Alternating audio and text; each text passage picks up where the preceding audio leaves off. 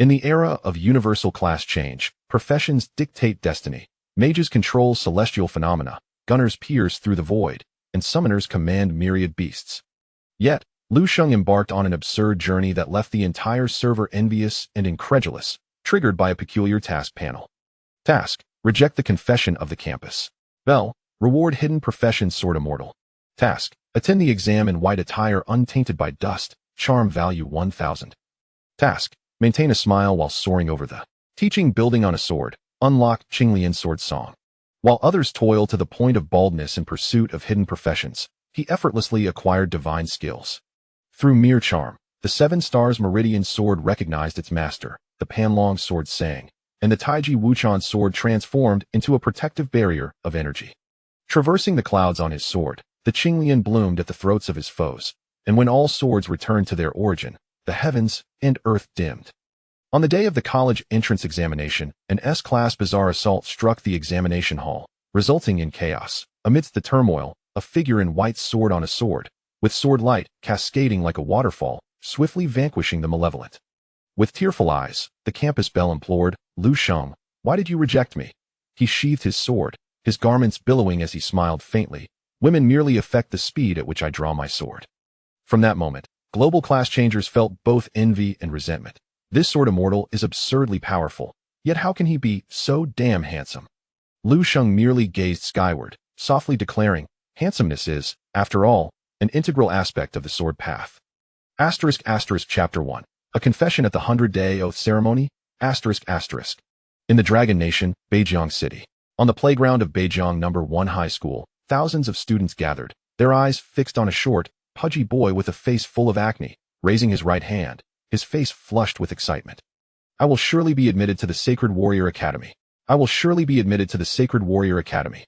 I will surely be admitted to the Sacred Warrior Academy." Below the stage, Lu Sheng sighed inwardly as he observed the spectacle that he never anticipated that this world, digitized and gamified, would mirror his previous world, Blue Star, with its own version of a 100-day oath ceremony. He was a traveler. 3 years ago, he had arrived in this world strikingly similar to Blue Star. Unlike Blue Star, however, this world saw the advent of games, ushering in an era of universal digitization and class change. Here, fearsome beasts, dungeons, and secret realms abound in the wilderness, and each individual possesses a unique attribute panel, with a class change occurring at the age of 18 to determine their profession. Schools still exist in this world, yet the curriculum has shifted from traditional subjects to beast compendium and detailed explanation of professional skills. Moreover, upon completing their senior year, everyone must partake in a rigorous examination, determining whether they will ascend to higher education or be forced into the ranks of ordinary individuals, or perhaps wander as wild hunters in the wilderness. The significance of this examination cannot be overstated. Thus, as the examination loomed a mere 100 days away, the school organized this 100-day oath ceremony, allowing representatives from each class to address the audience and declare their target institutions. This initiative undeniably stirred the emotions of all students. Yet for Lu Sheng, a being of 2 lifetimes, it was an utterly awkward spectacle that nearly made his toes curl in discomfort. That moment, a notification chimed in his mind. "Ding. You have a new task available for acceptance. Please check promptly." Had his golden finger been triggered again? Raising an eyebrow, Lu Sheng accessed the task panel within his attribute interface, where lines of text visible only to him gradually materialized. Current tasks available. 1. Interrupt the student on stage and shout, "You won't get in." Completion rewards. Iron Broom. Iron Broom. Common item: a broom forged from iron. While it cannot be equipped as a weapon, frequent use might develop your arm strength or perhaps lead to shoulder pain. 2. Remain silent and applaud this student in encouragement. Completion rewards. Charm 1. Another trivial reward. Lu Sheng felt disheartened. Since arriving in this world, he had been granted a golden finger task panel that whimsically issued 2 to 3 tasks at a time, allowing him to choose one to accept. Completing these tasks, although not particularly challenging, yielded a variety of rewards, from attribute points to charm values, cash, equipment, or even useless items like the Iron Broom. The options were plentiful. Thanks to this task system, he had amassed nearly 50 points in charm, gradually becoming renowned as the campus heartthrob of Beijiang City. Simultaneously, the cash rewards from tasks afforded him a comfortable life, even as an orphan in this world. This time, the task's reward was once again mediocre, prompting Lu Sheng to promptly accept task 2. "No, it's not that I wish to appear more handsome. I merely do not wish to dampen the spirits of the student on stage. As the boy on stage concluded his oath, Lu Sheng joined the applause of the crowd, and the task automatically completed, granting him a charm value of 1. The boy, panting, bowed to the audience before descending the stage, allowing the next class representative to take the spotlight. Standing beside Lu Sheng was a tall, robust boy resembling a bear, his closest friend in class, named Go Sheng, a level 13 shield warrior. Seeing the next representative approach the stage, he excitedly tugged at Lu Sheng's sleeve. Old Lu, look, my goddess Xiaohe is coming up next. My goddess, though from an ordinary family and not a wealthy beauty, is undeniably the recognized goddess of our school. She always smiles when speaking to anyone, her eyes crescent-shaped, as if they could converse. Just a glance from her makes my heart melt. Huh? Go Sheng suddenly paused, glancing at Lu Sheng with suspicion. Old Lu, why do I feel like you look even more handsome? Lu Sheng, maintaining his composure, replied nonchalantly, I become a bit more handsome each day. Is that not normal? Indeed. Go Sheng nodded in agreement. You really are infuriating. After all, Lu Sheng's transformation from a modestly attractive boy in his first year to an increasingly captivating presence over 2 short years was inexplicable. Every girl who had encountered him had succumbed to his charm. This was a feat that no one could envy. Little did Go Sheng know, it was the increasing charm value that was at play. At that moment, a beautiful girl clad in pristine school attire ascended the stage. With a fresh face, tied into a high ponytail, her looks may not be breathtaking. Yet her youthful allure and purity embody the ideal of first love for 80% of young boys. Look, old Lu, that's my goddess Xiaohe. Upon seeing Xiaohe, Go Sheng's eyes locked onto her, as if he were entranced. Lu Sheng glanced at the girl on stage without much emotional fluctuation. The love letters he received daily could overflow from his desk, and the girls who sent them were often more attractive than Xiaohe. Thus, he held little interest in Go Sheng's goddess, as he yearned for the ceremony to conclude swiftly, allowing him time to level up in preparation for the examination. In no. One high school, Xiaohe was undoubtedly a dream goddess for many. As she stood on stage, the adorers below seemed intent on applauding, their hands raw in support of her. Yet, Xiaohe appeared somewhat preoccupied, seemingly indifferent to the applause. After taking the stage, her gaze swept over the crowd until it brightened upon spotting Lu Sheng, her face illuminating with a smile. Hello everyone. Xiaohe maintained her focus on Lu Sheng, gripping the microphone. I am Xiaohe, the representative from Class 18. I am fortunate to have been chosen to ascend the platform and deliver my pledge from this 100-day oath-taking ceremony. Here, I would like to express. At this moment, Xiaohe paused, her cheeks flushed with a deeper hue. Her demeanor stirred the hearts of many admirers, their minds echoing only with kawaii. Xiaohe hesitated for a full 3 seconds, then clenched her fists, summoning her courage to exclaim, Lu Sheng, I have feelings for you. I wish to ask if you would allow me the honor of being your girlfriend. Chapter 2. The unique hidden profession, Sword Immortal. In an instant, the atmosphere fell into a profound silence. This was soon shattered by an uproar that seemed capable of shaking the heavens. The campus belle, Xiaohe, had dared to confess her feelings for another boy in such a public setting. How utterly outrageous. In a flurry, the heartbroken admirers of Xiaohe cried out in despair. Xiaohe, have you lost your senses? Why would you confess to someone else, O goddess? Is it because I am not worthy enough? No, I cannot condone this union. After all, Lu Sheng was undeniably recognized as the most handsome boy in our school. A perfect match for Xiaohe. Indeed, they are a pair of talents, destined to be together. How dare you, a mere monster, oppose this? Xiaohe, you're trying to steal my husband. Lu Sheng will undoubtedly be my man in the future, so abandon your foolish dreams. Not only the admirers of Xiaohe, but even the girls secretly in love with Lu Sheng joined the chorus of indignation, causing even more chaos on the playground. The scene rendered the school leaders seated on the podium visibly displeased. Lu Sheng himself was taken aback. He had never anticipated that Xiaohe would create such a monumental stir. He sat there in stunned silence. Beside him, Go Sheng appeared utterly bewildered. His mouth agape as if he could fit an egg inside. After a prolonged moment, he looked at Lu Sheng with a mixture of disbelief and sorrow. Old Lu, I was still contemplating how to create a chance encounter with the goddess, and here you are, stealthily stealing her heart behind my back. Pray tell, when did you and Xiaohe become an item? An item? Lu Sheng pondered his interactions with Xiaohe and finally recalled a few scattered memories. I hardly know her. The only conversations we had were when she delivered love letters to me, which I rejected. You rejected my goddess? Go Sheng lamented, his distress deepening. Why didn't you tell me sooner? Lu Sheng replied, I have turned down too many girls to keep track. How was I to know one of them was your goddess? Go Sheng fell silent. He glanced at Xiaohe, who was gazing at Lu Sheng with hopeful anticipation, and, unable to bear it, he urged, "My goddess awaits your response. You must answer her." "Answer her with what?" Lu Sheng shot him a glance, wishing to remain uninvolved. Go Sheng, his eyes brimming with tears, declared with the resolve of a warrior, "You must accept her. She confessed before so many people. If you refuse her, she will be humiliated. If she cries, it will break my heart." Lu Sheng's expression transformed from disbelief to shock. He scrutinized Go Sheng for a long moment before finally managing to utter, "From now on, I shall no longer call you Go Sheng. Your name shall be Fei Yangyang instead." "Fei Yangyang? What on earth is that?" Go Sheng's tear-streaked face reflected confusion. Lu Sheng, disinterested in offering an explanation, decided to wait until He had made enough of a scene before he would make his exit.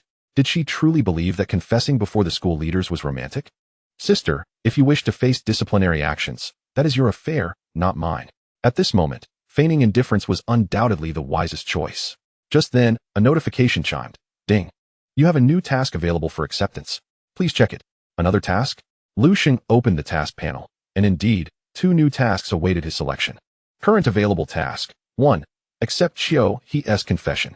Upon completion, a reward shall be bestowed, a vial of the unyielding elixir.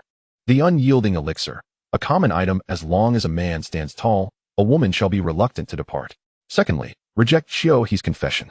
Upon completion, a reward of a hidden class, the Sword Immortal, shall be granted. To discover a hidden class among the rewards of this task is indeed astonishing. In a world where everyone transitions into new professions, the strength of one's class signifies everything.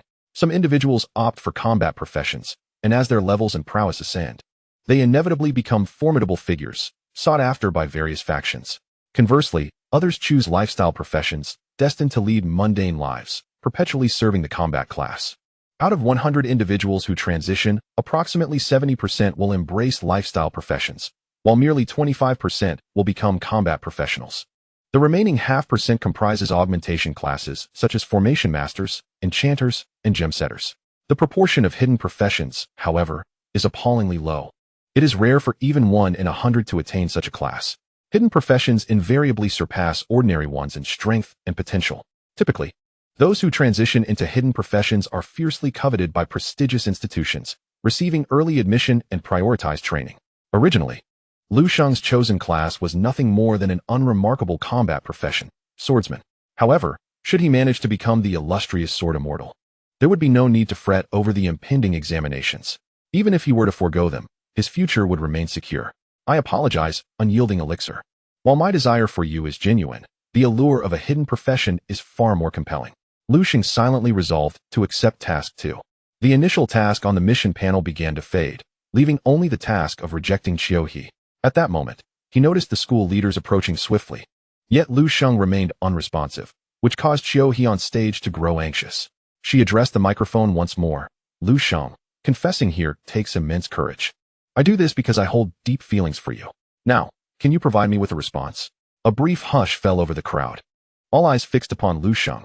Clearing his throat, he replied, his voice neither too loud nor too soft, "I'm sorry, but I must refuse.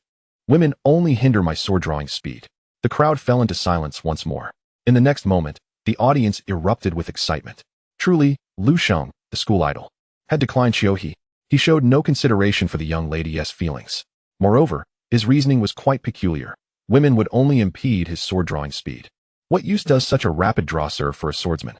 Though the crowd was astonished by Lu Sheng's unyielding rejection of He, those who admired both Lu Sheng and He breathed a sigh of relief. As Lu Sheng concluded his response, the task panel displayed a completion notification. Ding. Congratulations on completing the task. Your profession has changed to the hidden class, Sword Immortal. In that instant, Lu Sheng felt an extraordinary power surge through his limbs, accompanied by the resonant hum of spiritual swords echoing within his chest. The sound was imperceptible to those around him. It was a transformation that only Lu Sheng could experience within his own body. He disregarded the chaos of the scene, immediately focusing his mind to summon his attribute panel, which promptly materialized before him. Name, Lu Sheng. Level, 14. Occupation, Sword Immortal. Unique hidden profession, Strength, 34. Agility, 34. Spirit, 22. Stamina, 29. Equipment, Standard School Uniform from Beijing No. 1 High School, White Defense 5. Requirement, None. Description, handcrafted by a tailor. Skills, Sword Heart, LV1, passive when using sword-type weapons, damage is increased by 50. Sword Control, LV1. Active transforms weapon handling to sword control. While in this mode, one can launch long-range attacks on enemies, increasing attack speed by 50 and damage by 20. Sword Draw, Calm Waters, LV1. Active draws the sword and swiftly unleashes powerful slashes at surrounding enemies, capable of disrupting enemy skills within the attack range. Cannot be used in sword control mode. Chapter 3. A life defined by handsomeness. This new attribute panel left Lu Sheng momentarily stunned. His attributes showed no change, which was expected. Typically, those who had just transitioned around level 10 had an average of merely 15 points in their 4 primary attributes, while his average stood at around 30 points, twice that of an ordinary individual. This was a result of the numerous attribute point rewards he had amassed from completing various tasks. Consequently, Lu Sheng consistently ranked as the unparalleled top in his class. However, he had originally been a swordsman, and his occupational traits had not been particularly advantageous. In terms of overall strength, he was not as formidable as several hidden profession transmuters from his school. But now, everything had changed. His former swordsman skills, sword mastery, and heavy strike, had vanished, replaced by sword heart, sword control, and sword draw, calm waters. The LV1 sword mastery would enhance his damage by just 5 when wielding sword-type weapons, while the LV1 sword heart provided a remarkable boost of 50. The disparity of tenfold in values underscored how vastly superior the Sword Immortal hidden profession was compared to the swordsman. As for sword control, it allowed him to command his sword against foes, not only enhancing his elegance, but also increasing his attack speed by 50 and damage by 20, significantly amplifying his offensive capabilities. Though sword draw, calm waters, could not be utilized in sword control mode, it was inherently a ranged skill, serving both offensive and defensive purposes, capable of disrupting enemy skills to safeguard himself. In summary, the hidden profession of Sword Immortal possessed 2 defining traits, strength and style. The profession's name was handsome. The skills' names were captivating, and one could only imagine how striking the skill releases would be. This truly aligned with Lu Sheng's persona, as handsomeness wove through his entire existence. Filled with joy, Lu Sheng failed to notice the look of grievance that adorned Qiu He's delicate face, which was entirely unanticipated. Her ruby lips parted slightly, and her gaze lowered.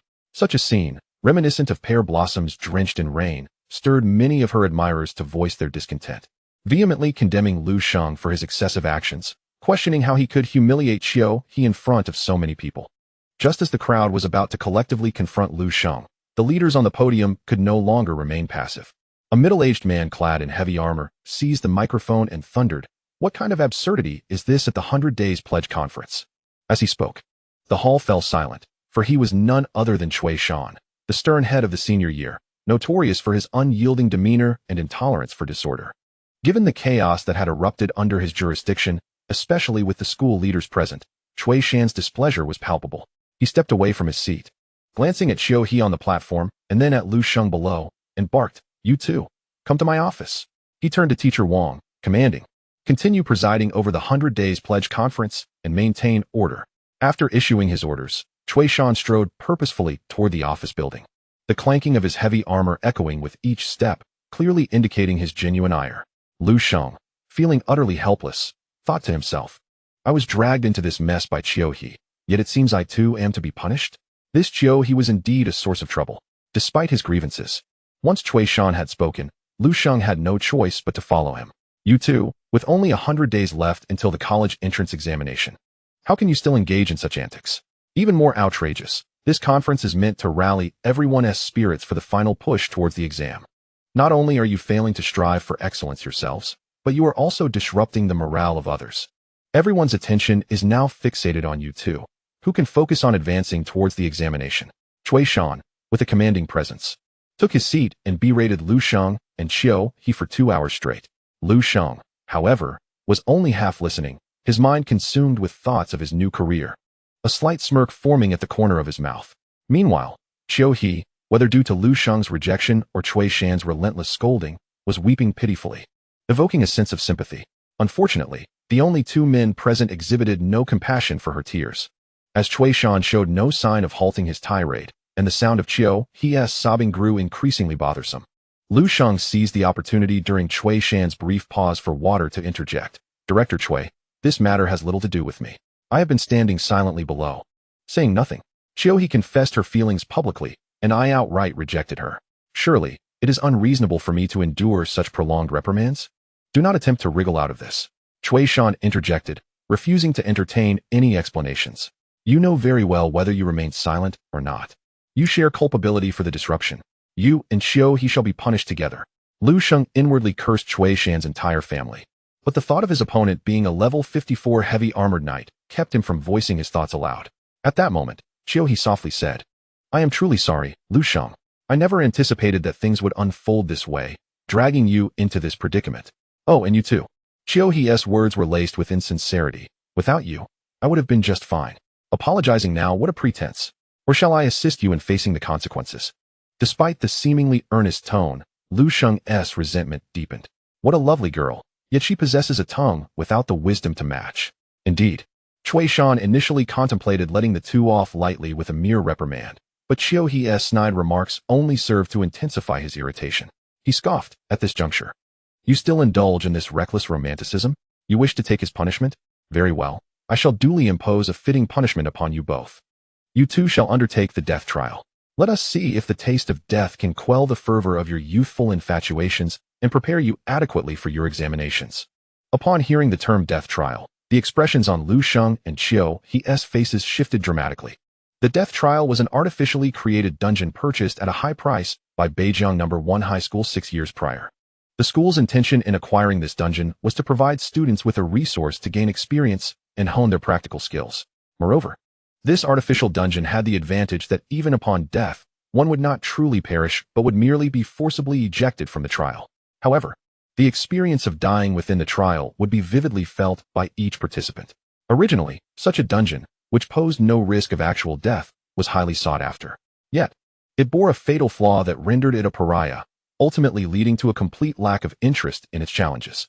Specifically, any participant could exit the dungeon only in two ways, by successfully completing it or by succumbing to death.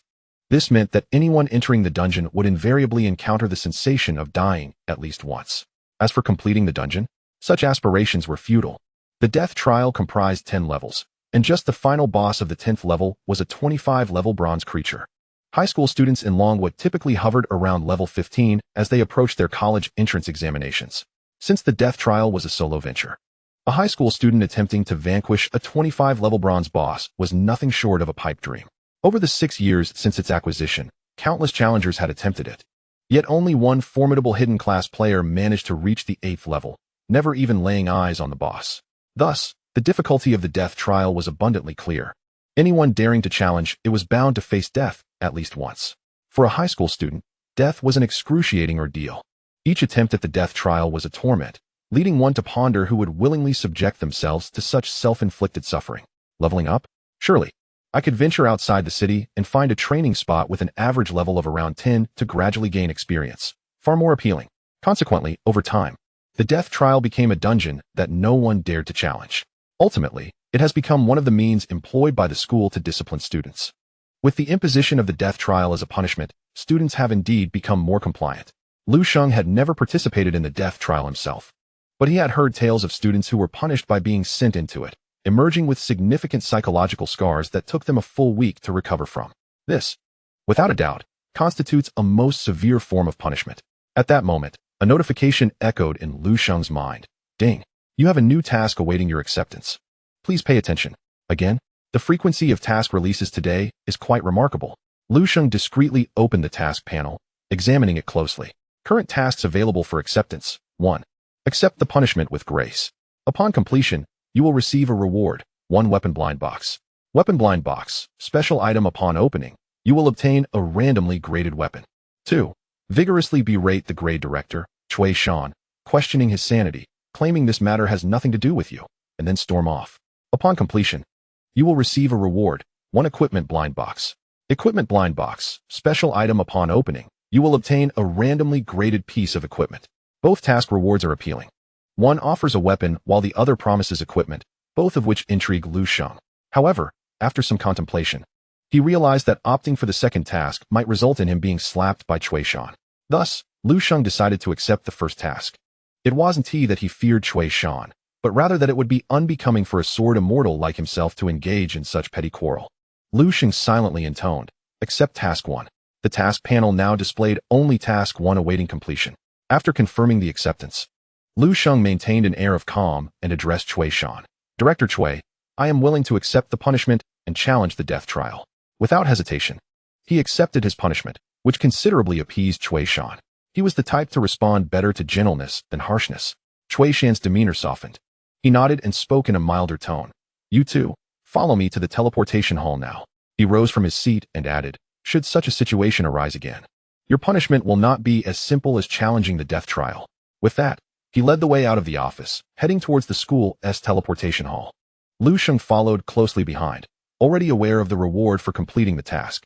A quaint wooden blind box, roughly the size of a fist, had appeared in his character's backpack interface. However, with Cui Shan and Xiuhe present, he refrained from opening the blind box immediately, intending to wait until they entered the trial instance to see if fortune favored him and what treasures he might uncover. Although Xiuhe was utterly unwilling to face the death trial, she had no choice but to follow Lu Sheng's lead. The three of them, in a line, swiftly made their way to the school's teleportation hall, where 4 teleportation arrays and an instance entrance awaited. 4 teleportation arrays lead to the outskirts of Beijiang City, a level 15 training point at the northern city suburbs, a level 50 training point by the banks of the Qingjiang River, a level 100 training point in the Thorny Hills, and a level 150 training point in the Ghostly Maze. Students from the first high school wishing to train may spend their academic points to utilize the teleportation arrays and journey to their desired training locales. The sole entrance to a dungeon is the artificial dungeon known as the Death Trial, acquired by the school.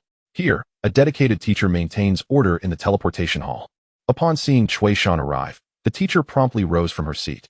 Cui Shan waved her hand, instructing her to prepare the resources necessary to activate 2 death trial dungeons. The teacher hastened to the adjacent room, retrieving a collection of materials, which she placed on the array at the dungeon entrance, officially illuminating it. A cerulean portal materialized at the entrance. Go ahead. Although this is a punishment, the school incurs a cost each time the dungeon is activated. Therefore, I hope you can view this punishment as an opportunity for growth, striving to conquer as many challenges as possible to gain more experience and not squander the school's investment in you, Cui Shan remarked, his tone noticeably softer than before. Lu Sheng nodded, ready to enter, when he heard Xiuhe quivering beside him, softly murmuring, I don't want to go in, I'm scared. Lu Sheng, can you help me? Lu Sheng glanced back at her and noticed her pitiful demeanor gazing at him. If the boisterous boys were to witness this, they would likely feel compelled to thump their chests and declare to Cui Shan, I cannot bear to see my goddess suffer. If punishment is to be meted out, let it fall solely upon me. I can undertake 2 death trials. Alas, Lu Sheng was a handsome figure, devoid of such sentimentality. He was impervious to Xiuhe's timid pleas. After contemplating for a moment, he replied, you need not fear. I can assist you. Xiuhe instantly brightened. Really? Indeed. Close your eyes. Though Xiuhe was puzzled as to why Lu Sheng instructed her to shut her eyes, she obediently complied. Amidst Cui Shan's astonishment and bewilderment, Lu Sheng approached Xiuhe from behind and gave her a gentle push at her lower back. Go. With those 2 words, Xiuhe was propelled into the dungeon entrance with a startled cry, willingly stepping into the trial. Chapter 5. Open the box, Panlong Sword. No use of feet. It is the final tenderness of the Sword Immortal. Having completed this, Lu Sheng clapped his hands and followed suit, stepping through the portal, his figure vanishing from sight. Only Cui Shan remained, deep in thought, pondering whether he had erred in punishing Lu Sheng for his early romance. This young man appeared destined for solitude, if only he were not so remarkably handsome. With a sudden sensation of tearing, Lu Sheng found himself within the death trial. Perhaps due to its artificial nature, the dungeon's scenery was exceedingly simplistic. The entire map was a square arena measuring 1,000 by 1,000, surrounded by chaos, with only the ground beneath his feet being a grayish-blue floor. In addition, at each corner stood a trio of modest stone pillars, each 3 meters tall. Should an archer ascend to their heights, they would acquire an admirable vantage point for delivering damage. Lu Sheng had previously participated in several low-level dungeons organized by his school. Thus, he possessed a fair understanding of dungeon mechanics. He opened his quest panel, and indeed, it had been updated with a new system task. Trial of Death. Survive within the dungeon and vanquish all ferocious beasts that emerge. Current number of ferocious beasts, 0. Time until the next wave of beasts arrives, 4 minutes and 57 seconds. Prior to the arrival of the first wave, the dungeon generously allotted 5 minutes for the class changers to consume potions and apply buffs, a considerate feature. Lu Sheng seized this precious time to retrieve the weapon blind box he had just acquired from his inventory. Would you like to open the weapon blind box? Yes. As he confirmed, The blind box began to unfold, and a brilliant light erupted from the fissures. Within this radiance, Lu Sheng beheld an array of weapons morphing continuously, each exhibiting unique designs and shimmering with distinct hues, signifying various tiers of quality.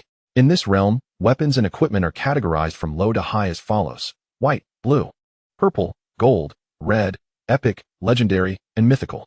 For instance, the uniform issued by the school was classified as white equipment, rather lackluster, providing a mere 5 points of defense. Possessing higher-tier equipment would allow one to effortlessly slay monsters far beyond their level, akin to drinking water. The weapon blind box theoretically held the potential to yield weapons of any tier. Naturally, Lu Sheng aspired to unveil a divine artifact, hoping to soar to greatness. The brilliance of the blind box intensified, compelling Lu Sheng to close his eyes momentarily.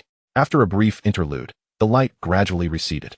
Upon reopening his eyes, he gazed at his hands, discovering that the blind box had vanished, replaced by a long sword of a slightly antiquated design, yet imbued with an ethereal grace, an azure blade. This sword was adorned with flowing water patterns, reminiscent of stars in the night sky, shimmering with a bewitching dark glow. Wisps of water-like azure mist emanated gently from the blade, bestowing it with a celestial aura. The sword's appearance left Lu Sheng in awe. The sole drawback was that its glow was golden, rather than the mythical spectrum of colors. A weapon of golden tier was already quite rare. Indeed, Lu Sheng had yet to hear of any instructor among the numerous rank 4 and 5 teachers wielding a golden weapon. Those who had undergone their second or even third class change possessed at most a few pieces of purple equipment. Lu Sheng swallowed hard in anticipation as he eagerly examined the attributes of the long sword in his grasp. Kanglan, golden, required level, 15, required class, Sword Immortal, attributes, attack power 460, strength 56, agility 61. Spirit 79, additional effect, attacks inflict a 35 slow effect on enemies for a duration of 3 seconds. When attacking foes, one can heal their own wounds, with the healing effect amounting to 20 of the damage dealt. The skill, wielding the sword to calm the waves, is accompanied by the effect, calm waves. Calm waves. It unleashes a surge of sword energy outward, inflicting damage equivalent to that of wielding the sword to calm the waves, with a maximum coverage radius of 30 meters from the caster. Introduction. With a single stroke, the tumult is quelled, thus, the sword is raised to calm the waves once more. After examining this weapon, Lu Sheng could not help but lament his lackluster performance in cultural studies, resorting only to the phrase "what a pity" to encapsulate his feelings. Produced by the system, this exquisite weapon boasts properties that are simply extraordinary. Tailored specifically for the Sword Immortal class, this golden weapon possesses a high attack power, enhancing strength, agility, and precision attributes. It offers 3 additional effects, including slowing down foes and life-stealing capabilities. The final effect significantly amplifies the wielding the sword to calm the waves effect, transforming this close-range attack skill into one that can strike from a distance. The Kanglan sword has utterly reshaped Lu Sheng's perception of golden-tier weapons. If such a golden weapon is already so formidable, how terrifying must the even more powerful red-tier, epic, legendary, or mythical equipment be? With the upcoming college entrance examination 100 days away, success is assured. No, it is not just assured. With the hidden class of Sword Immortal and the Kanglan sword, Lu Sheng is confident he can vie for the title of top scholar in the Southern Domain province. Alas, the Kanglan sword requires a level of 15. Currently, Lu Sheng is only at level 14, just 1 level shy of meeting the equipment requirements. Thus, he can only drool over this golden weapon without truly experiencing its immense power. Reluctantly retracting the Kanglan sword, Lu Sheng retrieved another weapon from his inventory. The Wolf Fang Blade, blue level requirement, 10. Requirement, proficiency in sword mastery. Attributes, attack power 86, strength 16, agility 9. Additional effect, has a certain chance to inflict the tear effect upon hitting an enemy. Tear, causes the enemy to bleed, resulting in continuous HP loss over 3 seconds. Introduction. It is said that this blade was forged by a blacksmith using the fangs of the black-furred Wolf King, infused with crystal fallen iron, harboring the vengeful spirit of the Wolf King. This vengeful spirit imbues the Wolf Fang blade with a ferocity akin to a living wolf, which, once it has sunk its teeth into its prey, will only be satisfied by the taste of blood. This exquisite blue weapon was purchased with all of Lu Sheng's savings to prepare for the college entrance examination. Typically, a level 10 sword weapon has an attack power around 80. This sword not only exceeds that by 6 points, but also enhances both strength and agility. In addition to a commendable effect that inflicts a continuous bleeding debuff on enemies, undoubtedly enticing for those in the sword-wielding class preparing for the examination. Initially, Lu Sheng held great affection for this blue weapon, but after witnessing the Kanglan sword, he now regards the Wolf Fang blade as nothing more than rubbish. Setting aside its additional effect, the attributes of the Kanglan sword surpass those of the Wolf Fang blade by more than fivefold. Though he may disdain it internally, this sword remains the only weapon Lu Sheng can equip at this stage, and he must utilize the Wolf Fang blade as a temporary measure to face the impending trial of death. Chapter 6. Swordsmanship, Instant Kill. After equipping the Wolf Fang blade, the 5-minute preparation time was swiftly drawing to a close. Lu Sheng, wielding a sword in one hand, awaited the official commencement of the death trial. On the task panel, the countdown rapidly approached 0. At the very moment the countdown expired, 3 summoning circles materialized 20 meters before Lu Sheng. The unsettling sound of bones grinding echoed as 3 skeletal figures wielding bone sickles and shields emerged from the summoning circles. Each stood at a human height, clad in tattered rags that barely concealed their vital areas. Their ribs adorned with decaying flesh, and rows of exposed teeth glaring at Lu Sheng from their hollow eye sockets. Lu Sheng gazed upon them, and due to the minimal level disparity, their attributes promptly appeared before his eyes. Skeletal figure, common, level, 10 attributes, undead. Dark strength, 10 agility, 9 spirit. For stamina, 13 skills. Bone shield, passive 25 chance to block melee attacks, reducing damage by 50. Heavy strike, active delivers a powerful blow to the enemy, inflicting 150 damage. A level 10 undead beast. Lu Sheng was not surprised by the presence of such a creature. For as the world was invaded by the game, the Dark Lands followed suit, encroaching upon national borders. It was said that the Dark Lands were shrouded in eternal night, teeming with undead beasts, and many smaller nations had already succumbed to their grasp, transforming their entire populace into servants of the undead. Even the Dragon Kingdom suffered greatly, with countless job changers perishing annually in the struggle against the dark forces at their borders. The reason battle-type job changers were regarded as treasures was that they represented humanity's most reliable defense against the encroaching Dark Lands. To prepare for combat against the beasts of the Dark Lands, typical secret realms were modeled after undead creatures. The skeletal figures were the most basic of these undead beasts, their average attributes barely surpassing 10, even inferior to those of a level 10 battle class job changer. Even though Lu Sheng had previously been merely a swordsman, he felt no trepidation when facing the 3 skeletal figures. With 2 swift strikes, he could likely dispatch one of them. It seemed that the appetizer for this death trial was rather palatable. Upon their emergence, the 3 skeletal figures immediately charged at Lu Sheng. Their agility did not match his, and thus, in Lu Sheng's eyes, they moved as slowly as tortoises, stumbling forward with glaring weaknesses. Lu Sheng took a step forward, and with a casual swing of his Wolf Fang blade, he struck the foremost skeletal figure. With a crisp crack, the skeletal figure shattered, fragile as a precariously balanced stack of blocks, collapsing into a pile of dry bones in an instant. A one-hit kill. Lu Sheng was somewhat taken aback. Although he knew he would face little difficulty dealing with the skeletal figures, dispatching one with a single strike felt rather exaggerated. At that moment, the second skeletal figure had already reached Lu Sheng. Without a moment's hesitation, Lu Sheng raised his hand for another strike. This time, the skeletal figure's passive ability, Bone Shield, was triggered. Before him stood the skeletal remains, wielding a bone shield to obstruct the path of Lu Sheng's sword. Yet, with a single, decisive strike, Lu Sheng shattered both the skeleton and its shield into fragments. Another instant kill? Remarkably, this occurred even while sustaining a 50-point damage reduction. Lu Sheng began to question his own understanding of his formidable strength. In simpler terms, he was overwhelmingly powerful. After effortlessly dispatching the last of the skeletal remains with another strike, Lu Sheng finally comprehended the source of his immense prowess.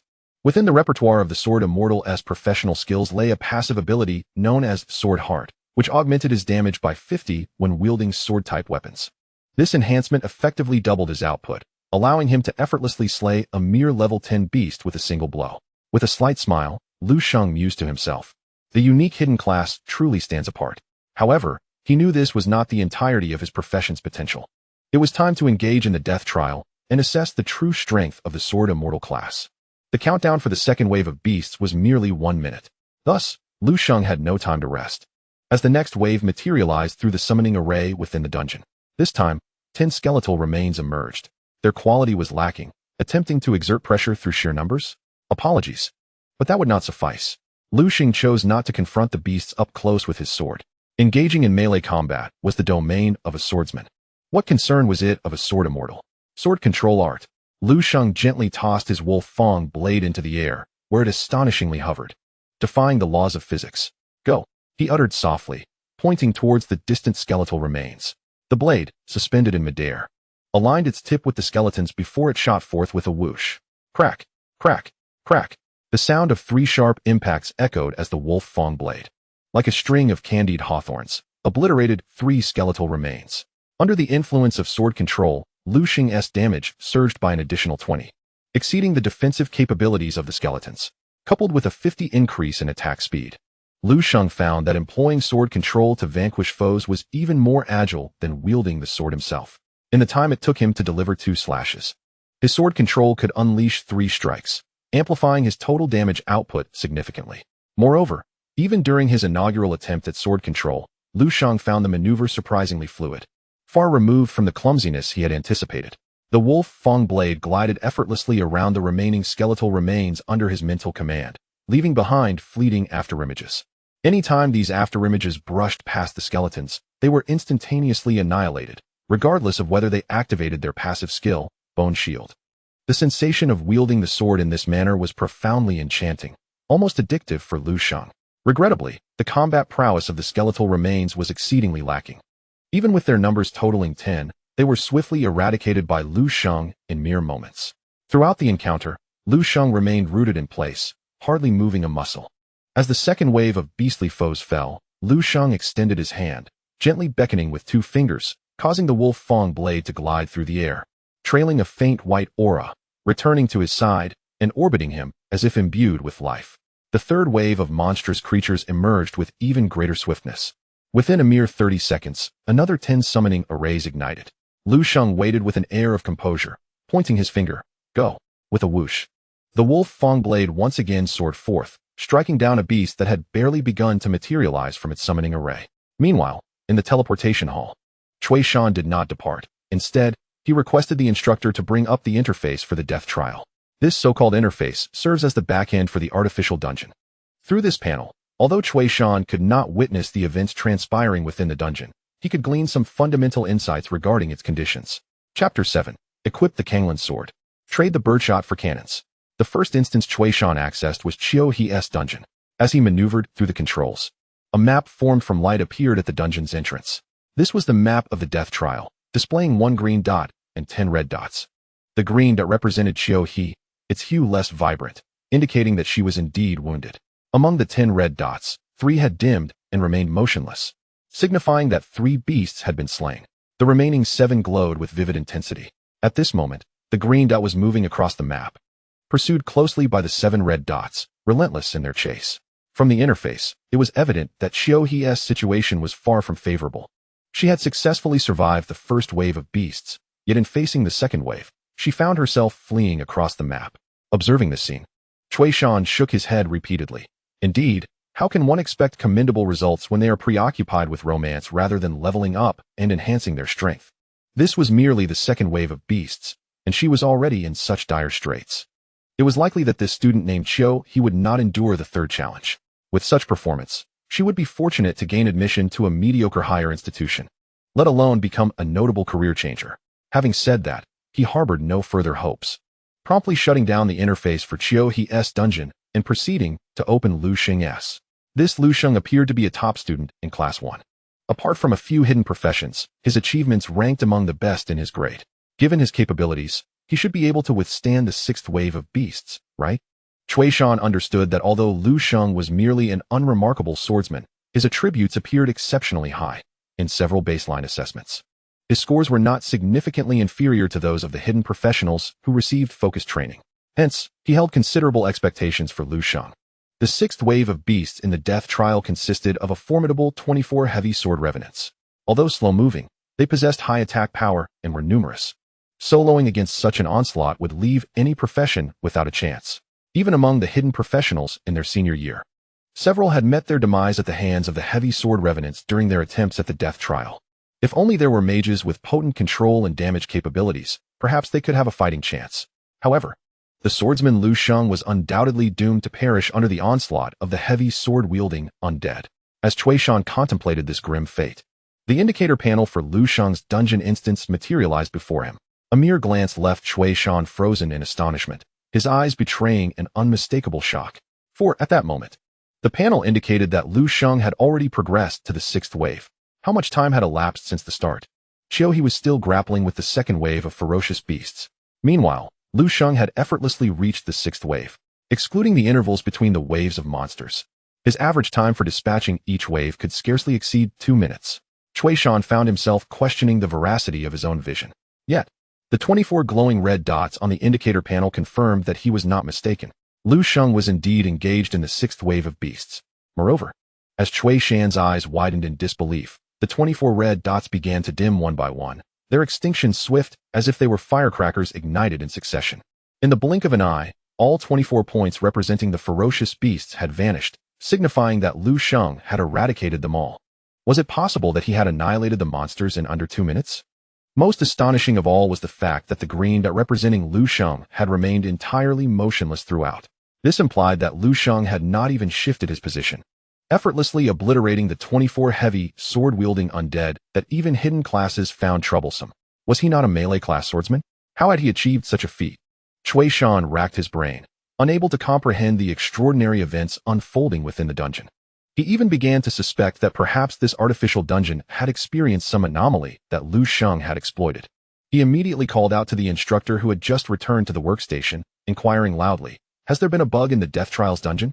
Is the instance functioning normally?" The instructor glanced at the computer recording the dungeon data, and without much thought, replied, "Director Chui, everything is operating normally. Is there an issue with the indicator panel?" Chui Shan opened his mouth, but ultimately said nothing, merely shaking his head and murmuring, "It's nothing. As long as everything is normal." He wished to continue observing Lu Sheng's situation in the dungeon before making any decisions, especially since the strength of the beasts would significantly escalate from the 7th wave onward. He doubted that Lu Sheng could once again annihilate all the ferocious beasts as he had just done. Within the Death Trials dungeon, as Lu Sheng wielded his sword to cleave the last heavy sword-wielding undead's head, a golden light enveloped him, filling him with an exhilarating sense of fulfillment. The experience from these ferocious beasts was considerable. Had he truly leveled up? Lu Sheng was overjoyed, for now, he had ascended to level 15 as a Sword Immortal, granting him the ability to equip the golden weapon, the Panlong Sword. With only 30 seconds remaining before the 7th wave of beasts would spawn, Lu Sheng sheathed his wolf fang blade and donned the Panlong. Suddenly, this dashing Sword Immortal transformed his weaponry, taking off with a flourish. Sword Control Technique, activate. Lu Sheng once again employed the Sword Control Technique, causing the Panlong Sword to soar into the air. Under his command, it left behind a misty trail, far surpassing the rugged appearance of the wolf fang blade. Moreover, the Panlong Sword was not merely aesthetically pleasing. The sensation of wielding the Panlong was far more fluid and seamless than that of the wolf fang blade. The disparity in attributes between the two swords augmented Lu Sheng's output capacity to 4 or 5 times that of before. Lu Sheng felt confident that he could easily vanquish even a level 20 ferocious beast. At this moment, the 7th wave of ferocious beasts emerged as the countdown on the quest panel came to a close. With a roar, 12 summoning arrays lit up, emanating low, guttural growls. The reduction in the number of ferocious beasts indicated that this wave was significantly stronger than the previous heavy sword undead. However, Lu Sheng remained unfazed. With the Panlong Sword in hand, no ferocious beast could escape the fate of being swiftly eliminated. From the summoning arrays emerged towering figures, standing over 2 meters tall. With each step, a heavy sound akin to metal striking the ground resonated. Lu Sheng focused his gaze, taking in the sight of these armored entities, each wielding a double-bladed axe. Armored Undead, Elite, Level, 20 Attributes, Undead, Dark Strength, 31 Agility, 8 Spirit, 8 Stamina, 108 Skills. Iron Pagoda, Passive reduces physical damage taken by 40. Charge, Passive immune to slowing debuffs. Trample, Active stomps the ground, dealing damage and stunning enemies within a 3-meter radius. Chapter 8, Sword of Tranquility. Eliminate all foes. Lu Sheng marveled at the stark contrast in strength between the 7th and 8th waves of ferocious beasts. The armored undead was already an elite monster, boasting a stamina exceeding 100. Coupled with the passive skill Iron Pagoda, which mitigated physical damage by 40, it had become an impenetrable fortress. Even a level 20 class changer would struggle to breach its defenses, save for perhaps a mage capable of dealing some damage. Physical damage classes, such as swordsmen or archers, would likely find their attacks ineffective. Yet, Lu Sheng, this Sword Immortal, was not an ordinary physical damage dealer. Panlong Sword commenced the slaughter, Lu Sheng extended 2 fingers, pointing at the armored undead. The Kanglan sword trailed a pale blue mist as its tip darted forward, swiftly piercing the chest of an armored undead. With a sharp sound, the Kanglan sword penetrated the undead's chest, resulting in yet another swift kill. Indeed, golden weapons were in a league of their own. Had he still been wielding the Wolf Fang blade, it would have taken at least 4 strikes to fell the armored undead. Now, equipped with the Kanglan sword, Lu Sheng was reassured of his overwhelming attack power and continued to command the Kanglan sword to dispatch foes. The armored undead's low agility and cumbersome armor rendered them slower than the skeletal undead, making them little more than moving targets. The Kanglan sword weaved effortlessly through the iron-clad corpses, transforming the 12 armored beings into mere heaps of skeletal remains in less than 2 minutes, ultimately vanishing from sight. The prowess of the sword sage was indeed terrifying. Following this, 3 additional waves of ferocious beasts awaited. Lu Sheng pondered to himself, if memory served him right. The best record for the death trial had been set 2 years prior by a hidden class changer who had reached the 8th wave. If he could vanquish the subsequent 3 waves of beasts, would he not shatter the record held by Beijiang First High School? He wondered if the school would reward him with resources upon successfully clearing the death trial. As these thoughts occupied Lu Sheng's mind, the 8th wave of ferocious beasts materialized. This time, the summoning array appeared with a 10-fold increase. The sheer number of summoning arrays exceeded 100, leaving Lu Sheng momentarily stunned. Almost immediately, a series of piercing sounds filled the air as arrows, crafted from bone, soared forth from the summoning arrays, descending upon him like a locust plague. Goodness, these beasts are quite cunning, attacking even before emerging from the summoning array. Lu Sheng cursed inwardly and swiftly commanded the Kanglan sword to return to his grasp. Unlike before, he did not remain calmly in place. Instead, he hastily retreated, aiming to evade the onslaught of bone arrows. While the sword sage was undeniably powerful and striking, he regrettably lacked any defensive skills. With the Kanglan sword now in motion, his own defenses became even more compromised. Faced with such a barrage of arrows, he had no choice but to temporarily withdraw from danger.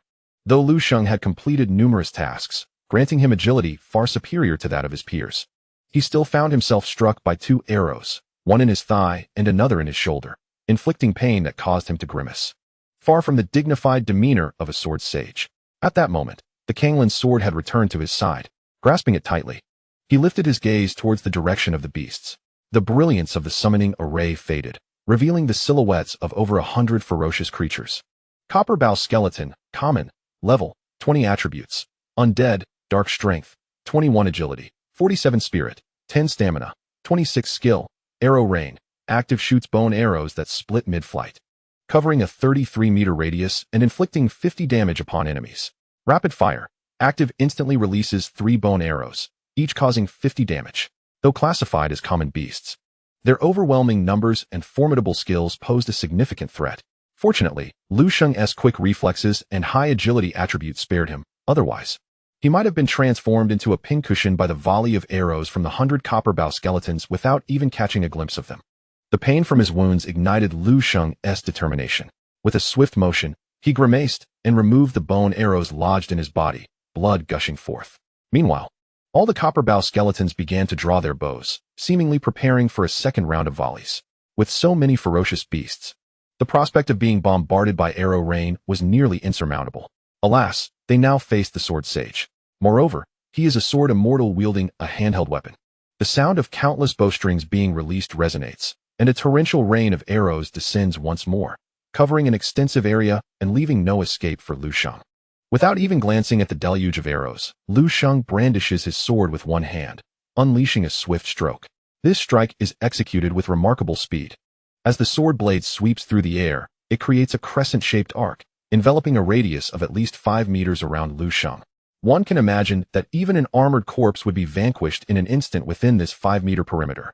This is precisely Lu Sheng's second professional active skill, Waning Sword.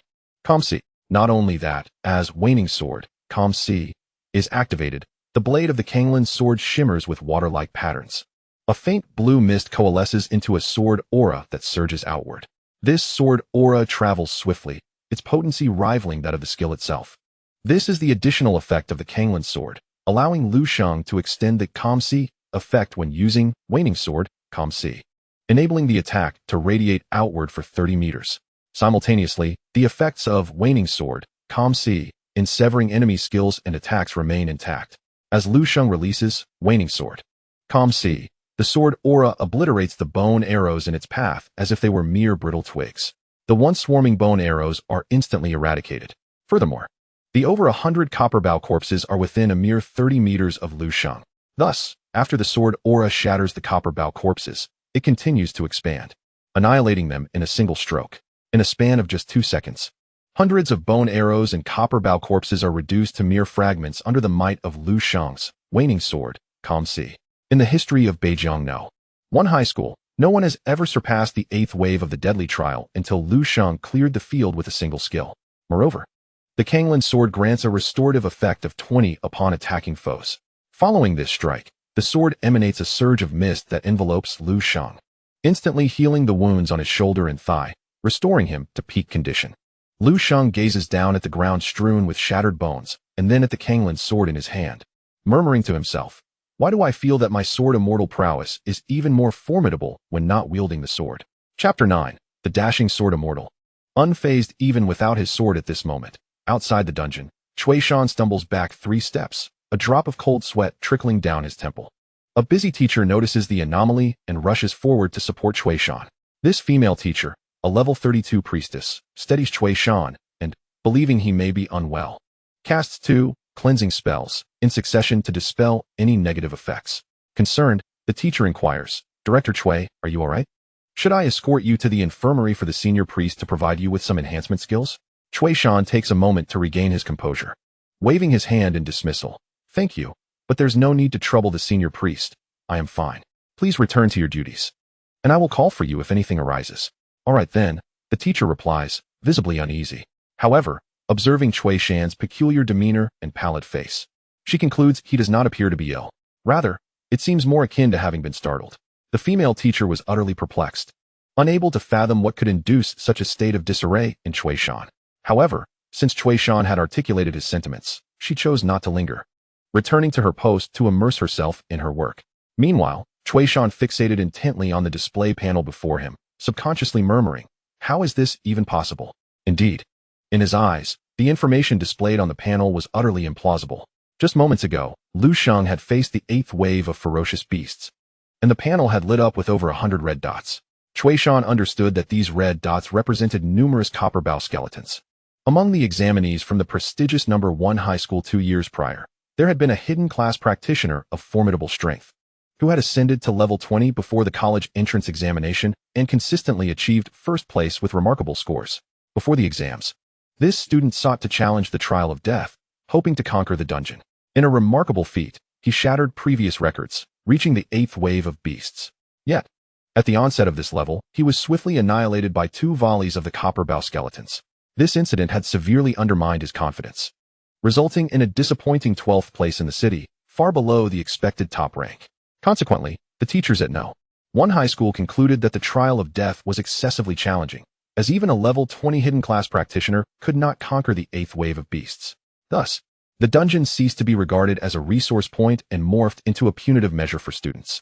Incredibly, this seemingly insurmountable challenge had only caused Lu Sheng to retreat a few steps. Then, without any indication of the skill or item he employed, he instantaneously obliterated all the ferocious beasts in the arena. Cui Shan was on the verge of madness, desperately yearning to enter the dungeon and uncover the secret behind Lu Sheng's astounding achievement. Just as Cui Shan was lost in contemplation, the 9th wave of ferocious beasts was unleashed. The difficulty of this wave surpassed that of the 8th, featuring 10 ironclad skeletons alongside 90 copper bow skeletons. The 2 types of beasts, one offensive and the other defensive, worked in concert. Although their numbers were fewer than in the previous wave, the challenge had doubled. Cui Shan watched the display page with unwavering concentration, fearing that even a momentary lapse would cause him to miss something crucial. As the red dots representing the beasts illuminated, the green dot representing Lu Sheng remained motionless.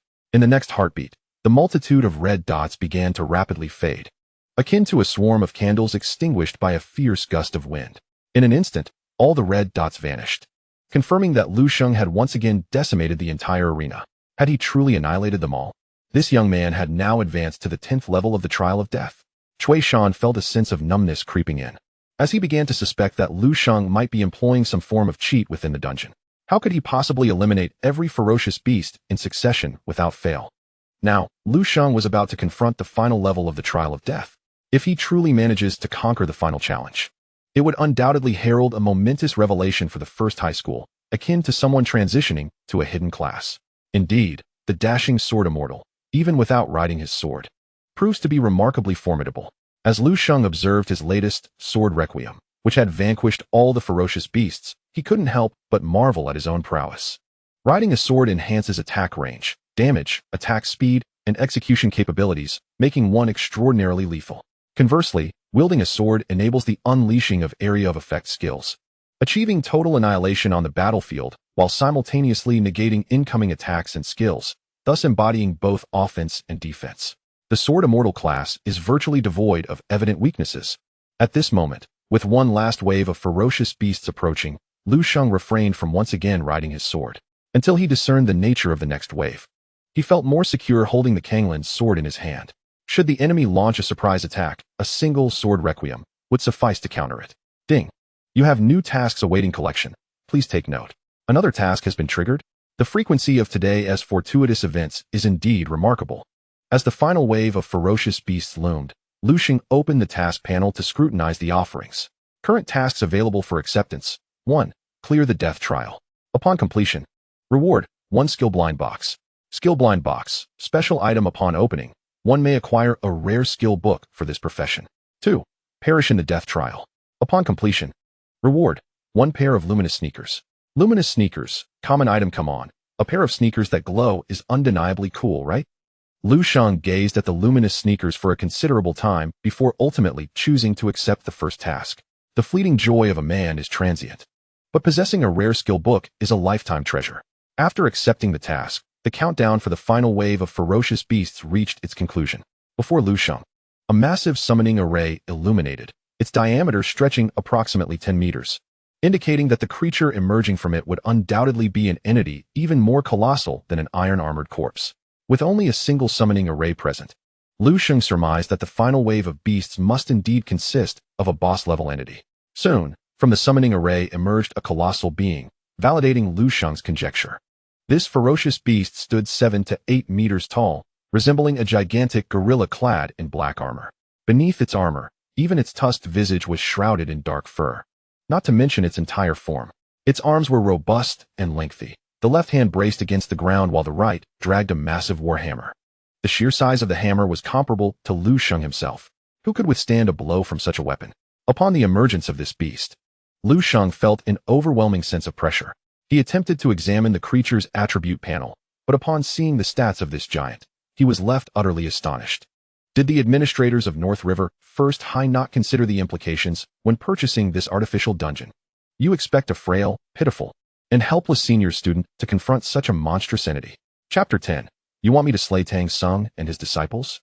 Black Armored Violent Ape, Bronze Level Boss, Level, 25 Attributes, Undead, Dark Strength, 125 Agility, 59 Spirit, 48 Stamina, 113 Skills, Iron Armor, Passive reduces damage taken by 20. Charge, Active accelerates forward, immune to all control effects during the movement, while knocking back enemies in the path. Upon stopping, swings a heavy hammer to strike enemies ahead, dealing 500 damage. Battle Roar, Active removes all negative status effects. In this realm, boss classifications range from low to high as follows: Black Iron, Bronze, Silver, Gold, Platinum, Diamond, Emerald, Epic, Legendary, and Mythical. Every boss possesses attributes significantly superior to those of ordinary beasts. A bronze-level boss requires at least a fully equipped 5-member team of the same level, composed of exceptionally powerful class changers, to have a chance of being defeated. Currently, the average level of high school seniors is merely around 12 or 13, while the teachers hover around level 30. Thus, a creature like the Black Armored Violent Ape necessitates the involvement of several teachers to even contemplate a successful hunt. Placing this boss in the death trials for students to confront is akin to sending Benbo Urba to slay Tang Seng and his disciples. Truly, the death trials live up to their name. One must perish at least once to hope for escape. Upon realizing that the formidable beast before him was a 25-level bronze boss, Lu Sheng felt an unprecedented pressure. However, the prospect of obtaining a skill book post-defeat steeled his resolve. After all, high-level bosses tend to fall with a single strike, rendering them rather tedious. The black-armored violent ape lacked ranged attacks. Upon emerging from the summoning array, it bellowed fiercely, brandishing an absurdly large hammer as it charged at Lu Sheng. Lu Sheng narrowed his eyes, assessing the disparity in movement speed between himself and the beast. With its superior agility, the black-armored violent ape moved faster. Lu Sheng was keen to avoid direct confrontation with such a colossal adversary, knowing that even a single hit could spell his doom. Thus, maintaining distance was paramount in the pursuit of defeating the boss. Sword control technique. Lu Sheng flicked his wrist, sending the Kanglan sword flying towards the black-armored violent ape. While he swiftly retreated, striving to keep as much distance as possible.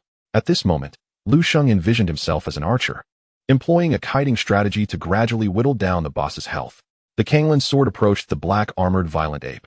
Its size scarcely more than a strand of the beast's fur, making it difficult to fathom how it could inflict any damage. Yet, in reality, the sword's strike wielded terrifying power. Even a massive creature like the black-armored violent ape staggered under the blow, its armor cracking like glass under gunfire, displaying spiderweb-like fractures. Clearly, Lu Sheng could penetrate its defenses. Wounded by the Kanglan sword, the black-armored violent ape became even more ferocious, swinging its powerful left arm as if swatting away an insect, attempting to knock the sword aside. Under the deft manipulation of Lu Sheng's sword control technique, the Kanglan sword danced gracefully, leaving the black-armored violent ape in a state of helplessness while inflicting numerous wounds upon it. These were not mere injuries. The initial supplementary effect of the Kanglan sword was also triggered, diminishing the creature's speed by 35. As the black-armored violent ape realized it could not rid itself of the persistent annoyance before it and attempted to charge at Lu Sheng, its movements visibly slowed, nearly matching Lu Sheng's own pace. Employing the sword control technique, Lu Sheng was not required to remain stationary.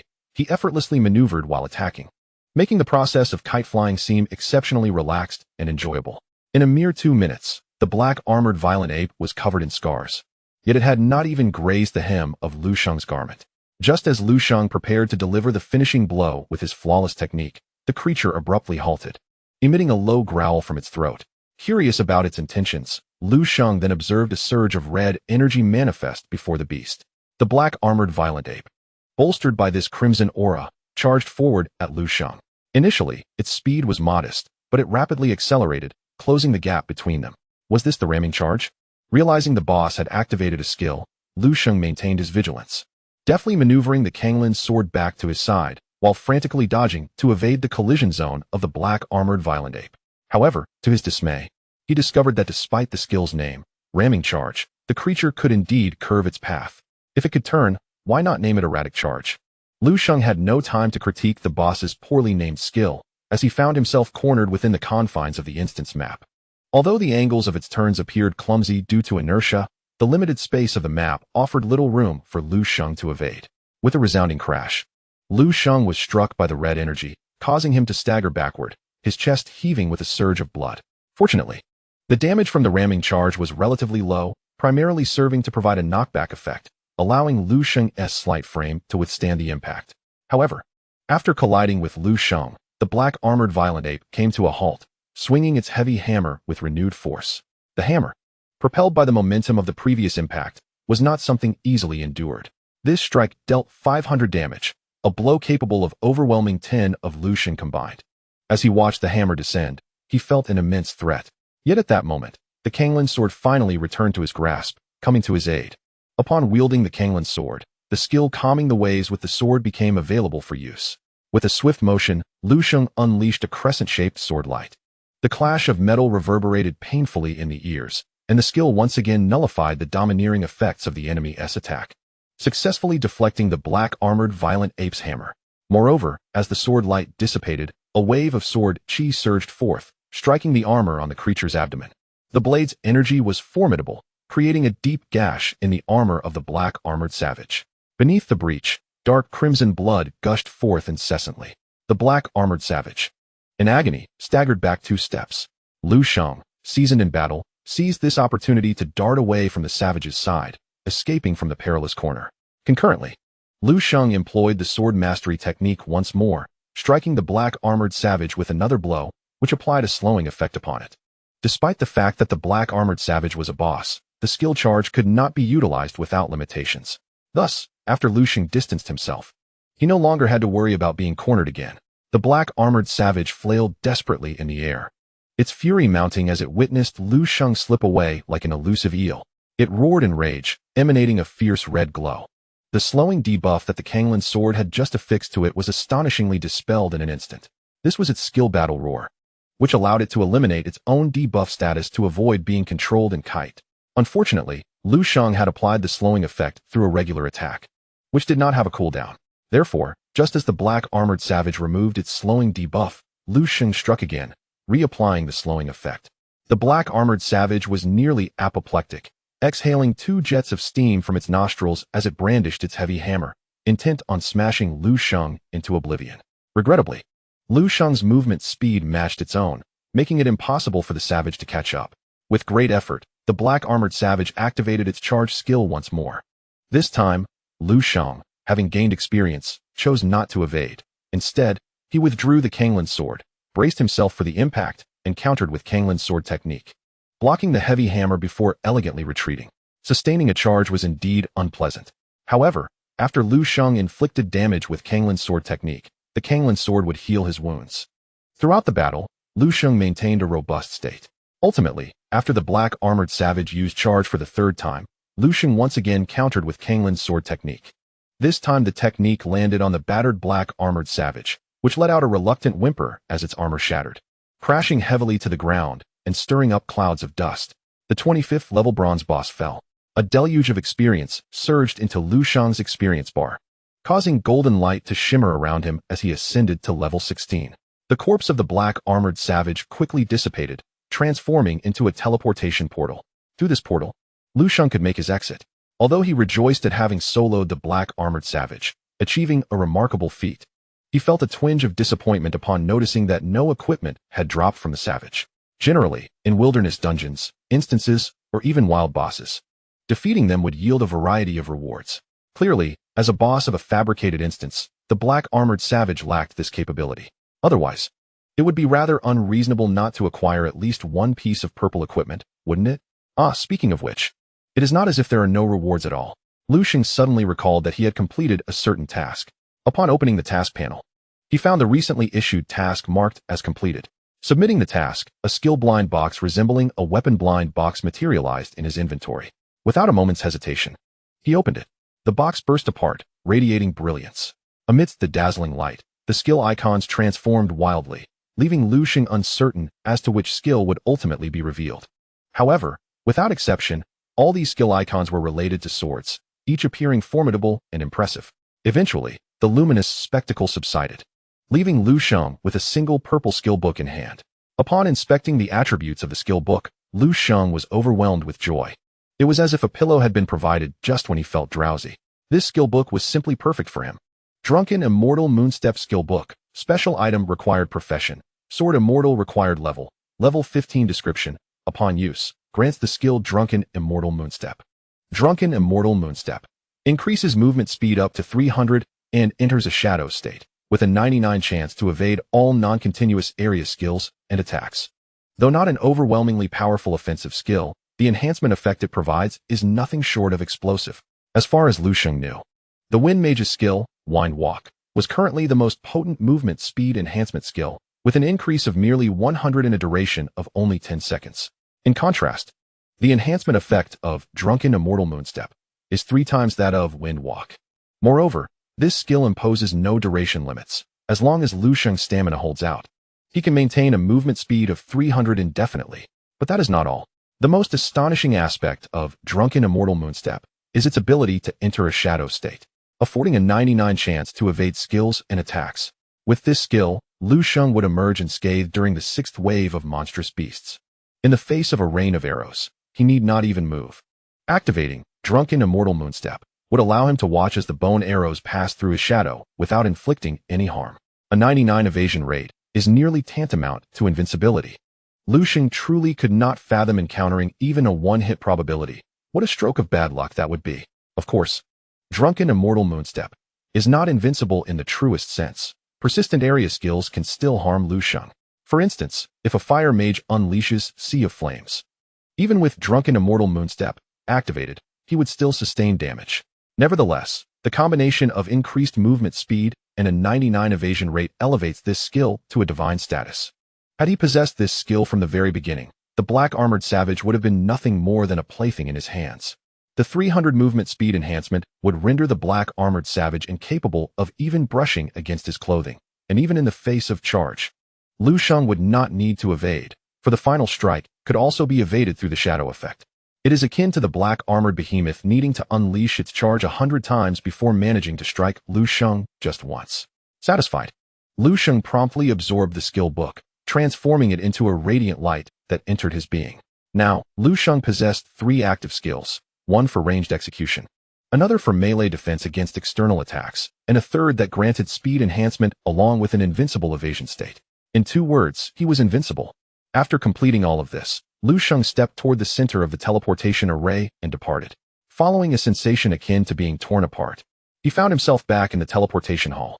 Cui Shan awaited him there, his expression a kaleidoscope of emotions, peculiar and enigmatic. Although he endeavored to maintain his usual authoritative demeanor, the beads of sweat on his brow and his slightly pallid complexion betrayed that he had witnessed something extraordinary. Lu Sheng found Cui Shan somewhat odd, but thought little of it. Director Cui, I have completed the trial of death. The punishment should be concluded, correct? Lu Sheng inquired. Cui Shan took a moment to steady himself, stroking his chin before nodding.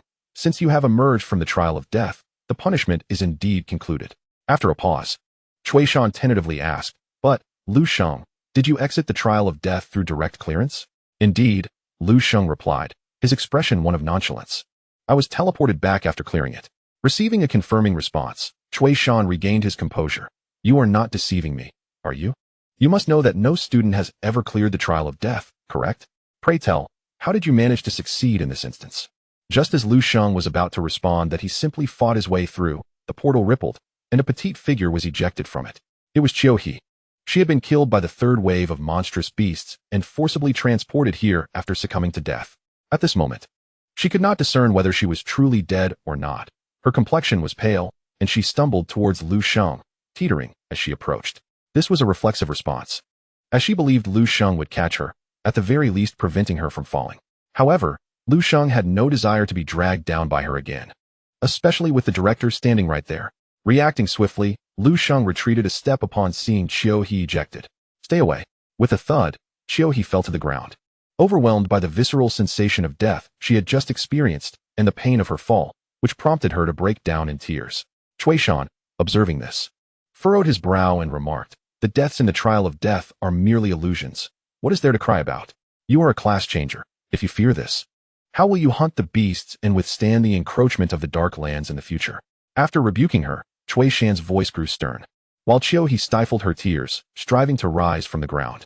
However, she had just been besieged and devoured by a horde of skeletal creatures. The terror and agony she endured rendering her legs as weak as strands of noodles. After struggling a few times, she ultimately collapsed onto the ground, tears streaming down her face like falling mung beans. Director Cui, I can't get up, Qiu He lamented, appearing utterly frail as she complained to Cui Shan. The skeletal creatures in the death trial are truly terrifying. There are so many of them that once they surrounded me, I had no chance of escape. Terrifying, you say?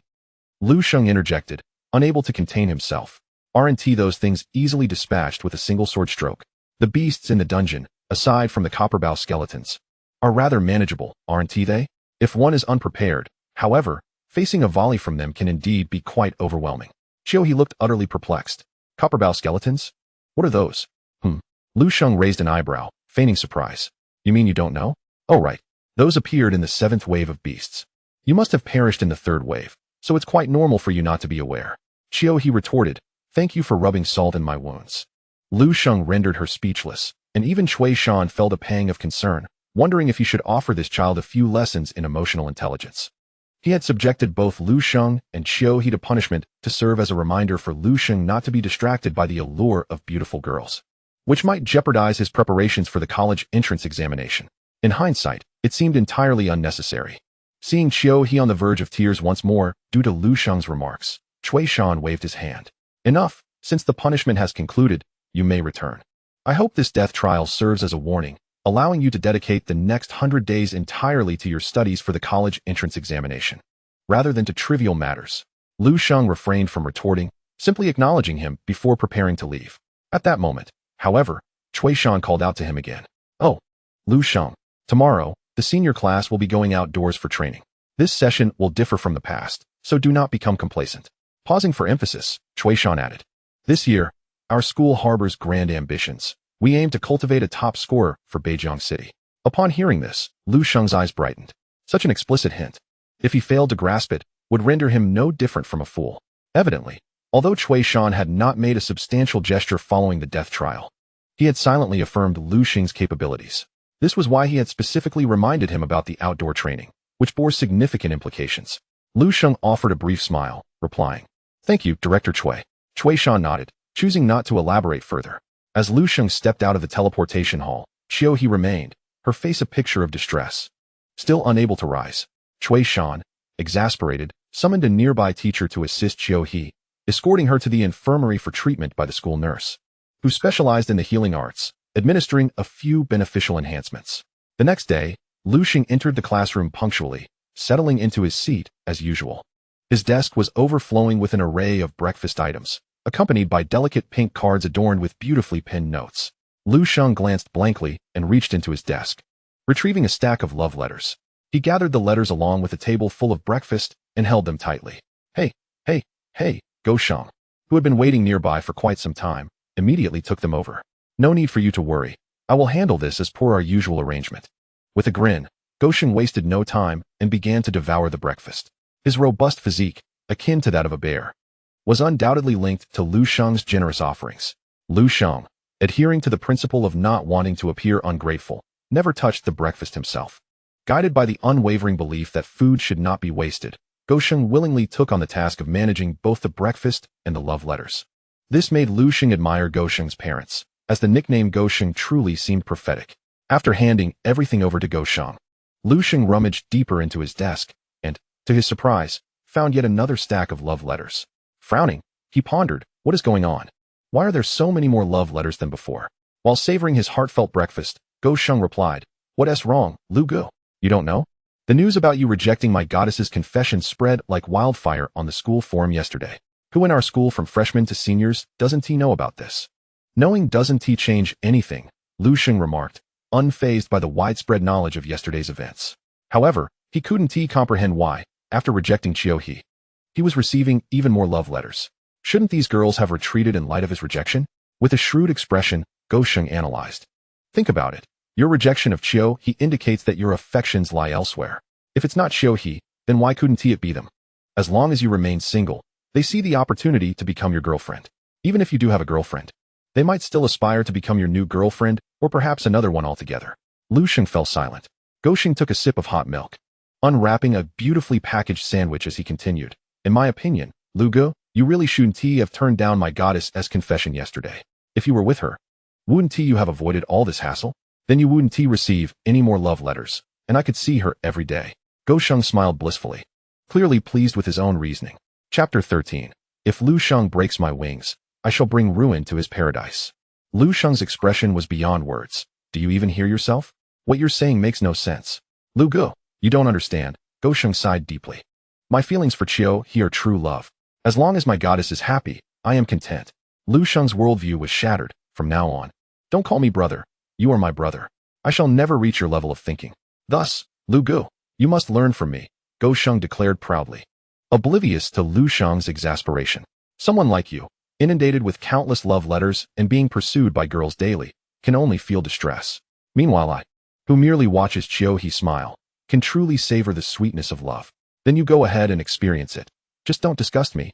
Lu Sheng winced, unable to endure any longer, and pulled his seat further away from Go Sheng.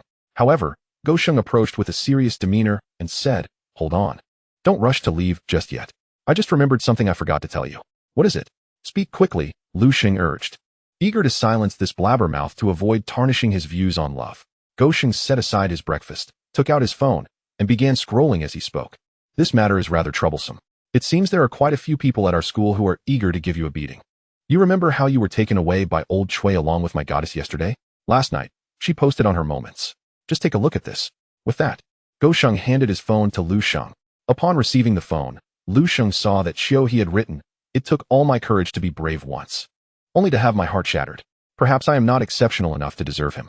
The accompanying image was a snapshot of her lying in the school infirmary, featuring a stark white ceiling and a half-empty floor bag, with a slender hand subtly visible, adorned with a needle. This post sent a chill down Lu Sheng's spine, causing his toes to curl in discomfort. Quickly, take away this vile thing. Lu Sheng turned his face away, suppressing the urge to retaliate as he returned the phone to Go Sheng. Go Sheng, however, took the phone back and thrust the screen back into Lu Sheng's face. Brother Lu, you haven't even seen what you ought to see. What should I be looking at? The fragrant yet melancholic literature, or the flurry of sycophants offering their condolences? Lu Sheng's face was a picture of distress. Go Sheng replied, of course, it's the comments below. You might not know this, but my goddess has numerous admirers. And aside from me, there's another who has pursued Qiu He for 2 years. You might have heard of him, Li Zai. Li Zai? Lu Sheng pondered for a moment and indeed had a vague recollection of him. The class leader of Class 9, the hidden class changer? Precisely, that's him. Go Sheng affirmed. Li Zai is a hidden class shadow archer, ranked among the top 10 in our senior year, and a formidable contender for the city's top scholar. His infatuation with Qiu He is profound. I've heard that previously, he had altercations with several individuals over her, leveraging his professional advantage to leave them bedridden for days. When Qiu He confessed her feelings for you publicly yesterday, I suspected Li Zai would target you because of it. While I was comforting my goddess in the moments, I noticed he commented as well, and it appeared quite aggressive. Look, this is the comment. Go Sheng pointed to one of the remarks beneath Qiu He's post. Lu Sheng, forcing himself to look in the direction Go Sheng indicated, saw a comment from Qiu He. If Lu Sheng breaks my wings, I will certainly ruin his paradise. My eyes. Lu Sheng, overwhelmed, hurled Go Sheng's phone away. Hey, what are you doing? I was trying to give you a heads up, and you throw my phone? Go-s after a while, he added, somewhat exasperated. Li Zai and Qiu He truly complement each other. Their social media captions are impressive. Thankfully, I did not add either of them as friends. Otherwise, I'd be utterly bewildered. Go Sheng completely missed the point and merely remarked to Lu Sheng that his idol seemed well suited with another man, appearing rather reluctant.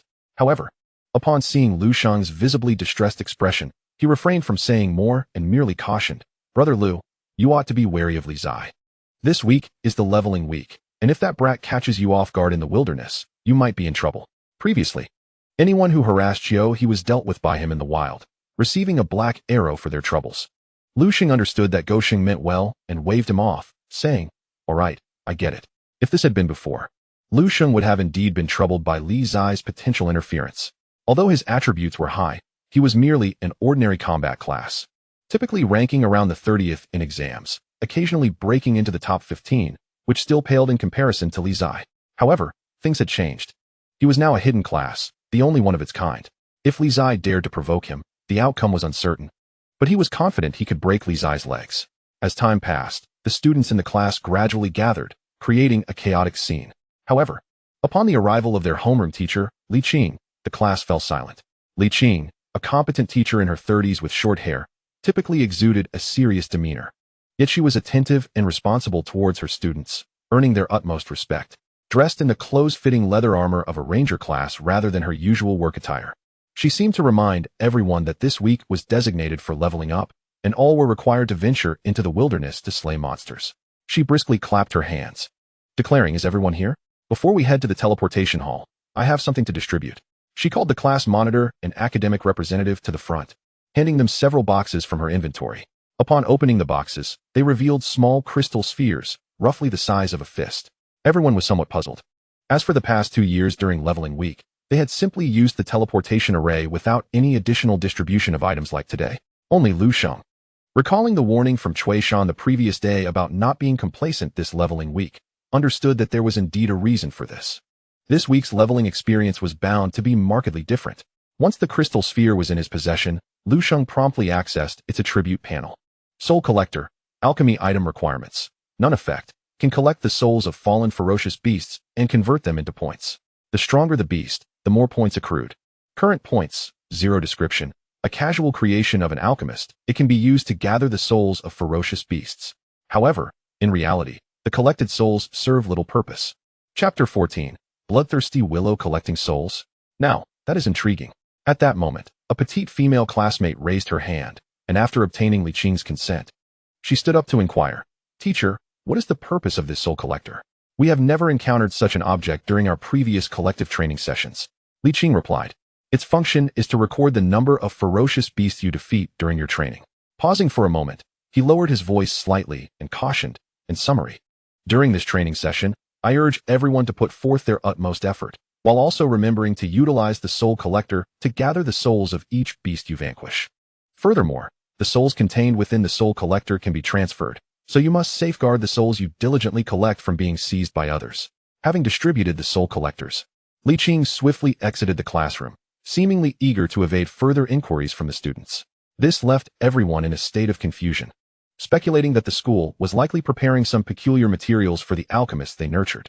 After all, the Soul Collector was an invention of the alchemists, and it was only natural for them to create even stranger things from the collected souls. Once everyone stowed their Soul Collectors in their inventory, they departed the classroom and made their way to the teleportation hall. At that moment, the hall was bustling with students from the senior combat classes. The high school curriculum in this world was structured such that 1 week was dedicated to academic learning, while the next was reserved for collective training to expedite leveling up. Except for the first year, when teachers accompanied students during outdoor training, students in the second and third years traveled to the wilderness via the teleportation array, deciding for themselves whether to tackle challenges solo or in groups. Lu Sheng had previously been a swordsman, adept at both defense and offense, making him well suited for solo endeavors. Thus, over the course of nearly 3 years, he began by teaming up with Lu Sheng, but eventually ventured out on his own. As for Lu Sheng, he had partnered with several individuals over time. In recent months, he had formed a stable team with a few classmates from the adjacent class, taking on the role of a frontline fighter. Shortly, the students from the preceding class chose their desired maps for teleportation and were whisked away, leaving Lu Sheng's class next in line. Lu Sheng opted for the highest level map, the Phantom Grove. Previously, he had found soloing the Phantom Grove quite arduous, but with his recent class change to Sword Immortal, it posed little challenge. After stepping onto the teleportation array and experiencing the familiar sensation of being pulled apart, he found himself transported to a dense forest shrouded in gray mist. The area was thick with dust and fog, resulting in low visibility. The surrounding trees swayed gracefully, all resembling unknown species akin to willows. Their bizarre shapes appeared vaguely in the mist, resembling slender, ghostly figures twisting their waists. Lu Sheng had arrived at a safe point established by a teacher from the first school. Here, in addition to the teleportation array for returning, there were several tents and a few teachers stationed to oversee the area. The esteemed instructors assure that as long as students remain within their line of sight, no danger will befall them. Furthermore, they are responsible for providing essential logistical support. Students seeking to level up may approach them for necessities such as water and food, and may even procure healing potions. Aside from Lu Sheng, a considerable number of students have already been transported here. After collecting their supplies, they ventured into the depths of the ghostly shadow maze, seeking ferocious beasts to hunt. Lu Sheng observed for a while and noted that the number of individuals choosing to level up here was rather limited, with most forming small teams of 3 or 5. It appeared that he was the only one attempting to brave this venture solo, save for a fleeting glimpse of a high-level hidden class player, who departed hastily, leaving Lu Sheng uncertain if they were also soloing. Familiar with the leveling process in this region, Lu Sheng adeptly requested some water and food, stowing them in his inventory before setting off in a chosen direction. Soon, the safety zone vanished completely into the mists behind him. The only sounds that accompanied him were the whispers of the wind, the rustling of fallen leaves, and the creaking of colliding branches. Otherwise, silence enveloped him. Due to the sparse presence of leveling students, it wasn't long before Lu Sheng found himself alone within his perceptual range.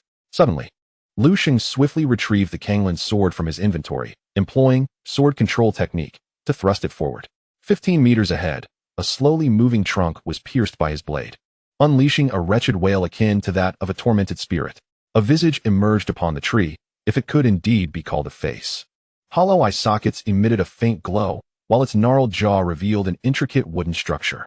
The sound of its cries resonated from the treetop. A piercing howl mingled with the rustling of leaves, presenting an image of grotesque agony. Bloodthirsty Shadow Willow, common, level, 20 attributes, wood. Dark strength, 36 agility, 1 spirit, 16 endurance, 44 skill. Blood drain, passive restores 10 of lost health per second. Entangle, active wraps branches around enemies, causing a binding effect. Bloodthirst, active pierces enemies with branches, dealing damage while restoring its own health. This bloodthirsty Shadow Willow serves as a hallmark of the ghostly Shadow Maze's ferocious fauna. Its appearance mimics that of the surrounding trees, making it exceedingly difficult to detect when it remains still. Both its offensive and defensive attributes are commendable, and its entangle skill is particularly potent. Once ensnared, it seamlessly transitions into bloodthirst, effectively siphoning health from its victim, often restoring more than it loses when facing opponents of the same level. However, this beast is restless, prone to meandering about with its meager agility. A slowly moving tree. It nearly beckons to nearby players, announcing its predatory nature. Thus, maintaining focus enables one to easily discern its presence. Evading the clutches of the bloodthirsty Shadow Willow and avoiding becoming its blood pump is achievable with some effort. Indeed, for Lu Sheng, the task is even more straightforward. After being pierced by the Panlong Sword, the bloodthirsty Willow suffered a grievous wound, from which a viscous yellow sap gushed forth. Subsequently, the entire tree withered, becoming desiccated and motionless. The defensive strength of the iron-armored corpse was nearly thrice that of the bloodthirsty Willow. Yet even it could not withstand the strike of the Panlong Sword, making the demise of the bloodthirsty Willow inevitable. Having effortlessly vanquished the bloodthirsty Willow, Lu Sheng retrieved the Soul Collector and approached the fallen foe. Indeed, the corpse of the bloodthirsty Willow instantly disintegrated into ash, which was absorbed into the crystal orb. Upon examining the Soul Collector, Lu Sheng noted a change in his points. Soul Collector, alchemical item requirements, none function. Capable of collecting the souls of slain ferocious beasts and converting them into points. The stronger the beast, the greater the points accrued. Current points, 20 description, a casual creation of an alchemist. It serves to collect the souls of ferocious beasts. However, the collected souls hold little practical value. With a promising start of 20 points, Lu Sheng felt a sense of satisfaction. Just as he was about to stow the Soul Collector and advance in search of more beasts to hunt, the system panel reacted once more. Chapter 15. Quest Chain. Equipment Blind Box Ding. You have new quests available for acceptance. Please check. Current available quests. 1. Slay 200 bloodthirsty Willows. Completion rewards. Title Medal of Plant Slayer. Title Medal of Plant Slayer. Special equipment. Purple Strength 10, Agility 10, Spirit 10, Endurance 10, Damage to Wood-type Ferocious Beasts 10. Requirements. None. 2. Slay 10 bloodthirsty Willows.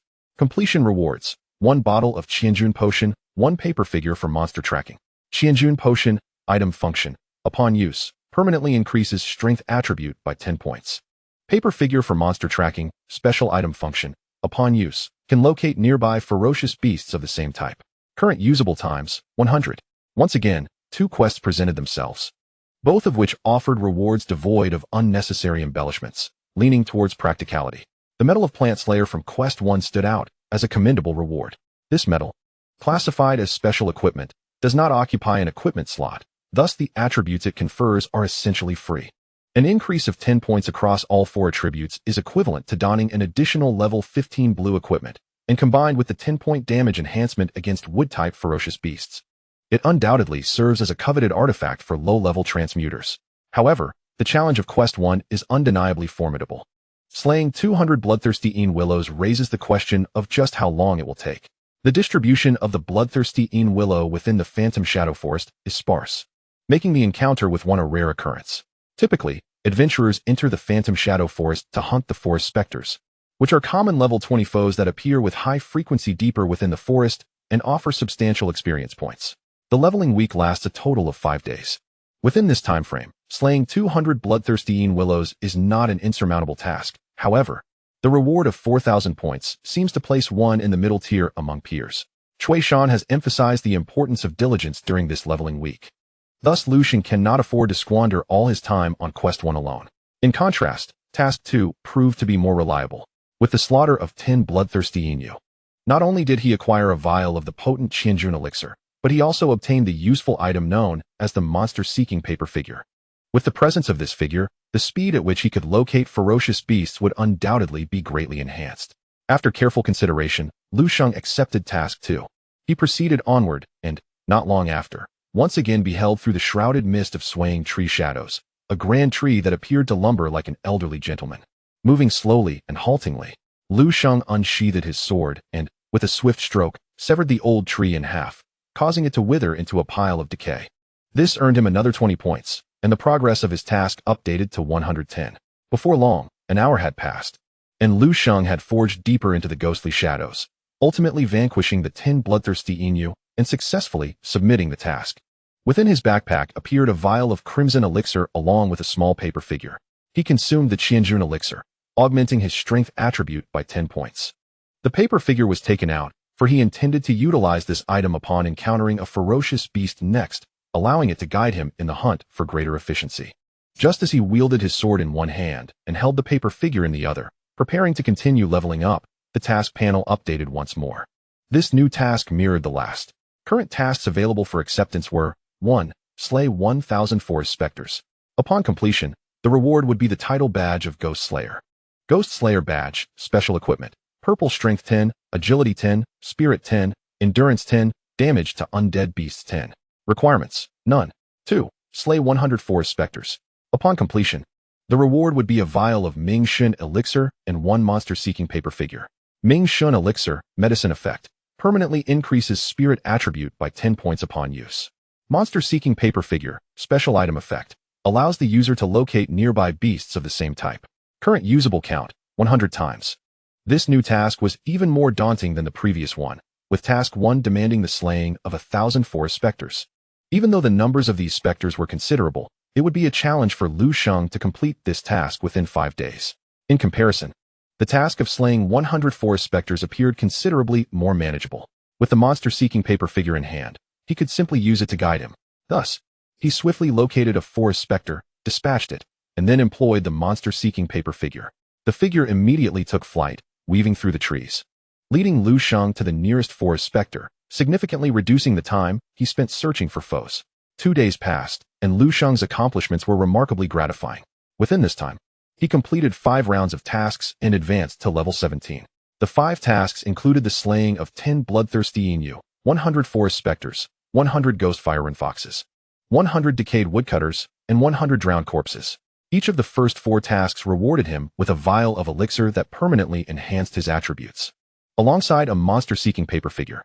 It is precisely due to the continuous acquisition of monster-seeking paper figures that Lu Sheng has spent the last couple of days either slaying monsters or journeying to do so. Without wasting much time, upon reaching the 5th task, the target, a drowned corpse, has escalated to a level 30 elite beast. Moreover, the rewards differ from those previously received. Instead of potions and monster-seeking paper figures, he is presented with an equipment blind box. Lu Sheng mused that this task appears to be part of a chain, each task intricately linked, culminating in a grand surprise for him. Fortunately, he opted for a task with relatively modest rewards. Otherwise, he likely would have ended up with merely a medal.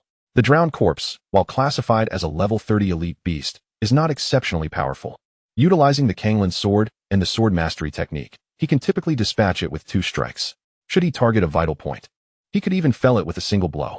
Thus, the final task posed no difficulties for Lu Sheng, and he completed it with ease.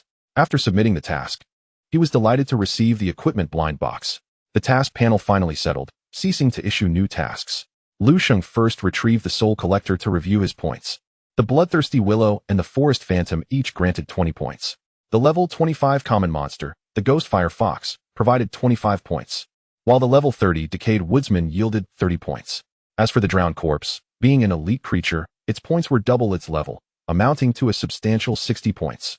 Coupled with the other beasts he had casually dispatched along the way, his total points surged to over 15,600. This score, while perhaps not the highest, should at least place him within the top 3. After stowing away the Soul Collector, Lu Sheng finally opened the equipment blind box. The previous weapon blind box had unveiled the golden-tiered Panlong Sword. He was eager to discover what this new equipment box might yield. Chapter 16, The Golden Feathered Traveler. Treading the sword. Upon using the blind box, it burst open, and amidst flickering lights, countless equipment icons transformed in succession, ultimately freezing at the peak of brilliance. As the light dissipated, the blind box vanished, revealing a robe adorned with a white base and golden patterns. At first glance, Lu Sheng's eyes sparkled with excitement. Not only did the robe shimmer with a golden glow, marking it as an exceedingly rare golden piece of equipment, but its design was also breathtakingly magnificent. The robe exuded an ancient aesthetic, its lightweight fabric billowing as if stirred by an unseen breeze. Golden dragon patterns were intricately embroidered on the sleeves, while jade pendants embellished the shoulders. The waist featured an exquisite engraving of a soaring crane, its ink strokes artfully applied. As for the attributes, they were nothing short of extraordinary. Golden Feathered Traveler. Golden, required level. 15 required class. Sword Immortal attributes. Defense 380, Strength 34, Agility 108. Spirit 98 additional effects. In Sword Mastery state, increases damage by 20 and attack speed by 20. In non-combat state, boosts movement speed by 50. Drunken Immortal Moonlit Step, LV1, while in Phantom, sword-holding state, grants the new skill, Treading the Sword. Blade Step, activated in the shadow state. It allows for a forward teleportation of up to 20 meters, inflicting 300 damage on passing entities. Blade Step can execute up to 3 forward attacks, with the fourth use returning to the original position. Introduction: the golden feathered phoenix soars through the heavens, while the dragon patterns resonate through the land of the Dragon Kingdom. To speak candidly, the prowess of the golden feathered guest is undeniably comparable to that of the Kanglan sword. It may outwardly appear as mere cloth armor, yet it bestows an impressive 380 points of defense, rivaling that of a level 20 purple plate armor. The enhancement of attributes is remarkable, not to mention the 3 additional properties, each more formidable than the last. In the Sword Master state, damage and attack speed are augmented by 20, elevating Lu Sheng's already extraordinary offensive capabilities to new heights. In a non-combat state, movement speed is increased by 50, allowing for swifter navigation across the map. The final additional property transforms the already invincible skill, Drunken Immortal Moonwalk, into a balanced offensive and defensive mechanism, rendering it nearly unsolvable. Now, Lu Sheng glanced at his attribute panel, noting that the level of Drunken Immortal Moonwalk had ascended to LV2, raising the previously granted 300 movement speed to 400. The evasion rate in shadow state remained at 99, unchanged. However, now Lu Sheng could simply wield his sword and enter shadow, enabling Drunken Immortal Moonwalk to evolve into the new skill, Blade Step. He could teleport forward 3 times, each inflicting 300 damage, effectively granting him 3 instantaneous displacement skills, each accompanied by substantial damage. On the 4th use, he could return to his original position. Possessing this skill, Lu Sheng could effortlessly decimate foes amidst the chaos of battle and then gracefully retreat to safety, back to his starting point. Just imagining this scenario evokes an overwhelming sense of grandeur. In the realm of slaying, bloodshed is avoided. With a flick of his sleeve, he conceals his achievements and reputation. This Sword Immortal is extraordinary. Lu Sheng, brimming with excitement, immediately donned the golden feathered guest attire. In an instant, his standard school uniform vanished, replaced by the stunningly flamboyant robe of the golden feathered guest. In this world, equipment is primarily categorized into cloth, light, leather, heavy, and plate armor, each with an array of peculiar styles. However, garments like the golden feathered guest, imbued with the ancient charm of the Dragon Kingdom, are indeed rare. Lu Sheng's charisma was already off the charts, and now, adorned in the golden feathered guest, he would likely cause quite a stir upon returning to school. Being handsome can indeed be a burden. This burden is one that Lu Sheng can only silently bear. Feeling the surge of power from his new equipment, Lu Sheng was thoroughly satisfied and decided to return to the camp. His supplies were now depleted, necessitating a replenishment. Previously, upon departing from the camp, Lu Sheng had only taken provisions for 2 days. This was not due to a reluctance to gather more supplies for an extended stay in the Ghost Shadow Maze, but rather a stipulation from the Dragon Kingdom, which limits high school students to a maximum of 2 days' worth of supplies during leveling weeks. The purpose is to ensure that students must return to the camp within 2 days to report back, proving their survival in the wilderness and their avoidance of danger. Once someone fails to report back to the camp for 2 consecutive days, they are designated as missing. The school must dispatch personnel to conduct a search, to prevent any unfortunate incidents from befalling the students. Seeking out those who have been missing for 2 days is decidedly more prudent than waiting several days, as the chances of survival are significantly greater. This system has indeed facilitated timely rescues for many students stranded in the wilderness.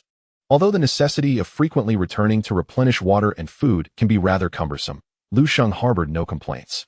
After all, having gone 2 days and nights without sleep, he needed to return to the camp to catch some rest under the protection of his teachers. This method of time allocation, akin to a 212 strategy, is standard during leveling weeks, and many students follow suit. With the mobility enhancement from the Golden Feather Guest 50, Lu Sheng felt as though he were being buoyed by the wind as he made his way back, his pace both effortless and swift. What had taken him 2 days to traverse while slowly defeating monsters, he accomplished in merely half a day.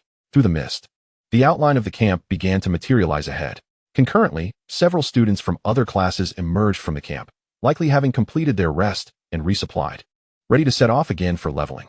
This group of 5 appeared to share a good rapport, chatting and laughing as they walked. As they brushed past Lu Sheng, their gazes converged upon him and lingered, particularly that of a young girl clad in priestly attire, whose eyes widened in astonishment. It is no wonder. The attention he drew had become a daily occurrence for Lu Sheng. Now, Adorned with the golden feather guest, he exuded an ethereal charm, resembling a celestial being descended to earth. The fact that they did not approach him directly for contact information was quite reserved of them, being strangers. Their brief encounter passed without any superfluous words. After a moment of silence within the group, one of them cleared their throat, resuming their chatter as they had before spotting Lu Sheng. That guy back in the camp is truly unfortunate. What did he do to offend Li Zai? To be hung up like that and beaten, he'll probably never show his face again. Who knows? Li Zai isn't exactly a saint. He takes advantage of his strength, being a hidden class and a school bully, and it's commonplace for him to pick on others. However, this time, hanging someone in the camp was indeed excessive. We're all from the same school. A discreet beating is one thing. But to do it publicly with so many people coming and going, isn't that just humiliating him? Chapter 17, My Little Princess. Do not cry. As the group walked further away, their conversation still faintly reached Lu Sheng's ears. Indeed, if he were that unfortunate fellow, not only would he have endured a beating, but to be displayed as a spectacle would leave him pondering dropping out. Alas, this world is one where the strong prey upon the weak. With Li Zai's formidable prowess, he could do as he pleased. Rather than dwell on such matters, it would be far more beneficial to hasten his leveling, empowering himself in the process. Indeed, let us make haste. I am aware of a location where the spectral apparitions in the woods are abundant. Our aim for this leveling week is for each individual to attain an elevation in their ranks. Originally, Lu Sheng had little inclination to heed the words of others. However, the mention of Li Zai by Lu Sheng just a few days prior piqued his interest. Consequently, upon hearing that name, he found himself compelled to pay closer attention. It appeared that something had transpired at the camp, and once again, Li Zai had concocted some mischief. Nevertheless, Lu Sheng was not particularly intrigued by this. Before long, he arrived at the camp. From a considerable distance, he observed a throng of students gathered in one corner, drawn by the spectacle. Even a few teachers who remained there were gesturing towards the commotion, yet none seemed inclined to intervene. This was due to the school's regulations, which strictly prohibited fighting within the campus. Any such behavior would be met with severe repercussions. In contrast, in the wilderness, as long as no lives were lost, all actions were permitted. Activities such as seizing equipment or ambushing adversaries could occur right before the eyes of the camp instructors without any interference. For the unpredictability of the wild necessitated a certain degree of ruthlessness. The teachers at the camp exhibited a demeanor akin to that of spectators, showing no intention of putting a stop to the unfolding events.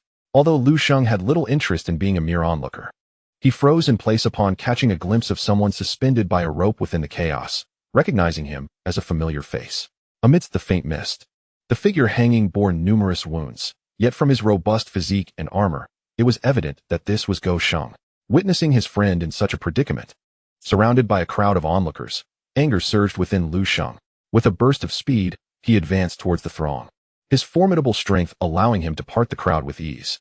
"Make way," he bellowed, dispersing the onlookers. Many who had intended to voice their discontent fell silent at the sight of Lu Sheng. After all, a figure as strikingly handsome as he must have been in a hurry. Clearing the crowd and reaching the forefront, Lu Sheng then discerned that alongside the suspended Lu Sheng were several individuals who appeared to be engaged in light-hearted banter, seemingly waiting for something. To his recognition, these were Lu Sheng's recent companions from the past couple of months, with whom he had maintained a cordial rapport. However, given Lu Sheng's dire state, the jovial demeanor of the other four clearly indicated that they were not aligned with him. It was likely that they were the very ones who had laid hands on Lu Sheng. In addition to these four, two others were present, one of whom was Qiu He. At this moment, Qiu He displayed a countenance of anxiety and conflict, while the tall, slender man clad in black leather armor beside her wore a broad grin, his gaze towards Qiu He imbued with a somewhat theatrical affection. Upon sighting Lu Sheng, Qiu He immediately grew flustered, rendered momentarily at a loss for words. The black-armored man beside her followed her gaze, locking eyes with Lu Sheng. At that moment, Lu Sheng's four companions ceased their banter, adopting a more serious demeanor as they approached the black-armored man. Lu Sheng discerned that the true target of their attention was not Lu Sheng, but himself. Thus, it seemed that the black-armored man must indeed be Li Zai. With a grim countenance, Lu Sheng turned to the only familiar face, Qiu He, and inquired, "What is happening?" Seeing the gravity in Lu Sheng's tone, Qiu He appeared as though she were the victim, her eyes reddening as she hastily wiped away tears, explaining, "I'm sorry, Lu Sheng. I never intended for this to happen. I cautioned Li Zai, but he insisted on proceeding, and I could not stop him." The black-armored man's expression shifted from mirth to concern as he reached out to pat Qiu He's head, saying, "My little princess, do not weep. Your tears are like precious pearls. I shall protect you well. Lu Sheng's irritation peaked, and he was certain that this man was undoubtedly Li Zai.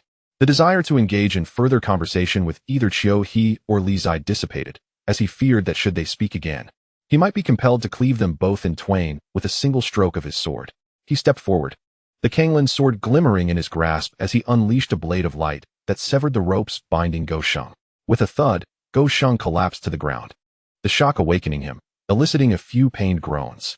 The four individuals flanking Li Zai attempted to intervene, but he gestured for them to halt. I was seeking Lu Sheng all along. Now that he has arrived, the shield warrior is of no further use. His gaze then sharpened as he turned to Qiu He, stating, for the sake of Xiao He, I would not hesitate to slay countless foes. However, I still wish for her to behold the image of a gentleman. This single remark left Lu Sheng feeling even more unsettled. He crouched beside Go Sheng, grasping the collar of his heavy armor and hoisting him up to lean against a nearby tree. Sheng, are you all right? Lu Sheng inquired, patting Go Sheng's face. Go Sheng grimaced and swatted Lu Sheng's hand away, saying, Brother Lu, if you keep that up, I might actually be in trouble. Fear not, I am, after all, a shield warrior, tough-skinned and hardy. I won't perish easily. As he grumbled about the rascals who had ensnared him, Go Sheng squinted through his swollen eyes and suddenly exclaimed, Brother Lu, how come you look even more dashing? Where did you acquire this armor? Did you resort to thievery? Relieved that Go Sheng was unharmed, Lu Sheng replied, somewhat curtly, rather than discuss my equipment, perhaps you should explain how you ended up in such a predicament. Go Sheng let out a long sigh, glancing at the four men beside Li Zai, and lamented, it seems I've walked straight into the lion's den. One of those ruffians is Li Zai's cousin. Unable to locate you, they figured they could capture me, knowing our close ties, and awaited your arrival here.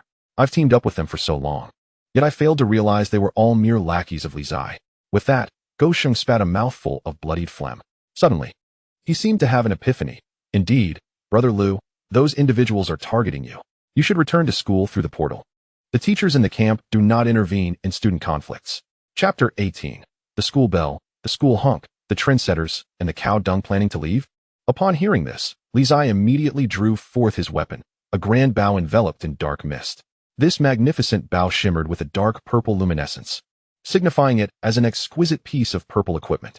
Such purple gear could only be acquired from bronze-tier boss drops, a rarity of high caliber. Generally, a student possessing even a premium blue item could command respect, but the notion of purple equipment was almost unfathomable. It is unlikely that even 20 pieces of purple gear could be found among all the students at Beijiang City's first high school. Li Zai, being a hidden class with a high level and wielding this purple equipment, instilled an indescribable pressure in those who beheld him. With his dark bow in hand and a solemn expression, he declared, Lu Sheng, I warned you, should you break my wings, I shall ensure your descent into despair. You shall not escape the consequences of bringing tears to my beloved. Please, stop talking. Lu Sheng wore a look of disbelief, struck as if by lightning. Who could withstand such a magical assault right from the start? Unable to contain his frustration, he stood up and said to Go Sheng, you stay put while I deal with him. Afterward, I'll take you to the teacher for some healing potions. Go Sheng, taken aback, exclaimed, Brother Lu, are you really going to confront Li Zai? He is a hidden class with purple gear. You are no match for him. Don't speak, just lie there. Lu Sheng interrupted, growing increasingly convinced that while a mouth can be a valuable asset, not everyone requires one. Go Sheng, having been reprimanded, obediently fell silent. As the tension mounted between Lu Sheng and Li Zai, the onlookers began to retreat, wary of being caught in the crossfire. Nonetheless, the spectators' enthusiasm was ignited. What is happening here? Can someone fill me in? Goodness, brother, you really don't know? Were you absent from the 100-day oath ceremony recently? I was on sick leave yesterday and couldn't attend. But I heard someone confessed at the ceremony, and it was between the school bell and the school honk. Exactly. Look over there. The protagonists of the drama are right here. In essence, it was a tale of the school bell confessing to the school honk, only to be rebuffed. Consequently, both were punished by the head of the grade. Following this, the school bell's devoted admirers sought to exact revenge on the school honk, while inadvertently targeting the cow dung beside him as well. I see. But who are the school honk and bell? I can tell at a glance. But who are the admirer and the cow dung? Are you even thinking? It's none other than that trendsetter and the guy lying beside him. Oh, now I understand. Li Zai, retrieving an iron arrow from his quiver, placed it on the bowstring. You have made my princess weep 6 times. Thus, I shall shoot 6 arrows at you. The pain you will endure pales in comparison to the agony I felt witnessing Xiao He cry. Damn. The torment I shall unleash upon you is trivial compared to the heartache you have caused me. Lu Sheng strolled toward Li Zai, his pace neither hurried nor sluggish. Observing this, Go Sheng's original 4 teammates contemplated intervening to obstruct Lu Sheng and launch an assault. However, Li Zai smiled slightly and remarked, "There is no need for you to act. This matter lies between him and me. We shall handle it ourselves. A mere swordsman cannot even approach me." With that, he abruptly drew back the bowstring. In an instant, a circle of black mist coiled around his iron arrow, distorting the surrounding air as if it were ablaze. Shadow Arrow. Active bestows a dark attribute effect upon the arrow, inflicting 200 damage on the struck enemy, while simultaneously reducing their defense by 30 and diminishing their movement speed by 20. Li Zai, a concealed class shadow archer, wields the power of darkness, enabling him to inflict various debuffs upon his foes. Shadow Arrow is one of his skills, capable of weakening an enemy's defenses and slowing their movement, thus facilitating his ability to kite opponents. As one of the top combatants in his senior class, his accuracy with arrows is commendable. Upon releasing the arrow, it flew swiftly toward Lu Sheng's thigh, trailing a ghostly dark mist. Faced with Li Zai's initial assault, Lu Sheng exhibited no evasive maneuvers whatsoever. This left onlookers astonished. Despite his striking appearance, he seemed remarkably inept. Given that he was up against an archer, one would expect him to swiftly draw his weapon and close the distance to have any chance of victory.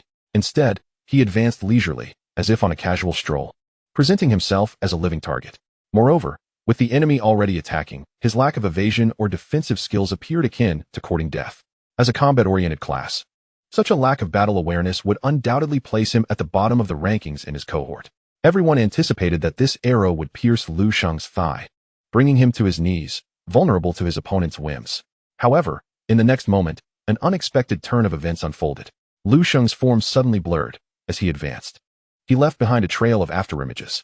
The arrow aimed at him sailed through the myriad of overlapping figures, passing through as if it had encountered nothing, before landing with a thud in the ground, creating a basin-sized crater from which black mist billowed. It missed. How was this possible?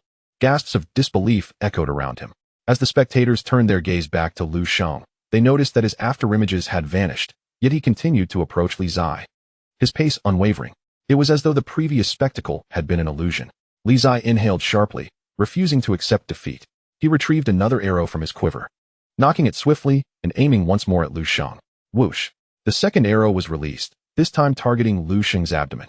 Yet again, the same phenomenon occurred. Lu Sheng, like an apparition, evaded the arrow, which trailed dark mist, passing harmlessly by him without inflicting any damage. At this moment, everyone around felt a sense of bewilderment.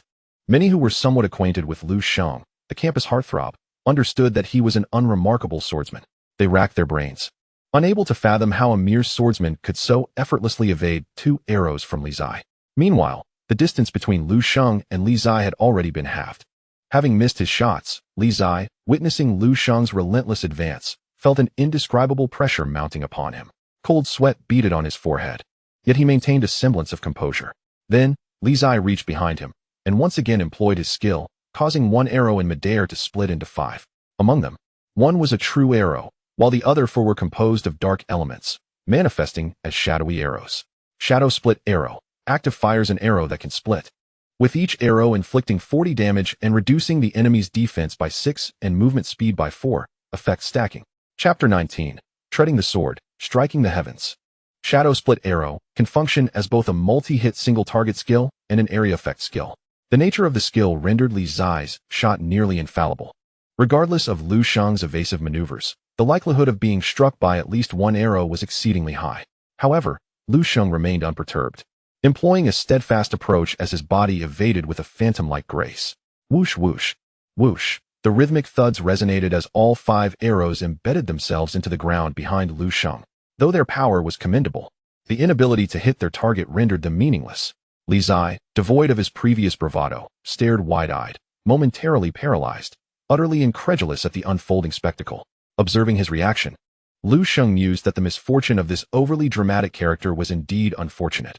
Having released 7 arrows in succession, all were deftly evaded by Drunken Immortal's moonlit step. It appeared that a 99 evasion rate was, indeed, extraordinary. Of course, even if he were to be unfortunate enough to be struck, it would matter little. Clad in the golden feather garb, Lu Sheng's defense far surpassed that of a level 20 plate armor class, meaning he could withstand Li Zai's arrow. With a single strike of his sword, He could utilize the healing properties of the Kanglan sword to restore any injuries sustained. At this juncture, it seemed unnecessary to draw the Kanglan sword, for Lu Sheng had already strolled leisurely to Li Zai's front. The repercussions of a swordsman closing the distance on an archer were all too evident. Snapping out of his stupor, Li Zai suddenly realized the gravity of the situation. He stamped his foot, and a layer of shadow enveloped him tightly. In an instant, the shadow dissipated, revealing him 20 meters away in a clearing. Once the shadows cleared, Li Zai's figure emerged. It appeared he possessed a skill akin to a mage's blink, allowing him to distance himself from his adversary. Li Zai understood that the shadow transfer he had just used had a cooldown period. To employ it again would require at least 10 seconds. Within this time frame, he needed to strike Lu Sheng, inflicting a slow debuff to effectively kite him.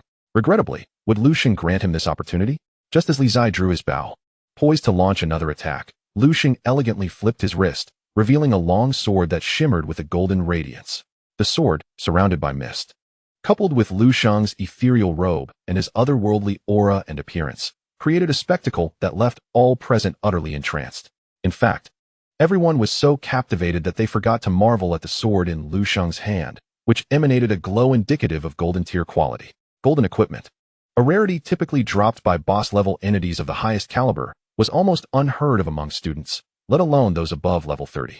In their entire cohort, fewer than 20 had even purple-tier equipment. Yet here was Lu Sheng, producing a weapon of golden rank. This was nothing short of a dimensional strike. At that moment, all present believed Lu Sheng had already surpassed expectations. However, the subsequent scene transformed their perspectives entirely. For upon Lu Sheng, that striking golden white robe also began to radiate golden light. This garment, too, was of golden quality. To possess both a golden tier weapon and armor simultaneously, was this even permissible? The brilliance of the golden feathered guest attire was not without cause. Its golden glow manifested because Lu Sheng had activated its supplementary attributes by employing the skill, Sword Step. With the Kanglan sword in hand, Lu Sheng fulfilled the conditions for Sword Step, and, without hesitation, unleashed the skill. In an instant, golden light swirled around him as he executed a single strike.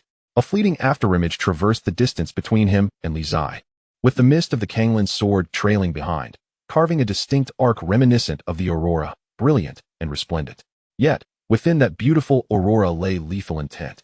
The initial 3 stages of Sword Step would inflict 300 damage upon any adversary caught in its wake.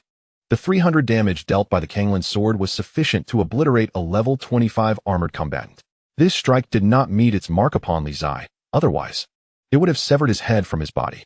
While combat and robbery were permissible within the camp, killing was strictly prohibited, as the instructors present were not to be trifled with. Thus, Lu Sheng's sword swept past Li Zai's throat, leaving a trail of blood upon his skin, yet spared his life. Of course, this strike also sliced through the black bow in Li Zai's grasp, instantly reducing the valuable purple equipment to 0 durability, rendering it utterly worthless.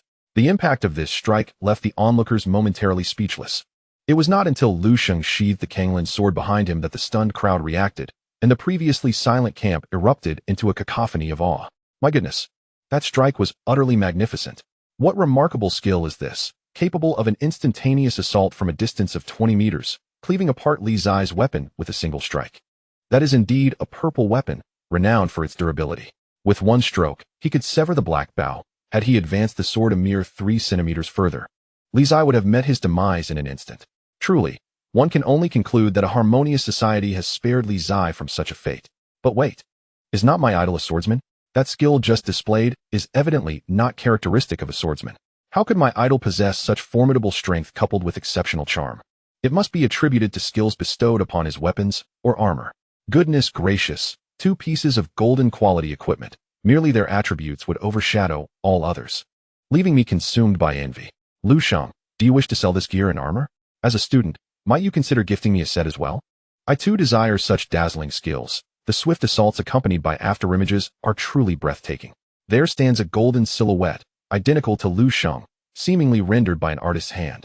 Upon hearing this, everyone turned their gaze, and indeed, apart from the afterimages and sword light during the assault, there remained a silhouette left by Lu Sheng. This figure, woven from golden radiance, shimmered at the edges, frozen in the stance of a sword technique, lingering in the air.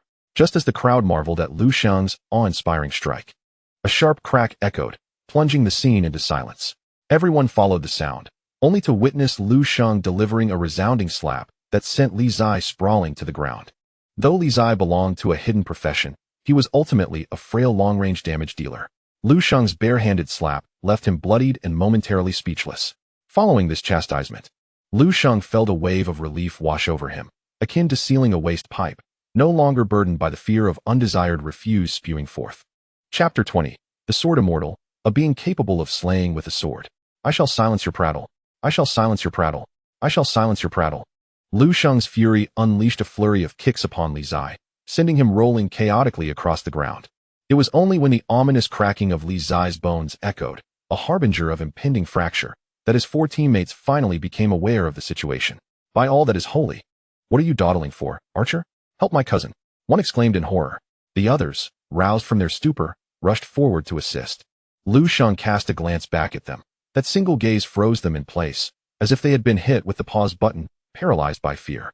After all, if Li Zai was being overpowered, how could these four possibly contend with Lu Sheng?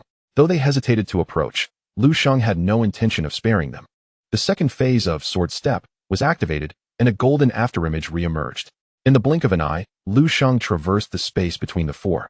The brilliance of the Kanglan sword flaring, and with anguished cries, they all fell, each bearing a significant wound. The precision of his strike was remarkable. It incapacitated all four without claiming their lives. One sword strike, for foes felled. Lu Sheng flicked off the droplets of blood from the tip of his sword and let out a cold snort from his nose. After all this time training together, one would think there was some semblance of camaraderie. Yet, you have the audacity to sell him out, truly beneath contempt. In the future, who would dare to team up with you for leveling? The four huddled on the ground, too afraid to speak, merely groaning and clutching their wounds. At that moment, noticing Lu Sheng's use of a surprise attack to depart, Li Zai scrambled to his feet, racing towards the teleportation portal in a frantic bid for escape. His movements, however, did not go unnoticed by Lu Sheng. Thinking he could flee, Lu Sheng scoffed, activating the third segment of his Sword Step skill once more. A golden afterimage swept past as Lu Sheng appeared behind Li Zai, delivering a kick to his lower back, sending him sprawling face-first into the ground. Li Zai let out a muffled groan, slapping the ground as shadows enveloped him, signaling the imminent activation of his displacement skill, Shadow Shift. Lu Sheng chuckled derisively as the final segment of Sword Step activated. Yet, since it was the fourth segment, with the use of his skill, all afterimages vanished, and he returned to his original position. Observers quickly grasped the situation. Lu Sheng's surprise attack skill was indeed formidable, but it was not without limits. He could only execute 3 surprise attacks before reverting to his initial location. It seemed that Li Zai might evade Lu Sheng's grasp using Shadow Shift. However, this mattered little. Lu Sheng's display of combat prowess had already imparted a valuable lesson to Li Zai. Even if Li Zai managed to escape, it would hold no significance for Lu Sheng. Yet, Lu Sheng had no intention of letting Li Zai off the hook. It was true that the number of surprise attacks from Sword Step had been exhausted, and that Li Zai had created a 10-meter gap with Shadow Shift. However, Lu Sheng was a Sword Immortal. A Sword Immortal possesses the power to wield a sword with deadly precision. Sword technique, arise. Lu Sheng gently tossed the Kanglan sword into the air, where it hovered ominously, emitting a low hum. This spectacle left all onlookers in sheer astonishment. A sword suspended in midair? How utterly unfathomable. Yet, that was not the most extraordinary aspect. As Li Zai's figure vanished, a shadow reappeared 10 meters away, marking the spot where he would soon land. With a mere gesture, Lu Sheng directed the Kanglan sword, which shot forward, trailing a brilliant blue aura, its speed so swift that many could scarcely comprehend it. Just as Li Zai completed his teleportation with Shadow Shift, the Kanglan sword had already reached him from behind, piercing through his shoulder and pinning him against a nearby tree. Li Zai let out a blood-curdling scream. In that instant, he was utterly incapacitated, no longer able to retaliate. The entire confrontation, aside from Lu Sheng's deliberate approach towards Li Zai, was brief. One could say that once Lu Sheng unsheathed his sword, Li Zai and his companions stood no chance, completely at the mercy of Lu Sheng's assault. Li Zai and Lu Sheng are both prominent figures at their school, one remembered for his formidable reputation as a bully, the other renowned for his striking good looks. Who could have anticipated that the bully would seek trouble with the heartthrob, only to be decisively subdued by him? The outcome left the audience in stunned silence. Following this brief moment of quiet, an uproar erupted. What kind of prowess does Lu Sheng possess? Regardless of the opponent, he seems capable of dispatching them with a single stroke. I can't shake the feeling that he has been holding back, if it had been a life-or-death struggle. Li Zai and his companions would have perished long ago. My friend, be a little more confident. Remove that sense of doubt. If Lu Sheng were truly intent on killing, even 10 Li Zais would be powerless to resist. This is utterly absurd. How did Lu Sheng achieve this? At first, he moved with the ease of a leisurely stroll, evading all of Li Zai's attacks. Then, with a series of rapid strikes, he became a force to be reckoned with, unstoppable in his onslaught. Eventually, he took it even further by summoning his sword. The most astonishing aspect remains the sword itself. In my recollection, swordsmen typically wield their blades directly. How is it that he can command the sword to strike independently? Little sword, did you witness this? A seasoned blade should engage in battle on its own. Yet here it is, merely hovering. My friend, stop your cries. My sword claims this is all mere theatrics and cannot be trusted. Oh no. The two swordsmen beside me have lost their minds. Someone, please, take them away. Lu Sheng paid no heed to the surrounding chaos. Amidst the gasps of the crowd, the Kanglan sword was extracted from Li Zai, as if possessing a will of its own, arcing gracefully before being stowed away in Lu Sheng's inventory. He then activated the drunken immortal moon gazing step, enhancing his speed to an astounding 400, leaving behind afterimages as he approached Li Zai and seized him, tossing him towards the other four. If you wish to survive, quickly consume a healing potion. Lu Sheng commanded coldly. With a teacher present in the camp, he had no intention of causing fatalities. Li Zai, bearing the brunt of the injuries, yet also possessing considerable wealth, trembled as he retrieved a bottle filled with vibrant red potions from his inventory and consumed it. Instantly, a faint crimson mist enveloped him, staunching the bleeding from his grievous wounds. However, complete healing would require some time for the potion's effects to take hold. The others, too, followed suit, gulping down their low-tier potions as they awaited their recovery. Lu Sheng stood with one hand behind his back, gazing down at Li Zai and the others with an air of unyielding authority, his sword saint demeanor sharp and imposing, causing Li Zai to involuntarily swallow hard. Because of Qiu He, you sought trouble with me, assaulted my friend, and even aimed to ruin my paradise, correct? Lu Sheng spoke, eliciting a shiver from Li Zai and his companions. Now, let us discuss how we shall resolve today's events. Chapter 21. Can women also steal? Li Zai gritted his teeth and spoke first. I am willing to be brave for love, to allow the princess to see her knights standing before her, even in death. Lu Sheng, unable to contain his fury, roared in response, speak plainly. The Kanglan sword buzzed ominously, reappearing beside Lu Sheng, eager to pierce Li Zai into a veritable hive. Li Zai suddenly faltered, tears brimming in his eyes. Please, don't take action. I meant to apologize. Had I been more reasonable earlier, I wouldn't have ended up with a sword in my hand. Lu Sheng gritted his teeth as he commanded the Kanglan sword to return to his inventory. An apology devoid of sincerity is worthless. Produce something of genuine value. What can we offer? Li Zai and his companions found themselves at a loss. Lu Sheng insisted. Empty your inventories. Whatever you have, show it to me. Li Zai's expression darkened, yet they dared not defy Lu Sheng's words. Thus, under Li Zai's direction, everyone began to unload their belongings, quickly forming 5 small mounds. Among these items were some equipment, potions, and materials, all spoils from their endeavors over the past 2 days. However, Lu Sheng found little of merit among their treasures. The most valuable pieces were merely white and blue gear. Had there been even a single purple item, he might have considered claiming it. Alas, none were present. Lu Sheng accepted a few high-grade potions from Li Zai, while also allowing Go Sheng to select a couple of usable items for himself. The remaining goods, though collectively worth several thousand coins, were not of interest to Lu Sheng, who had no inclination to scavenge, and thus returned them to Li Zai and his associates. Naturally, before doing so, he seized their soul collectors and transferred all 5 of their points into his own possession. While their individual scores were modest, together they amounted to around 6,000 points. With this addition, Lu Sheng's total score soared to approximately 22,000 points, likely securing him the top rank. Having completed his demands, Lu Sheng intended to let Li Zai go. However, just as he was about to turn away, his peripheral vision caught sight of Qiu He, who had remained silent. Noticing Lu Sheng's gaze, Qiu He's large eyes filled with trepidation, and she hastily interjected, Lu Sheng, allow me to explain. A few days ago, Li Zai approached me, inquiring about our situation. I merely vented some frustrations and inadvertently shared everything with him. I never anticipated he would act so recklessly, not only assaulting your friend, but also seeking you out for retribution on my behalf. I have repeatedly urged him to reconsider. When you arrived previously, you must have noticed, I did not wish for conflict between you two. Yet, I was powerless to prevent what transpired. As Qiu He spoke, her voice grew increasingly faint. For Lu Sheng had approached her, his expression devoid of emotion, starkly contrasting with Li Zai's gaze upon her. In Lu Sheng's eyes, she was not a fragile girl, but merely a living being, stripped of gender distinctions. Lu Sheng scoffed at Qiu He's explanation. Are you implying that everything that occurred today was solely Li Zai's doing?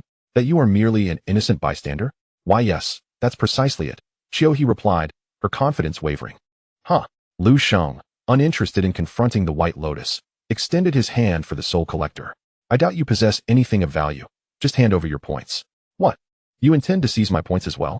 Qiu He stammered, disbelief etched across her face. Of course, Lu Sheng nodded, adhering to the principle of chivalry. As a lady, it is only fitting that I prioritize taking from you.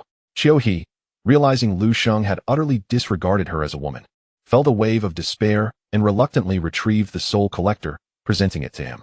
Upon inspection, Lu Sheng discovered that Qiu He indeed had a substantial sum of 4,000 points. It was evident that the lovesick Li Zai had accompanied her in leveling up over the past couple of days, generously sharing his points with her.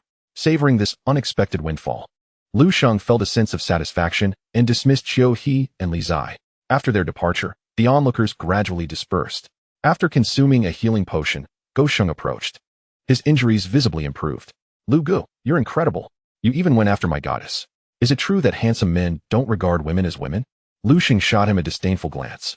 Not striking her makes me rather gentlemanly. She is the root cause of your troubles, yet you still idolize her? Go Sheng pondered this deeply, and just when Lu Sheng thought he had finally grasped the situation, Go Sheng declared, I believe my goddess must have her reasons for such actions. Truly, a classic case, Lu Sheng thought, losing interest in the conversation, oblivious to Lu Sheng's irritation. Go Sheng continued, by the way, Lu Gu, what is the purpose of the points in the Soul Collector?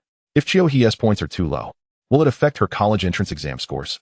Even if they don't affect her exams, it might impact the resources allocated by the school for advancement. I have over 1,000 points left. What if I give my points to her? It might not sway her, but at least her score wouldn't be at the bottom of the grade, and she wouldn't suffer any repercussions, right? Lu Gu, where are you going? Lu Sheng turned and walked away, filled with regret. He wished he had left Go Sheng hanging in the tree a while longer to gain some clarity. For the time being, Li Zai and his companions would likely refrain from causing trouble. Following this incident, Lu Sheng planned to rest at the camp for a day to replenish supplies before resuming his leveling and point collection. As for Go Sheng, he finally ceased his insistence on giving his points to Qiu He and informed Lu Sheng of his intention to return to the school's teleportation hub to seek a party in need of a frontliner. If he failed to find one, he would have no choice but to tackle the Thorny Hills solo. The Thorny Hills serve as a level 1015 training ground. A mere level 14 shield warrior, despite possessing insufficient damage output, is capable of soloing, albeit at a somewhat languorous pace. As two individuals deliberated, a melodious voice suddenly rang out nearby. Excuse me, gentlemen, do you have a fixed team? If not, would you be willing to join us? Chapter 22, The Power Rankings, 2nd place. Tao Lu Sheng and Go Sheng turned towards the source of the voice to find a girl with a neat fringe and short hair, beaming at them. Dressed in light leather armor and wielding a wooden short bow, she appeared to be an archer-class character. The young girl was fair of face, not conventionally beautiful, yet her eyes shone with a brilliance akin to starlight. Lu Sheng felt no particular familiarity with her. It was uncertain whether he had encountered her before, but he certainly did not recognize her. Having just decisively triumphed over Li Zai, it was not surprising that someone would approach him for a team. Hence, Lu Sheng expressed minimal interest in conversing with the girl and replied directly, I apologize, but I prefer to solo for now and have no desire to team up with others. The girl, anticipating his refusal, chuckled lightly. You wouldn't think that I was drawn to you solely because I witnessed your prowess, would you? In truth, if we teamed up, it remains uncertain who would be the real powerhouse. With a snap of her fingers, her basic information materialized above her head. Name, Tao level, 18 class, Elf Ranger, hidden class. Remaining attributes were concealed, as such information, including skills and equipment, is typically regarded as personal privacy and not shared publicly. Nonetheless, her level and the designation of a hidden class clearly indicated that this young lady was indeed a formidable player. The name Tao struck Lu Sheng as somewhat familiar. Beside him, Go Sheng gasped upon seeing her attribute panel. You are the hidden class Tao? Indeed, that is I. Tao beamed, unable to hide her pride upon realizing that Go Sheng had heard of her. Lu Sheng nudged Go Sheng and whispered, Who is she? Do you know her? Go Sheng replied, Lu Gu, you don't know Tao? She has been prominently featured in the top power rankings on our forum. Lu Sheng was aware of the aforementioned rankings, which were compiled by a few students with potential for gossip. consolidating information about all students in the school to create a power ranking. The rankings enumerate the top 100 students, each a paragon of strength. These individuals are ranked based on their class, equipment, and examination results, and the information is publicly disclosed on the forum. This power ranking is updated monthly, although unofficial. It remains quite credible. For instance, Li Zai and Lu Sheng both hold positions on this list, with Li Zai currently ranked 10th and Lu Sheng 32nd. However, after today's battle, it is estimated that Lu Sheng's ranking will surely rise into the top 10. This list holds little interest for Lu Sheng, leaving him unaware of the connection between Cao Cao and the freshman combat power rankings. Observing Lu Sheng's evident lack of understanding, Go Sheng elaborated. This Cao Cao is ranked second on the freshman combat power list. It is said that her hidden profession is that of an elven ranger, endowed with formidable professional traits. In every examination, her output, defense, and speed have consistently placed her first, and not just marginally so. Furthermore, she is among the few who have maintained a position on the freshman combat power list since her first year. Such an extraordinary talent. You cannot possibly claim to have never heard of her. Lu Sheng cleared his throat, feeling somewhat embarrassed to admit in front of Cao Cao that he had indeed not heard much of her reputation. However, a question soon arose in his mind. If her professional traits are so powerful and she consistently ranks first in examinations, how is she only second on the freshman combat power list? Go Sheng replied, "Oh, the individual ranked first is called Yunyu, who also possesses a hidden profession. Her hidden profession is that of a void mage, which leans towards functionality. Although her monster hunting ability is not particularly strong, her PvP capabilities are nearly insurmountable. Cao Cao has faced Yunyu numerous times and has lost each encounter. Thus the ranking of first is understandably contentious. So the top of the combat power list is indeed Yunyu?" Lu Sheng confirmed. "Indeed, it is her. It is said that she has a record of 136 matches, all victories. At the start of her senior year, prestigious institutions had already begun to reach out to her for early admission. Truly impressive." Noticing the two discussing the reason for her second-place ranking, Cao Cao seemed somewhat displeased and interjected, "Hey, the two of you should refrain from discussing such trivial matters. Just know that I, Cao Cao, am undeniably the top in monster hunting at our school. The reason I am seeking to form a team with you is not to ride on anyone's coattails." After a brief pause, she cast a proud glance at Lu Sheng, confident that this time she would secure his agreement. "So, what do you say, handsome? Are you willing to team up with me now?" To her surprise, Lu Sheng shook his head again, saying, "I'm sorry, but I am still not interested." Cao Cao was momentarily at a loss for words. Lu Sheng smiled and explained, "While your output may indeed be high, I truly do not lack in that department. What I lack is a formidable beast. Having someone to share experience points and rewards with me is less advantageous than going solo." With that, Lu Sheng turned to leave. Unexpectedly, Cao Cao called out, "Ah, it's my fault for not being clearer earlier. The reason I am seeking to form a team is not for leveling up through monster hunting, but rather for an opportunity in a secret realm." "A secret realm?" Lu Sheng's interest was piqued, prompting him to halt. The so-called secret realm refers to a randomly generated area in the wild. The coordinates for such realms appear entirely at random and can only last for 3 to 5 days. Once the time elapses, the secret realm vanishes, never to reappear.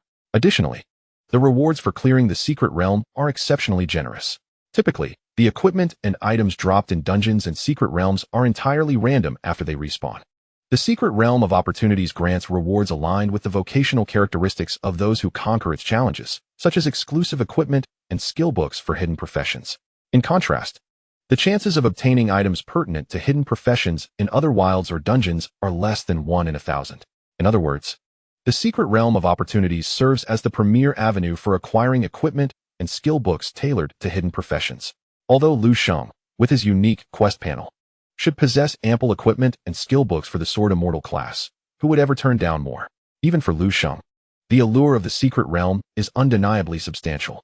Noticing Lu Sheng's shift from indifference, Cao Cao realized that no one could resist the allure of the secret realm. "Although you are said to be a swordsman, I observed your earlier engagement with Li Zai, and it seemed far beyond the mere capabilities of a swordsman. You must have transitioned into some form of hidden profession, just like us, haven't you? You certainly wouldn't want to miss out on this secret realm, would you?" Just as Lu Sheng was about to respond, his quest panel updated once more. "Ding. You have new tasks available for acceptance. Please check." Chapter 23. The Sword Immortal's exclusive passive skill. Bladescar. Lu Sheng was taken aback and discreetly glanced at the quest panel. Current tasks available for acceptance. 1. Respond to Cao Cao with a cold smile, curling one corner of his mouth. "Humph. This mere secret realm holds no appeal for me. Completion rewards, Charisma 5. 2. Form a team and enter a secret realm of opportunities. Completion rewards, Mastery of the Sword Immortal's exclusive passive skill, Blade Scar. This time, the rewards were quite enticing. Previously, a task would only yield a single point of charisma, but this one offered a generous 5. However, Lu Sheng felt he was already handsome enough and did not require further enhancement. Thus, in comparison to the 5 points of charisma, the reward from the second task was far more alluring. Although he was unaware of the exact benefits of the passive skill Blade Scar, being an exclusive skill for the Sword Immortal, it must possess significant value. Moreover, passive skills are always beneficial, are they not? Initially, Lu Sheng held a keen interest in the secret realm, yet he was troubled by the potential impact of teaming up with others on his ability to earn points. After all, the true purpose of these points remained a mystery. If he were to forfeit greater advantages due to a mere secret realm, he would undoubtedly regret it deeply. Now, however, the prospect of acquiring an exclusive passive skill for his profession, coupled with the rewards from the secret realm, had tipped the scales of Lu Sheng's indecision. He resolved to pursue the secret realm. Although he had made up his mind, Lu Sheng refrained from expressing his emotions outwardly, for there was still room for negotiation. He feigned a sense of eagerness while exhibiting a hint of hesitation, asking Cao Cao, teaming up for the secret realm is not out of the question. However, we still have our leveling tasks and the collection of souls to exchange for points. How will the points be allocated if we form a team? Points? Cao Cao scoffed. Surely, they cannot hold much significance. It seems that the school's alchemist is once again concocting something peculiar. In the end, the points accrued will merely exchange for a bit of currency or resources. Their worth pales in comparison to the rewards from a fortuitous secret realm. If you desire them, I can offer you all my points. After all, we have gathered quite a few, and these from the secret realm are of little consequence to us. Excellent. It is settled then. Lu Sheng responded with remarkable decisiveness, secretly pleased, thinking that indeed, engaging in further discussion could yield greater benefits. Lu Sheng extended his hand, proposing, since that is the case, let us form a team. However, once we have cleared the secret realm, we shall part ways. No worries. Cao Cao also reached out, shaking hands with Lu Sheng. We are not lacking in damage output. Teaming up with others tends to waste time. After speaking, Cao Cao sent Lu Sheng a team invitation. To his surprise, Go Sheng, who thought he was merely a bystander, also received an invitation from Cao Cao. This left him astonished. What? Am I going to the secret realm too? But I am just an ordinary shield warrior, far inferior to Brother Lu. Cao Cao reassured him, it matters not. Since you are friends, it is only right that you join us. The secret realm has a participant limit. We need at least 4 people. Otherwise, we could clear it ourselves without waiting so long or seeking others. You are a shield warrior, so you can take the front line during the exploration. And you needn't worry about anything else. That's no problem. I will certainly fulfill my duties as a shield warrior. Go Sheng was clearly excited. After all, being invited to explore the secret realm was something he had never even dared to dream about. Go Sheng and Lu Sheng subsequently entered the team. Lu Sheng noticed that, apart from the 3 of them, there was another individual. Being part of the same team allowed them to see on the map that this other person was also at the campsite, specifically within a tent designated for female rest. Lu Sheng mused that indeed, as Cao Cao had mentioned, they were always together, and since the secret realm required a 4-person team, Cao Cao must have another teammate. And where is the other person? Resting? Lu Sheng inquired. Cao Cao smiled and stretched. Her slender waist momentarily revealed beneath her leather armor, showcasing her youthful grace. Yes, we are human too. After battling monsters for 2 days, rest is essential. She exhausted herself using too many skills while fighting, so she went to rest first. I stayed behind at the campsite to see if there are any skilled players capable of soloing the ghostly shadow maze, worthy of our invitation to join in the secret realm exploration. I initially thought Li Zi he would be a good choice, but his conversation quickly dissuaded me. I certainly do not wish to have a chatterbox standing next to me while clearing the secret realm. In comparison, you are far more suited to join our team. You are superior to Li Zihe and considerably more composed. Cao Cao unabashedly scrutinized Lu Sheng from head to toe. Moreover, even if your strength is lacking, having you simply to fulfill the numbers can still serve as eye candy. Lu Sheng. Observing Lu Sheng's speechlessness, Cao Cao chuckled softly. What I said is not inaccurate. She lowered her voice and glanced at a tent within the camp, whispering to Lu Sheng, my teammate is quite the beauty. However, her demeanor is rather aloof, as if she harbors little interest in men. I've heard since early on that our school's most handsome boy, Lu Sheng, is extraordinarily good-looking. Meeting you in person today, I must say you surpass those self-proclaimed handsome men who are, in truth, merely effeminate. Moreover, your skills are equally impressive. When we delve into the secret realm later, Perhaps you could put on a show to help normalize my friend's behavior. At the very least. She shouldn't drool over men or roll her eyes like a nun when speaking to them. Lu Sheng was rendered speechless once more, remaining silent for a moment before asking. Who exactly is your friend, our other teammate? You'll find out soon enough. Cao Cao arched an eyebrow at Lu Sheng, noting her playful demeanor. Lu Sheng opted for a different inquiry. When shall we gather to set off? Cao Cao pondered for a moment. Let us say 8 hours from now. I'm feeling quite fatigued and need some rest, and I assume you do as well. So, let us reconvene here in 8 hours. And we'll lead the way to the secret realm. No objections, it's a deal. Lu Sheng and Go Sheng nodded in agreement with Cao Cao, and soon after, they parted ways. Lu Sheng and Go Sheng, this pair of dual saints, requested sleeping bags from their teacher and found a spot in the tent designated for boys, where they quickly succumbed to a deep slumber. With the teacher supervising inside the tent, the student's safety was assured, allowing Lu Sheng to sleep soundly. 8 hours later, Lu Sheng roused Go Sheng, who had been mumbling in his sleep and repeatedly calling out, Xiao He. After a brief wash, they arrived at the agreed-upon location with Cao Cao. Chapter 24. Blood Infant Village. Upon their arrival, Lu Sheng and Go Sheng discovered 2 individuals already present, appearing to have waited for some time. Besides Cao Cao, the other person must be her close friend and teammate.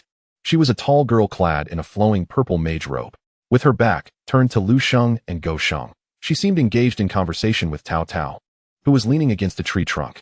From Lu Sheng's vantage point, he could not see her face, only her luxurious, cascading hair that flowed down to her waist. This silhouette alone could easily captivate any naive young man. Seeing Lu Sheng and Go Sheng approach, Cao Cao promptly straightened her posture and addressed the girl with long, straight hair. They have arrived. As the girl turned her head, Lu Sheng finally caught a glimpse of her face. It was strikingly beautiful, far surpassing Cao Cao, certainly placing her in the realm of stunning beauty, even more so than Xiao He. The only drawbacks were her excessively stern expression, and her skin, while pale, lacked the lustrous quality of jade, instead exhibiting a rather sickly pallor. Coupled with her expressionless demeanor, which even carried a hint of coldness, she evoked a sense of chill in those who beheld her. Undoubtedly, it is undeniable that this young lady is indeed a beauty, and a striking one at that. My apologies for our tardiness, Lu Sheng greeted as he approached. Cao Cao glanced at her wristwatch, a leather-banded timepiece, and responded amiably, not to worry. We still have 10 minutes before the promised 8 hours are up. It is not that you arrived late, but rather that we arrived early. Allow me to introduce you to my companions. This is my original teammate, Yunyu. My goodness, Guo Sheng exclaimed in astonishment, his eyes wide with surprise as he gazed at Yunyu. Is it really Yunyu? I am fortunate enough to be teamed with Yunyu to conquer the mystic realm. What incredible luck.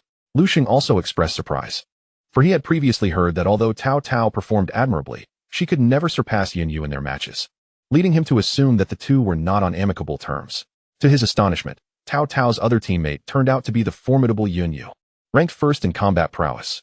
No wonder Cao Cao claimed she could venture into the mystic realm with 2 pretty faces. With these two working together, confronting a level 20 bronze tier boss would pose little challenge. Cao Cao proceeded to introduce Lu Sheng and Guo Sheng, and throughout the introductions, Yunyu merely nodded in acknowledgement, remaining silent. This prompted Guo Sheng to ponder quietly. Just as he was about to tug at Lu Sheng's sleeve to inquire if Yunyu was mute, Cao Cao interjected. My dear friend here prefers to keep her words to a minimum. When it comes time to collaborate in the mystic realm, do refrain from bothering her. She will speak up when necessary. Satisfied, Guo Sheng fell silent, acknowledging his role as the team's burden with a sense of self-awareness. As both parties familiarized themselves, Cao Cao's more extroverted nature served as a bonding agent, leading Lu Sheng and Guo Sheng away from the camp and deeper into the ghostly shadow forest. The path taken by Cao Cao was in stark contrast to the direction Lu Sheng had previously traversed.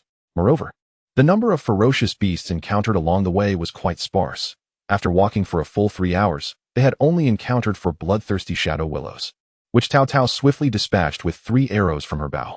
Had it been any other students, they might have sought a different route upon noticing the scarcity of beasts in this direction.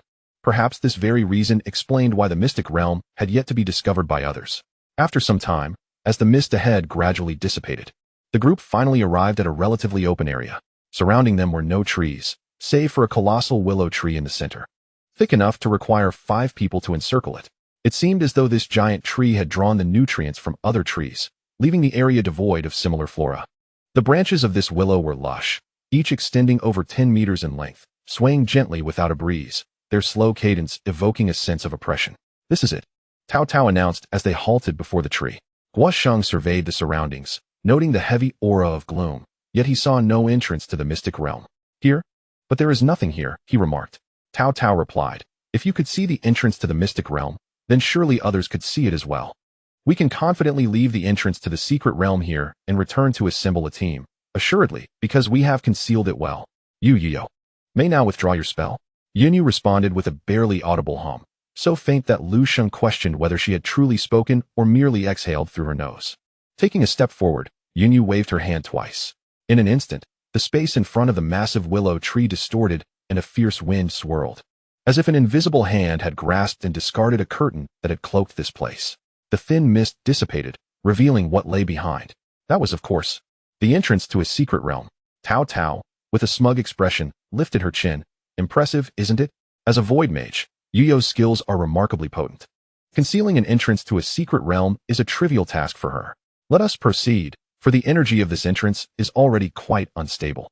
It is estimated to last no more than a day. We must explore this opportunity before the secret realm shifts elsewhere. Yes, let us hurry inside. Lu Sheng nodded and, together with the others, approached the entrance. As Lu Sheng reached out to touch it, a prompt appeared before him. Warning. Do you wish to enter the opportunity secret realm? Blood Infant Village? Blood Infant Village difficulty. Unknown level. Unknown required number of participants. 46 current agreeing participants. 04. Blood Infant Village? Upon seeing these words, and considering their appearance in the ghostly shadow fog forest, Lu Sheng surmised that this secret realm was unlikely to be a picturesque paradise. However, as a man, he felt no trepidation and promptly chose to enter.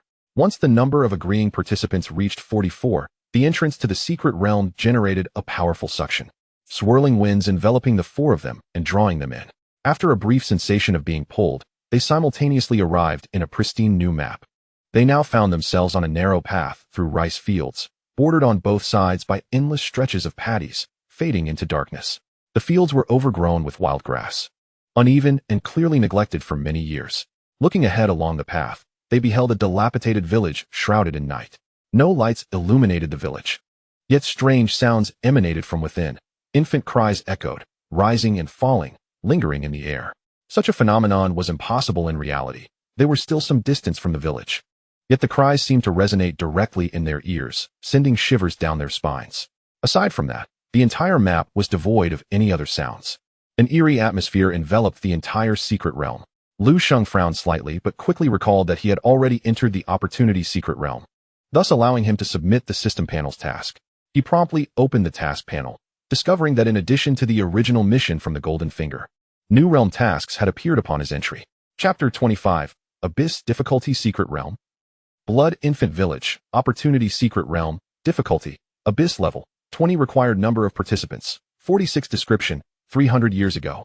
A village named Shuin Village was built around a 1,000-year-old tree. In an ancient grove, a tree spirit manifested as a youthful maiden, becoming the guardian deity of Shuin Village, shielding it from the encroachments of ferocious beasts.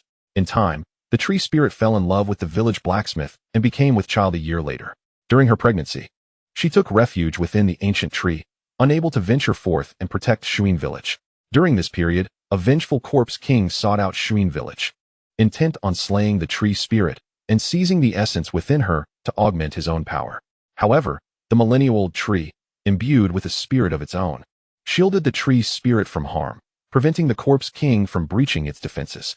In desperation, the corpse king slaughtered dozens, compelling the blacksmith, the only one permitted by the tree spirit to enter the ancient tree, to retrieve the newborn child. If he consumed the child, he promised to leave and restore peace to Shuin Village. Torn by indecision, the blacksmith ultimately succumbed to the villagers' scorn and entered the ancient tree. Taking advantage of the tree spirit's weakness, he snatched the newborn and delivered it to the corpse king. The corpse king immediately drained the infant of its life force, leading the villagers to believe he would honor his word and depart. Contrary to their expectations, the corpse king discarded the lifeless infant and charged into the ancient tree.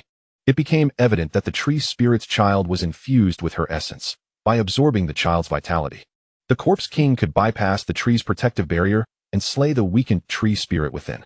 Thus, a fierce battle erupted inside the ancient tree. A day later, the bloodied tree spirit emerged from the grove. The villagers erupted in cheers, believing she had triumphed once more, ensuring their continued protection. However, in the next moment, a surge of vengeful energy erupted from the tree spirit. Under its influence, all villagers, including the blacksmith, whom the tree spirit once cherished, felt their abdomens swell ominously. Within days, a sharp-toothed infant would tear through their bellies to emerge. Their gory cavities became mere shells, devoid of innards, with only a few rib bones protruding like withered branches, barely maintaining the tattered flesh. In an instant, Shuin village was shrouded in vengeful energy, the living dwindling in number, while the echoes of their screams gradually faded, replaced by the piercing cries of infants. Some claimed to have seen the tree spirit pick up a withered infant corpse from the ground, cradling it in her arms before vanishing into the miasma of resentment. That skeletal infant corpse was, in fact, her own child. The corpse king had devoured the infant entirely and carelessly discarded the remains, while the villagers, preoccupied with fearing whether the tree spirit could vanquish the corpse king, neglected to consider burying the child. Ultimately, who emerged from the ancient tree to bring about the demise of the entire village? The tree spirit, the corpse king, or a fusion of both? None could say. The conditions to complete the secret realm were clear: locate the source of the vengeful energy in the blood infant village and eliminate it. The introduction to the secret realm detailed the origins of this opportunity. A brief tale rendered the four participants silent. Even the usually loquacious Tao Tao fell into a contemplative quiet. Lu Sheng, an avid reader familiar with myriad web narratives from his past life, possessed a modicum of resilience. He cleared his throat, breaking the silence. The conditions to clear this opportunity realm involve finding the source of the blood infant village's resentment, which must be the location of the boss here. Thus, it can be concluded that the secret realm content should be straightforward. We merely need to locate the boss on the map. At this juncture, he furrowed his brow slightly. However, the difficulty of this opportunity's secret realm has exceeded my expectations. An abyss-level secret realm is indeed challenging to clear. The others also shifted their focus to strategizing for the secret realm, and upon seeing the abyss-level difficulty, they nodded gravely in agreement.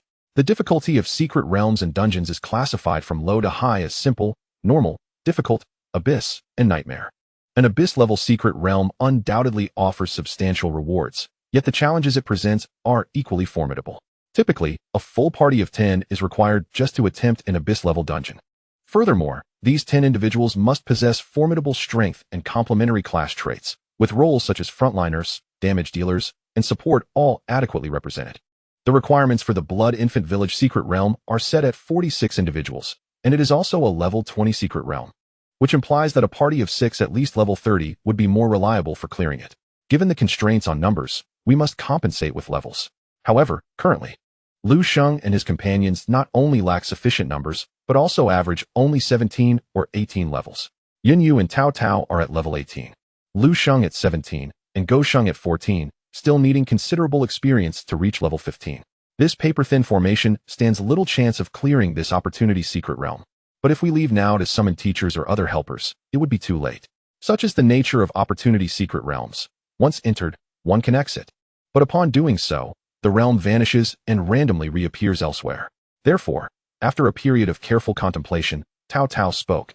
If it is indeed difficult to clear, then we shall proceed slowly. With Yun Yu here, I believe the challenges will not be insurmountable. If we encounter fierce beasts, we shall unite our efforts to gradually eliminate the minor foes, locate the boss, and ultimately bring it down. Having found such an opportunity secret realm, I do not wish to leave without even attempting it.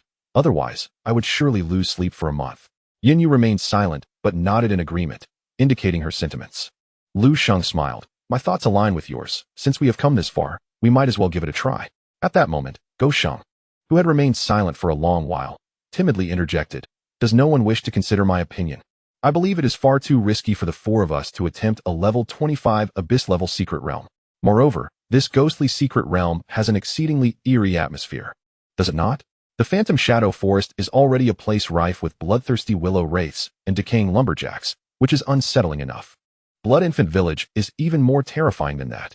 I suggest we simply pretend we have not encountered this opportunity secret realm. It would be for the best for all involved. Go Sheng's incessant chatter was an earnest attempt to persuade the others to retreat. I trust Yun Yu. She can ensure our safety. Tao Tao interjected with clarity, her tone devoid of any trepidation. Unsure if her words provided any comfort to Go Sheng, Tao Tao added, this high-difficulty secret realm indeed surpasses what Yun Yu and I anticipated. Had it been a standard secret realm, the two of us would have managed to clear it without issue. However, if it pertains to the abyss, your assistance is indeed indispensable. How about this? Let us take a moment to share our respective attributes, skills, and professional characteristics. This way, when we engage in combat, we can coordinate our efforts effectively. What do you think? Lu Sheng nodded in agreement, and seeing the resolve in everyone's eyes, Go Sheng had no choice but to follow suit. Well then, Cao Cao volunteered, since you all agree, allow me to share my situation first. Chapter 26. Hidden professional characteristics in a bid to convey her sincerity. Cao Cao did not withhold much. She grasped her short bow, and immediately, the bow, her attire, the leather pants adorning her lower body, and the leather boots upon her feet, all shimmered with a purple glow. This indicated that she possessed no less than 4 pieces of purple-grade equipment. As for her other gear, such as gauntlets and belts, they were of blue quality, likely at least of superior grade. However, her ring, necklace, and the helmet, rare for archers, were conspicuously absent. This was to be expected, as equipment for these 3 slots is exceedingly scarce. Even a white-grade item could fetch the price of a premium blue-grade piece. Moreover, the attributes they provide are not particularly high, making their cost-effectiveness significantly lower than that of other equipment. At lower levels, there is little necessity to acquire all these items, although those with ample resources may disregard this. It seems Cao Cao's family is quite affluent, yet she wisely allocates her funds to essential gear, revealing her prudent nature. After showcasing the tier of her equipment, Cao Cao continued, "My gear is commendable, and coupled with my professional traits, you need not worry about my output capabilities. Furthermore, my defense is comparable to that of a heavy armor class at the same level, ensuring that I will not be swiftly vanquished by ferocious beasts and allowing for a margin of error. Should our formation be disrupted, the frontline classes must prioritize protecting others. I will not require excessive attention. As for my skills," Cao Cao extended her hand, and instantly, a flame flickered to life in her palm. Lu Sheng was not surprised to discover her affinity for fire, having previously witnessed her employ a skill akin to fire arrow to dispatch several foes. However, what took him aback was the transformation of the flame in her palm as she deftly twirled her wrist. It underwent successive metamorphoses into ice crystals, a whirlwind, lightning, and earth shards. Then, with a flick of her wrist, all the elemental manifestations vanished. This exemplifies my professional characteristic as an elven ranger. I currently command 5 elemental attributes: fire, ice, wind, lightning, and earth. Upon selecting one, my other 2 skills will exhibit different effects. One of these skills is an amplification skill, which can be cast upon myself or my allies. Depending on the chosen elemental attribute, the effects of the amplification skill vary, including bestowing a burning effect to weapons, restoring allies' health, enhancing allies' movement speed, providing a chance to paralyze enemies upon attack, and granting a protective shield to teammates, among other effects. The other skill involves releasing arrows infused with different elemental attributes. The specific effects need not be elaborated upon, as I shall select the appropriate elements according to the circumstances and coordinate with all of you. By the way, Cao Cao snapped her fingers. I possess a displacement skill that allows me to surge forward 15 meters. With this ability, I should be able to ensure my own safety. So you need not disrupt your formation to protect me when I am attacked. My self-defense capabilities are quite robust. Upon hearing Cao Cao's introduction, Lu Sheng was genuinely astonished. Your professional attributes are impressively comprehensive. By my reckoning, you possess no fewer than 11 skills, sufficient to handle various situations. Cao Cao, with a hint of pride, brushed back the stray strands of hair from her forehead and remarked, "It's fair enough. But my primary role is still that of a damage dealer. The enhancement effects of my skills cannot possibly rival those of priests or other similar professions. So, do not expect me to provide you with substantial assistance after casting enhancement skills." Lu Sheng nodded. "Very well, I shall regard you as a damage dealer." He then turned his gaze to Yunyu. "And you? What are your professional attributes? How is your equipment?" Yunyu's response was succinct and straightforward. "I can deal damage, control the battlefield, and ensure my own safety." With that, she produced a jet-black staff, which, along with her robe and the necklace adorning her chest, shimmered with a purple light. The remaining equipment was of blue quality. While her gear was commendable, her description of her professional attributes seemed rather cursory, did it not? Noticing Lu Sheng's bemusement, Cao Cao hastily interjected. "Yunyu's professional attributes are indeed quite comprehensive. Her primary capability lies in battlefield control. You may consider her akin to an ice mage. As for what her professional attributes entail, I find it challenging to articulate. You will witness them firsthand in battle." "Very well," Lu Sheng did not press further. "Next, it is my turn." Lu Sheng pondered for a moment and decided not to conceal his identity as a hidden class any longer. During the prior confrontation with Li Zai, he had employed numerous Sword Immortal skills. Even a fool could discern that he was not an ordinary swordsman, but rather had transitioned into a hidden class. This could hardly be deemed a secret, and it would undoubtedly soon be revealed, so there was no issue in him disclosing it now. I am a hidden class Sword Immortal. Ah, Brother Lu, were you not a swordsman? When did you become a hidden class? Lu Sheng exclaimed loudly from the side, his voice resonating so loudly it drowned out the cries of an infant. Lu Sheng shot him a disapproving glare. Very well. I have overestimated the capabilities of a fool. He was disinclined to explain when he transitioned to the hidden class, and continued to introduce his attributes to the group. My professional attributes encompass 2 modes of attack. In simple terms, the sword manipulation technique enhances both my damage output and attack range. The range of sword manipulation is slightly less than that of an archer, yet the difference is marginal.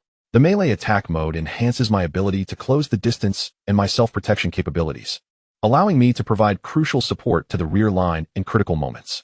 Additionally, I possess a skill that increases movement speed, enabling timely evasion. That should cover it.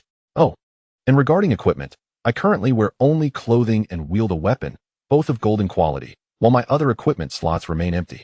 Lu Sheng's words were fundamentally consistent with what Cao Cao had previously observed, thus she harbored no suspicions. She scrutinized the golden feathered attire adorning Lu Sheng.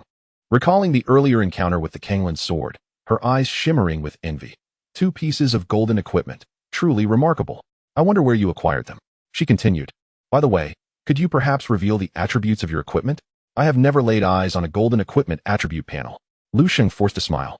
Declining her request, that would be rather inconvenient. How stingy, Cao Cao pouted in response. After Lu Sheng had elaborated on his occupational traits, Lu Sheng promptly interjected. Ahem. It's my turn now, right? Well, I am a shield warrior, and as for the traits of a shield warrior, what is there to introduce? Just make sure you bear the brunt up front. Cao Cao gave a thumbs up to Lu Sheng's sturdy physique. Then, without wasting any more time, she turned and advanced forward. Lu Sheng felt a mix of despair and frustration. Wait, am I devoid of rights just because I possess a hidden profession? You all truly are quite the bullies. Chapter 27. Cursed Blood Infant. With the introductions concluded, the 4 of them had a basic understanding of each other's roles. Lu Sheng could assume the position of a tank, bracing himself at the forefront. While his fortitude might be lacking, fortunately, Lu Sheng, Cao Cao, and Yin Yu each possessed a degree of offensive capability. As the saying goes, the best defense is a good offense. Collectively, the 3 should alleviate some of Lu Sheng's burdens. Thus, he should be able to withstand the onslaught at the front.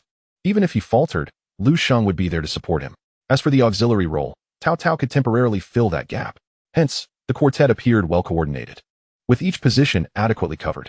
After a brief tactical arrangement, Lu Sheng was pushed to the forefront by the trio, and they commenced their expedition towards Blood Infant Village, officially beginning their foray into this secret realm. Despite his strong aversion to such a sinister locale, Lu Sheng nevertheless brandished his shield and short hammer, forging a path through the darkness for the group. As they progressed, Lu Sheng suddenly remembered that he had been so preoccupied with the newly refreshed secret realm quest that he had forgotten to claim the rewards. While following the others towards Blood Infant Village, he opened his quest panel and submitted the task pertaining to the search for opportunities in the secret realm. Instantly, his character panel was updated.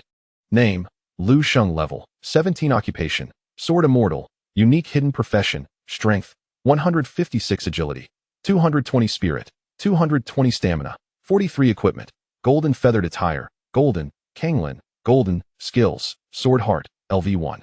Passive, Sword Control Technique, LV1, Active, Wave Cutting Sword Technique, LV1, Active, Drunken Fairy Moonwalk, LV2, Active, Sword Scar, LV1.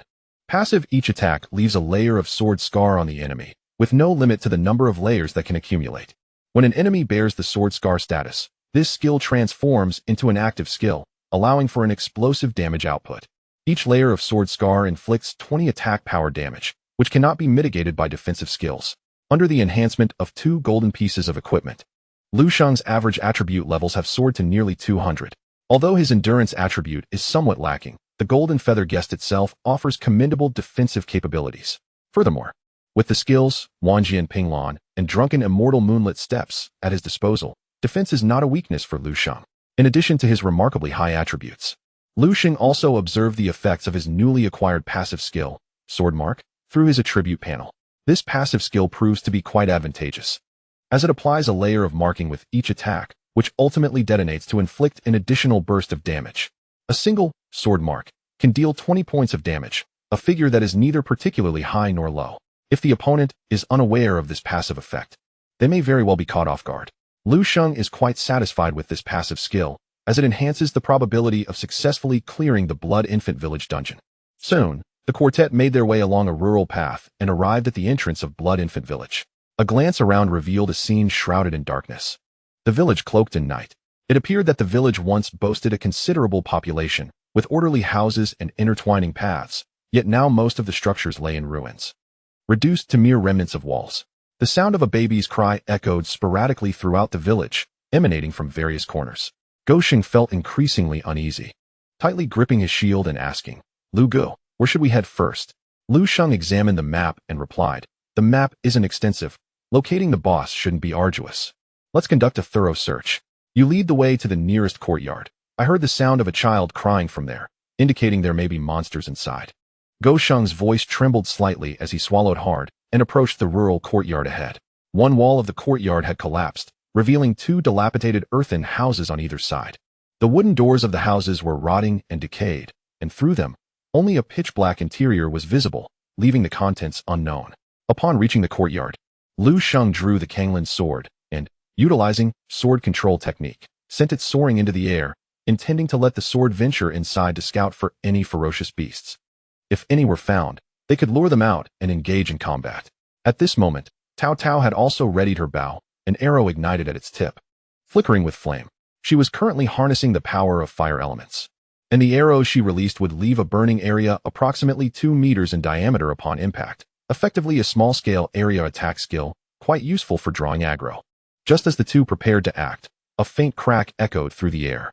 All attention was focused on the house before them, causing them to overlook the subtle sound. Suddenly, the ground beneath Lu Sheng's feet gave way. A bloodied little hand emerged from the earth, clutching at his pant leg.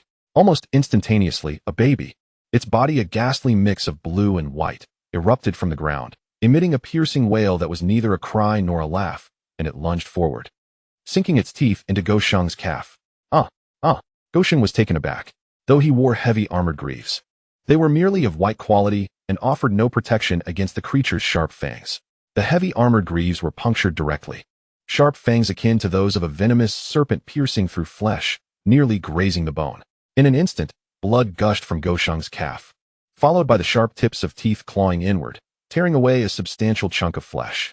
The creature emerged completely, crawling on the ground, and after consuming Lu Sheng's blood and flesh, it emitted an even more eerie sound. Lu Sheng fixed his gaze upon it. Despite having vanquished numerous ferocious beasts in the Ghost Shadow Maze, the sight of this creature made him feel a wave of nausea. This beast was not large, resembling an infant in size, yet its appearance was grotesque. Its body was a ghastly blend of blue and crimson, as if its skin had not fully formed, or as if it had been splashed with acid at birth, with jagged, uneven wounds. Something was oozing from its abdomen, trailing on the ground. Not only Lu Sheng, but even Yunyu, who had long been suspected of having a facial paralysis, displayed a change in expression, his brows twitching slightly upon witnessing the creature. Cursed Blood Infant, Abyss Level, 25 Attributes, Undead Strength, 89 Agility, 96 Spirit, 51 Endurance, 42 Skill, Flesh Consumption, passive after inflicting damage, it can recover its own wounds, with the amount restored being 15 of the damage dealt. Crawl, active can crawl forward at a speed of 200 for a duration of 10 seconds. Embrace, active can hold onto the enemy's body, making it impossible to shake off, lasting for 3 seconds.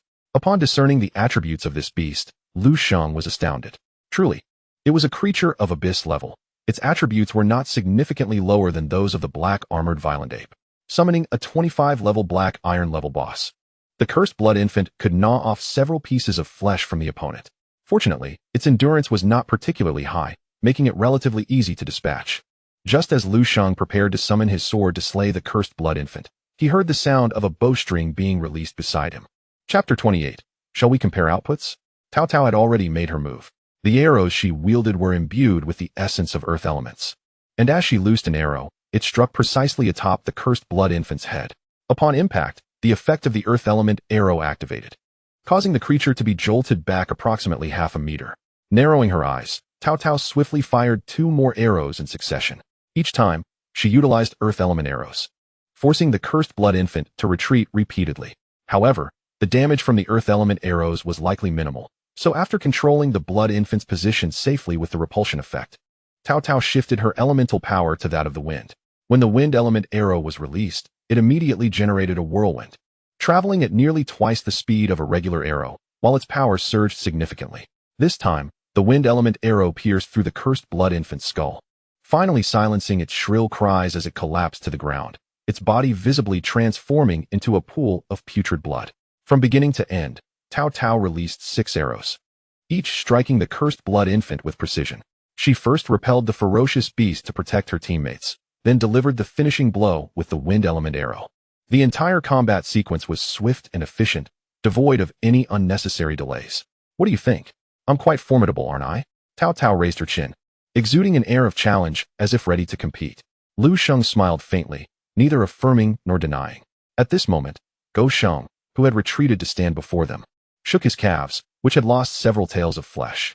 The wound was a gruesome sight, yet he seemed utterly oblivious to the pain. Brother Lu, Sister Tao, could you possibly tend to me before engaging in conversation? I feel as though something is amiss. Cao Cao glanced at his injury, raised her hand, and summoned an icy aura. A wave of azure mist enveloped Lu Sheng, only to dissipate shortly thereafter. A beneficial spell was cast upon him, and his pain immediately subsided, the wound now covered with a delicate layer of frost that staunched the bleeding. After casting the spell, Cao Cao remarked, "You should have some healing potions, right? My healing capacity is insufficient. You need to consume some potions to regain your strength." "Thank you, Sister Tao," Lu Sheng replied, hastily retrieving a healing potion from his inventory and gulping it down.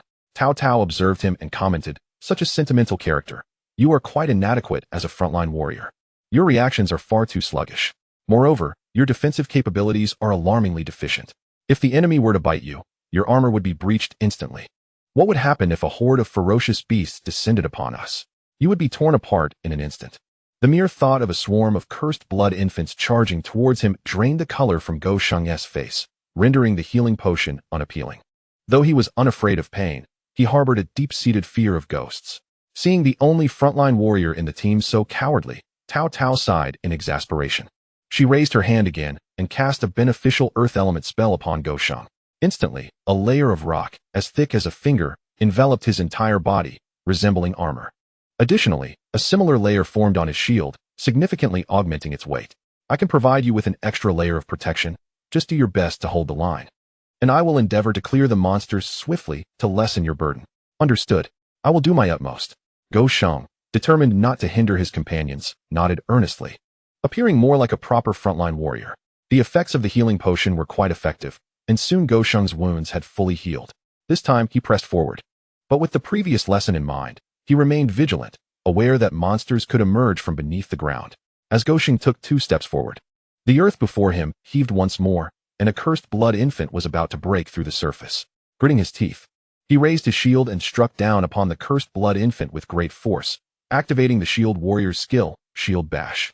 Shield Bash, active, inflicts damage on the enemy and causes a 2-second stun effect. The enormous shield knocked the newly emerged blood infant unconscious, and Lu Sheng felt a surge of joy, urging Cao Cao and the others to act swiftly. However, before he could utter a word, the ground ahead shifted again, revealing 2 more cursed blood infants poised to emerge. This time, the commotion roused 3 ferocious beasts. Cao Cao's expression turned grave. She knocked an arrow, preparing to utilize an earth element arrow to help Lu Sheng control the situation and prevent him from being besieged by the 3 beasts. Just then, a long sword, trailing vapor, suddenly shot forth, its speed rivaling that of Cao Cao's wind element arrows. Moreover, this flying sword wielded greater destructive power than the wind element arrows. The Panlong Sword arced through the air, piercing the head of the first cursed blood infant in an instant, delivering a swift demise. This is not yet the end. 2 cursed blood corpses have just emerged from the ground, and the Panlong Sword has struck. With a swift motion, it cleaved through the air, vanquishing the 2 cursed blood corpses in a single stroke. 3 level 25 abyssal beasts were dispatched in an instant. This display left all onlookers utterly astonished. Particularly, Cao Cao stood frozen in disbelief, nearly losing her grip on the bowstring. Her arrow flew askew, landing haphazardly on the ground. She had witnessed Lu Sheng's prowess before, and believed she had a general understanding of his abilities. However, the moment he engaged in battle, it became painfully clear to her that her comprehension was merely superficial. When she had fought against Li Zai, did Lu Sheng even exert 30% of his strength? to say nothing of the fact that with his swordplay, he could have effortlessly dispatched Li Zai with merely a thought. Tao Tao, known for her exceptional output, had consistently ranked first in her school's assessments. The mere rumor of her slaying a level 25 abyssal beast with 5 arrows would undoubtedly leave many in awe. Yet here was Lu Sheng, effortlessly claiming 3 lives with a single stroke. Where was the fairness in that? Go Sheng, initially bracing for the worst, expecting to suffer further injuries, was taken aback by Lu Sheng's rapid dispatching of the 3 beasts. Overcome with astonishment and joy, he exclaimed, "Brother Lu is incredible." Lu Sheng smiled at him without responding, casting a glance at Tao Tao beside him. Tao Tao recognized the meaning in Lu Sheng's eyes, reminiscent of the moment she had felled the first cursed blood infant. Overwhelmed, she pouted, "What are you so proud of? This is just the beginning. Who knows who has the higher output?" Indeed, it was merely the onset of their battle. Lu Sheng nodded, his expression turning more serious. The number of beasts in this area seemed rather considerable, and they needed to prepare for combat. No sooner had Lu Sheng's words faded than several cursed blood infants erupted from the ground ahead. Simultaneously, from the dilapidated houses on either side, roars echoed as new beasts emerged, charging toward the 4 of them. These new beasts, unlike the cursed blood infants, appeared larger and more imposing, resembling rotting corpses. Their most striking feature was the gaping wound in their abdomens, oozing with putrid flesh, a sight that could turn one's stomach. These must have once been the villagers of Shuin village. Chapter 29. Cursed Rotting Corpses. Cursed Rotting Corpse, Abyssal Level 25 Type, Undead Strength, 95 Agility, 75 Spirit, 53 Endurance, 61 Skill, Frenzied Assault. Passive movement speed increases by 30 when enemies are nearby. Skill, Intestinal Entanglement. Active throws out its intestines to ensnare the enemy, drawing both parties closer in an instant. The attributes of the cursed rotting corpses are quite similar to those of the cursed blood infants, with slightly lower agility and greater endurance. Moreover, their skill, Intestinal Entanglement, is not only macabre in name but even more grotesque in execution, as they utilize their own entrails as a lasso, an absurdity beyond belief. There are as many as 8 cursed rotting corpses in total. With the emergence of the 4 cursed blood infants, the group found themselves facing 12 ferocious beasts simultaneously. Such a multitude of creatures could easily rend Go Sheng asunder with a mere glance. Just as Lu Sheng contemplated retracting the Panlong Sword, preparing to wield it for a sweeping strike to clear the area, the sound of shattering glass resonated through the air. Suddenly, in front of the 2 waves of cursed corpses charging from either side, the very fabric of space underwent a transformation. The ground fractured like a shattered mirror, and fissures opened up, revealing 2 spatial rifts.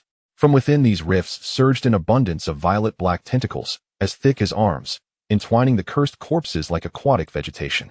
They unfurled their ends, bristling with sharp teeth, latching onto the corpses to gnaw at them.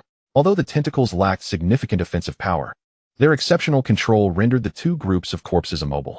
Lu Sheng turned to gaze at Yunyu, who had remained silent until now. Indeed, she was wielding her staff, its tip aglow with a ghostly purple luminescence, confirming that this bizarre skill emanated from her. Truly, she was a functional mage with remarkable control capabilities. At that moment, Tao Tao also transformed her elemental power into ice, launching ice arrows towards the monstrous horde. Although the arrows did not strike any beasts directly upon landing, they immediately radiated crystalline ice. The ice spread forth, enveloping the beasts and drastically reducing their mobility. The control effect provided by Tao Tao afforded the output position additional time for strikes.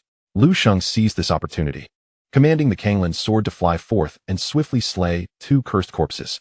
Tao Tao appeared eager to rival Lu Sheng, shifting her elemental control to wind and executing targeted strikes against the approaching beasts. However, it was evident that her output paled in comparison to Lu Sheng's. He could dispatch a beast with a single sword stroke, while Tao Tao, even wielding her most potent wind arrows, required at least 3 to bring down 1 beast. Although both displayed considerable output, the overwhelming number of beasts and their proximity meant that even after swiftly eliminating half, the remaining creatures quickly closed in on the 4. Particularly, the foremost cursed blood infant activated the crawl skill, boosting its speed by 200, and approached rapidly while shrieking. The pressure suddenly intensified for Go Sheng. Suppressing his fear, he cursed under his breath for courage, and with a shield bash, he struck the crawling cursed blood infant. The first was knocked unconscious, but before he could catch his breath, the second cursed blood infant activated crawl and sped toward him. With his shield bash on cooldown and unavailable, he resorted to his other skill, hammer strike, to attack the blood infant. Unfortunately, as a shield warrior, Lu Sheng was not adept at offense. Even though the hammer strike could inflict 150 damage, the impact on the cursed blood infant's head merely resulted in a dull thud. The cursed blood infant was unscathed, while Lu Sheng's pitiful blue short hammer almost sent him flying. This blood-soaked infant, undeterred, crawled to Lu Sheng's feet after enduring a blow. Before he could retreat, the cursed blood infant grasped his thigh, activating the skill, Embrace. With such a blood-drenched child clinging to his leg, anyone would falter. A chill coursed from his feet to the crown of his head, and Lu Sheng let out a howl, nearly throwing his shield away in a desperate attempt to dance away. The cursed blood infant was unrelenting, opening its mouth to gnaw at Lu Sheng's thigh, sinking its teeth into his greaves. Despite the enhancement from Cao Cao's skill, which cloaked his greaves in rock, the effect proved insufficient, as the cursed blood infant shattered them with ease, penetrating Lu Sheng's leg. Blood oozed from his wound once more, though this time, the injury was lighter. He had not lost a significant chunk of flesh. However, the Embrace skill imposed a 3-second force control, leaving Lu Sheng unable to shake off the creature. After taking a bite, the cursed blood infant arched its neck and opened its mouth again, aiming for a spot that made Lu Sheng's eyes widen in alarm. Not there. Please don't bite my. His shout was a mix of urgency and helplessness. Fortunately, a sword-trailing vapor sliced through the air, precisely piercing the cursed blood infant's head. Instantly slain, the infant released its grip and fell from Lu Sheng's thigh, transforming into a pool of blood. Lu Sheng, feeling as if a great weight had been lifted, gazed gratefully at Lu Sheng, his eyes glistening with tears. Brother Lu, if our Go family has descendants, you shall be the foremost benefactor. Lu Sheng, exasperated, replied. If you have a son in the future, it's none of my concern. Don't get ahead of yourself. Meanwhile, Cao Cao, busy with her tasks, interjected with a playful jab. You romantic fool. Think about winning over your goddess first before worrying about heirs. She then cautioned, beware of the 2 waves of vicious beasts. The skill control effects from you are about to end. With her final arrow, she unleashed a wind attribute projectile that accurately pierced the brow of the last cursed blood infant, eliminating it, just as Cao Cao had predicted. As the wave of beasts was nearly annihilated, the control effects from both sides began to wane. The spatial rifts gradually closed, and the purple-black tentacles retracted, granting the cursed corpses their freedom. The 4 had no time to adjust, as they prepared to engage in battle with the 6 cursed corpses. An unspoken understanding passed among them. Lu Sheng soared towards the left side's cursed corpse, while Cao Cao and Yu focused their efforts on the 3 to the right. Yu wielded her staff, summoning another spatial rift above her head. Within it, only a sea of purple-black could be seen, accompanied by the rustling sounds reminiscent of insects. Suddenly, flames erupted as energy orbs flew from the rift, bombarding the cursed corpses with substantial damage. Meanwhile, Cao Cao played a pivotal role in controlling the situation, continuously launching ice and earth attribute arrows to slow and repel the 3 cursed corpses, creating space for Yu to unleash her attacks. Their synergy was remarkable, indicating that they had frequently teamed up to grind for experience. Chapter 30. Capable of endurance, yet reluctant however, Yu's professional traits render her less adept at inflicting damage. Her energy orbs may appear formidable, yet their lethality pales in comparison to Cao Cao's wind attribute arrows. The relentless barrage of energy projectiles failed to vanquish the cursed corpses, and one of them, drawing near the group, clutched its exposed intestines with both hands and flung them outwards like a net. At this moment, Lu Sheng was grateful to have preserved his vital parts, completely oblivious to a gruesome intestine descending from above, ensnaring his thick neck. With a strangled gasp, he struggled to maintain his grip on his weapon, desperately grasping at the intestine wrapped around his throat, yearning for a breath of fresh air. Alas, as a level 14 shield warrior, he was utterly powerless against the control skills of a level 25 abyssal beast. The slimy, elastic intestine was impossible to dislodge, leaving him helpless. The cursed corpse tugged at the long intestine, swiftly closing the distance between them and Lu Sheng. Sensing the gravity of the situation, Cao Cao narrowed her eyes and unleashed an earth attribute arrow, striking the cursed corpse's forearm and causing it to stumble. However, this only accelerated its efforts to pull its intestines. Observing the unfolding chaos, Yu remained silent, her staff weaving a spell as she opened another spatial rift beneath Lu Sheng. In the next moment, tendrils surged forth from the rift, coiling around him and stabilizing his position, preventing the cursed corpse from dragging him further. If it weren't for the constriction around his neck, Lu Sheng would have been on the verge of tears. With a bloody intestine around his throat and tendrils ensnaring him below, who could endure such torment? Fortunately, while the 2 sides were locked in a stalemate, Lu Sheng had already eliminated the beasts surrounding him. Employing his sword control technique, he charged toward the cursed corpse, assaulting Lu Sheng, severing the intestine and granting Lu Sheng a moment to breathe. Following this, Lu Sheng, Tao Tao, and Yunyu unleashed their full power, and within less than 10 seconds, the three cursed corpses lay defeated. Lu Sheng helped Lu Sheng dislodge the intestine from his neck, while Yunyu retracted the void space, freeing him from the tendril's control. After this wave of beasts was vanquished, the courtyard fell into silence, seemingly devoid of any remaining threats. Leaning against the ground, Lu Sheng lamented that he would never again consume blood sausage or grilled squid, all the while gulping down potions to mend his injuries. As the sole frontline warrior, he indeed bore the brunt of the beast's assaults. Unfortunately, his attributes were low, rendering him powerless against the monstrous onslaught. Yet, the team relied on him to absorb the damage, as neither Yunyu nor Tao Tao occupied frontline roles. If they were to be ensnared by the beast's skills, they could be swiftly eliminated. And what of Lu Sheng? He could endure, but he preferred not to. Thus, all the hardships of the world fell solely upon Lu Sheng's shoulders. Witnessing Lu Sheng's plight after just one battle, the others hastily offered him their healing potions. The young man was instantly overwhelmed with excitement, expressing his gratitude repeatedly to the three others, completely oblivious to the fact that the healing potions signified his need to endure greater harm. Once assured of their safety, Lu Sheng employed the Soul Collector to gather the souls of the ferocious beasts present. To his astonishment, a single level 25 abyss creature yielded a remarkable 100 points, a staggering quadruple of what an ordinary level 25 beast would provide. It was evident that abyss creatures were not only stronger, but also offered a more generous reward in points. In this secret realm, the accumulation of points was likely to be swifter than outside, a veritable windfall. After collecting the points, Lu Sheng took the lead and searched through 3 rickety houses. And indeed, they stumbled upon some treasures. Inside, aside from a few worthless trinkets exuding a foul odor, there lay 2 chests. Upon opening them, they discovered various materials, potions, and 3 pieces of equipment. While these items held little monetary value, they were divided among the 4. Among the 3 pieces of equipment, one was a blue-quality shield of level 15, significantly superior to the one in Lu Sheng's possession, truly a minor gem. Naturally, this piece of equipment was designated for Lu Sheng, and once he leveled up, he would be able to don the shield, allowing him to absorb more hits in the fray. After tidying up the area, the 4 maintained their formation and ventured forth to explore other locations on the map in search of the boss and the source of resentment mentioned in the Secret Realm quest. Before long, half a day had passed.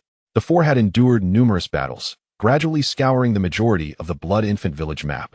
This map featured 3 types of ferocious beasts. The cursed Blood Infant was the weakest, yet it could appear at any moment. A moment's carelessness could result in being seized by a small hand emerging from the ground, delivering a bite to the thigh. Naturally, it was often Lu Sheng, who was always at the forefront, who bore the brunt of these ambushes. Although Lu Sheng's strength was lacking, his role was irreplaceable, as he helped Lu Sheng and the others evade sudden attacks from the beasts on multiple occasions. The second type of beast, the cursed rotting corpse, only appeared within the confines of the cottages. When they manifested, they would appear in groups, sometimes numbering as many as 14 or 15. However, any room inhabited by cursed rotting corpses would invariably contain a treasure chest, offering modest rewards from the secret realm. While the rewards were not extravagant, they were still commendable and occasionally yielded delightful surprises. For instance, the 4 once uncovered a level 20 purple gauntlet within a chest, boasting commendable attributes and considered a minor gem among purple gear. This gauntlet was designated for archer-type classes, thus falling into Tao Tao's possession. The final type of beast was relatively rare, known as the neck-sliced rotting corpse. This undead creature, with its head tilted to one side, had its neck bitten off in life. It was a level 25 abyss chief, while not a boss. Its attributes far surpassed those of the cursed rotting corpse and cursed blood infant, making it a formidable foe. Even Lu Sheng, with his high attack power, required a barrage of over 10 strikes to vanquish it. Fortunately, their encounters with this beast were infrequent, as they had only seen 3 in half a day. At this juncture, the group had arrived at the central location of Blood Infant Village. As the therapeutic agents gradually dwindled, Lu Sheng felt the pressing urgency to cease idling within the mysterious realm and to expedite the search for the boss. Just as he contemplated the direction to pursue next, a sound, distinctly unlike the cries of an infant, began to faintly resonate. Ding, ding, ding. The melodic chimes echoed slowly, reminiscent of someone persistently striking a metal object at a specific frequency. Tao Tao's ears perked up. She furrowed her brow and inquired of her companions, Did you hear that? I believe there is something unusual afoot. Lu Sheng abruptly halted, turning with a hint of anxiety. What did you hear? Lu Sheng pondered for a moment. It somewhat resembles the sound of metalworking. Regardless, we should seek out the source of this noise. Having a lead is certainly preferable to aimlessly wandering this map. The group unanimously agreed and proceeded toward the origin of the sound. Chapter 31. Abyssal Boss. Before long, they arrived at an expansive courtyard. The clanging of metal was emanating from this very place. This time, the creature did not lie in wait within the buildings or beneath the ground, ambushing them unexpectedly. Instead, the fearsome beast sat openly in the courtyard. It refrained from initiating an attack, which was quite peculiar, at least from its profile. It appeared no different from an ordinary person. Only a small portion of its shriveled, dark skin peeking from beneath its collar, riddled with corpse spots and festering sores, indicated its nature as a creature of the undead. This decaying cadaver wielded a rusted hammer in one hand and a chopping knife in the other. At that moment, it was hammering the knife against a massive stone, or perhaps repetitively rubbing the blade on the stone, seemingly intent on sharpening the knife. To Lu Sheng and the others, who had reached the entrance of the courtyard, it appeared completely oblivious.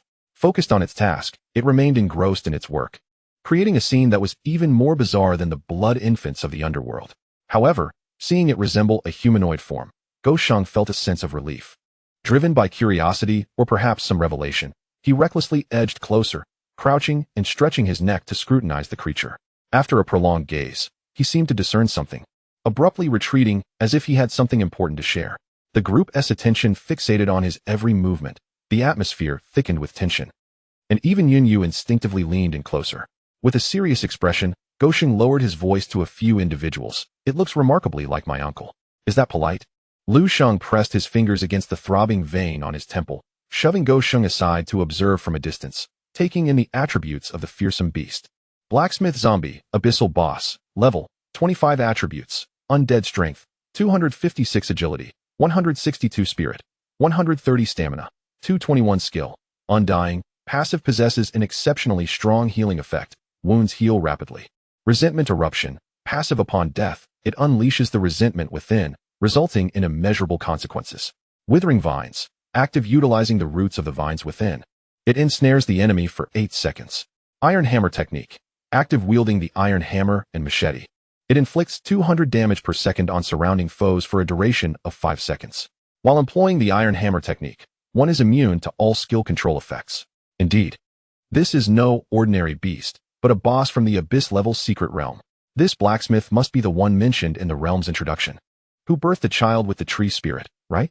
Aside from it, no other villager could have such an honor to serve as a boss in this village. However, if it is indeed a boss, could it be that the source of resentment in the Blood Infant village lies within it? If we slay it, will the dungeon be deemed cleared? Just as Lu Sheng pondered, his task panel updated once more, notifying him of new tasks awaiting acceptance. Ding. You have new tasks to claim. Please take note. Current tasks available for acceptance. 1. Turn away and abandon the dungeon. Upon completion, you will receive a Weapon Blind Box. Weapon Blind Box, special item upon opening. You may obtain a randomly graded weapon. 2. Defeat the Abyss Boss, the Blacksmith Zombie. Upon completion, you will receive a Skill Blind Box. Skill Blind Box, special item upon opening. You may acquire a rare skill book for your profession. Yet another task with bountiful rewards.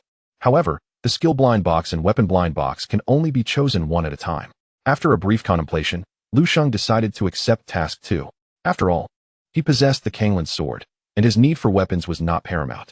Moreover, skills were something he would never turn down. Furthermore, Lu Sheng was eager to conquer this fortuitous secret realm. Once cleared, he could collect both the Skill Blind Box and the rewards from the realm. How delightful. Though he felt a twinge of reluctance towards the Weapon Blind Box, Lu Sheng ultimately opted for the more generous reward. After accepting the task, Lu Sheng glanced at Lu Sheng and the others nearby, inquiring, "The boss has considerable attributes. When we engage, let us maintain proper aggro to avoid casualties. By the way, Lu Sheng, can you withstand this creature?"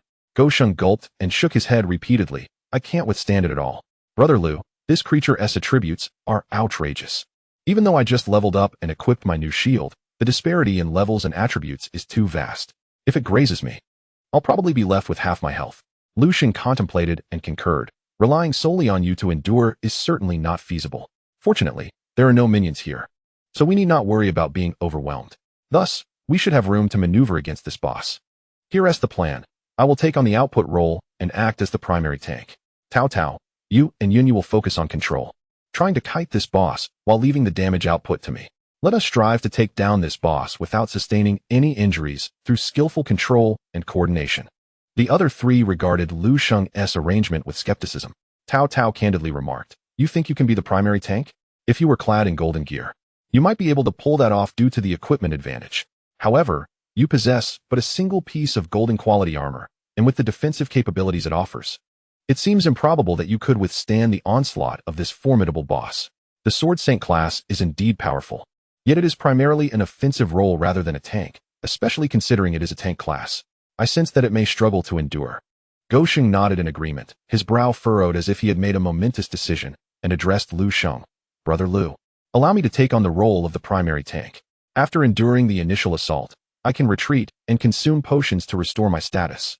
With Sister Tao and Yunyu possessing such remarkable control skills, although my agility is not particularly high, I should still be able to evade a single ferocious beast." Lu Sheng regarded Lu Sheng with a peculiar gaze, realizing that this fellow was more ambitious than he had initially thought. Daring to propose the role of the primary tank himself, he had assumed Lu Sheng would be content to sit in the secondary tank position, idly waiting to garner experience. This chap is capable. He truly dares to step up when necessary. However, given the current situation, Lu Sheng's willingness could lead to his demise, and Lu Sheng would certainly not jeopardize his allies. He patted Lu Sheng on the shoulder. "Do not overestimate your strength. The boss possesses resistance to skill control effects, which means that the abilities of Yunyu and Tao Tao will not have the same impact as they would on ordinary beasts. If you assume the role of the primary tank, you likely won't last a minute. Thus, I shall take the lead. My movement speed is swift, allowing me to kite effectively. Moreover, I possess a skill that grants me a 99 evasion rate, making it entirely feasible for me to engage the boss." Upon hearing Lu Sheng's words, Tao Tao suddenly recalled that during Lu Sheng's battle with Li Zihe, he had bizarrely evaded numerous attacks. She quickly understood. "You intend to use that skill? No wonder you could dodge so many arrows. The skill's effect raises your evasion rate to 99. That is utterly extraordinary." Lu Sheng smiled, not denying the truth of his exceptional abilities. Chapter 32. Who is carrying your child? Spare us the discomfort. Lu Sheng raised his hand and flicked Lu Sheng's shield casually, stating, "Thus, you shall dutifully assume the position of the secondary tank, filling my role. Should the boss break free and target Yunyu and Tao Tao, you must use Shield Bash to intercept it. If you can hold it off for even a second, I will be able to reposition and you can retreat to safety to consume your potions. Understood?" Lu Sheng nodded, appearing quite reliable. "Understood, Brother Lu. Just be cautious." "Rest assured, I will be fine," Lu Sheng replied confidently. Besides drunken immortal moonlit step, he also had rain in the sword to calm the waves as a safeguard. There was no way he could be harmed by the blacksmith zombie. As the four were deliberating their tactics, suddenly, the sound of metal striking metal ceased. The blacksmith zombie halted its relentless forging of the nearly transcendent blade, pausing for 2 seconds before its neck twisted slowly, like a tape being rewound. Once fully turned, Lu Sheng and the others finally discerned its visage, along with the vacant expression it bore from its former life. To speak frankly, its appearance is quite acceptable, which perhaps explains why the tree spirit holds it in such esteem. As it opened and closed its mouth, an unsettling sound akin to a broken wind instrument emanated from its throat. "Where's my child? The village is filled with children, but where is my own?" With these words, it rose to its feet, casting a gaze upon the axe in its grasp. "Could the child be within me?" In the next moment, it raised the axe, astonishingly directing the blade towards itself. With a sickening sound, it sliced into its own abdomen, brutally cleaving its emaciated body open. Oh my heavens! In the midst of Lu Sheng's panicked yet perplexed scream, dark, viscous blood gushed from the zombie's cavity, splattering onto the ground at his feet. The blacksmith zombie, undeterred, stirred the axe within its own belly, reaching a hand inside, and continued, "The child is not within me. Where else could it be?" As it spoke, the wound on its abdomen began to heal at a visibly rapid pace, likely a manifestation of its passive ability, undying. The speed of recovery was indeed disheartening to witness. However, Lu Sheng noticed that while the blacksmith zombie's abdomen healed, it left behind nearly imperceptible scars. Moreover, its entire belly bore such marks, indicating that this gruesome act of self-disembowelment had been repeated more than once. It seemed that in the depths of the secret realm's lore, this blacksmith had been the one to deliver the tree spirit's child to the corpse king, thus rendering him the object of the tree spirit's deepest ire.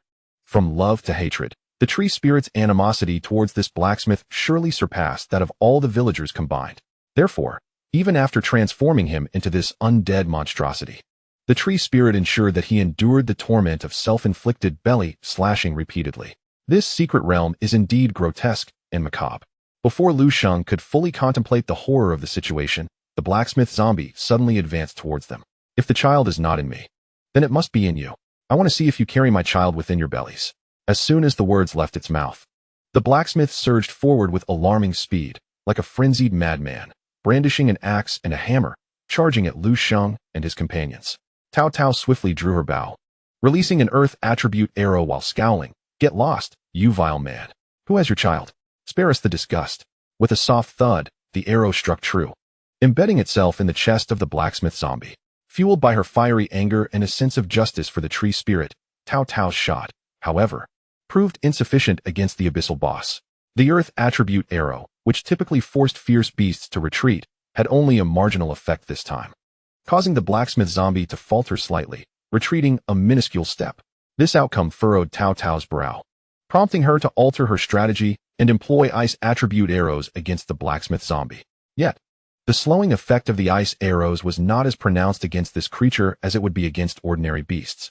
The blacksmith zombie's speed was only reduced by about 15%. Lu Sheng could not remain idle while Cao Cao engaged the foe. He stepped forward, wielding his sword, the Kanglin, which pierced the blacksmith zombie's form. Though it appeared unremarkable, the zombie's decayed flesh proved to be remarkably resilient. The Kanglin's sword struck its body, leaving a wound. However, it was evident that a swift kill was unattainable. Lu Sheng's output capability far surpassed that of Cao Cao. The moment he made his move, the blacksmith zombie recognized the threat he posed and designated him as its primary target. No longer concerned with the incessant arrows from Cao Cao, the blacksmith zombie swung its knife and hammer, redirecting its aggression toward Lu Sheng. Lu Sheng deliberately led the blacksmith zombie toward the center of the courtyard, preventing it from encroaching upon the rear ranks of his team. While maneuvering and maintaining distance, he unleashed his sword techniques. Simultaneously, Cao Cao switched to the wind attribute, bestowing upon Lu Sheng a buff that enhanced his movement speed. Consequently, Lu Sheng felt his form grow lighter, his speed effortlessly surpassing that of the blacksmith zombie. Despite his swiftness, the courtyard's limited expanse offered little room for evasion, and soon, Lu Sheng found himself cornered. He initially intended to utilize the drunken immortal moonlight step to escape, but at that moment, Yunyu intervened, employing the skill Void Rift, which had previously subdued a wave of cursed corpses, immobilizing the blacksmith zombie in place. The control duration of Void Rift was substantial. Even when the blacksmith zombie managed to sever the tendrils binding it and regained freedom, Lu Sheng seized the opportunity to extricate himself from its encirclement, continuing to deal damage from a distance with his sword techniques while kiting. With the assistance of Cao Cao and Yunyu's control skills, Lu Sheng consistently maintained distance from the blacksmith zombie. Even when circumstances grew dire and there was no time for Cao Cao and Yunyu to lend their aid, Lu Sheng could still gamble on the 99 evasion rate of drunken immortal moonlight step.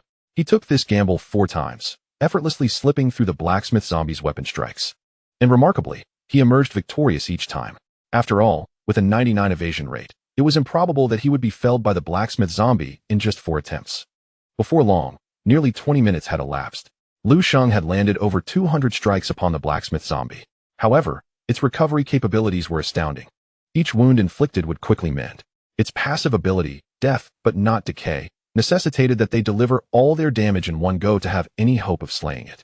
Yet within Lu Sheng's team, only he had the opportunity to deal damage, while Cao Cao and Yunyu were preoccupied with control, leaving no room for them to contribute offensively. As for Guosheng, his focus on protecting the rear ranks of Cao Cao and Yunyu left him drained, rendering him incapable of dealing damage himself. At this pace, it was unclear how much longer they would need to expend effort to vanquish this relentless healing entity. Cao Cao recognized the predicament and, amidst the battle, called out, "Lu Sheng, I believe we cannot continue this way. This boss heals far too quickly. Without a priest, we cannot unleash debuffs to diminish the beast's healing rate. Defeating this boss is proving excessively laborious." Chapter 33. Even the Sword Immortal must endure strikes at this moment. Yunyu, who had been relatively silent, finally spoke up. "Perhaps we should retreat for now." Lu Sheng's actions did not waver. No need to withdraw. "Grant me a moment longer, and I should be able to eliminate it in an instant." Upon hearing this, the others were left somewhat bewildered. A colossal boss like this, you can defeat it in one hit? What a jest. After battling for so long, the blacksmith zombie's health was not merely robust, but it must have still retained around 60 points. To vanquish a boss with such health as a character under level 20 is virtually impossible. What kind of terrifying burst of power could achieve such a feat? Even the mightiest single-target spell from the mage class would certainly fall short. Moreover, if you could indeed strike it down so swiftly, why delay? Why waste so much time with this boss? Little did they know that Lu Sheng's claim was not mere bravado. From their perspective, they could not see that the blacksmith zombie was already afflicted with over 200 layers of the passive effect, sword marks. Now, Lu Sheng merely needed to trigger sword marks, which would equate to delivering damage equivalent to over 40 attacks in an instant. This amount of damage should suffice to eliminate the blacksmith zombie before them. Lu Sheng had been toying with the blacksmith zombie, deliberately refraining from activating sword marks to ensure he accumulated a sufficient number of skill layers, lest the zombie be left with a sliver of health and recover its status. Now, with over 200 layers of sword marks, it should be more than adequate. With a sharp exclamation, Lu Sheng prepared to detonate sword marks. However, at that moment, the blacksmith zombie seemed to sense something, and its abdomen suddenly erupted. From within, a snake-like appendage shot forth, coiling towards Lu Sheng. Quick to react, he employed Drunken Immortal's Moonlit Step in an attempt to evade. Yet, the foreign object was not bypassed by his skill. It remained unclear whether this was due to the skill's inherent forced control or if Lu Sheng had simply encountered a stroke of bad luck, triggering the 1% chance. The appendage landed upon him, binding him as if it were a living creature, and within a heartbeat, he found himself ensnared. Looking down, Lu Sheng recognized it as a bloodied vine. In an instant, he comprehended that this must be the blacksmith zombie's skill, Withering Vine. Thus, it was not merely misfortune, but rather an inescapable forced control skill. This ability boasted an 8-second control duration, and Lu Sheng soon realized that during this time, he could not cast any skills. The sudden turn of events weighed heavily on Lu Sheng's heart, for the blacksmith zombie had already raised its hammer, charging towards him with ferocity. Fortunately, Cao Tao's Earth Attribute Enhancement skill arrived just in time, enveloping Lu Sheng in layers of rock to absorb the damage. Despite this, when the blacksmith zombie's strike descended, it landed heavily upon him, eliciting a muffled groan as he was sent sprawling backward. Lu Sheng felt as though the part of his body that had been struck was excruciatingly sore, as if 2 bones had fractured.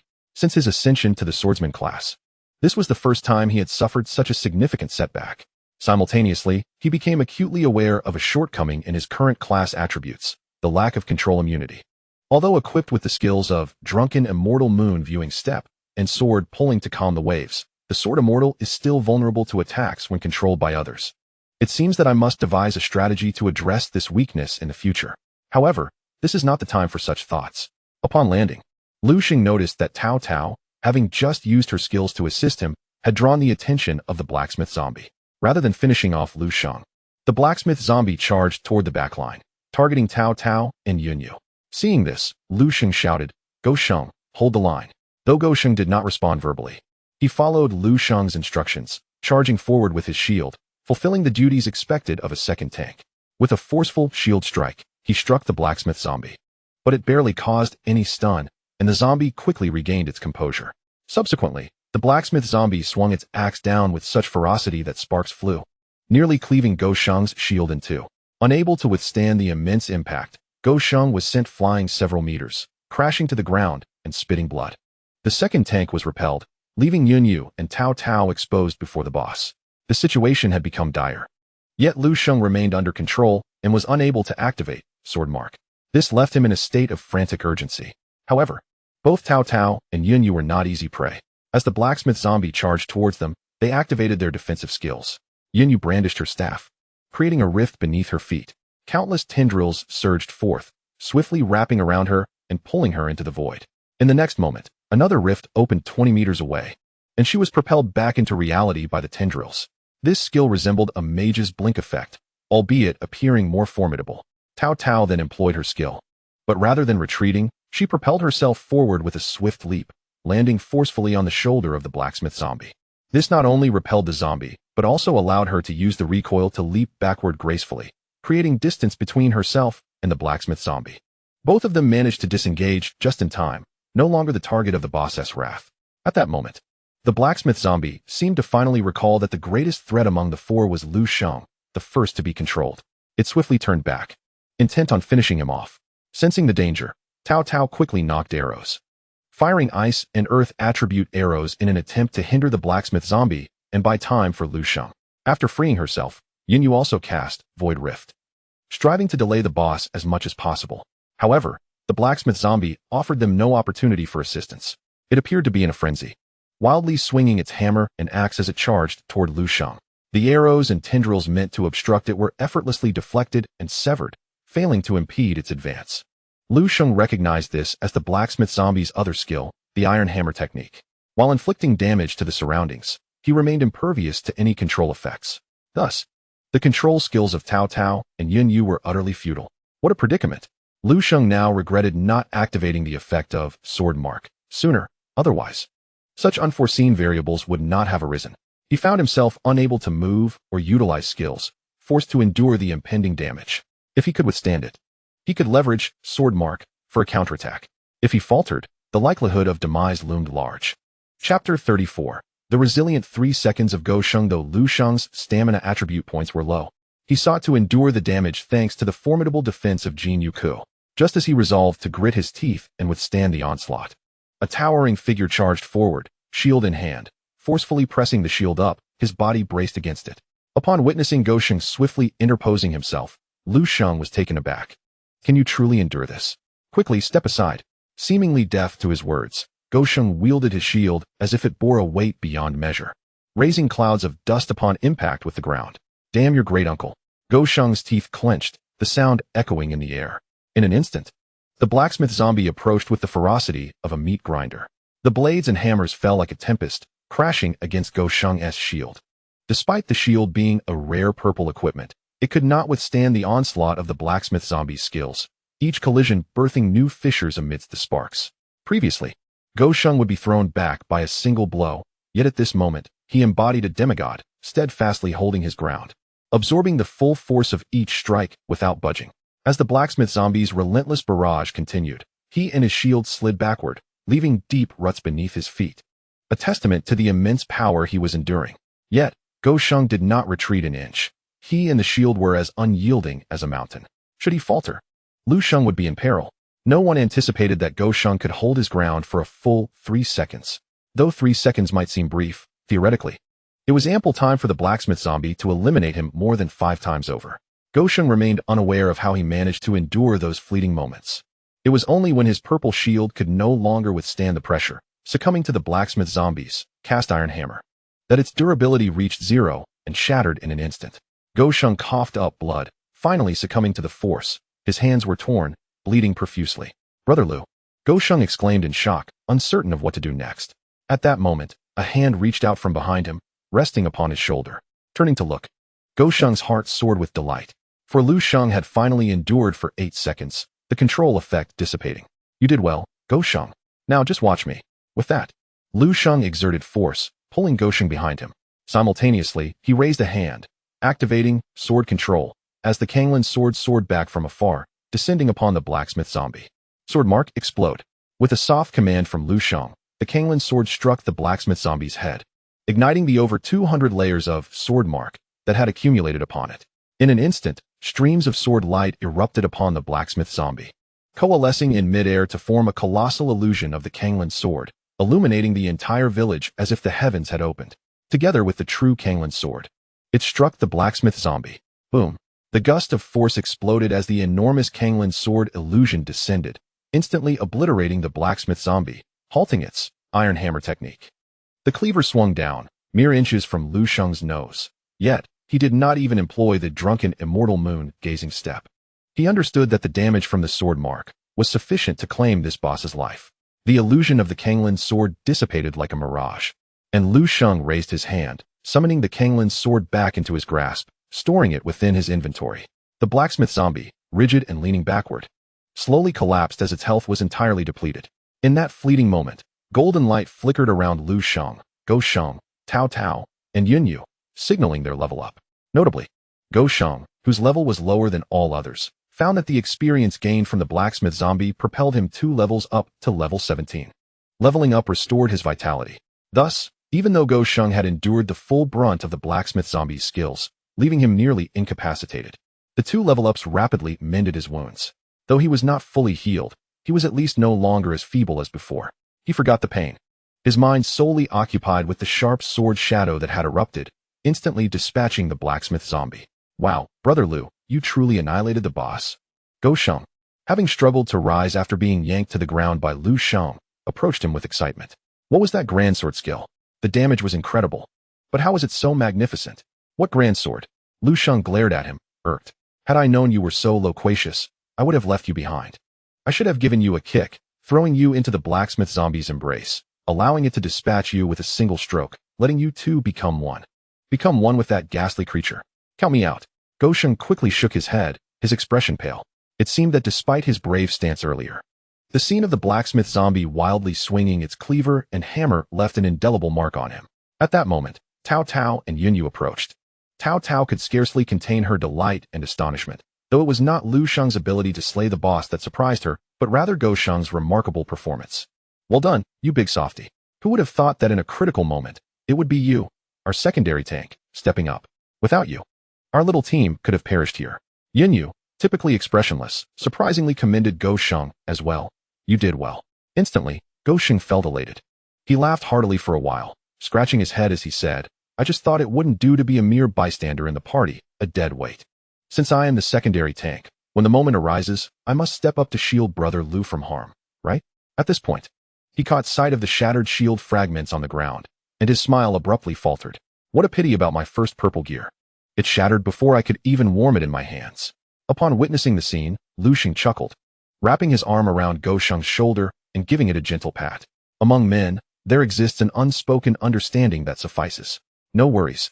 Consider this shield a debt I owe you. In due time, I shall procure for you a more formidable piece of equipment. Really? Lu Sheng, unabashed, responded. I shall take you at your word, Brother Lu. Are you truly going to acquire me a golden quality shield? I'll get you a hammer, for heaven's sake. Lu Sheng retorted, rolling his eyes in a manner that left no room for subtlety. At that moment, Cao Cao, standing nearby with an odd expression, tugged at Lu Sheng's garment. You know, it seems quite plausible that you could indeed procure a hammer for the romantic at heart. Look at the boss's corpse. Did it not drop a hammer? Upon hearing this, Lu Sheng recalled that they were not in a fabricated dungeon, and that a defeated boss would indeed drop loot. He immediately turned his gaze towards the corpse of the blacksmith zombie, and, to his astonishment, noticed 2 orbs of light emanating from it. Unmistakably the rewards for vanquishing the boss. Within one of the orbs, a faint outline of a short hammer began to emerge. It appeared to be a weapon of the hammer category after all. Chapter 35, New Skill, Azure Lotus Sword Song. Lu Sheng was so exhilarated he nearly bit his tongue, stretching his neck to peer at the sight. After all, among those present, he was the only one who could wield a short hammer. The task of looting corpses typically fell to the team leader. At that moment, Yunyu, Cao Cao, and Lu Sheng remained motionless, clearly believing that Lu Sheng was the true linchpin of their group. Lu Sheng, without hesitation, stepped forward, extending his hand to draw forth the orb of light, which then soared into his grasp. As he brushed his hand over it, the luminescence dissipated, revealing an unremarkable, rusted iron hammer. This hammer was identical to the one previously wielded by the blacksmith zombie, its handle radiating a purple glow, signifying its purple tier status. Lu Sheng openly displayed the hammer's attributes for all to see. Cursed iron hammer, purple, level requirement, 20, class requirement, proficient in hammer mastery, attributes, attack power 120, strength 21, endurance 34. Additional, each attack has a 25 chance to inflict a curse, briefly stunning the opponent. Iron hammer technique. Active swing the iron hammer and cleaver to inflict 200 damage per second to surrounding enemies for 5 seconds. While using iron hammer technique, immunity to all skill control effects is granted. Upon examining the weapon's attributes, Lu Sheng nearly lost his composure. This was nothing short of a premium purple weapon. While its attack power may not be exceedingly high, a shield warrior does not require overwhelming offensive output. The dual enhancement of strength and endurance already marked it as a remarkable piece of equipment. What was even more impressive were the 2 additional effects of the cursed iron hammer, which had a chance to induce a stunning effect, as well as the practical active skill, iron hammer technique. This equipment was ample enough to elevate Lu Sheng's prowess from a mediocre level to that of a top-tier combatant. If he were to reach level 20 before the college entrance examination, wielding this weapon would undoubtedly ensure his admission to a prestigious institution. Lu Sheng chuckled as he held the short hammer, inquiring of Yunyu and Cao Cao. There should be no dispute regarding the ownership of this weapon, correct? Yunyu remained silent, while Cao Cao, representing their shared sentiments, replied, "We certainly have no objections. The emotional hero stood before you earlier, safeguarding the core of our team, which is invaluable. This weapon is uniquely suited for him, so it rightfully belongs to him." Lu Sheng nodded and handed the resentment hammer over to Go Sheng. Excitedly, Go Sheng rubbed the hammer up and down, lifting it to his chest. "Thank you, Sister Tao. Thank you, Xiaoyu. Thank you, Brother Lu. I appreciate everyone's trust in me.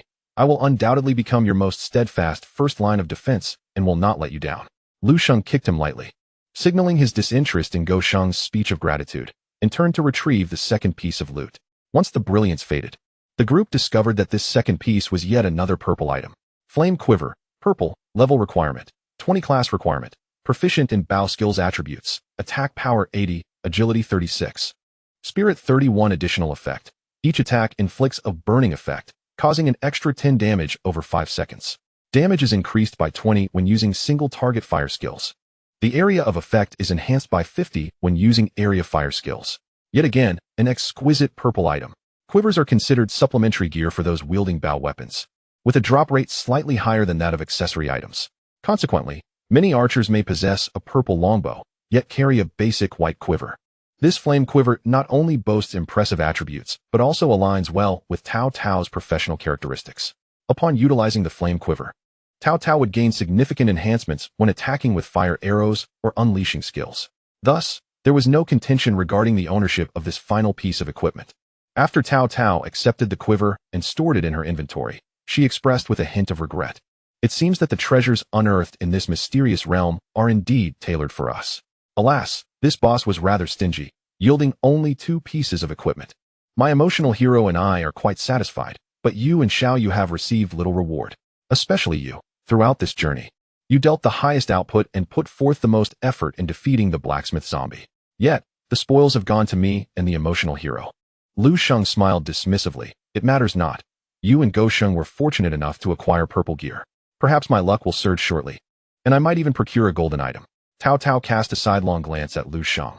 Well, have you begun to boast on your own behalf? By the way, your words seem to carry a certain weight. Even the emotional hero obtaining a hammer came to fruition. Who knows? You might very well summon a golden item for yourself. No, you must declare now. If Tao Tao manages to secure a gold piece later, I shall reward you with $200 as a token of appreciation." Lu Sheng, however, was unwilling. The acquisition of gold items is something to be exchanged with one's lifespan. If I were indeed capable of summoning, I would ensure it was for my own benefit. Why should I let you benefit from my efforts? Pa miser. Tao Tao tilted her head, lamenting on your behalf, believing it unjust that you had not reaped any rewards. Little did she know, although the zombie blacksmith had not dropped any equipment usable by Lu Sheng, his gains were not insignificant. Lu Sheng discreetly completed the quest in his task panel, and a skill blind box materialized in his inventory. Subsequently, he feigned an interest in the blacksmith's home, hoping to discover a treasure chest or something similar, and then made his way to a dimly lit inner room, retrieving the skill blind box. With practiced ease, he opened the skill blind box, and a skill book appeared in his hands. Upon glancing at the skill book's introduction, his breath quickened with excitement. This skill was akin to a small cow boarding a plane. Qinglian Sword Song Skill Book. Special item required class. Sword Immortal required level. 15 description. Upon use, one can comprehend the skill Qinglian Sword Song. Qinglian Sword Song forcefully removes all control effects inflicted upon oneself, transforming into sword energy, allowing one to swiftly slash at all enemies within a designated area 10 times, each inflicting 120 damage, while also carrying attack effects. During the slashing process, the user enters an invulnerable state, immune to all attacks, control effects, and skill effects. This was indeed a timely gift. Although Lu Sheng had slain the zombie blacksmith, he had previously found himself incapacitated, helplessly watching as the enemy attacked him, a predicament that served as a stark reminder of the significance of control-breaking skills. As fortune would have it, this very skill had now presented itself. The ability to forcefully remove all control effects was undeniably formidable. Had he possessed this skill earlier, Lu Sheng could have thoroughly dominated the zombie blacksmith. Chapter 36. Allow me to showcase something impressive beyond the control-breaking effect. The damage potential of this skill was equally astonishing. 10 attacks, each dealing 120 damage, summed up to a total of 1200 damage. Moreover, each of the 10 strikes could trigger attack characteristics, allowing for the application of the sword mark effect. With 10 layers of the sword mark, passive, once detonated, it would inflict an additional 200 damage. Calculating it all, by employing Qinglian Sword Song alongside Sword Mark, Lu Sheng could instantaneously deal a total of 1,400 damage. Such explosive power undoubtedly surpassed that of any other class's skill. After learning the Qinglian Sword Song skill, the skill book transformed into a radiant light and merged into his being. His skill panel now boasted yet another formidable skill. Once Lu Sheng had absorbed the skill, he rummaged around the room, confirming the absence of any treasure chests, and prepared to exit and reunite with Go Sheng and the others. Though the zombie blacksmith was a boss, it was evident that he was not the ultimate boss of the secret realm. Upon defeating it, the quest had not signaled the completion of their task, nor had a teleportation array appeared to exit the secret realm. Thus, the source of the lingering resentment referenced in the quest must lie elsewhere. Otherwise, it would be implausible for a 46-member Abyss-level opportunity secret realm to yield only 2 pieces of equipment from its final boss. At that moment, a piercing scream echoed from outside the house. Lu Sheng was taken aback, immediately rushing out of the house and returning to the courtyard. What he witnessed was truly beyond belief. The source of the screams was not any of the individuals present, including Go Sheng and the others, who were huddled in a corner of the yard, their faces pale and abnormal, yet they all covered their ears and emitted no sound. The chilling cries emanated from the blacksmith zombie, which had been slain just moments ago. When had it risen again? At that moment, the blacksmith zombie knelt on the ground. Its upper body twisted grotesquely, hands clutching its head in a bizarre posture that would turn one's stomach. From its 7 orifices, abdominal cavity, and all the punctured areas of its body, black smoke erupted violently, resembling a shrieking whistle being incessantly blown. The sound of its scream originated from this very phenomenon. The black smoke billowed skyward, sweeping outward, gradually enveloping the entire blood infant village. Initially, Lu Sheng had been concerned that this black smoke might possess toxic or cursed properties. However, he soon discovered that upon contact with the smoke, he experienced no debilitating effects. It appeared that this black smoke had no adverse impact on those who had undergone a class change. Furthermore, Lu Sheng noted that the blacksmith zombie no longer displayed any attributes on its panel. Clearly, it had indeed been slain. What now stood before him was no longer a fearsome beast. Furrowing his brow, Lu Sheng hastened to the side of Go Sheng and the others, shouting at the top of his lungs, "What is happening? Wasn't the blacksmith zombie dead? Why is it moving again?" Tao Tao, with her ears covered, leaned in close to Lu Sheng and shouted, "I don't know. We were just talking when this ghastly thing suddenly sat up and startled us. Then it transformed into a whistle, howling incessantly. You and I attempted to unleash our skills on it, but the black energy it emitted blocked our efforts entirely. We couldn't stop it at all. Please, strike it down and silence it." Go Sheng cried out, "My eardrums are about to burst." Lu Sheng could only smile wryly. "You can't harm this blacksmith zombie, so how could I?" Without understanding what the blacksmith zombie was doing, they would have no means to halt its actions. Meanwhile, Yin Yu's face was contorted with disgust and anguish, but suddenly, as if a thought had struck her, she uttered 4 words. Her voice was faint, drowned out by the zombie's piercing wails. Yet, through her lip movements, Lu Sheng deciphered that she had said, "Grievance Eruption." Indeed, one of the blacksmith zombie's 4 skills was named Grievance Eruption. This was a skill that the blacksmith zombie would only employ upon its death, and until now, it had not been activated, leading Lu Sheng and the others to overlook it. Grievance Eruption, passive upon death, it unleashes the grievances within, resulting in immeasurable consequences. What precisely were the immeasurable consequences indicated by this skill? Lu Sheng narrowed his eyes, fixating on the blacksmith zombie, wary of it suddenly transforming into a living bomb, ready to surprise him and his companions. However, the concerns of Lu Sheng did not materialize. The piercing wail of the blacksmith zombie persisted for 3 to 4 minutes before finally ceasing. With a resounding thud, it collapsed once more, its body becoming exceedingly withered, akin to a deflated balloon. Yet, even at this moment, it had not truly perished. Its form continued to writhe and convulse in a state of unconsciousness. Observing this, Lu Sheng prepared to wield the Panlong Sword, contemplating whether, devoid of the protective black mist, he could sever the blacksmith zombie into mere rotting flesh with a single stroke. However, just as he was about to act, a rustling sound permeated the surroundings of the courtyard. Suddenly, a cacophony erupted. The shrill cries of infants and the curses of the rotting corpses surged forth from all directions. In an instant, everyone was gripped by fear. Go Sheng craned his neck to survey the vicinity, and upon grasping the situation, he quickly recoiled, nearly bursting into tears. "Lu Go, there are so many ferocious beasts around." Without his prompting, several others made the same observation. At that moment, outside the courtyard, countless ferocious beasts, both large and small, had gathered. Conservatively estimated to be around 100, cursed blood infants and rotting corpses swarmed in abundance. Even among them were 5 or 6 abyssal leaders, such as the decapitated corpses. It was as if these beasts had been drawn by the earlier wail of the blacksmith zombie, encircling the courtyard and commencing their assault on the surrounding earthen walls and obstacles. Should the walls collapse, these hundreds of beasts would surge in. At that point, Lu Sheng and his companions would find themselves besieged with no means of resistance, let alone the thought of distinguishing themselves as the first or second line of defense. Whoever lagged behind would meet their demise. The encirclement of so many beasts cast a shadow of despair across Yunyu, Tao Tao, and Go Sheng. Clenching her teeth, Tao Tao discerned the situation. The blacksmith zombie's outburst of resentment had released all its pent-up malice, summoning every ferocious beast within the secret realm. This detestable scoundrel, even in death, would not allow anyone peace. With such a multitude of beasts, it was clear they could not withstand the onslaught. The prospect of clearing the secret realm was out of the question. Now, they needed to devise a means of self-preservation. Soon, they would unleash their full might. Striving to tear a breach in the encirclement and dash back to the entrance of the secret realm to escape.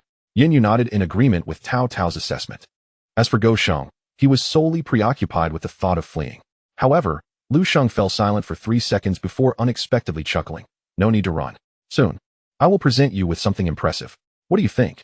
Chapter 37. You call this a protective skill? What impressive thing? Go Sheng's voice trembled. Lu Gu. At this moment, we cannot afford to jest. I am not joking, Lu Sheng replied calmly, his hand reaching into the air to retrieve the Panlong sword from his inventory. Grasping it firmly, observing Lu Sheng's composure, the other 3 grew increasingly uneasy. Once the earthen walls crumbled, it would take no more than 5 seconds for the beasts to shred everyone to pieces. 5 seconds. Could one truly slay 100 ferocious beasts and ensure everyone has safety? What they did not know was that Lu Sheng indeed possessed that capability. With a thunderous roar, the surrounding walls collapsed almost simultaneously. Amidst the swirling dust and debris, a putrid stench assaulted the senses as cursed blood infants and cursed corpses surged forth, a horde from all directions. Surrounded and outnumbered, the expressions of all present shifted dramatically. The ferocity of the beast's assault exceeded their expectations. The cursed blood infants collectively unleashed their skill, crawl, dramatically increasing their speed. Following suit, the cursed corpses hurled their entrails in an attempt to ensnare Lu Sheng and his companions. Lu Sheng's expression darkened like the depths of water. Gripping the Panlong sword, he stepped forward and executed a sweeping motion, wielding the sword to calm the waves. With this invocation, a crescent-shaped beam of sword light suddenly manifested around Lu Sheng. The entrails launched at him were instantly shredded by this radiant light, splattering viscous fluids that prevented them from approaching him in the slightest. Furthermore, the sword light did not dissipate. Rather, it transformed into a wave of sword chi that surged outward. The effect of calm the waves was activated. The sword chi swept through, obliterating the cursed corpse's skill, entrails entanglement, with ease. Alongside this, the cursed blood infants and cursed corpses struck by the sword chi were likewise annihilated. The damage inflicted by wielding the sword to calm the waves was formidable, capable of slaying level 25 abyssal beasts with a single stroke. With hundreds of beasts flooding into the courtyard, they formed a perfect opportunity for the execution of calm the waves. In a mere 2 seconds, the sword chi radiated outward, clearing the courtyard of all beasts. To Tao Tao and the others, it was astonishing to witness Lu Sheng dispatch over 100 abyssal beasts with but a single stroke. The spectacle left them in awe. Initially, they had feared that amidst such a relentless assault from the beasts, their chances of survival were less than 1 in 10. Yet, Lu Sheng's sword had completely reversed the tide. Was this the essence of a Sword Immortal? They were enamored. In that moment, even those who had previously competed with Lu Sheng, such as Tao Tao, who had been focused on dealing damage, couldn't help but regard him with a hint of admiration. The entire courtyard was now strewn with blood and the lifeless bodies of the beasts. However, there were exceptions. 5 headless corpses had endured the onslaught of the calm, the waves' sword chi, not perishing instantly. Instead, they bore immense gashes, nearly cleaved in 2, leaving only a thin layer of skin intact. Lu Sheng did not allow others the opportunity to finish them off. With a flourish of the Panlong sword, golden feathers shimmered around him, creating an afterimage as he swiftly ambushed one of the headless corpses from behind. He then executed a series of 4 rapid strikes. Each assault left behind a golden afterimage that connected the 5 headless corpses. Finally, he utilized the last segment of the sword step skill to return to his original position. As the golden afterimages faded, Lu Sheng sheathed his sword, and turned to Cao Cao and the others with a smile, inquiring, "How was that? Impressive, wasn't it?" Upon his words, a resounding thud echoed as the 5 headless corpses collapsed to the ground. Each segment of the earlier sword step had dealt 300 damage, effortlessly finishing off the bloodied headless corpses. At this juncture, Lu Sheng unleashed 2 formidable skills, obliterating over 100 abyssal beasts present, including 5 abyssal leaders. The entire feat was accomplished in under 10 seconds. What epitomizes strength? What embodies elegance? This, indeed, is it. A radiant golden light flickered once more among the crowd, elevating everyone by a level. Handsome, simply stunning, wouldn't you agree? Go Sheng was nearly ecstatic, instantly transforming into Lu Sheng's ardent admirer. Brother Lu, those 2 moves were nothing short of extraordinary. Shouldn't we bow in reverence? Cao Cao exclaimed in astonishment, unable to suppress her disdain for Go Sheng's sycophantic demeanor, while marveling. Your skills were truly astounding. When we introduced our class traits earlier, you didn't mention possessing such a formidable area attack. Lu Sheng pondered, did I not? I distinctly recall stating that while wielding my sword, I possess a certain degree of self-defense capability, and I can also provide protection for those in the rear. Wasn't that precisely the skill I just demonstrated? Cao Cao's expression turned notably complex. Listen to yourself. Does what you just said resemble the skill you just used? The protection skill you mentioned is the same as that clearing skill? Lu Sheng nodded, unabashedly replying, indeed, by vanquishing the monsters, am I not ensuring your safety? Cao Cao was rendered speechless. However, one cannot entirely blame Lu Sheng for withholding certain information. After all, the skill, wielding the sword to calm the waves, was inherently a defensive skill. It merely took on a different flavor with the added calm waves effect. If blame must be assigned, it can only be directed at the overwhelming strength of the Kanglan sword. Regardless, with all the beasts dispatched by Lu Sheng, the group was now relatively safe. Lu Sheng did not squander the opportunity. He retrieved the soul collector to gather the souls of all the slain beasts, subsequently converting them into a substantial amount of points. His score had now soared to 36,000 points. Having accomplished this, Lu Sheng began to contemplate his next course of action. The resentment eruption, unleashed by the blacksmith zombie, must have attracted all the beasts within the secret realm. However, despite all the beasts being vanquished, there remained no leads regarding the source of resentment mentioned in the secret realm mission. Lu Sheng resolved to lead everyone onward in search of similar entities to the blacksmith zombie within the village or any other clues. Just as he was about to signal everyone to move, he noticed Go Sheng squatting nearby, loudly beckoning the group over. Come quickly. The blacksmith zombie is still alive, and it seems to be crawling somewhere. Upon looking, Lu Sheng and the others indeed found that the blacksmith zombie, having exhausted its resentment eruption, was barely recognizable as human, but was still alive, slowly crawling in a particular direction like a plastic bag blown by the wind. Go Sheng, armed with a twig snapped from a fence, poked it intermittently, yet the creature remained unperturbed. Observing Go Sheng's antics akin to teasing a cricket, Lu Sheng admonished, keep your distance. Be cautious, it may not be fully dead and could spring up to bite you. This warning startled Go Sheng, prompting him to retreat several steps. Cao Cao, feeling exasperated by the blacksmith zombie, seized her short bow, knocking an arrow with the intent to shoot. This wretched scoundrel, why won't it perish? I must send it on its way.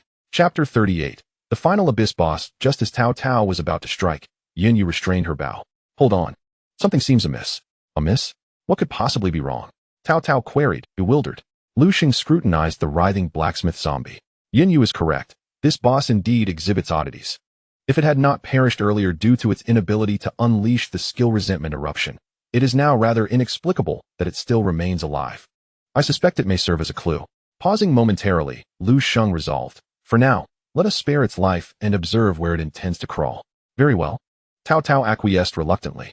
Thus, the 4 of them languidly followed the blacksmith zombie, traversing through Blood Infant Village at a snail's pace. During this time, frustrated with the zombie's sluggish pace, Lu Sheng decided to accompany Go Sheng to explore other areas of Blood Infant Village, searching for any surviving beasts or treasure chests. The village was devoid of any infant cries, and thus, the duo encountered no formidable beasts, only uncovering a few scattered chests. However, these chests yielded only some white and blue gear, along with a handful of potions and materials, presenting no substantial rewards.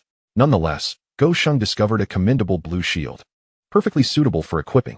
His purple shield had been rendered useless by the blacksmith zombie, and since the secret realm had yet to be cleared, possessing a shield would alleviate the sense of vulnerability that Go Sheng felt. Ultimately, Lu Sheng and his companion thoroughly scoured Blood Infant Village, collecting all that was accessible. At this juncture, the blacksmith zombie finally managed to crawl to the rear of Blood Infant Village, arriving at a clearing. This place marked the very edge of the secret realm map. In the clearing, numerous dead trees stood, their gnarled forms resembling ghostly figures amidst the dark mist. Among them, one tree was particularly striking, a massive withered willow tree, as thick as 5 men could embrace. Upon catching sight of it, Lu Sheng and the others immediately recognized its resemblance to the ancient tree at the entrance of the secret realm, suggesting it might indeed be the same one. However, where the entrance had once been, now lay a disbanded teleportation array. Suddenly, Lu Sheng recalled the description of the secret realm, which stated that the tree spirit had once sought refuge within the ancient tree, accessible only to her and the blacksmith. Could this tree before them be that ancient tree, the very essence of the tree spirit? As Lu Sheng pondered, the blacksmith zombie had already crawled to the foot of the ancient tree. It seemed to have exhausted its strength, finally succumbing to the ground in contentment, ceasing all movement. It appeared that in its final moments, it desired to perish alongside the withered tree. Tao Tao, however, was utterly disdainful of the blacksmith zombie's last obsession. Just as she was about to voice her thoughts, an unexpected disturbance arose. The ground beneath the multitude trembled and quaked, and soon the earth beneath the withered tree began to heave upward, followed by the emergence of roots, which writhed as if animated. The entire dead tree seemed to rise, as if attempting to lift itself from the soil. The roots, thick as arms, sprang forth from the earth and, in an instant, struck the frail corpse of the blacksmith zombie. With successive blows from the roots, the zombie blacksmith's body was instantly shattered into fragments, crushed into the soil. Witnessing the dismemberment of the blacksmith zombie, Tao Tao should have felt a sense of satisfaction. However, her mood had completely shifted, for this ancient tree had thoroughly uprooted itself, revealing the roots buried beneath the ground to all present. At first glance, it appeared to be an ordinary yet robust tree, but its roots concealed a deeper mystery. Among the roots lay a body, approximately 5 meters tall, ensnared within the gnarled tendrils. Upon closer inspection, Lu Sheng realized that it was not the roots binding this grotesque entity, but rather that the roots themselves had emerged from it. It was, in fact, the very root of the ancient tree.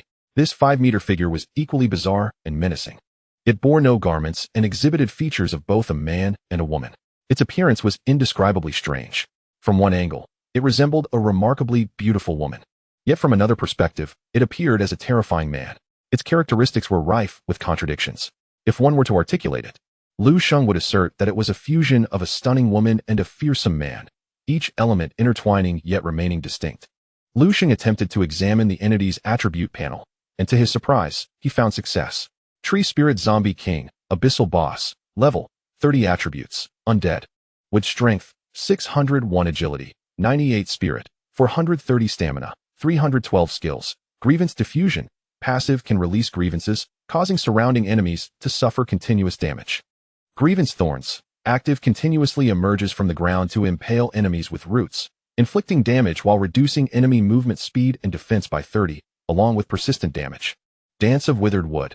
Active utilizes roots to strike enemies within a certain range repeatedly, inflicting damage and reducing enemy movement speed and defense by 30, along with persistent damage. Grievance Impact. Active releases grievances outward, inducing fear in surrounding enemies while dealing substantial continuous damage. This attribute panel is undoubtedly unique among all the bosses Lu Sheng has encountered, with a strength attribute of 601 and a spirit attribute of 430. It is clear that this boss, whether through physical or magical attacks, surpasses the capabilities of any class transitioners at their current stage.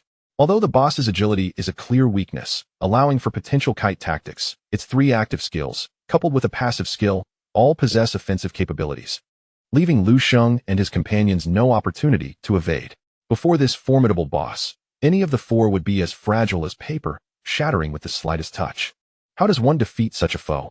Go Sheng observed the Treant Corpse King, swaying as it struggled to lift its body entirely from the ground. Having completely lost the will to fight, the usually taciturn Yin Yu quickly reached a conclusion.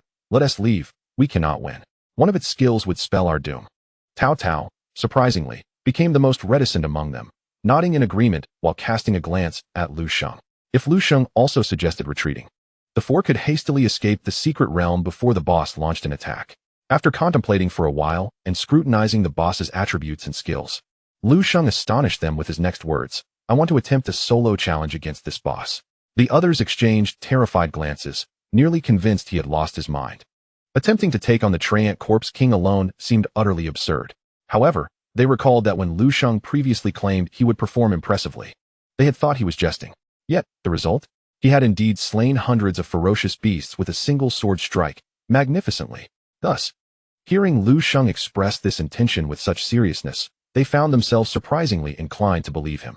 Nonetheless, Cao Cao suggested, it's far too perilous if you go solo.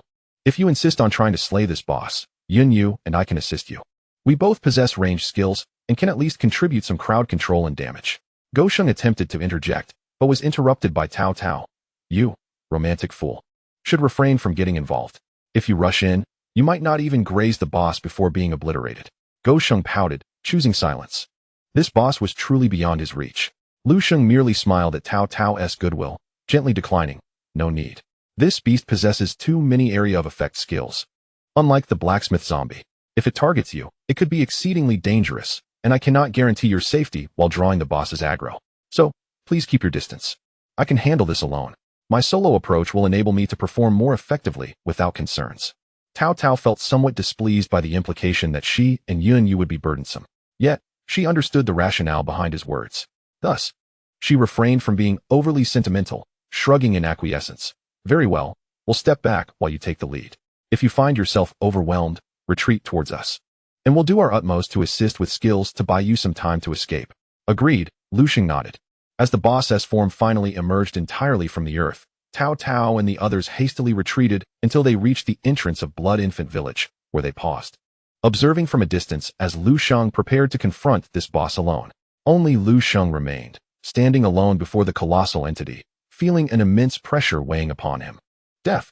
The massive form at the root twisted, emitting a cacophony of sounds that were a chilling amalgamation, utterly inhuman, sending shivers of terror coursing through one's flesh.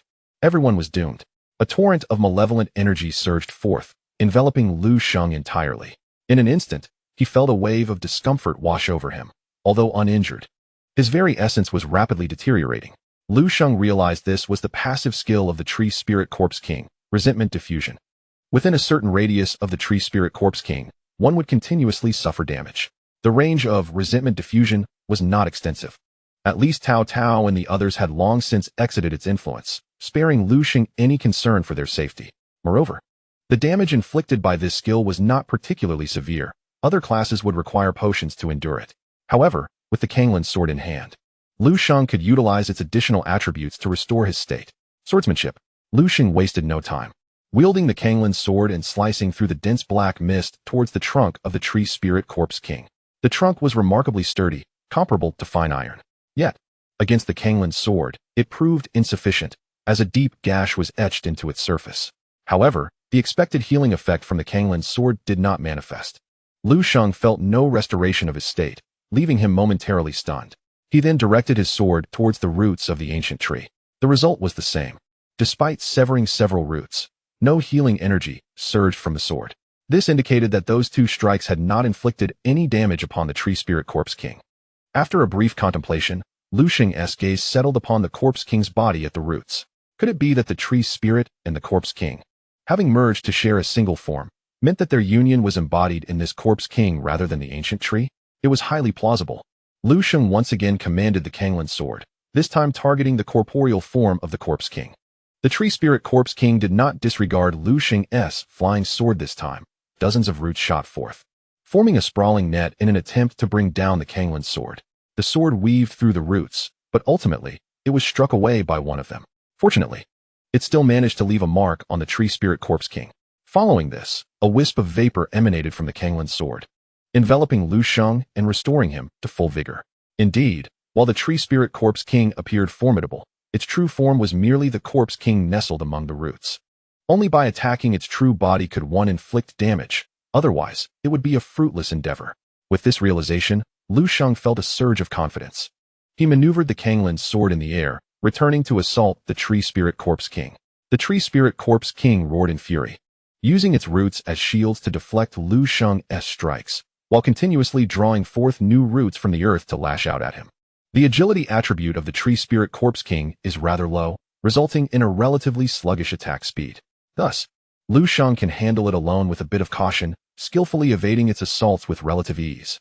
Even if he fails to dodge, He can activate the Drunken Immortal Moonwalk, granting him a remarkable movement speed of 400 and a 99 chance to evade. In the blink of an eye, Lu Sheng dances like a blade, delivering a flurry of over a dozen strikes to the Tree Spirit Corpse King, all of which are deftly dodged. As the Tree Spirit Corpse King grows increasingly furious, it abandons its singular approach to attack Lu Sheng.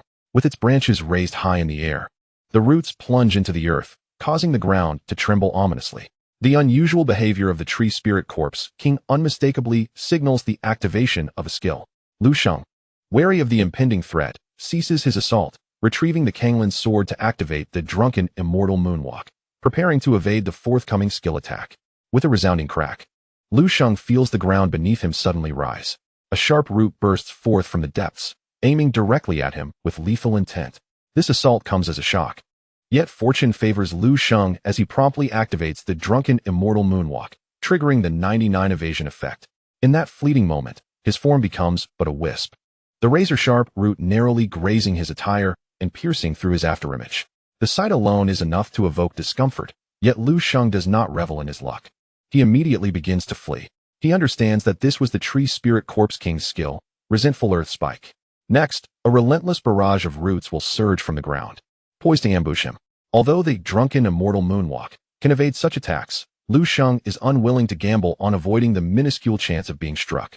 For if he loses this gamble, it could lead to his instant demise. Chapter 40. Surge of Resentment. Lu Sheng swiftly navigates through his afterimages, not pausing for a moment. Beneath him, roots erupt one after another, each time narrowly evaded by Lu Sheng. Thanks to the 400 movement speed boost from Drunken Immortal Moonwalk, the attacks from Resentful Earth Spike consistently lag behind him, failing to connect. The Tree Spirit Corpse King, recognizing this, ultimately abandons the skill and retracts all of its roots. A dense assembly of roots rises high, resembling the heads of countless venomous serpents, all aimed squarely at Lu Sheng. Sensing the imminent danger, he tightens his grip on the Panlong Sword, his most reliable ally as a Sword Immortal. The tips of those roots exude a dark, resentful aura, and simultaneously, they descend upon Lu Sheng, leaving him no avenue for escape. The Tree Spirit Corpse King unleashes the skill, Dance of Withered Wood. This is a wide-area attack skill with an extensive coverage range, rendering dodging with Drunken Immortal Moonwalk virtually impossible. As for relying on the 99 evasion rate, that is a fanciful notion indeed. With such a multitude of roots striking in succession, unless Lu Sheng is an extraordinarily lucky individual, he is bound to be hit several times when the full force of this skill descends. The Drunken Immortal Moonwalk cannot evade the Dance of Withered Wood. However, Wanjian Panlong can indeed accomplish this. As the roots of the tree descended like hundreds of whips, Lu Sheng gently swung the Panlong Sword, its blade radiating brilliance akin to a full moon. In an instant, the roots that were descending upon Lu Sheng were utterly shattered by the sword's glow, unable to approach him in the slightest. Not only that, the effects of Panlong were also activated. A wave of sword energy surged forth, and any roots struck by the sword's aura were reduced to splinters, bursting in midair. The tree spirit's dance of decay was thus effortlessly countered by Lu Sheng. Although the roots of the tree spirit were crushed by Wanjian Panlong, they began to regrow immediately, indicating that even if its roots were severed, the boss's combat prowess remained undiminished, allowing it to recover swiftly. Nonetheless, this provided Lu Sheng with an opportunity to launch his attack. With his left hand behind his back, he wielded the Panlong Sword with his right, executing several strikes against the tree spirit, eliciting furious roars from the creature. Despite the formidable attributes of the tree spirit, where a single blow could spell doom for Lu Sheng, he skillfully countered its attacks, utilizing his abilities to dismantle the tree spirit's skills and temporarily gain the upper hand. Were it not witnessed firsthand, who could believe that a transcendent below level 20 could suppress a level 30 abyssal boss? At the entrance of Blood Infant Village, the battle between Lu Sheng and the tree spirit was closely observed by Go Sheng and the others. Go Sheng, nearly unable to contain his excitement, exclaimed, "Lu Gu is so impressive. Did you see that? The tree spirit used so many skills, yet it couldn't even touch Lu Gu, who instead has it pinned down. I thought he would soon be defeated and would come running to escape with us, but to my surprise, he can truly dominate the boss. If this momentum continues, we can expect Lu Gu to lead us through this opportunity-laden secret realm." Go Sheng sighed, glancing at Tao Tao and Yunyu beside him. He noticed that they, who had just been astonished by Lu Sheng's displayed prowess, now wore serious expressions, their faces devoid of any relief. Confused, Go Sheng inquired, "Why do you both look like that?" Isn't Lu Gu in the lead? He might soon slay the boss, yet you seem far from pleased. After a moment of silence, Yin Yu sighed.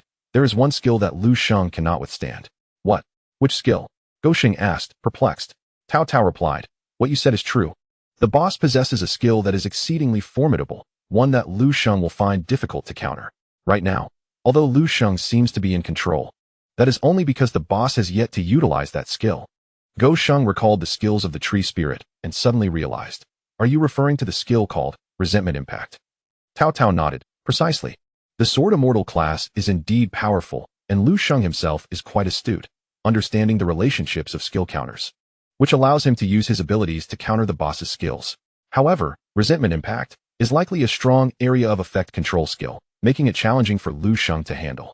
You should have noticed during the battle with the Smith zombie that Lu Sheng is particularly apprehensive of control skills. If the boss employs resentful impact, what skill should Lu Sheng utilize to counter it? Lu Sheng inhaled sharply, his expression turning grim. He anxiously exclaimed, what should we do if the boss unleashes resentful impact? Won't Brother Lu be doomed? Cao Cao replied, it may not be so certain. Yu Yu's void shift can not only transfer herself, but also her teammates. The boss's skill releases always come with a precursor. The Tree Spirit Corpse King has already utilized all its skills, and we have memorized the changes it exhibits before unleashing them. If it indicates the release of a new skill, it must be resentful impact. At that moment, we can have Yu teleport Lu Sheng to us in advance, and we can simply flee. Hearing that Cao Cao and Yu had a plan to rescue Lu Sheng, Lu Sheng finally felt a sense of relief. Just then, Yu suddenly stated, the situation seems off. The boss might be about to unleash a skill. Lu Sheng and Cao Cao turned to look, realizing that the boss indeed exhibited unusual behavior. The Corpse King within the roots appeared to be igniting with true fury, its body beginning to swell, resembling a humanoid balloon gradually inflating.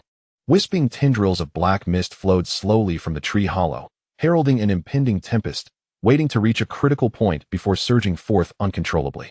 Lu Sheng felt the hairs on his skin stand on end. Oh no! Help! Help! Help! Before he could finish stammering, Yu had already grabbed her staff and sprinted towards Lu Sheng. Meanwhile, Lu Sheng was fully aware of the Corpse King's anomaly and Yu's intent as she approached. Without turning his head, Lu Sheng called out to Yu, don't come over. Yu froze, halting her steps. Subsequently, she witnessed Lu Sheng point his sword at the Tree Spirit Corpse King, astonishingly employing the skill, Sword Step, instantly launching an assault toward the Corpse King. As the boss prepared to unleash its skill, Lu Sheng did not retreat.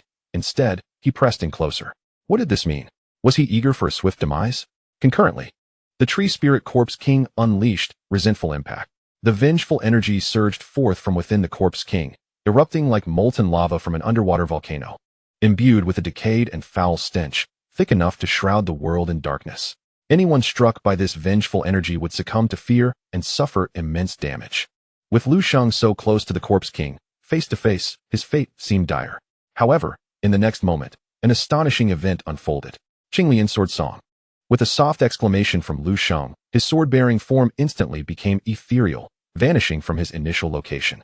No, it was not a true disappearance. Lu Sheng appeared to transform into a gaseous state, oscillating between the ethereal and the tangible. The sword light flickered and flowed as he thrust forward, finally striking the Corpse King. After delivering the blow, his figure vanished once more, only to reappear in another position, delivering yet another strike. In quick succession, his form disappeared again. Immediately following were the third and fourth strikes. Yin Yu and the others could only observe as Lu Sheng's figure flitted around the Corpse King, weaving and leaping with remarkable agility. With each pass, he unleashed a sword strike, leaving behind deep gashes on the creature's form. Within mere moments, the Corpse King was a disheveled mass of wounds, its sinews and bones grotesquely exposed. It resembled a monstrous entity in the throes of rage, emitting a cacophony akin to countless nails scraping against glass, its resentment surging forth in waves of dark energy. Anyone struck by this ominous aura would inevitably suffer harm, becoming ensnared by a paralyzing fear. Yet, despite the outward blast of the resentment impact skill, it failed to affect Lu Sheng in the slightest. At that moment, Lu Sheng had evidently entered an invincible state, wholly impervious to the skill's onslaught. Although resentment impact possessed formidable power, its duration was fleeting. In just 3 seconds, the skill dissipated, leaving devastation in a radius of several dozen meters surrounding the Tree Spirit Corpse King. Had a group of class changers attempted to besiege the Tree Spirit Corpse King, they would surely have been annihilated by now. However, ensconced in the invulnerability granted by Qinglian's Sword Song, Lu Sheng remained unscathed, even as Qinglian's Sword Song unleashed a series of 10 successive strikes. It inflicted substantial damage on the tree spirit corpse king, prompting it to wail in agony and frustration. With the conclusion of Resentment Impact, Lu Sheng's Qinglian Sword Song also reached its finale. After a flurry of attacks, Lu Sheng's true form coalesced once more. Upon witnessing Lu Sheng emerge from his invincible state, the tree spirit corpse king raised its roots to strike. Unperturbed, Lu Sheng executed another sword reversal calm, severing the roots and alleviating his peril while simultaneously inflicting further damage on the corpse king. Subsequently, Lu Sheng capitalized on the ambush effect of sword step, weaving back and forth to deliver 3 successive strikes, each dealing 300 in skill damage to the tree spirit corpse king. The final segment of sword step returned Lu Sheng to his original position.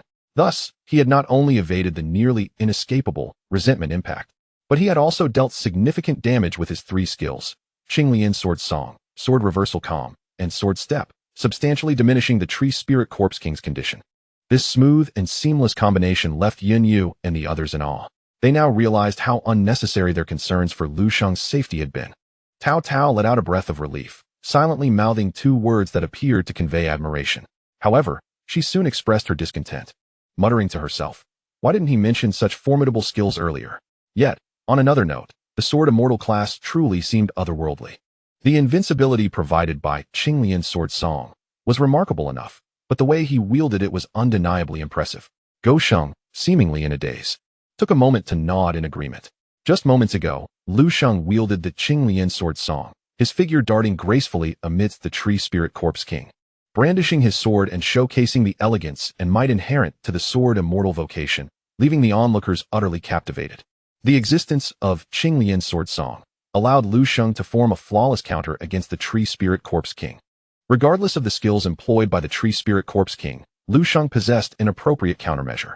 Thus, the outcome of this battle was devoid of suspense. With his mind meticulously focused, Lu Sheng engaged in combat with the tree spirit corpse king, skillfully dismantling its moves while continuously accumulating the passive effect of sword marks. After nearly half an hour of relentless struggle, Lu Sheng unleashed sword control technique, commanding the Kanglin's sword to descend from the heavens, triggering the explosion of sword marks. Hundreds of layers of the passive effect detonated simultaneously, manifesting a colossal spectral image of the Kanglin's sword that struck the tree spirit corpse king, shattering its form and resulting in its instantaneous demise. The massive ancient tree cracked, emitting a series of ominous sounds, reminiscent of either splintering wood or breaking bones. As it separated from the tree spirit corpse king, the true body of the tree spirit corpse king erupted with a torrent of resentment, its abyssal maw gaping as if attempting to scream, yet no sound escaped. It resembled the silent conclusion of an archaic film. Ultimately, the resentment dissipated entirely, and the corpse of the tree spirit corpse king was reduced to ashes, leaving behind only a charred, emaciated skeleton, akin to a wretched soul burned alive. Golden light flickered around Lu Sheng, marking his ascension to level 20. In the distance, Cao Cao, Yun Yu, and Go Sheng also glimmered with golden light. As Lu Sheng had single-handedly vanquished this boss, the majority of the experience would be attributed to him, leaving only a small fraction for the others. Consequently, Lu Sheng's level matched that of Cao Cao and Yun Yu, all now at level 20. Not wishing to squander the opportunity presented by this boss, Lu Sheng produced a soul collector to absorb its essence.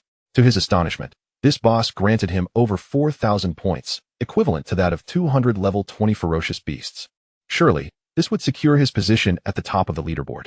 As Lu Sheng pondered this, the corpse of the tree spirit corpse king began to fade, and the black mist within the secret realm gradually receded, allowing beams of sunlight to pierce the darkness and illuminate the ground. Although the sunlight restored brightness to the area, the desolation of Blood Infant Village remained unchanged, still barren and forlorn. Concurrently, at the sight of the tree spirit corpse king's demise, 4 orbs of light coalesced, signifying the rewards for Lu Sheng and his companions for conquering the secret realm. Lu Gu, you're incredible, Go Sheng exclaimed, rushing over and lifting Lu Sheng in excitement. Spinning him around twice, Lu Sheng managed to break free, wiping the sweat from his brow. Stop it.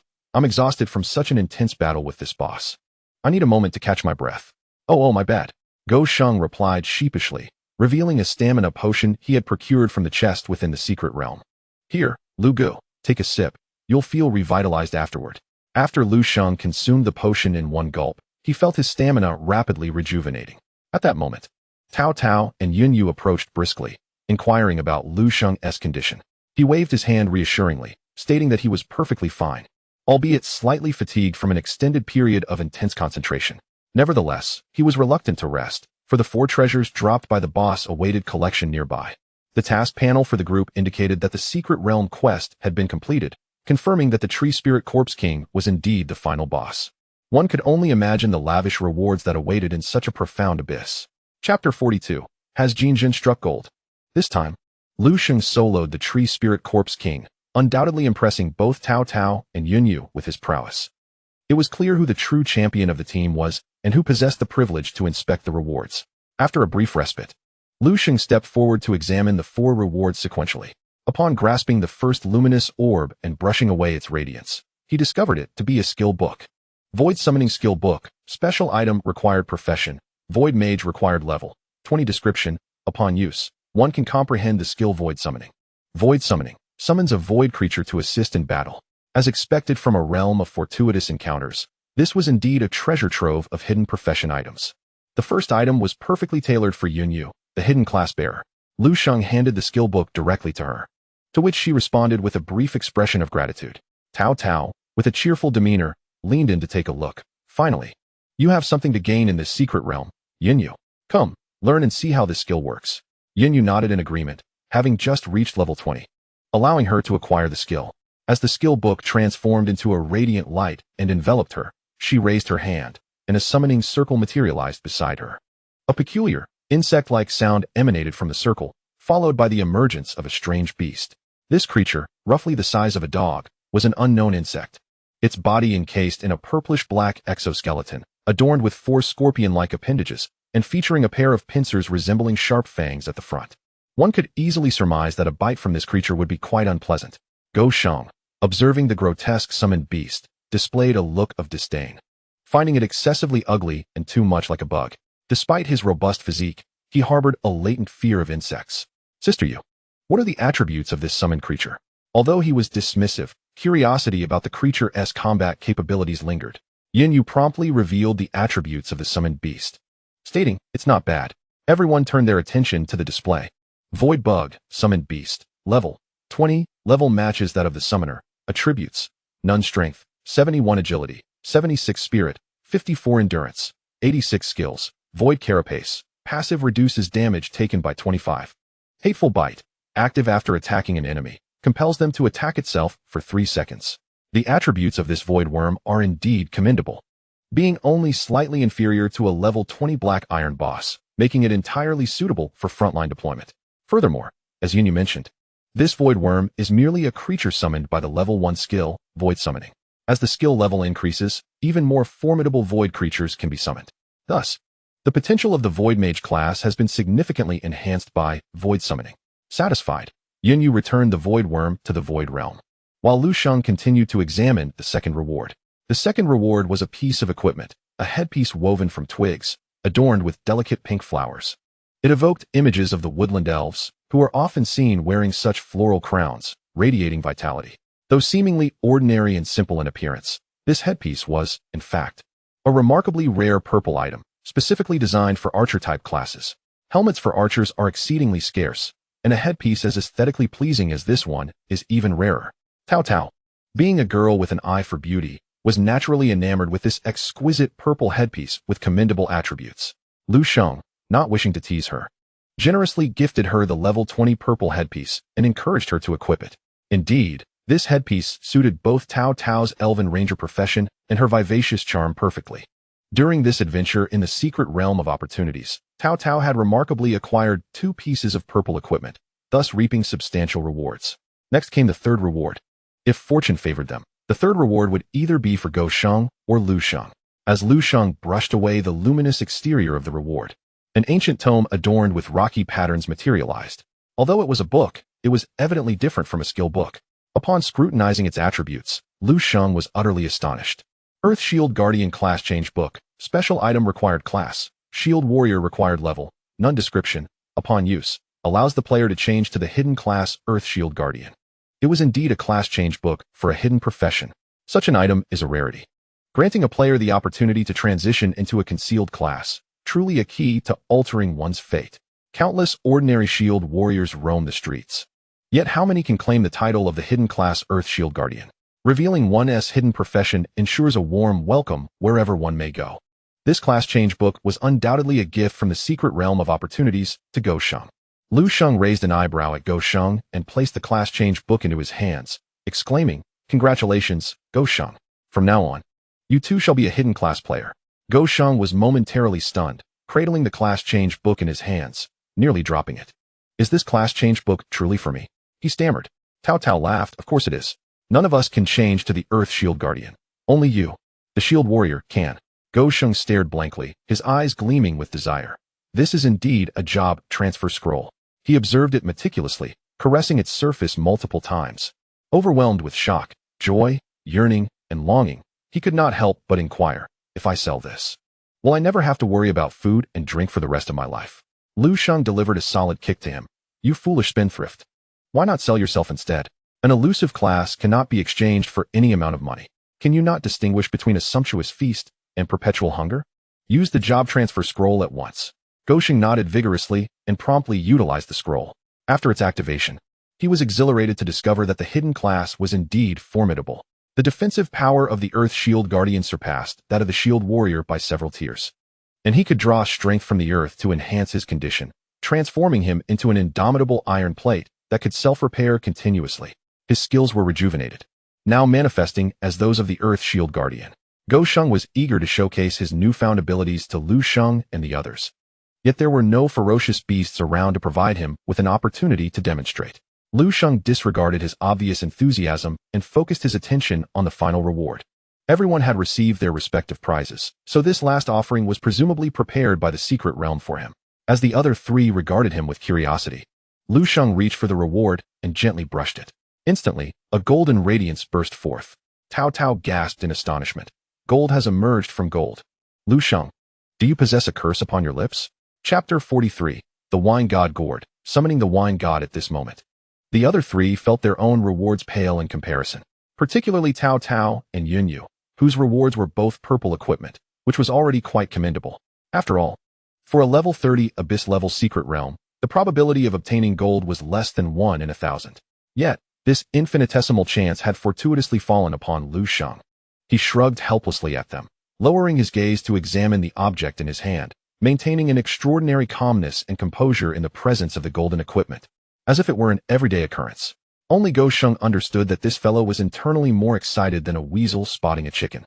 This was a gourd the size of a fist, resplendently blue and translucent, emitting a hazy moonlight, clearly crafted from high-quality jade. The bottle was adorned with golden threads, forming smooth and colorful patterns. To the eye, this piece of equipment resembled a work of art. As for its attributes, they astonished even Lu Sheng. Wine God Gourd. Golden, required level, 20 required class, Sword Immortal attributes, defense 80, strength 30, agility 43. Spirit 90 additional. Refinement, allows the user to absorb the bodies of ferocious beasts into the Wine God Gourd. After refinement, it can be consumed. Consuming once enhances all attributes by 50, increases attack speed and power by 50, and boosts resistance by 50, lasting 5 minutes.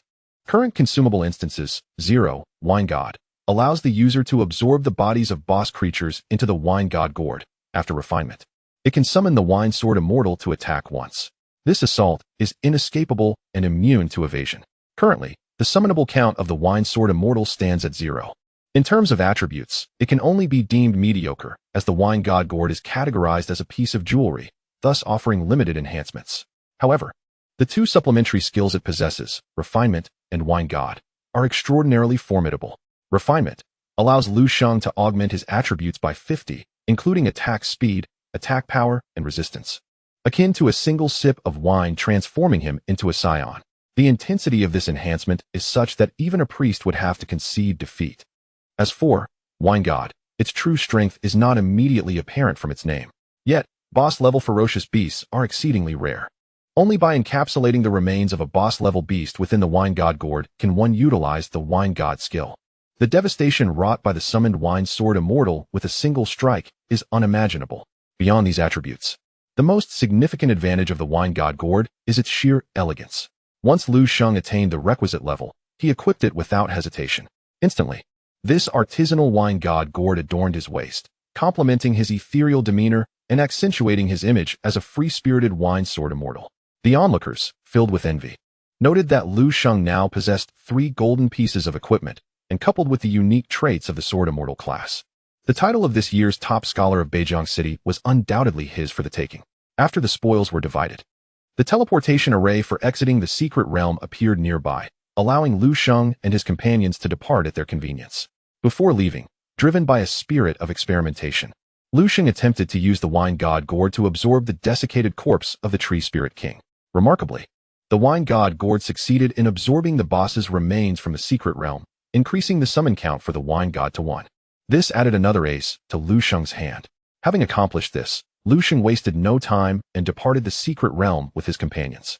Upon their exit via the teleportation array, they experienced a brief jolt before swiftly returning to the Ghost Shadow Maze. The ancient tree that had previously opened the entrance to the secret realm had vanished, replaced by an expanse of emptiness.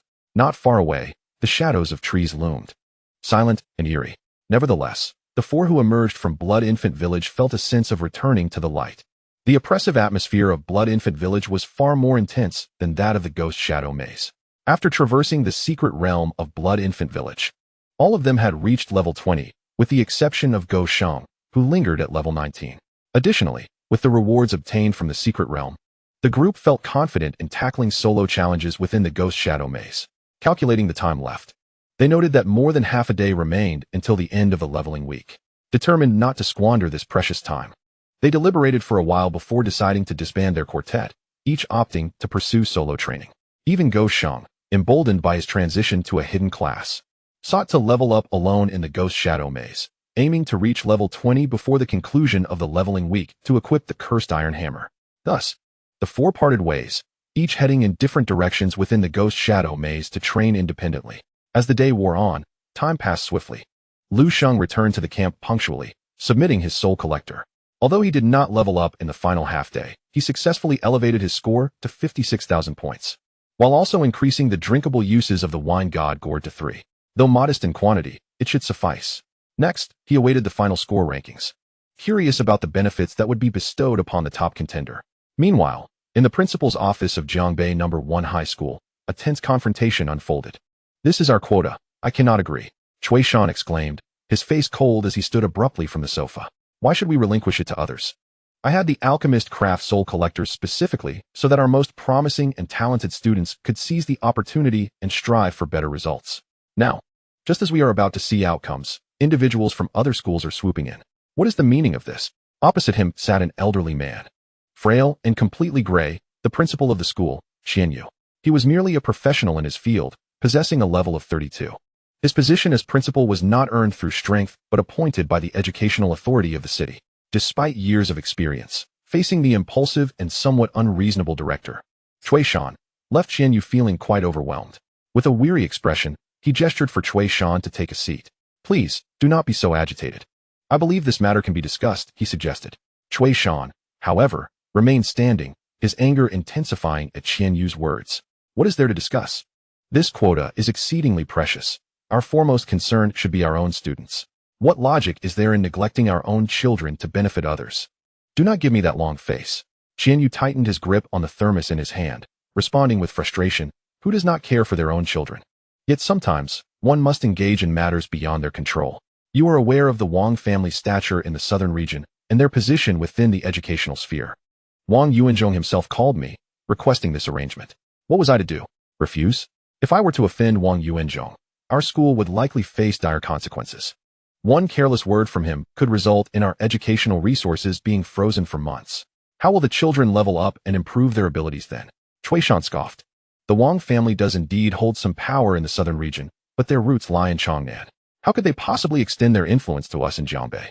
Qianyu replied, while the Wang family's foundation is not in Jiangbei, how can you be certain that the leaders of our educational sector here do not have connections with Wang Yuanzhou?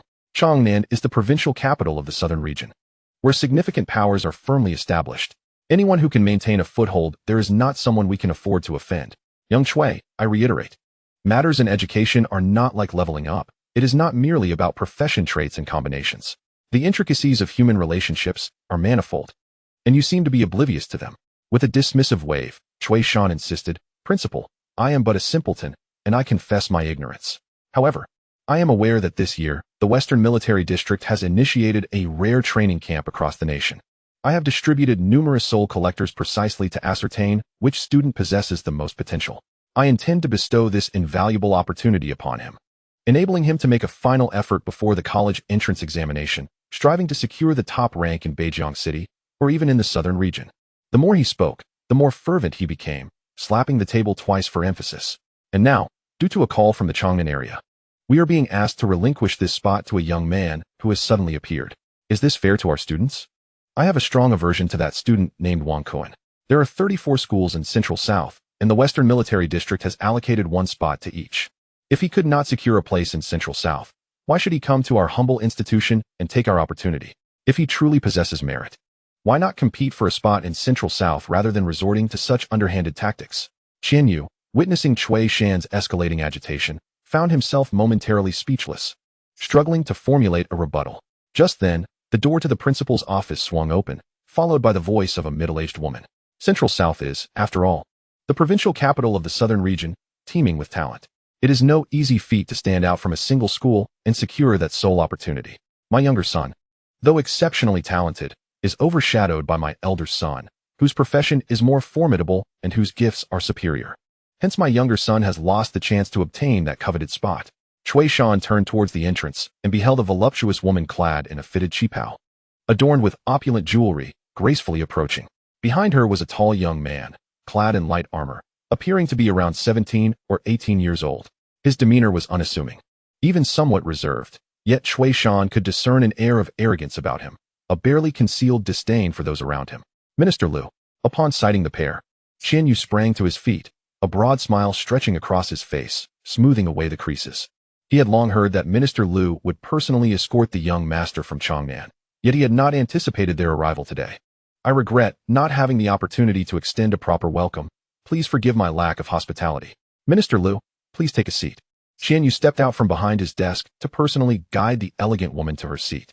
As they passed by Cui Shan, Qian Yu discreetly nudged him with his elbow, whispering, Lu Meixin from the Central South Education Bureau is Wang Zhongyuan's wife. You ought to temper that sour expression of yours. Offending them will yield no benefits. Upon hearing this, rather than softening his grimace, Cui Shan's expression grew even more pronounced, as if he were emblazoning the words undaunted by authority across his visage. With no other option, Qian Yu directed Cui Shan to sit at a distance, endeavoring to keep him as far away from Lu Meixin as possible. Lu Meixin, in a poised manner, took her seat and gestured for the accompanying young man to join her. After taking a seat, Lu Meixin finally spoke. There is no need for any elaborate hospitality. I have come to Beijiang City solely to accompany Xiao Kuan and assist him with the necessary procedures. There is no need to trouble you with such matters. I should express my gratitude to Principal Qian for being willing to help us with the transfer process. No trouble at all, Principal Qian replied with a forced smile, which only served to further irritate Cui Shan, whose displeasure was palpable in his dark demeanor. It was impossible to ignore such a stern presence. Instead of overlooking Cui Shan, Lu Meixin proactively engaged him, asking with a smile, You must be the head of the senior year, Director Cui, correct? I took the liberty of reviewing your credentials before my arrival. A 54-level heavy armored knight, quite impressive indeed. If it weren't for your relatively limited experience in the field, I believe a transfer to Central South would have been well within your reach. Upon hearing this, Principal Qian's expression brightened. Indeed, Director Cui not only possesses formidable strength, but also boasts extensive management experience. Under his guidance, our current senior class has produced many outstanding students. If Minister Lu could take note of him for future promotions, it would surely benefit the education department with another talented individual. Wouldn't you agree, Xiao Cui? As he spoke, Principal Qian subtly gestured to Cui Shan, encouraging him to contribute some complimentary words, given the stakes involved. While Qian meant well, Cui Shan could not abide by the opportunistic demeanor of a businessman. Thus, he completely ignored Qian's hints, offering no response.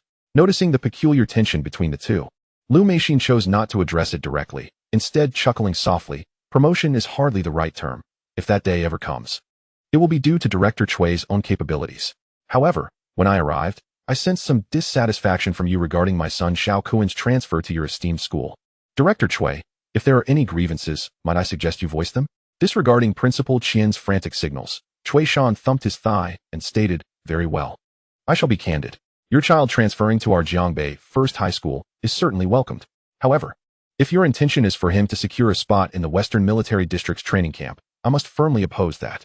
Such opportunities are reserved for the students of Beijiang First High School. It is unacceptable for your child to simply take that away. The educational resources in Central South are already far superior to those available to students from smaller locales like ours. It is a rare chance for equitable competition, and yet, you wish to infringe upon it." At that moment, Wang Kuan, who had remained silent until now, chuckled and interjected, "What is there to contest? Resources ought to be allocated to those with superior qualifications. Reserving spots in the training camp for Beijiang First High School students is nothing short of wasteful. To speak frankly, how many capable candidates can emerge from a place like Beijiang? If fairness were truly the goal, then the spots should rightfully belong to students from Central South, not from smaller cities like Beijiang or Heling." Cui Shan took a deep breath, striving to calm his escalating blood pressure, and with all his composure managed to retort, "Nonsense." Chapter 45, Arranging a Makeup Exam. Qian Yu sprang up like he had been electrocuted, eager to find the right words to redeem himself. But after racking his brain for an eternity, he could not think of anything suitable to say. The atmosphere momentarily became awkward, as several individuals exchanged blank stares. Lu Meixin, unfazed, calmly interjected, feigning a reprimand, "Xiao Kuan, in adult conversations, you must refrain from interrupting." Wang Kuan merely scoffed at this mild rebuke, paying it no mind. In previous years' college entrance examinations, students from Changnan accounted for at least 70% of the top 100 in the southern province. The top 10 spots were essentially monopolized by Changnan students year after year. After all, Changnan is situated in the most resource-rich region of the south, abundant in leveling resources. For instance, Jiangbei No. 1 High School only possesses 4 leveling maps, while every institution in Changnan boasts at least 10 or more resource points. These resource points even include numerous dungeons, accessible merely by paying credits. Thus, in terms of levels, strength, and equipment, Changnan holds a distinct advantage. What is more, the inhabitants of Changnan, particularly the high school students, do not perceive their geographical advantages as unfair. Their historical excellence in college entrance exam results fosters an innate sense of superiority, leading them to look down upon students from other regions, especially those from cities like Beijiang and Heling, who find themselves at the bottom of the discrimination hierarchy. Cui Shan, being a native of Beijiang, naturally felt displeased that a mere youth would dare to utter such disparaging remarks about his hometown. Lu Meixin smiled serenely, addressing the situation with grace. "It appears that Director Cui harbors some reservations regarding my Xiao Kuan's admission to the training camp. Allow me to clarify. While my Xiao Kuan may have spoken impolitely, the essence of his words holds truth. The training camp quotas from the Western Military District are indeed precious. Hence they should rightfully be awarded to those qualified. My Xiao Kuan, a top student at Changnan 6th High School, deserves this opportunity. Transferring to your esteemed institution, he should undoubtedly rank first in strength. If he is indeed the best and a student of your school, why should he not secure this quota?" Pausing briefly, Lu Meixin's smile deepened. "To be candid, our transfer to Beijiang No. 1 High School was indeed motivated by the desire for this quota. However, we have officially become students of your esteemed institution through this transfer. With my Xiao Kuan's abilities, should he attend the special training camp and return to take the college entrance exam, claiming the title of city champion in Beijiang would pose no challenge whatsoever. Your school's performance in the college entrance exams has, for the past 5 years, not been particularly remarkable. It has been several years since a city champion emerged. My Xiao Kuan's achievement in securing this title would not only be favorable for your institution, but would also add a brilliant note to both your and Director Cui's records. Securing such a reputation would merely be a matter of time before a transfer to Chang'an occurs." This eloquent rhetoric left no room for counterargument, while simultaneously presenting an enticing proposition to Cui Shan and Qian Yu. Qian Yu was delighted that someone had stepped in to smooth over the situation, nodding repeatedly. "As for records, they hold little significance. Our primary objective is to cultivate a city champion, ensuring that Beijiang No. 1 High School lives up to its prestigious name." I fully grasp what Minister Lu has just conveyed. The transfer of your son to our institution poses no issues. It is our school's privilege to enroll your son. Regarding the matter of quotas, Qian Yuzheng was about to make a promise when Cui Shan, unable to contain himself, interrupted directly. "I disagree with the issue of quotas." Upon hearing this, Lu Meixin's smile froze, and a hint of impatience crossed her face. Qian Yu was nearly frightened into a heart attack by Cui Shan's outburst. Wishing he could drag him out forcefully, if not for his inferior strength compared to Cui Shan. Cui Shan coldly stated, other matters can be discussed. But the issue of the training camp quota is non-negotiable. To be honest, I completed a document last week that will be announced directly at the morning meeting on Tuesday. The result will be that the training camp quota for the Western Military District will be awarded to the student who accumulates the most points during last week's training week. If your child wishes to obtain a quota, he must participate in the training week and secure the first place in points. Since he has missed this opportunity, he must repeat the year and wait until next year. Lu Meixin sneered, Director Cui, the training week has already passed. How can my little Kuan participate? Do you, as the grade director, see us as outsiders and thus wish to deliberately make things difficult for us? Or is it that you are being deliberately difficult because we transferred here and did not show you any acknowledgement? Do not insult me. Cui Shan was also furious, asserting, as the grade director, I have never made things difficult for anyone for the sake of acknowledgement. I simply want to ensure that all students have the opportunity to obtain what they rightfully deserve, to guarantee that this inherently unfair society does not become even more biased against people like you. Enough, enough. Jinyu, seeing the situation spiraling out of control, forcefully interrupted Cui Shan. Both of you, please do me a favor and allow me to say a word. Raising his voice, he finally managed to silence both Cui Shan and Lu Meixin. I have an idea. Let us see if it is feasible. Since Director Cui has already signed the document, confirming the decision-making authority regarding the training camp quotas, it would indeed be difficult to retract or amend it. However, it is also a pity that Wang Kuan has missed the opportunity to contend for a quota. Therefore, let us arrange for him to take a makeup test. Since the training camp begins next Thursday, it would be too late to conduct a makeup test based on points. Instead, let us be straightforward and allow Wang Kuan to challenge the student who secured the first place in points during the training week. Whoever wins will obtain the quota for the training camp. What do you think? Upon hearing this, Lu Meixin's expression softened, and she nodded. This idea is quite good. I agree. It is indeed inappropriate for us to simply demand a quota upon our arrival here, and I fear that some may express dissent later. However, if my little Kuan can secure the quota based on his own strength, I believe it will silence many critics. As she spoke, Lu Meixin cast a meaningful glance at Cui Shan, saying, Director Cui, what do you think? Surely, you cannot refuse such a reasonable proposal? Cui Shan was filled with anger, ready to reject the idea on the spot. After all, the resources available to Wang Kuan were vastly different from those of the children from Beijiang City. And to pit them against each other under the same conditions was inherently disadvantageous for the Beijiang children. Wang Kuan, although merely a deserter from Chongnan, who found himself in Beijiang out of necessity, is still a formidable force. The phoenix's tail is incomparable to the head of a mere chicken. The students of Beijiang No. 1 High School are certainly no match for him. Just as Cui Shan was about to decline, he suddenly thought of someone, Lu Sheng. If the coveted training camp spot were to belong to Lu Sheng, could Wang Kuan still seize it? After much contemplation, Cui Shan's expression softened. Very well, I agree. Let us set it for Monday. I will instruct the teachers to tally the scores over the weekend and confirm who the highest scorer is. On Monday afternoon, we shall arrange a makeup exam for that student to face your challenge, and the victor will earn a place in the training camp. Furthermore, the allocation of the training camp spot will be publicly announced at the morning meeting on Tuesday. Lu Meixin, satisfied, wore a polite smile. Excellent, then it is settled. With that, she stood up, unwilling to linger with Cui Shan for fear he might reconsider. Principal Qian, please continue your discussions with Director Cui. I will take Wang Kuan to complete the unfinished procedures. Later this evening, I would like to invite you to dinner at the Beijiang Crystal Restaurant as a token of gratitude for your willingness to accept my son. I sincerely hope you will honor my invitation. Seeing the matter resolved, Jinyu sighed in relief and smiled. Of course, Minister Lu, please take care. Lu Meixin led Wang Kuan out of the principal's office. As they walked down the corridor, Lu Meixin did not look back and remarked in a neutral tone, that Cui is truly obstinate, lacking the finesse of Qianyu. No wonder someone of such high rank can only serve as a grade director in a small place like Beijiang No. 1 High School. Speaking of which, son, this opportunity to secure a spot is rare. You must seize it. Whether you can join your brother at the training camp depends on the makeup exam in 2 days. Do not falter. Wang Kuan, with a casual air and a hint of disdain, replied, Mom, you worry too much. Beijiang is such a small, impoverished place. What great talents could it possibly have? When Beijiang No. 2 High School sent their 10 strongest students to our school for an exchange, we simply selected a few of our top performers and swept them aside. Although I may not rival my brother, I was still exceptional at my previous school.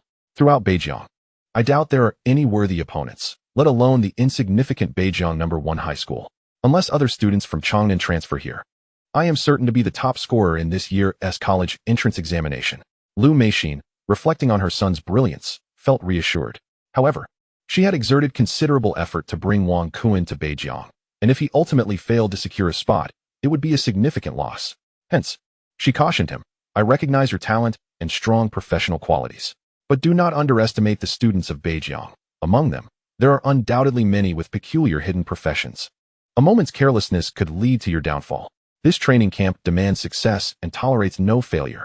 I understand, mother, you can rest assured. Wang Kuan replied nonchalantly. Though a hint of impatience brewed within him, he mused, how could a mere student from Beijiang City possibly cause me to falter? Nonetheless, mothers often believe their sons to be flawless, oblivious to my true capabilities. I shall return and decisively demonstrate my prowess by surpassing all the renowned experts of Beijiang know. One high school, compelling her to witness how I render all other students incapable of lifting their heads. The weekend swiftly passed. During this time, Lu Sheng hardly rested. Instead, he ventured into the wilderness alone. This was twofold in purpose, to level up in preparation for the college entrance examination and to slay fierce beasts. Collecting their essence into the divine wine gourd, which he sought to refine into potent beverages that would enhance his strength. Throughout this period, Lu Sheng's progress was commendable, as he was but a step away from reaching level 21. Simultaneously, the exquisite nectar brewed within the gourd had filled over half a jar, allowing for 6 consumptions. Lu Sheng had previously partaken in a sip to test the prowess of the gourd's unique skill. The concoction was exceptionally delightful, with a smooth, sweet taste and a rich aroma that far surpassed any fine wine he had ever tasted in his past life. After consuming it, his attributes surged remarkably, even more exhilarating than receiving buffs from a priest. In future battles against bosses, a sip before the fight would transform him into a wine Sword Immortal, significantly accelerating his monster-slaying speed. However, the only drawback was the laborious process of brewing this wine. Despite slaying numerous fierce beasts and collecting ample materials over 2 days, he had only managed to refine enough for 4 servings. Therefore, he would need to be judicious in his consumption. On Monday morning, Lu Sheng arrived at school. This time, Go Sheng arrived earlier than ever before. Unlike his usual demeanor of languishing at his desk, eagerly awaiting Lu Sheng's breakfast offerings, he was now surrounded by a group of classmates, wielding a colossal shield crafted from solid rock, nearly 2 meters in height, enveloping his entire frame.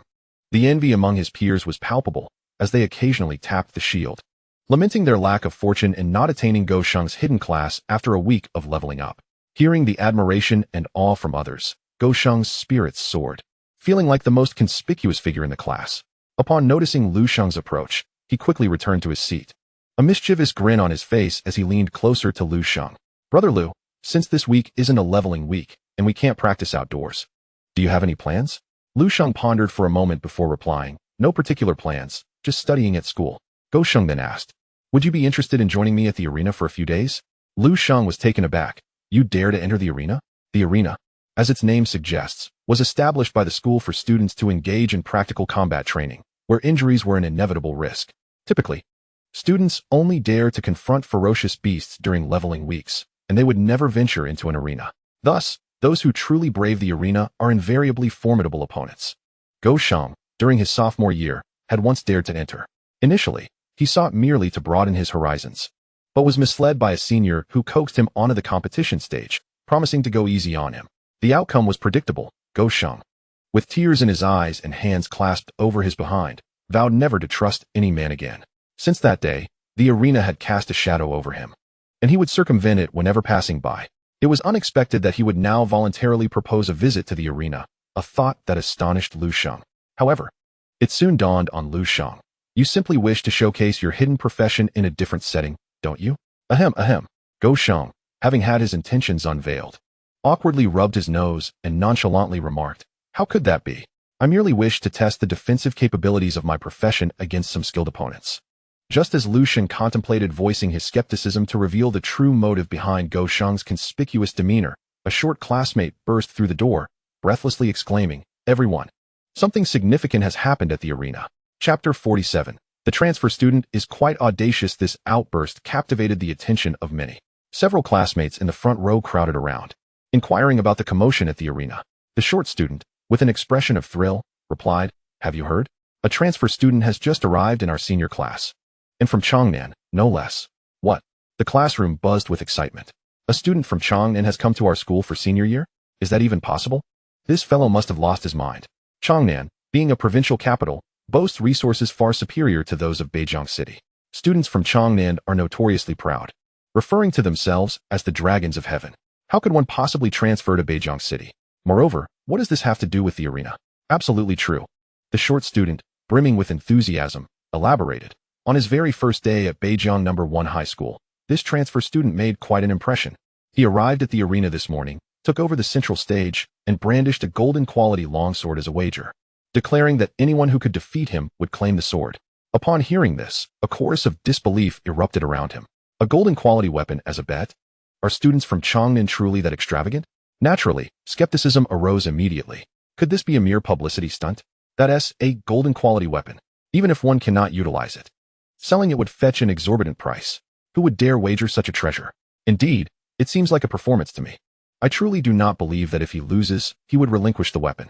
The short student replied, whether it's true or not, that is what he claimed. Besides, quite a number of people are eyeing that weapon and are eager to challenge him. The outcome, however, was grim. No one managed to withstand even two of his skills, as they were all swept aside. Even the formidable Yao Yuan Kuei, ranked 5th on the power list, and Guo Xingyan, ranked 7th, are no exception among the seasoned veterans who frequent the arena. It is evident that half of the top 10 on our school's power list have faced off against this transfer student, and all have suffered grievous defeats. The collective intake of breath is palpable. Everyone is aware that the students from Chongnan possess abilities that surpass the average of Beijiang by 2 tiers. However, as students of Beijiang, there remains a lingering belief that the elite from their own institution may not be significantly inferior to those from Chongnan. The reality of the match, however, unveiled the stark disparity in their levels. Is the educational resource of Chongnan truly so formidable that it cultivates students of such superior caliber compared to those from Beijiang? As a shadow of doubt enveloped the crowd, a diminutive student spoke up, igniting a wave of fervor among the onlookers. The transfer student, exuding arrogance. After defeating Yao Yuan Kuei and noticing no challengers daring to confront him, boldly proclaimed, "Is there not even a single competent class changer in Jiangbei No. 1 High School?" The small student mockingly mimicked his tone, declaring, "Indeed, Jiangbei is merely a remote backwater, falling far short when compared to Chongnan. It is no wonder that each year, the college entrance examination results from Chongnan overshadow those of Beijiang by a considerable margin." Upon hearing this, the crowd erupted in indignation. Damn, this kid is incredibly arrogant. What does he have to boast about? It's a well-known fact that Chongnan boasts superior educational resources.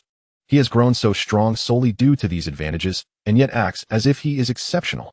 To speak plainly, with the resources of Chongnan, even a pig could become a boss. With so many experts from our school, is there not one who can teach this Chongnan brat a lesson? A frog attempting to crow like a rooster, truly believing himself to be a bird. Indeed, where are the likes of Yunyu and Tao Tao, ranked highly on the power list? Why have they not come forth to reprimand him? The small student's expression turned bitter as he replied, "How could they not? When I arrived, Tao Tao had just faced him and, regrettably, also lost. I've heard that someone has already approached Yunyu, and our school's top-ranked fighter may soon confront this transfer student. My purpose in coming here is to rally you all to the arena to cheer for Yunyu. He is our last bastion at Jiangbei No. 1 High School. Should Yunyu falter, we would be utterly humiliated, trampled beneath the feet of a mere transfer student."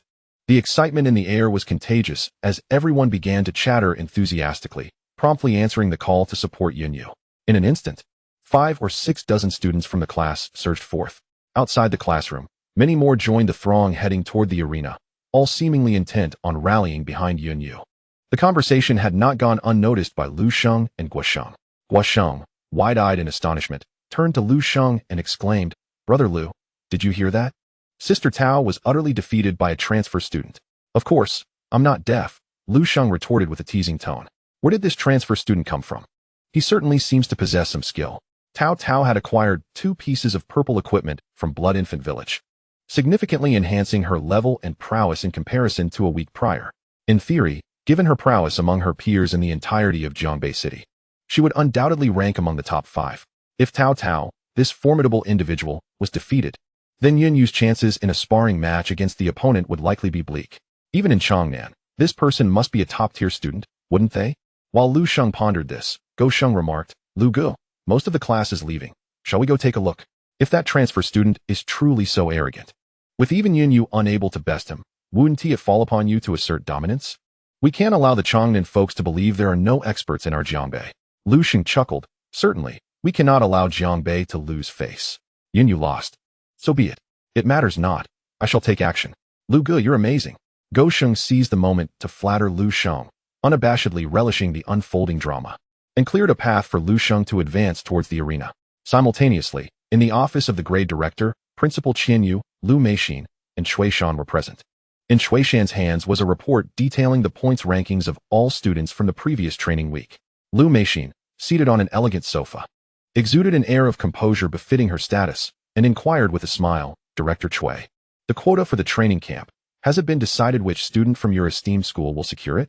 We should promptly arrange for my son Kuen's retake. He has been waiting in your arena since early this morning to see what sort of opponent you intend to assign him. Cui Shan, previously agitated, now exuded an excessive calmness, seemingly confident that the special training camp quota would not be snatched away by Wang Kuen. He is a student from Class 1, Lu Sheng. A swordsman. Even Lu Meixin, no matter how composed, could not suppress a chuckle. A swordsman? This is to have me wield dual blades. Has Jiangbei No. 1 High School truly failed to produce a more competent student? A commonplace combat profession, yet it has secured the only training camp quota from Jiangbei No. 1 High School. In any school in Changnan, the top 10 spots would surely be dominated by hidden professions. It appears Jiangbei No. 1 High School cannot even unearth a few powerful hidden professions. This quota, barring any surprises, must belong to Kuen. Lu Meixin politely reined in her laughter and refrained from further comment. Since we know who it is, please have the teacher summon him to the arena. My son Kuen will be there awaiting him to challenge for the training camp quota. The three of us shall also head to the arena now to prepare for the retake. Principal Qian, you have no objections, I presume? Principal Qian smiled amiably. Of course not. Shall we proceed to the arena now? As he spoke, he addressed Cui Shan. Director Cui, you should come along as well. Such an important occasion warrants your presence as a witness. Lu Meixin added, Indeed, Director Cui seems to harbor some reservations regarding my son Kuen. I believe once he witnesses my son's strength, he will realize who Jiangbei No. 1 High School ought to send to the training camp. I share the same sentiment. Cui Shan cast a cold smile at her, placing the list in his hand down. What remained unknown to everyone was that the top-ranked Lu Sheng had amassed over 56,000 points, while the second-place Tao Tao had merely over 8,000. The disparity was a staggering sevenfold. Coupled with Lu Sheng's performance in the death trial, Cui Shan was resolute in his belief that Wang Kuen aspired to usurp Lu Sheng's spot. What a fanciful dream. Within the arena, upon entering with Go Sheng, Lu Sheng was rendered speechless. Typically, no more than 100 individuals occupied this space, honing their skills on the 9 platforms. Yet now, the grand arena was teeming with nearly 2,000 people. It was not only the senior students who were present. Word had spread among the second and first-year students about Wang Kuen's challenge to the entirety of Jiangbei No. 1 High School. Many younger students rushed to the scene to cheer for their peers, eager to witness this arrogant transfer student being decisively subdued, bringing glory to Jiangbei No. 1 High School. Wang Kuen had set up his challenge on the central platform among the 9. At that moment, the area beneath the platform was packed with spectators, leaving latecomers unable to approach the front. On the platform, battles had already commenced, yet from a distance, Lu Sheng found it difficult to discern who held the upper hand. Noticing the situation, Go Sheng extended his palm, summoning a massive shield before him. Lu Ge, follow closely behind me. I'll force our way through. Go Sheng proclaimed with bravado. Lu Sheng shot him a glare. Force our way through? Aren't you concerned about being cursed at from behind? Go Sheng scratched his head in confusion. Then what should we do? With so many people ahead, we can't get past without pushing through. Calmly, Lu Sheng replied. Just put away that coffin board and stay behind me. Obediently, Go Sheng stowed the stone shield. Curious to see how Lu Sheng would navigate to the edge of the platform, Lu Sheng gently tapped a female junior on the shoulder. She turned, gasping softly, covering her mouth, her eyes sparkling with admiration. Junior, could you please let me through to the front? Lu Sheng smiled at her. Of course. Please, senior. Her voice trembled with excitement. She was not alone. Several of her friends were nearby. Collectively, they parted to grant Lu Sheng passage. As Go Sheng followed closely behind Lu Sheng, he overheard the whispers of the girls. That senior was so handsome. Indeed, how could he be so good-looking? Could he possibly be Lu Sheng? I heard he has long dominated the school's heartthrob rankings, and just a few days ago, a school beauty confessed to him. But he turned her down. He is so handsome. It feels like the school beauty doesn't deserve him at all. Go Sheng was at a loss for words. Is it really possible to pave the way with one's face? Moreover, the school beauty they spoke of seemed to be his goddess. Thus, Lu Sheng effortlessly made his way to the edge of the platform. Surrounding him were several female classmates, who had completely lost interest in the battles taking place. Their eyes fixated on Lu Sheng. Habitually, he ignored the predatory gazes around him and focused on the platform. In the arena, a fierce battle was underway, featuring Yunyu and a young boy clad in lightweight armor. The boy was fully equipped, and what was truly alarming was that, apart from his jewelry, all his gear shimmered with a purple glow. Such an ensemble of purple equipment was indeed extravagant. It was no wonder he hailed from a major city. Just in terms of equipment, he outclassed the students from Jiangbei No. 1 High School by a significant margin. This lavish gear left no room for doubt regarding his earlier promise that defeating him would grant one a golden quality longsword. And indeed, that promise was not mere bravado. The longsword, of golden quality, was lodged at a corner of the arena, surrounded by students eager to behold it. The sword's design was rugged, its hilt as dark as ink, seemingly crafted from obsidian. The blade bore a similar appearance but flickered with intermittent flames, resembling a heated iron brand. When stirred by the air, the flames flared brighter. The longsword appeared to possess some fire attribute effect, causing the nearby students to sweat profusely, retreating in short order. Naturally, everyone present must have entertained the thought of seizing the sword, but it was clear that snatching equipment in broad daylight was out of the question. Due to the distance, Lu Sheng could not discern the sword's attributes, yet the golden glow emanating from its blade confirmed its golden quality beyond doubt. Lu Sheng clicked his tongue. He already possessed the Kanglin's sword, but would not mind adding another golden weapon to his collection. While one could not equip two sword-type weapons simultaneously, he could certainly alternate between them. After indulging in thoughts of this golden equipment, Lu Sheng reluctantly shifted his focus back to the arena. With a single glance, he discerned that the battle was nearing its conclusion. At that moment, Yunyu was firmly at a disadvantage. Above her, a rift in the void had opened, unleashing a barrage of energy orbs upon Wang Kuan. However, Wang Kuan, wielding an ancient-looking golden heavy sword, swung it with a flourish, conjuring a wall of wind and sand that thwarted all of Yunyu's skills. Only after her abilities had been fully expended and the rift closed did Wang Kuan advance with calm determination, bringing his sword down in a powerful strike. The wall of wind and sand soared in response to his motion, coalescing into a colossal sword nearly 10 meters long, its tip gleaming with an unstoppable radiance as it descended directly towards Yunyu. Chapter 49. Reward Dual Wield? Is this to grant me the dual sword technique? Part 2. In a mere half-second, Yunyu brandished her staff, opening a brief rift in the void beneath her feet. Several tendrils emerged from the gap, wrapping around her and swiftly pulling her into the rift, only to reappear 20 meters away, thus evading Wang Kuan's strike. Yet, Wang Kuan's assault was far from over. He had anticipated that Yunyu would utilize Void Shift to dodge his attack. As he swung his sword, a subtle gathering of wind and sand had already formed in his palm. The moment Yunyu was transported from the rift, he hurled the collected wind and sand towards her. As the swirling sandstorm grew in ferocity, it reached a height of approximately 2 meters and a diameter of about 1 meter, engulfing Yunyu entirely. In an instant, the tempestuous whirlwind lashed at her, rendering her immobile and unable to cast any skills. The coarse sand scraped against her skin, forcing her to shield her face with her arms. Unable to even open her eyes, it was over. Wang Kuan's lips curled into a smirk as he swung his sword horizontally once more. A great sword formed from the swirling sands materialized out of thin air, crashing into the helpless Yunyu.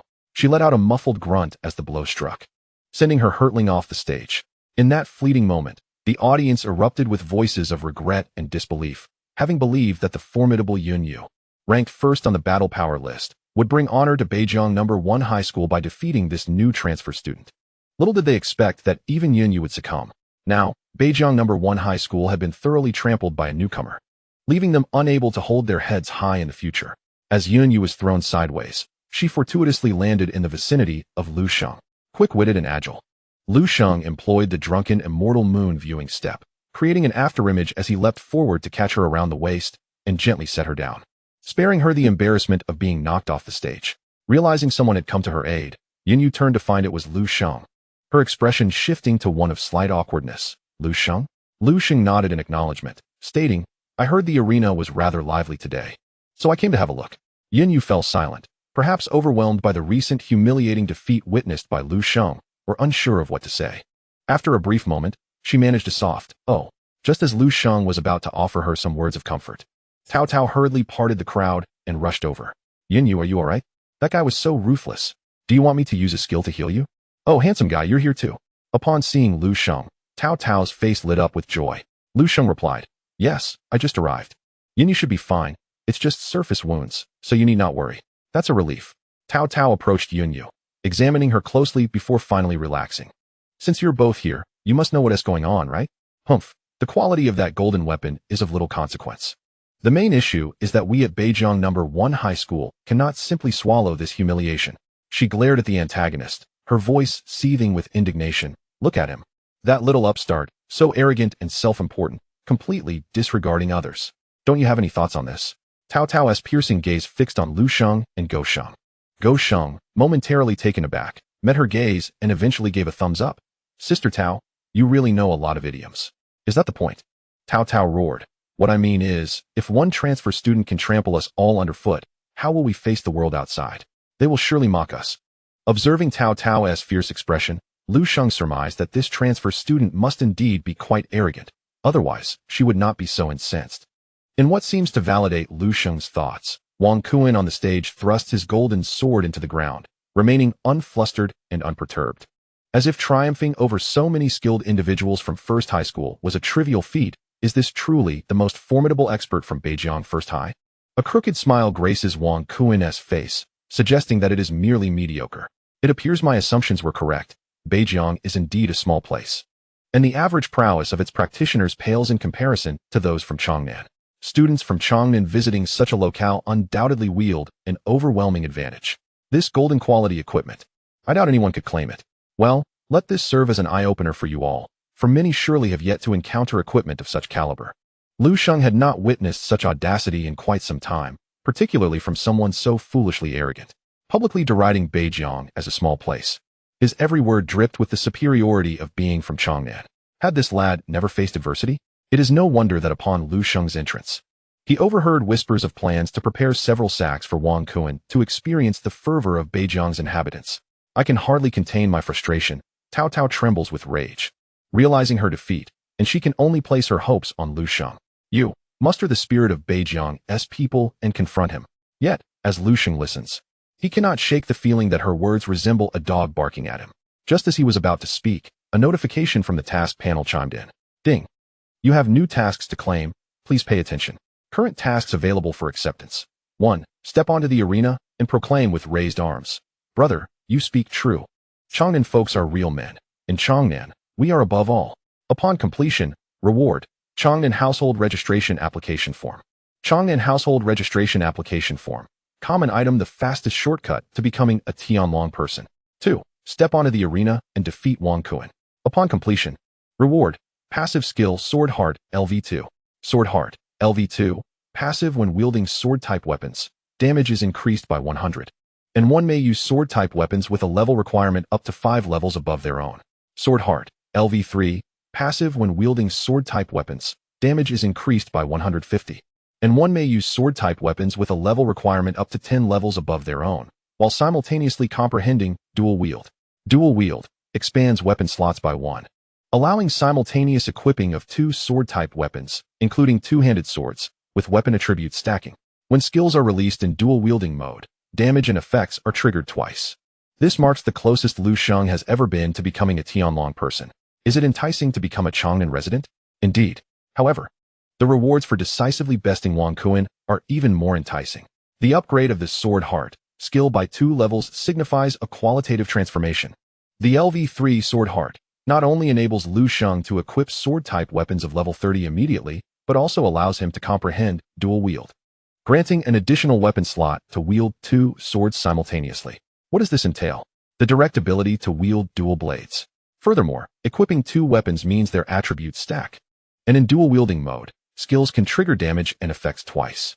In other words, under the dual-wielding condition, wielding the sword to calm the waves allows for 2 instances of damage, releasing the calm waves effect twice, effectively doubling his crowd-clearing capability. The attack count of Qinglian Sword Song escalates from 10 to 20. This can be attributed to the sword mark, passive, culminating in a total damage output of up to 2,800. Furthermore, the concept of dual wielding holds significant importance for Lu Sheng as it enables him to achieve a true balance of offense and defense. In the sword mastery state, his damage output indeed sees considerable enhancement.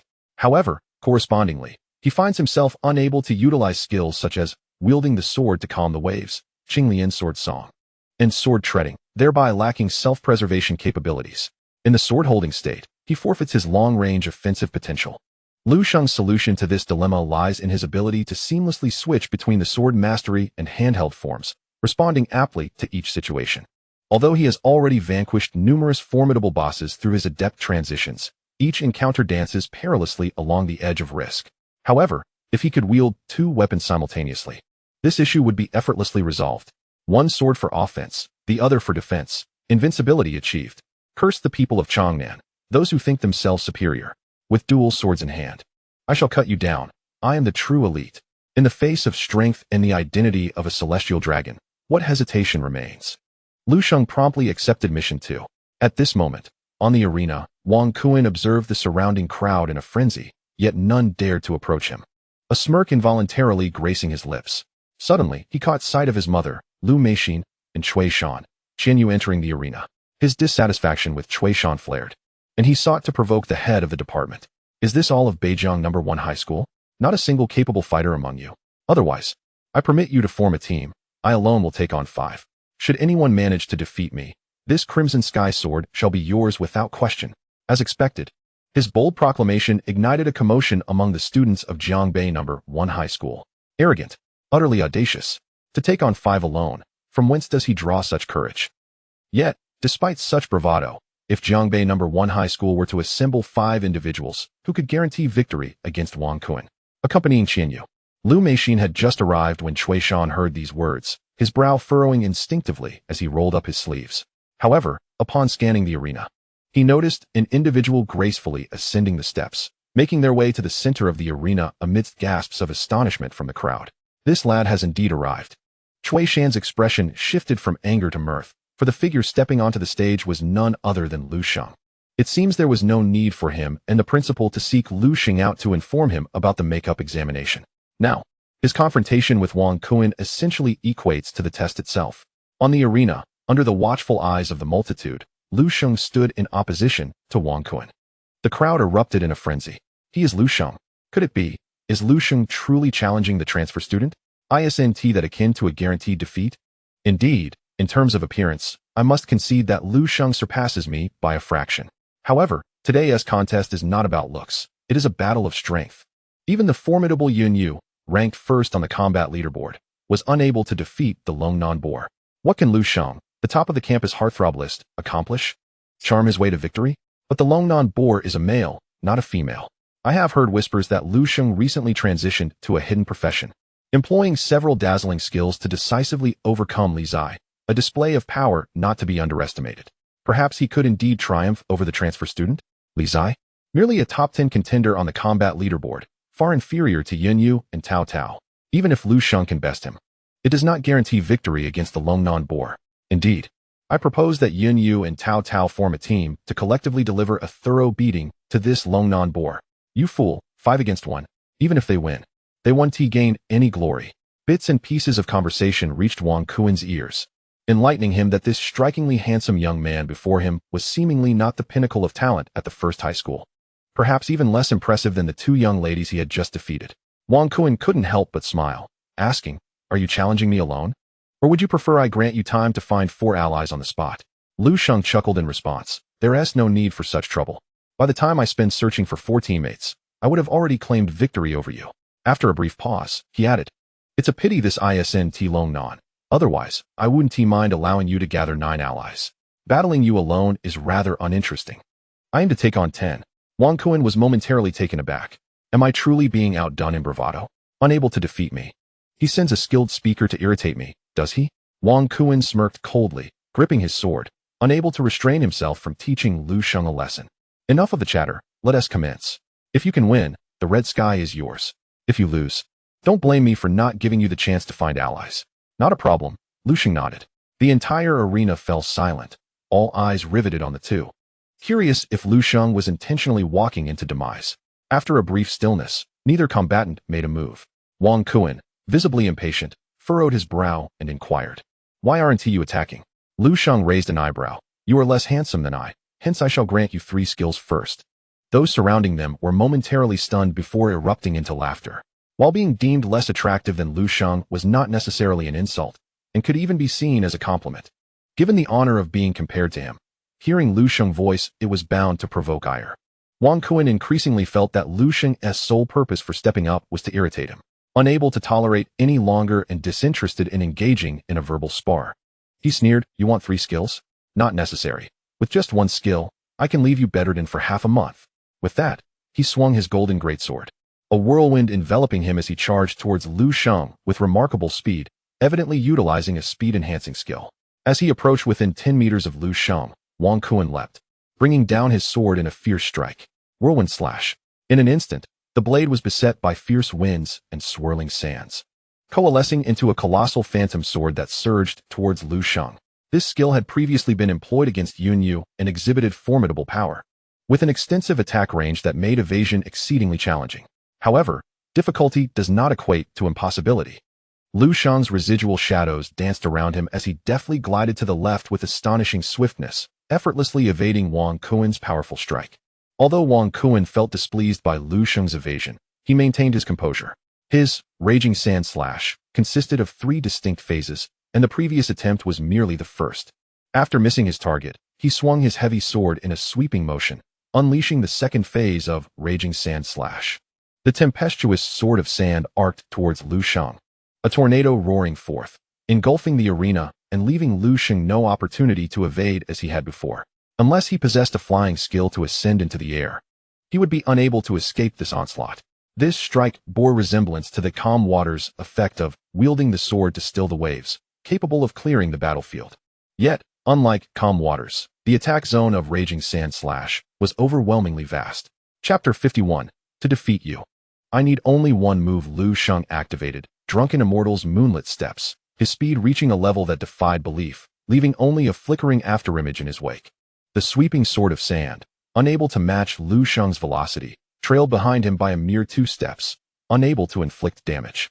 Wang Kuan's raging sand slash could only strike within a horizontal radius of 360 degrees. As the sword completed its arc, the tempestuous blade of sand dissipated. Wang Kuan's expression grew increasingly grim as he realized his opponent's speed was absurdly high. How could he continue to fight when his skills failed to connect? Fortunately, his raging sand slash retained a final phase, specifically designed to counter the mobility skills of assassins and rangers. Wang Kuan focused intently, bellowing, raging sand slash barrier. He lifted his heavy sword, then brought it crashing down onto the ground. This time, no phantom sword of sand emerged. Instead, at Lu Sheng's side, a whirlwind of sand surged upward, forming 2 towering walls of stone that swayed with the wind, each reaching a height of 10 meters. These walls effectively sealed off Lu Sheng's escape routes, rendering him incapable of evading Wang Kuan's skills through movement as he had previously done. He was left with the choice to defend or to engage Wang Kuan directly. Wang Kuan wasted no time granting Lu Sheng an opportunity to strike. Even when Lu Sheng declared he would allow him 3 skills, he raised his heavy sword, thrusting it upward, causing the arena beneath to shatter as 5 boulder-sized stones erupted forth, hurtling towards Lu Sheng. Sandstorm bomb. As they flew, the stones ignited into a fiery crimson, resembling impending explosives. It was evident that being struck by these boulders would be far from pleasant. Lu Sheng's optimal response was to evade, just as he had moments before. Given that the sandstorm bomb traveled in a straight line, evasion would not pose a problem for someone of Lu Sheng's speed and reflexes. The crux of the matter is that the sandstone wall formed by the frenzied sand slash has yet to dissipate, leaving Lu Sheng with no avenue for evasion. The control exerted by frenzied sand slash, coupled with the immensely damaging sandstorm bomb, has culminated in a lethal combination. It must be acknowledged that Wang Kuan, this hidden class changer, undoubtedly possesses remarkable skill. Neither Yunyu nor Tao Tao can justifiably contest their defeat. Alas, his adversary is Lu Sheng, facing 5 incoming sandstorm bombs. Lu Sheng remained motionless, a peculiar smile gracing his lips. Is that your second skill? No sooner had the words left his mouth than the sandstorm bomb struck him directly. Gasps echoed around, as onlookers presumed that Lu Sheng, unprepared, would be dealt a near-fatal blow by Wang Kuan. Yet, to everyone's astonishment, in the blink of an eye, Lu Sheng took a step forward, a semi-transparent shadow trailing behind him. The 5 sandstorm bombs pelted Lu Sheng, only to inexplicably pass through him as if they had encountered a ghost. Although all present had witnessed the skills land on Lu Sheng, they inexplicably missed. What sorcery is this? Wang Kuan stood petrified, his mind swirling with confusion, the size of a jujube, echoing hollowly within his skull. Not only was Wang Kuan bewildered, but the entire assembly was likewise dazed, including those at a distance like Cui Shan. Only Gu Sheng, Yunyu, and Tao Tao comprehended the extent of Lu Sheng's astonishing 99 evasion rate with Drunken Immortal's moonlit step. Did Wang Kuan truly believe that 5 sandstorm bombs could strike Lu Sheng? If that were the case, Wang Kuan might as well abandon his studies and pursue lottery tickets. Lu Sheng deftly evaded Wang Kuan's skill, his hand resting on his sword, a broader smile illuminating his face. There remains but one final skill. Do ponder what it shall be, for once I exhaust my last skill, I shall unsheath my sword. Wang Kuan, shrouded in silence, wore a countenance as dark as thunderclouds. Seizing the moment while the wind barrier of frenzied sand slash had yet to fade, he extended his hand, conjuring a swirling mass of sand and wind, which he promptly hurled forth. This skill, pivotal in his prior victory over Yunyu, was imbued with formidable control effects. As the swirling sand was released, it coalesced into a 2-meter-high whirlwind, enveloping Lu Sheng entirely. Given that this was an area of effect skill, the evasion of Drunken Immortal's moonlit step could not mitigate its effects. Instantly, the whirlwind, laden with sand, ensnared Lu Sheng, rendering him immobilized. Indeed, one cannot evade a control skill. Wang Kuan's joy was palpable, without hesitation. He charged forth with his sword, intent on cleaving Lu Sheng from the stage. Students below collectively held their breath, knowing that once ensnared by this skill, escape was exceedingly difficult. Wang Kuan had previously eliminated many with this very ability. Only a select few, familiar with Lu Sheng, chuckled as they observed Wang Kuan advancing toward him, already envisioning Lu Sheng's thoughts. I am controlled? How delightful. As anticipated, as Wang Kuan approached, sword raised for an attack. A radiant golden light erupted around Lu Sheng. The golden light, akin to the midday sun, pierced through the dark clouds, shattering the sandstorm enveloping Lu Sheng and effortlessly dispersing it, causing the small whirlwind to disintegrate in an instant. Everyone present discerned that this radiant beam was characteristic of golden quality equipment. The source of this brilliance was none other than the ethereal long sword, Kanglin, held gracefully in Lu Sheng's hand, perfectly embodying his noble demeanor. I shall defeat you with but a single strike, Lu Sheng declared, his voice resonating with an air of confidence. Wang Kuan, startled, felt his eardrums tremble, barely catching those words. Before he could grasp their meaning, Lu Sheng transformed into a flurry of sword energy, swiftly appearing beside him and striking with a single, decisive blow. The air became suddenly dense, and Wang Kuan's crimson eyes reflected the rapidly enlarging silhouette of the sword. In the next moment, an excruciating pain surged from his chest. Lu Sheng's attack power was overwhelmingly formidable. Even with his entire body clad in purple armor, he could not withstand such immense force, which shattered his defenses completely. A spray of blood erupted from Wang Kuan's chest, and the durability of his light armor plummeted drastically. But this was merely the beginning. Within the span of 3 seconds, the following events unfolded. After delivering the first strike, Lu Sheng transformed once more into sword energy, reappearing at Wang Kuan's opposite flank, and unleashed a second blow upon his shoulder. This was swiftly followed by a third and a fourth strike. The entire arena fell silent, all eyes fixed on Lu Sheng as he manifested as a wisp of sword energy, elegantly materializing and leaving behind a series of afterimages beside Wang Kuan. So strikingly handsome, so terrifyingly powerful. 10 strikes in total, neither more nor less. Ultimately, Lu Sheng reappeared, his back turned to Wang Kuan, and with a graceful flourish of his sword, he casually swept the blade. With a gentle utterance, a colossal illusion of the Kanglin sword materialized, crashing down upon Wang Kuan's head. In an instant, Wang Kuan's armor shattered, with at least half of his light gear obliterated. He let out a muffled groan, as if his soul had been siphoned away, and collapsed, unconscious. A profound silence enveloped the arena. He was defeated in mere seconds. The previously boastful Wang Kuan, whom even Yunyu and Tao Tao could easily conquer, had been vanquished so effortlessly. Moreover, Lu Sheng had upheld his promise. 3 skills for you, yet I wield but 1 strike. This singular sword stroke had obliterated Wang Kuan, leaving him utterly defenseless. He is so incredibly handsome. Someone murmured, the first to react, the words escaping in a hushed tone. Though soft, in the hushed arena, they resonated clearly. This admiration ignited like a fuse, sweeping across the entire arena. The ensuing murmur of excitement nearly lifted the roof off. Did he truly eliminate him with a single skill? How stunning. Indeed, Lu Sheng allowed Wang Kuan to use 3 skills, not retaliating in the slightest. Only then did he draw his weapon and eliminate his opponent with one skill. This is an unabashed display of dominance. What a relief, what a splendid relief. Just moments ago, that arrogant Wang Kun now lay on the ground. A comical sight indeed. Always boasting about being from a small place. What of it? When a person from a small place strikes you with a sword, just how does it feel? Does it hurt? Can one still afford to feel pain? One sword could scarcely be parried. How audacious it is to flaunt such prowess in our northern river. Lu Sheng is truly remarkable.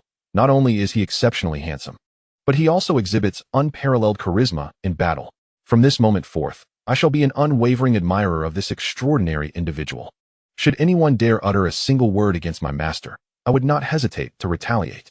The cheers rose in fervor, nearly compelling a collective bow of respect towards Lu Sheng. He, too, found himself in high spirits. Defeating Wang Kun was but a secondary concern, for he was now ready to fulfill his task. Upon clicking to submit, he glanced at his skills panel, and, indeed, his passive skill, Sword Heart, had ascended 2 levels to LV3. Sword Heart, LV3, passive when wielding sword-type weapons. Damage is increased by 150. One may utilize sword-type weapons that are up to 10 levels higher than their own, while simultaneously comprehending dual wield. Dual wield expands the weapon slot by 1, allowing the simultaneous equipping of 2 sword-type weapons, including two-handed swords, with weapon attribute stacking. When skills are unleashed in a dual-wield state, damage and effects trigger twice. At this moment, his understanding of swordsmanship had transcended to a new echelon. Generally, skills have a maximum level cap. Only upon reaching the 3rd transfer could one elevate a skill to LV3, which occurs at level 50. Thus, without the benefit of quest rewards, Lu Sheng would have needed to attain level 50 to elevate Sword Heart to LV3 and unlock dual wield. Yet now, he possessed a skill equivalent to that of a level 50 character at merely level 20. The overwhelming potential of LV3 Sword Heart is beyond imagination. With the Kanglin's sword in hand, Lu Sheng distinctly felt the surge of its latent power. Moreover, his attributes panel revealed that a second weapon slot had been unlocked, indicating he could readily equip another sword-type weapon. The era of dual wielding was upon him. How exhilarating. At this moment, was there not a golden longsword conveniently available for use? Lu Sheng raised his gaze to the flickering flames reflecting off the sword, then glanced at the unconscious Wang Kun and approached him. Lifting the sword, he cast a sidelong glance at Wang Kun's infuriatingly smug face, inwardly lamenting, "How I detest pretentious individuals." As soon as the sword was in his grasp, its attributes unfolded before him. Ji Xiao, Golden, required level, 30 required class, Swordsman, Master of Sword proficiency attributes, Attack Power 998, Strength 142, Agility 108. Stamina 56 additional, inflicts a burning effect upon attack, dealing continuous damage to enemies for a duration of 10 seconds. When skills are activated, an additional 50 fire attribute magic damage is granted. Description: forged within the Tsangyan volcano, the sword embodies the power to annihilate all adversaries. To discover it was a golden quality weapon at level 30 was indeed unexpected for Lu Sheng. However, it soon became evident why Wang Kun wielded merely a purple quality heavy sword instead of this Ji Xiao.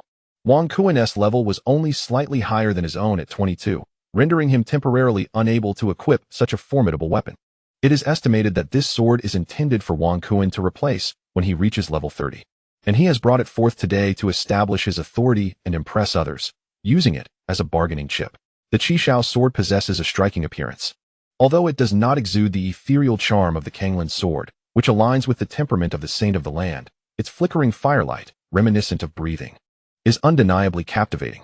Anyone who lays eyes upon it would be compelled to describe it as handsome. This singular appraisal alone grants it the right to be considered as the Saint of the Land's secondary weapon. In terms of attributes, the panel statistics of the Ji Xiao sword also pleasantly surprised the Saint of the Land. As a level 30 piece of equipment, its attack power is nearly double that of the Kanglin sword. Moreover, its enhancements to strength and agility far surpass those of Kanglin. This superiority stems not only from the Ji Xiao sword's higher level, but also from its inherent design aimed at amplifying the user's output capacity. The properties of the Kanglin sword retain a degree of functionality, balancing effects such as slowing, lifesteal, and increasing the range of skill effects. In contrast, the Ji Xiao sword is singularly focused on maximizing damage output. This is evident from its 2 supplementary attributes, both of which serve to enhance output. Notably, the final supplementary attribute elevates skill damage by a substantial 50, while converting this damage into fire elemental damage, thereby endowing the Saint of the Land with commendable magical output capabilities. in future encounters with formidable beasts boasting high physical defenses. The presence of the Qishao sword will relieve the Saint of any headaches. The Saint of the Land holds a profound fondness for the Qishao sword. Were it not for his level 3 skill, Sword Heart, he would only be able to admire the sword longingly without the ability to equip it. However, now he is capable of wielding weaponry that exceeds his level by 10, thus perfectly meeting the requirement to equip the Qishao sword. Without hesitation, he adorned himself with the Qishao sword. In an instant, he found himself wielding the Kanglin in one hand and the Qishao in the other. One sword emanated a misty aura of water, ethereal and transcendent. The other glimmered with flickering flames, its sharpness restrained. The two swords, each distinct, were simultaneously held by the Saint of the Land, creating a scene that sparked intense excitement among all onlookers. Many questioned whether their eyes deceived them in witnessing how the Saint of the Land equipped the Qishao sword. Holding a weapon differs from equipping it. A clear distinction lies in the fact that when not equipped, the quality color of the weapon remains vibrant and visible, instantly revealing its caliber. Once equipped, the class changer has the option to conceal the radiance of the equipment or amplify it to showcase their weapon's tier to outsiders. Upon grasping the Qishao sword, its golden glow was absorbed into the blade, signifying that the Saint of the Land had indeed equipped it. Although no one has ever possessed the Qishao, many have observed it up close and know its level requirement is 30. To high school seniors with an average level of around 15, this requirement feels exceedingly distant. Thus, it stands to reason that no one should be capable of wielding a sword of such golden quality. However, Lu Sheng shattered this convention by equipping this weapon across different levels. This alone was remarkable.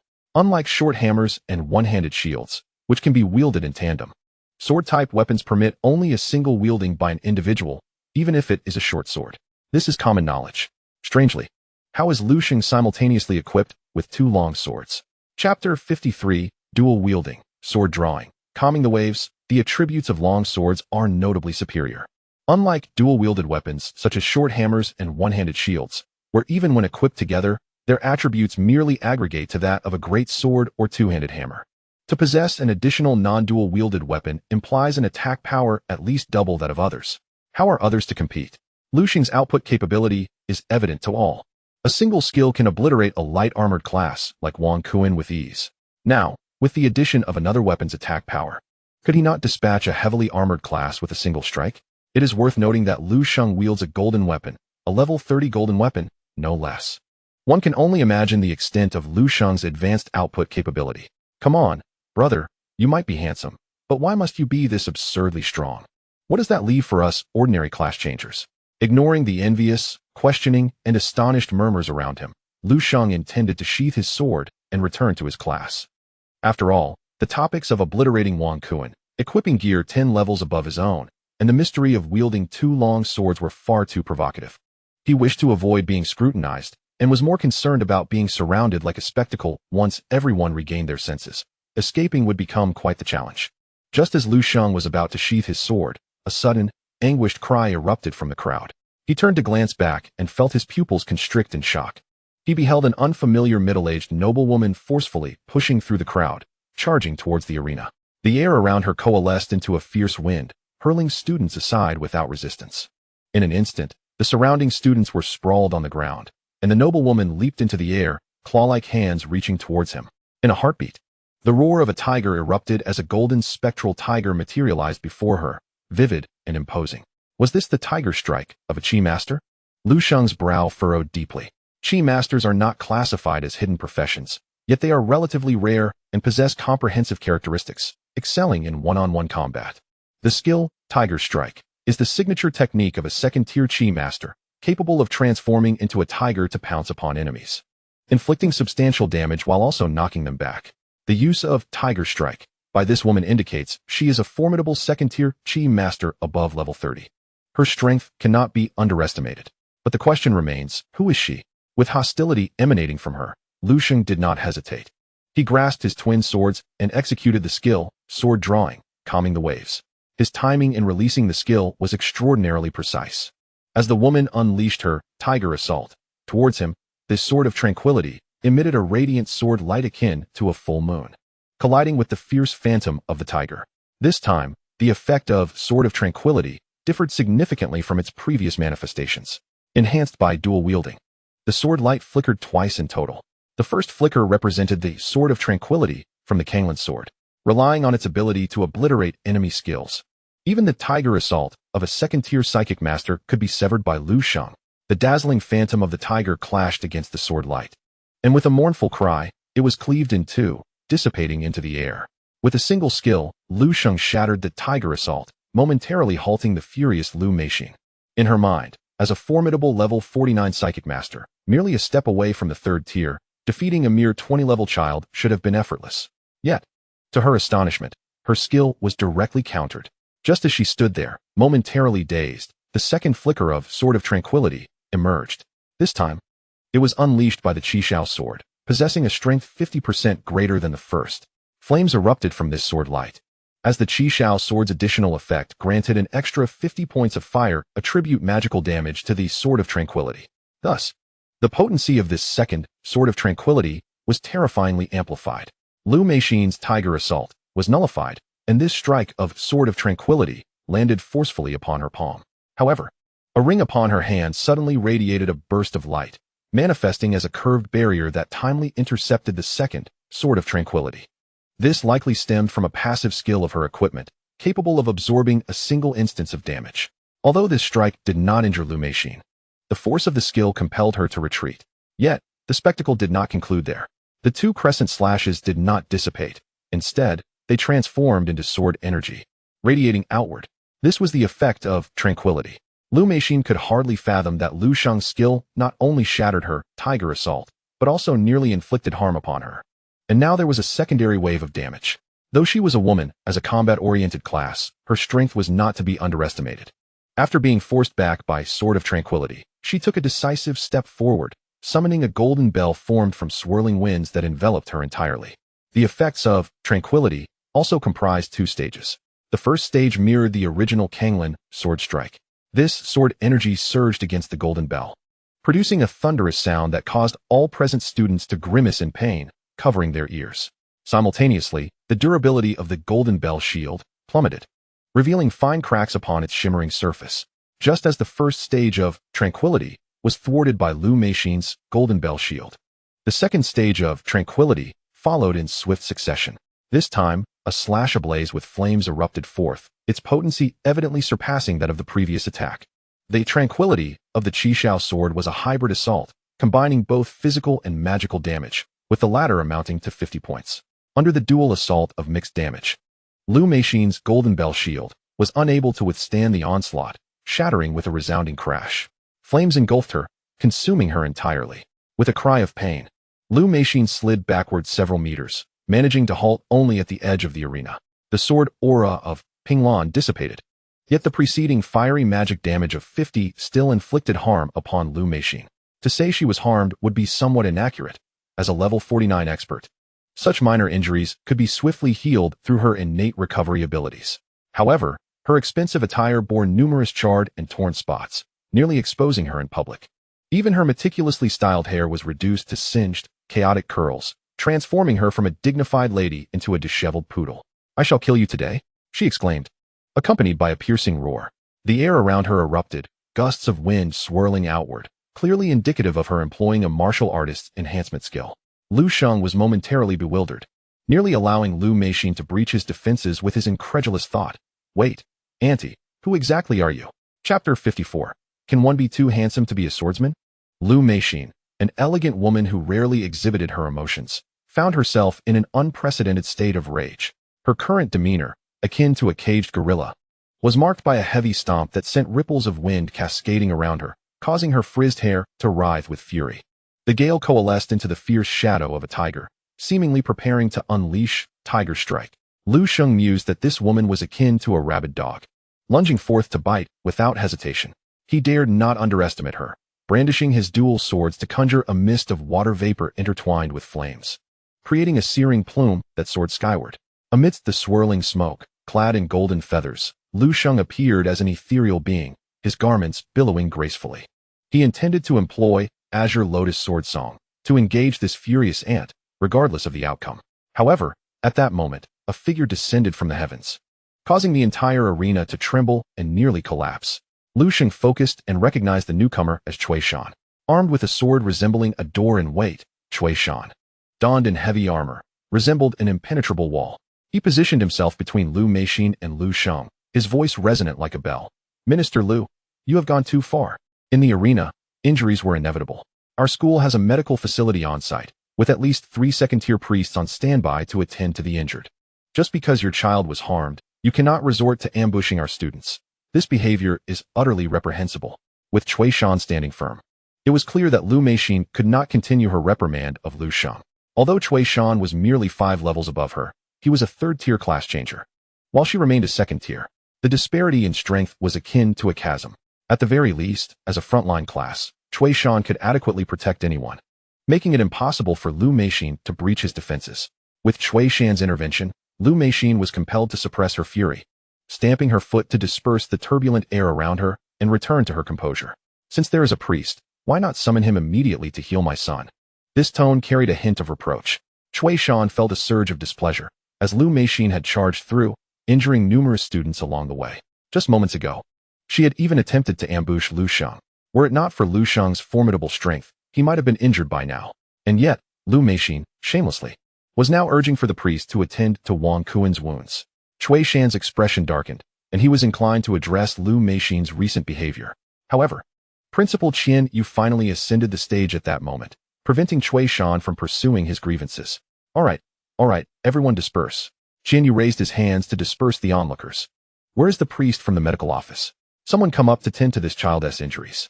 The other priests, please check if any students below are injured. Among the gathered students, there were those from the medical department who also lent a hand in treating the injured. As the principal, Qian Yu's words carried weight, prompting the spectators to quickly retreat upon seeing him. The students who had been knocked over by Lu Meixin were not seriously hurt and felt no need for the priest's assistance, joining the crowd and leaving. As the crowd began to disperse, Qian Yu let out a sigh of relief. He approached Cui Shan and placed a hand on his, signaling him to lower his weapon and refrain from confronting Lu Meixin. Then, he turned to Lu Meixin, forcing a smile. Director Lu, are you unharmed? Lu Meixin gritted her teeth and remained silent. Her darkened expression, coupled with the soot on her face, appeared rather comical. Qian Yu, feeling awkward, rubbed his hands together and said, your son is injured. The makeup exam may need to be postponed. Otherwise, Director Lu, shall we let your son rest in the medical office and head back to the principal's office? Lu Meixin still did not respond, but her silence was tacit approval as she flicked her hand and walked towards the exit of the arena. Just as Qian Yu was about to follow her with a smile, Cui Shan stepped forward and whispered a few words to him. Qian Yu's expression shifted to one of surprise, tinged with delight. He glanced at Lu Sheng and turned back to Cui Shan. Really? Cui Shan, unable to hide his amusement, nodded affirmatively. Indeed. Then have that young man join us in my office. With that, he hurried after Lu Meixin, his demeanor unmistakably eager to please. Lu Sheng, standing to the side, wore a bewildered expression. He had no idea what was transpiring. Why had this woman attempted to ambush him? Why were the principal and Cui Shan present? Qian Yu was known for his cunning, a fact well recognized throughout the school. Rumors circulated that he had attained the position of principal at a prestigious school due to his slippery nature. Some even claimed that in his youth, he had taken on numerous benefactors, earning him the nickname Father of the Nation. Yet, as principal, he publicly fawned over this woman. What was her true identity? Lu Sheng. Cui Shan called, snapping Lu Sheng back to reality. Come here. Accompany me to the principal's office. Upon finishing his words, Cui Shan sheathed his heavy sword and stepped outside. Oh, understood, Lu Sheng nodded.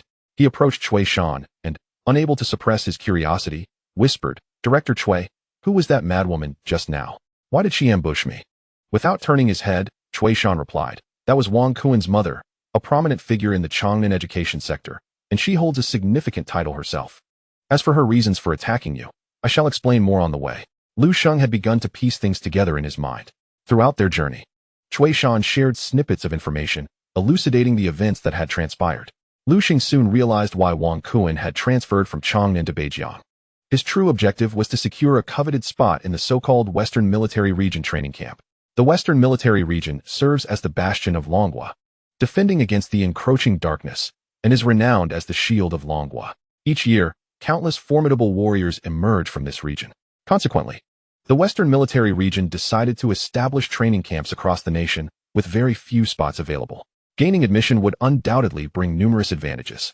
Wang Kuen's ostentatious display in the arena today was likely an attempt to showcase his prowess and claim that spot without contention. Unfortunately for him, He had failed to do his homework and was unaware that there was a remarkable swordsman, a true prodigy, at Beijiang No. 1 High School. Inside the principal's office, Lu Meixin exclaimed, "You mean he is the rightful owner of the training camp spot?" Her voice shrill, she slammed her palm onto the nearby mahogany coffee table, shattering it to pieces. Qian Yu watched in dismay as his beloved table splintered on the ground, his expression revealing his distress. "Isn't it true that he won against my Kuan through despicable means, which is why you're saying this?" She continued. "You previously stated that the spot was awarded to a swordsman. Look at him. Does he resemble a swordsman in any way?" Standing across from her, Lu Sheng smirked. "Can't someone be both handsome and a swordsman?" Chapter 55. This, 10,000 swords returning to the origin skill, I must have it. Qian Yu diverted his gaze from the shattered coffee table, exhaling deeply to suppress his mounting irritation. He donned a practiced smile and said, Minister Lu, how could we ever engage in such underhanded tactics? The report you received confirmed that the recipient of the spot is indeed Lu Sheng, this very child. As for his profession, it is not difficult to explain. Although hidden professions are rare, it is not impossible to obtain a class change book and transition into one. This child recently transitioned into a hidden profession. He was merely a swordsman before. This is something all students in the school can attest to. And we possess his past examination records and documentation, leaving no room for doubt. Cui Shan, seated nearby with his arms crossed, remarked, "Minister Lu, the evidence is irrefutable. It sufficiently establishes that Lu Sheng is the rightful owner of the training camp spot. Do you have any further objections? You witnessed the battle just now. I believe we can conclude the rightful ownership of the training camp spot for our school, can't we?" Lu Meixin fell silent. How could they possibly contest this spot? The disparity in strength between Wang Kuan and Lu Sheng was evident to even the most dim-witted observer. Not only was Wang Kuan no match for Lu Sheng, but even Wang Kuan's mother would stand no chance against him. Rearranging the retest merely entails replaying the events that have just transpired. Oh, perhaps not entirely. If Lu Sheng had not permitted Wang Kuan to utilize his 3 skills, the battle would have concluded instantaneously. Lu Meixin pondered for a moment and suddenly exclaimed, "What transpired earlier was merely an exchange between 2 individuals. It cannot be deemed a retest. Thus, my dear Kuan still has an opportunity for a retest." Cui Shan scoffed inwardly, thinking that this individual truly would not turn back until she had hit a wall. Just as Cui Shan was about to suggest arranging a retest for Wang Kuan to see if he could wrest the opportunity from Lu Sheng, Lu Meixin abruptly turned her gaze toward Lu Sheng and declared in an authoritative tone, "Young man, you will relinquish the training camp spot to my son." Lu Sheng met her gaze, a puzzled expression slowly forming on his brow. Is it really so straightforward? Not even a hint of negotiation, simply demanding outright. Fortunately, Lu Meixin was not lacking in intelligence. She quickly added, "During the retest, should you lose to my son, allowing him to secure the spot, I can offer you compensation, 2 pieces of golden quality equipment, along with 3 vials of potions that permanently enhance attributes, and a house in Changnan, plus 10 million in cash. Furthermore, I can assist in resolving your household registration in Changnan, granting you access to additional resources. Even your application to Changnan University of Martial Arts would receive a boost. While it may not be one of the top 10 institutions, it is undoubtedly a prestigious academy. Given your qualifications, gaining admission there should pose no challenge." As Lu Meixin raised her voice, she continued, "At that time, I will leverage my connections to ensure the school provides you with preferential resources, allowing you to enjoy a more comfortable experience than anyone else. What do you think?" Such generous terms left Lu Sheng somewhat astounded. The mere prospect of 2 pieces of golden quality equipment alone held considerable value. Wang Kuan was evidently a well-off second-generation heir. It was no wonder he could present the Qishao sword as collateral. As for Changnan University of Martial Arts, it ranks among the finest institutions in the southern region and had previously been Lu Sheng's target school. Each year, only a handful of students from Beijiao City gain admission. Securing a household registration in Changnan is essentially tantamount to being guaranteed admission. While Lu Sheng was confident in his ability to gain admission on his own merit given his current strength, the allure of preferential resources was undeniably tempting. If the school could provide access to secret realms, dungeons, or even mentorship for leveling up, one's strength could rise dramatically. Thus, the conditions Lu Meixin presented were enough to entice anyone. However, Lu Sheng couldn't help but ponder why Lu Meixin would go to such lengths for this opportunity. What benefits could this spot possibly confer that would warrant such a substantial investment? Just as Lu Sheng was mulling over these thoughts, a familiar notification sound rang out. The task panel had been updated. Ding. You have a new task available for acceptance. Please check. Current tasks available for acceptance. 1. Kneel and bow. Exclaiming, "Thank you, Godmother." Upon completion, you will receive a reward, Charm 10, and the title badge of 10,000 Mothers Galloping. Wan Ma's Galloping Title Medal, Special Equipment, Golden Strength 30, Agility 30, Spirit 30, Endurance 30. Requirements, none. Additional, for every godmother recognized by Wan Ma, Strength, Agility, Spirit, and Endurance increase by 10 points each. 2. Pretending to agree with Lu Meixin, brutally assault Wang Kuan during the retake exam, and mock Lu Meixin with a cold smile. Madam, you wouldn't want your son to lose his opportunity, would you? Subsequently, further extortion ensues. Upon completion, the reward is Passion Whip. Passion Whip, Golden Special Equipment, Attributes, Strength 50, Agility 50, Endurance 50. Additional, after mercilessly striking the opponent, their attack speed increases by 10, stacking up to 100 times. 3. Refusing Lu Meixin, personally securing the opportunity, and reporting to the special training camp. Upon completion, the reward is Sword Immortal Exclusive Active Skill, 10,000 Swords Return to Origin. These 3 tasks left Lu Sheng in a daze for quite some time. The first task could be dismissed outright. Even if Lu Sheng calculated that recognizing 100 godmothers each day would render him invincible within a year, the toll on his body would be immense. As for the second task, while golden equipment is indeed valuable, the prospect of a 1,000 attack speed was intolerable. The final task, however, was the only one Lu Sheng could undertake. Moreover, the reward of the Sword Immortal Exclusive Active Skill, 10,000 Swords Return to Origin, was exceedingly tempting. Although the skill's effects were not explicitly detailed, Lu Sheng could easily surmise its formidable power. What is a Sword Immortal? One who strides upon flying swords, embodying ethereal grace.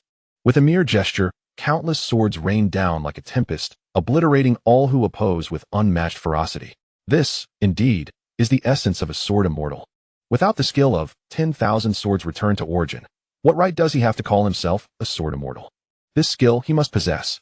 Thus, Lu Sheng resolutely accepted Task 3. At this moment, Cui Shan noticed Lu Sheng's silence and assumed he was struck by Lu Meixin's honeyed words. Now hesitating to relinquish his opportunity, Cui Shan quietly cautioned, Lu Sheng, this opportunity is incredibly precious. Do not squander it for trifles. Director Cui, Lu Meixin interjected loudly, expressing her dissatisfaction. Such matters require this young man to decide for himself. It is improper for others to interfere. Cui Shan retorted defiantly, improper? Does your coercion and temptation adhere to any rules? This opportunity rightfully belongs to Lu Sheng. What gives you the right to compel him to deliberately lose to Wang Kuan during the retake? Isn't that cheating? Lu Meixin scoffed. What is consensual between parties considered cheating? The same opportunity in my son's hands is worth a fortune, yet in another's, it may be worthless. I merely ensure everything returns to its rightful owner. What is wrong with that? After speaking, she turned her gaze to Lu Sheng, urging, now, provide me with your answer. Chapter 56. It is truly not my intention to strike you. Lu Sheng looked up at Lu Meixin, a slight smile gracing his lips. My decision is this. I shall not relinquish this opportunity. Upon hearing these words, joy illuminated Cui Shan's face. Lu Meixin's expression, however, was decidedly more displeasing. You won't allow it? She scoffed. This opportunity lies within your grasp, yet you truly believe it will yield any benefit for you? Allow me to be candid. My eldest son, who happens to be Wang Kuan's brother, has already been pre-selected for the training camp. My eldest son dotes on his younger brother immensely. In fact, he even declined offers from the top 10 prestigious universities, choosing to remain a year behind solely to train alongside Xiao Kuan for the college entrance examination. Do you honestly think that should they cross paths in the training camp, he would treat you kindly? To be frank, I have heard whispers that the training camp quotas come with a mortality rate. Lu Meixin did not continue her sentence. At this juncture, not only was Cui Shan's demeanor peculiar, but even the ever-obsequious Qian Yu appeared somewhat taken aback. This threat was indeed rather excessive. Upon hearing this, Lu Sheng feigned astonishment, exclaiming, oh, so Wang Kuan has such a formidable elder brother? Then I truly ought to contemplate this matter thoroughly. How about this? I will grant Wang Kuan 10 chances. If he manages to defeat me even once, the quota will be his. However, I do wonder, can Wang Kuan withstand a beating?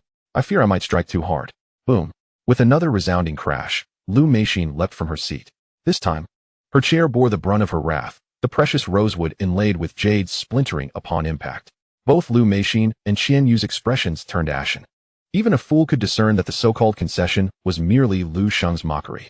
Such a little rascal, impervious to reason, is it? Lu Meixin seethed, pointing at Lu Sheng.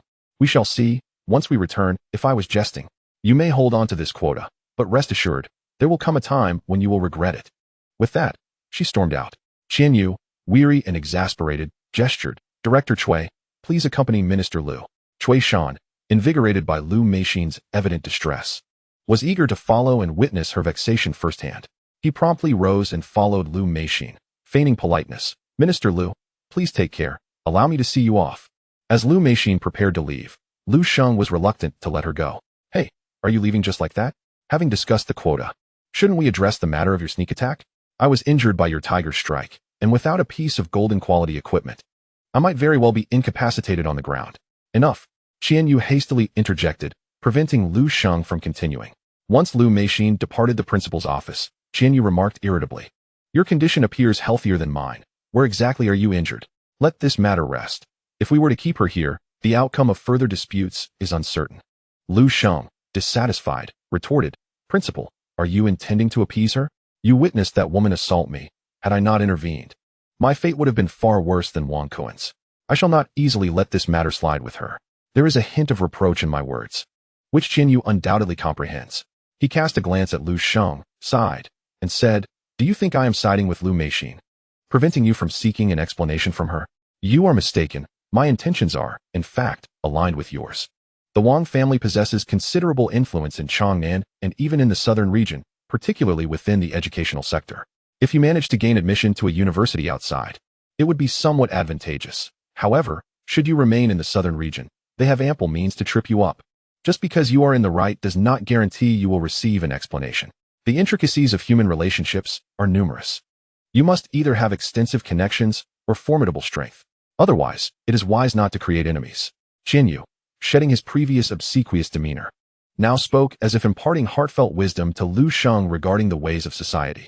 Lu Sheng could sense the sincerity in Qian Yu's words, which somewhat altered his perception of him. His indecisive demeanor before Lu Meixin was, after all, a means of survival. This old principal may not possess the fortitude of Cui Shan, but his essence is not entirely malevolent. With this thought, Lu Sheng dismissed any intention of lingering around Lu Meixin, though he still felt a lingering dissatisfaction. Is this how we shall leave matters? Did you not seize a golden weapon from Wang Kuan? Is that not sufficient? That was a wager I won from him. Qian Yu retorted with irritation. Our school's arena does not endorse gambling. Therefore, strictly speaking, that golden quality longsword still belongs to Wang Kuan. Are you truly unafraid of Lu Meixin returning to reclaim that sword? If you are not concerned, I could summon her back right now. Lu Sheng fell silent. Summoning her back was unnecessary. Lu Meixin's departure, seemingly forgetting that her son's golden weapon had been taken, was, in fact, quite favorable. Observing Lu Sheng's quietude, Qian Yu realized the young man was shrewd enough to be reluctant to part with the sword. He glanced outside to ensure Lu Meixin had distanced herself before quietly advising Lu Sheng, if you feel aggrieved, there are ways to exact revenge. Did you not hear her mention that she has an elder son who will also attend the training camp? In that camp, authority is distant. If you were to give her son a beating, Lu Meixin would be left with nothing but frustration. Moreover, if you possess the capability, the spoils to be obtained from Wang Qian far exceed those of Wang Kuan. After speaking, Qian Yu made a gesture for silence and continued. This matter is for you to contemplate. Do not attribute it to me.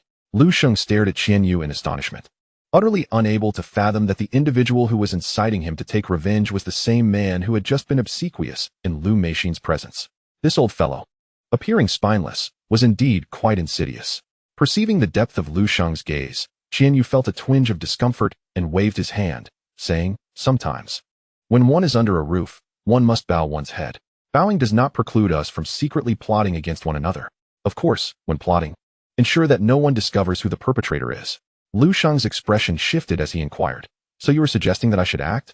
Qian Yutian nodded shamelessly, exuding the demeanor of a benevolent elder. Rest assured, my dear, the playful scuffles among children are perfectly normal. Just don't strike too hard. Our school will provide support. He added, one must approach matters with a touch of cleverness and a degree of tact. Lu Sheng, in agreement, nodded appreciatively. I have learned a great deal. Turning to Wang Qian, he remarked, do not hold it against me. It is not my desire to strike you. It is this old man who has imparted such lessons upon me. Chapter 57. The Dual-Wielding Heavy Sword. Indeed, the heavy sword master is truly formidable. Upon departing from the principal's office, Lu Sheng's perception of Qian Yu and Cui Shan underwent a transformation. The cunning old fox, Qian Yu, must not be crossed.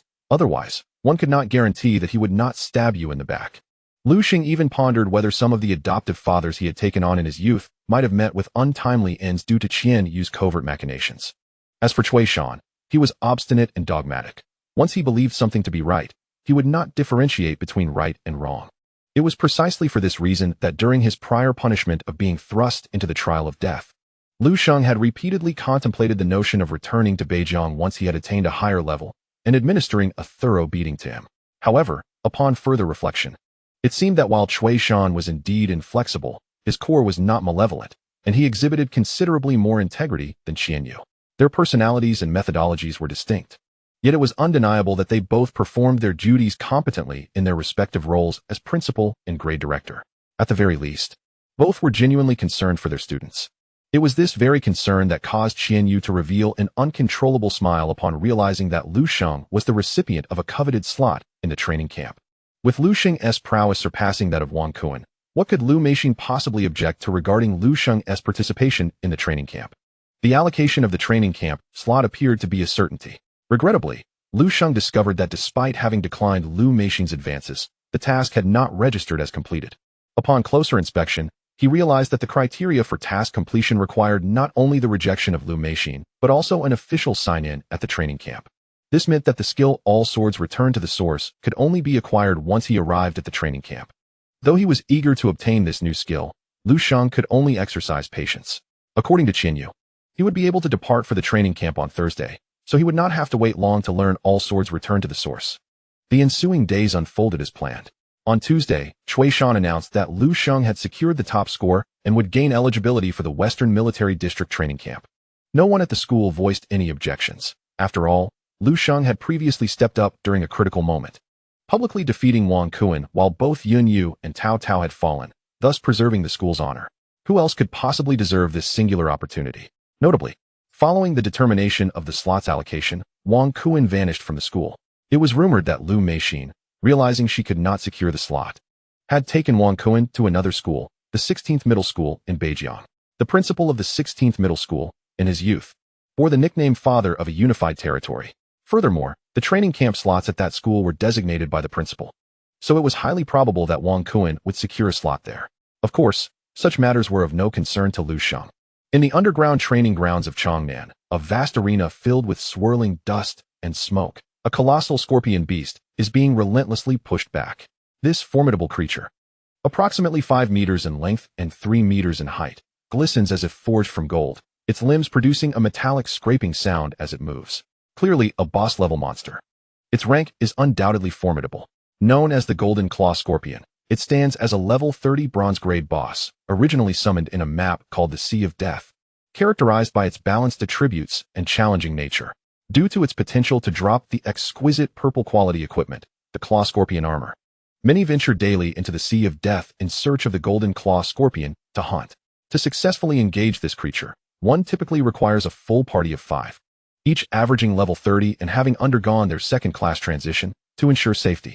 However, at this moment, it is not a fully equipped team that confronts the Golden Claw Scorpion, but rather a solitary individual who possesses an overwhelming advantage in strength. Remarkably, this person is merely at level 29 and has yet to undergo their second transition. Appearing to be no older than 18 or 19, he dons a rugged half-armor. His bare torso revealing a robust physique, his muscles as solid as stone. Without such formidable build, wielding the 2 massive sword sheaths on his back would be a daunting task. Each of these identical, extraordinarily heavy black iron greatswords gleams with a golden arc with every swing, signifying their golden quality.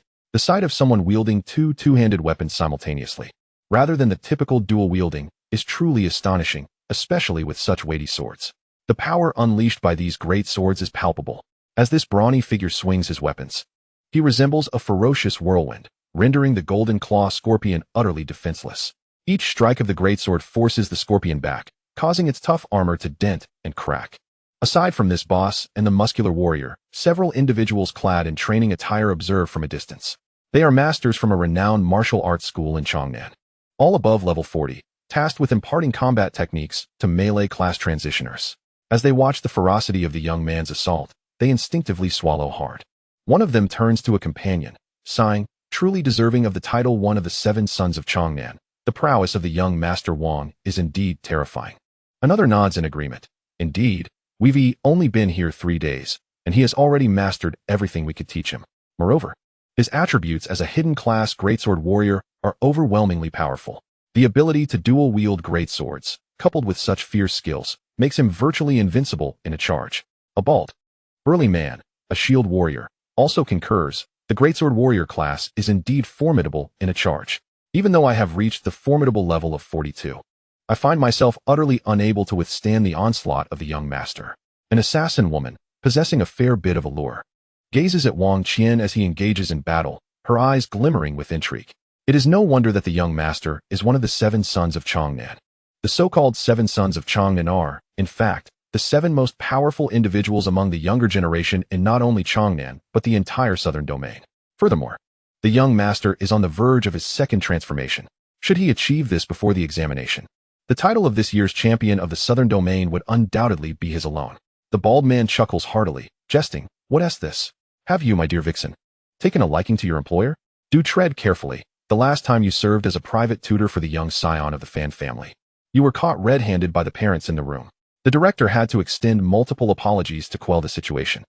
If you were to fall for the same folly again and were discovered by the Wang family, the director would be unable to safeguard your position in this line of work. Humph. The female assassin pouts, her tone light and dismissive. Honestly, why bring up old tales? We are both private instructors and educators. As a teacher, what is wrong with imparting knowledge? It is merely the Fan family who are too rigid, making a mountain out of a molehill. Chapter 58. The Return of 1,000 Swords. I have arrived. What a noble endeavor in education. The bald man wipes his gleaming head, his gaze turning lewd. When will you give me a couple of private lessons? Get lost. The female assassin crosses her arms, her face displaying disdain. I am not so desperate as to settle for anything less. If you could speak as fluently as the young Master Wang. Suddenly, her expression shifts, her head bowing slightly as silence envelopes her. The others, noticing her change in demeanor, promptly adopt a serious attitude. Just then, the sound of high heels clattering resonates as Lu Meixin strides into the underground training arena. Several martial artists immediately approach to pay their respects to their employer. Lu Meixin waves her hand dismissively, opting not to engage in idle chatter, and proceeds directly to the edge of the combat area. Observing Wang Qian as he battles the golden-clawed scorpion, catching a glimpse of his mother's arrival, Wang Qian decides not to waste any more time with the boss. Greatsword Storm. With a powerful shout, he whirls his greatsword, creating a towering tempest of blade-like winds. Faced with this greatsword storm, the golden-clawed scorpion finds itself utterly defenseless. Accompanied by a series of piercing wails, the scorpion is battered nearly to disintegration under Wang Qian's relentless assault. Ultimately, the scorpion's shattered form suddenly vaporizes, scattering like golden sand, dissolving into the air. A scroll clatters to the ground with a dull thud, its luster diminished, reduced to mere scrap. This scroll is a summoning artifact, capable of calling forth a ferocious beast to assist in battle, though its summoning duration is limited. The golden-clawed scorpion is the boss of the Death Sand Sea, making its transportation here exceedingly difficult. Thus, Wang Qian utilized the summoning scroll to conjure a golden-clawed scorpion, honing his practical combat skills. Of course, such summoned bosses yield no experience rewards upon defeat, let alone any drops. Wang Qian feels immense satisfaction with his recent performance. He raised his hand, sheathing the 2 heavy swords into the scabbard on his back, and walked aside to pick up the prepared water, tilting his head back to take several swigs. Lu Meixin approached, her eyes brimming with pride for Wang Qian. Impressive, indeed. You can effortlessly defeat a level 30 bronze boss. It seems your strength has progressed. This time at the training camp, you should be able to secure the top spot, right? Wang Qian poured the remaining water over his head to cool down, responding calmly. There has been progress, but one must not be overly optimistic. The others from the 7 sons of Changnan are no pushovers. They have all secured their spots, along with other experts from various cities. It will not be easy to stand out at the training camp. After a pause, Wang Qian added, I will do my best.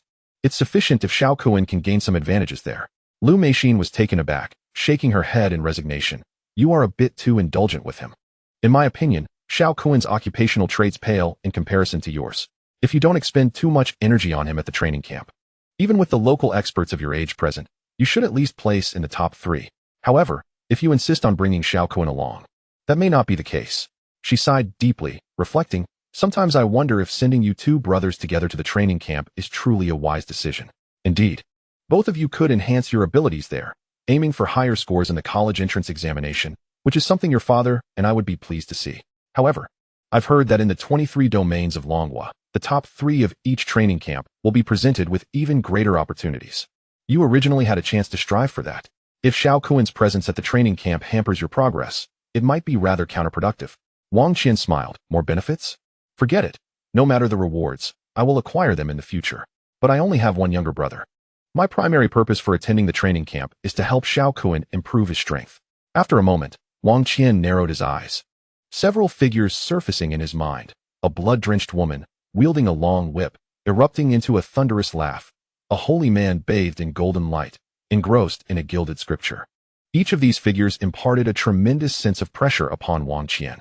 Competing for a top 3 position against them would be exhausting. It suffices for me to take care of Xiao Kuan. With that, Wang Qian strolled to the wall nearby, which was lined with iron cabinets, each containing a summoning scroll. As he selected one, he inquired of Lu Sheng. By the way, what was the name of the person who injured Xiao Kuan in Beijiang? I recall he was a student from Beijiang No. 1 High School, something like Niu or Ma. It's Lu. His name is Lu Sheng, Lu Sheng replied. A hint of frustration evident as she mentioned him. Yes, that's him. Wang Qian finally selected a scroll he favored and took it out. He also participated in the training camp with the quota from Beijiang No. 1 High School, right? Moreover, he took the Qi Xiao I gifted to Xiao Kuan. Please let Xiao Kuan know that I will retrieve his Qi Xiao and also bring back that kid's head. The training camp has a death quota, specifically designed for that young man. Wang Qian activated the summoning scroll in his hand and casually tossed it aside. In an instant, a summoning array materialized in midair, followed by a thunderous roar of a tiger. A fierce tiger, its form outlined in flames, emerged from the array. Immediately, the temperature in the underground training room surged by several degrees. Upon witnessing this formidable boss, Lu Sheng was taken aback. This was the 35-level bronze-tier boss. The Melting Mountain Tiger, renowned for its exceptional strength among 35-level bosses. Its attributes were well-balanced, with both physical and magical outputs reaching astonishing heights. Even a second-tier class changer would require a party of 10 to challenge the Melting Mountain Tiger. Could it be that her eldest son's strength had grown so formidable? In the blink of an eye, Thursday arrived. After 2 days of preparation, Lu Sheng finally set forth on his journey to the training camp. The training camp, situated in the old Black Mountain at the southern border, was a well-known leveling spot. However, this location was not akin to the low-level map of Ghost Shadow Misty Forest, but rather a mid-level map where the average level of fierce beasts exceeded 30, accessible only to second-tier class changers. The nearest city to the southern domain, similar to Beijiang City, was the relatively underdeveloped Heling City. Lu Sheng took a train to Heling City, where he subsequently located the bus prepared by the training camp for their group. Once the bus was filled with 40 fellow class changers of Lu Sheng's age, it finally set off towards the old Black Mountain outside the city. As Lu Sheng sat on the bus, he gazed at his task panel, his heart racing with excitement. The return of 10,000 swords. Here I come. Chapter 59. Too many people. I only need half after leaving the urban area of Heling City. The bus jolted along as it ventured into the wild, a region rife with fierce beasts. Periodically, these beasts would appear, eager to indulge in the feast presented before them. However, prying open this proverbial can of meat was no simple task. As the beasts approached, an arrow enveloped in a gust of wind shot forth from the bus's roof, instantly obliterating the creature and scattering flesh and blood everywhere. When Lu Sheng boarded the bus, he noticed a makeshift watchtower welded onto the rear of the roof, where a man clad in camouflage armor sat. If his memory served him correctly, this individual appeared to be a third-tier class changer, tasked with ensuring the bus's safety.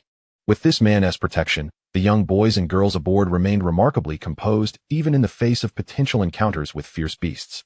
None of them engaged in idle chatter, as everyone understood that upon reaching the training camp, they would become rivals, who would wish to waste words on their competitors. Nonetheless, a few girls occasionally glanced in Lu Sheng's direction throughout the journey, and when he looked back, they would quickly avert their gazes, giggling softly as they nudged one another playfully. The bus traveled for a full 3 hours before finally stopping at the foot of a dark, foreboding mountain. Beyond the mountain lay a continuous expanse of towering peaks, likely another high-level wilderness map. We've arrived, declared the driver, also clad in camouflage. As he turned off the engine and looked back, the bus doors emitted a hiss as they slowly opened. As people began to disembark, many gasped in astonishment. Lu Sheng followed the crowd and immediately noticed that they had arrived at the foot of a mountainous path leading upwards.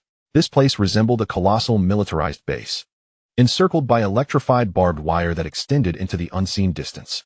Nearby, several armored transport vehicles were neatly parked alongside dozens of tents. Numerous technicians donned in camouflage uniforms were bustling about, transporting various electronic devices. To the uninformed, one might easily mistake this for a military command center. In addition to Lu Sheng and his fellow newly arrived students, over 300 young men and women awaited within this military base. A brief glance revealed that the lowest among them held a level of at least 19, with many boasting levels exceeding 25, their equipment predominantly of purple quality. Even golden tier gear was not a rarity here. Several individuals possessed one or two pieces. It was evident that they were all students awarded places in the training camp, representing the most formidable high school seniors from the southern region. With a thud, an officer stationed atop the bus leaped down and exchanged salutes with the two soldiers stationed at the base entrance. Transport vehicle number 12 has delivered the chewing for registration. We are to receive 40 individuals, and we have indeed received 40, requesting to regroup. The soldiers murmured into their earpieces, nodding in acknowledgement and granting passage. The officer escorting Lu Sheng and his group gestured for them to enter the military base and await alongside the others. Lu Sheng, following the throng, waited for approximately half an hour, during which 2 more vehicles arrived, bringing nearly 100 additional individuals. Soon, the area was bustling with students, conservatively estimated to number around 400 to 500. Once the crowd was assembled, a group emerged from the large central tent in the military base. Leading the group was a woman in her 30s, clad in camouflage gear that could not conceal her striking figure. However, her height was somewhat exaggerated, towering at nearly 2 meters, surpassing some of the male officers behind her. Though her military rank within the Western Frontier Military District was indiscernible, the way everyone followed her indicated her significant status. Consequently, despite her striking beauty, an overwhelming sense of authority radiated from her. The female officer, accompanied by her colleagues, stood erect in the open space. When she spoke, her voice was neutral yet slightly husky, instantly silencing the crowd. First, allow me to introduce myself. I am the chief officer in charge of the Southern Region Training Camp of the Western Frontier Military District, codenamed Lynx. If you have the chance to remain in this training camp, you may refer to me as the chief instructor. Pausing for effect, her voice turned icily serious. I said if you have the opportunity. You are all gifted students sent from various high schools in the southern region, totaling 504. This number is excessive. I only require half. She turned, pointing towards the summit of the old Black Mountain. This location merely serves as an outpost for the training camp, not the actual training base itself. The true training facility lies at the summit, and only those who reach the peak will have the opportunity to genuinely become a part of the elite camp. Now, I shall elucidate the rules of our first game. You will be granted 3 days to ascend to the mountaintop base. At the end of this period, those who have failed to reach the summit will be eliminated. Furthermore, your task is not simply to race to the summit. Before your departure, each of you will receive an armband. Only by acquiring 2 armbands will you be permitted entry into the mountaintop base. In other words, you must eliminate at least 1 individual. Naturally, if you manage to eliminate more, I would not object, for my training camp does not welcome those who are destined to be discarded. At this moment, several soldiers approached the crowd, distributing armbands along with a map. Upon receiving his armband, Lu Sheng promptly affixed it to his sleeve. He then unfolded the map, and, upon a cursory glance, realized it was a map of Old Black Mountain. Various regions on the map were marked with skull symbols, encircling the front of Old Black Mountain, seemingly designating a hunting ground for students to compete for armbands. Before Lu Sheng could fully grasp the significance of these markings, Lynx spoke again. Many had already obtained the map, so allow me to offer a few additional words of caution. The areas marked with skull symbols are home to high-level bosses released by our Western Military District. These bosses are exceedingly perilous for you, so I advise against venturing into those zones. The spaces enclosed by these danger zones are deemed safe areas. Once the game commences, you will be teleported to a random location within the safe zone to engage in the competition for armbands. However, do not be misled. The safe areas are not entirely devoid of danger. Old Black Mountain harbors numerous ferocious beasts, averaging around level 30. They are likely to add an element of excitement to this game. Our training camp has a mortality threshold, meaning that should you perish, you can only blame your own foolishness. Therefore, rest assured, no one will be covertly observing or protecting you. Our sole responsibility will be to await your arrival at the mountaintop base. Upon concluding his remarks, Lynx led the way back toward the tent from which he had emerged, stating, "Now, you may proceed to the entrance of the mountain to register. After signing the death waiver, you may commence your journey." The phrase "commence your journey" sent a chill through the hearts of all present. Chapter 60. What nonsense is this training camp? I'm done. Lynx returned to the tent. While at the mountain entrance, soldiers stood ready with the death waivers, awaiting signatures. In an instant, the previously eager crowd fell silent. Most individuals present were students, and the most perilous experiences they had faced involved leveling up in the wild during training periods. Yet now, the training camp spoken of by Lynx was fraught with peril. It seemed that even if someone were killed within Old Black Mountain, it would hardly be considered a significant occurrence. This has left many in a state of hesitation, uncertain whether to continue ascending the mountain to participate in the special training. At this moment, a sharp, piercing laughter from a woman drew the attention of numerous onlookers. Lu Sheng turned to locate the source of the sound, and there stood a girl clad in a form-fitting black leather armor, resembling a delicate yet deranged creature. Her laughter almost hysterical.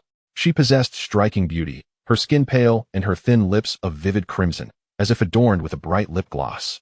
Most striking were her twin ponytails, cascading down to her calves, swaying with her every movement.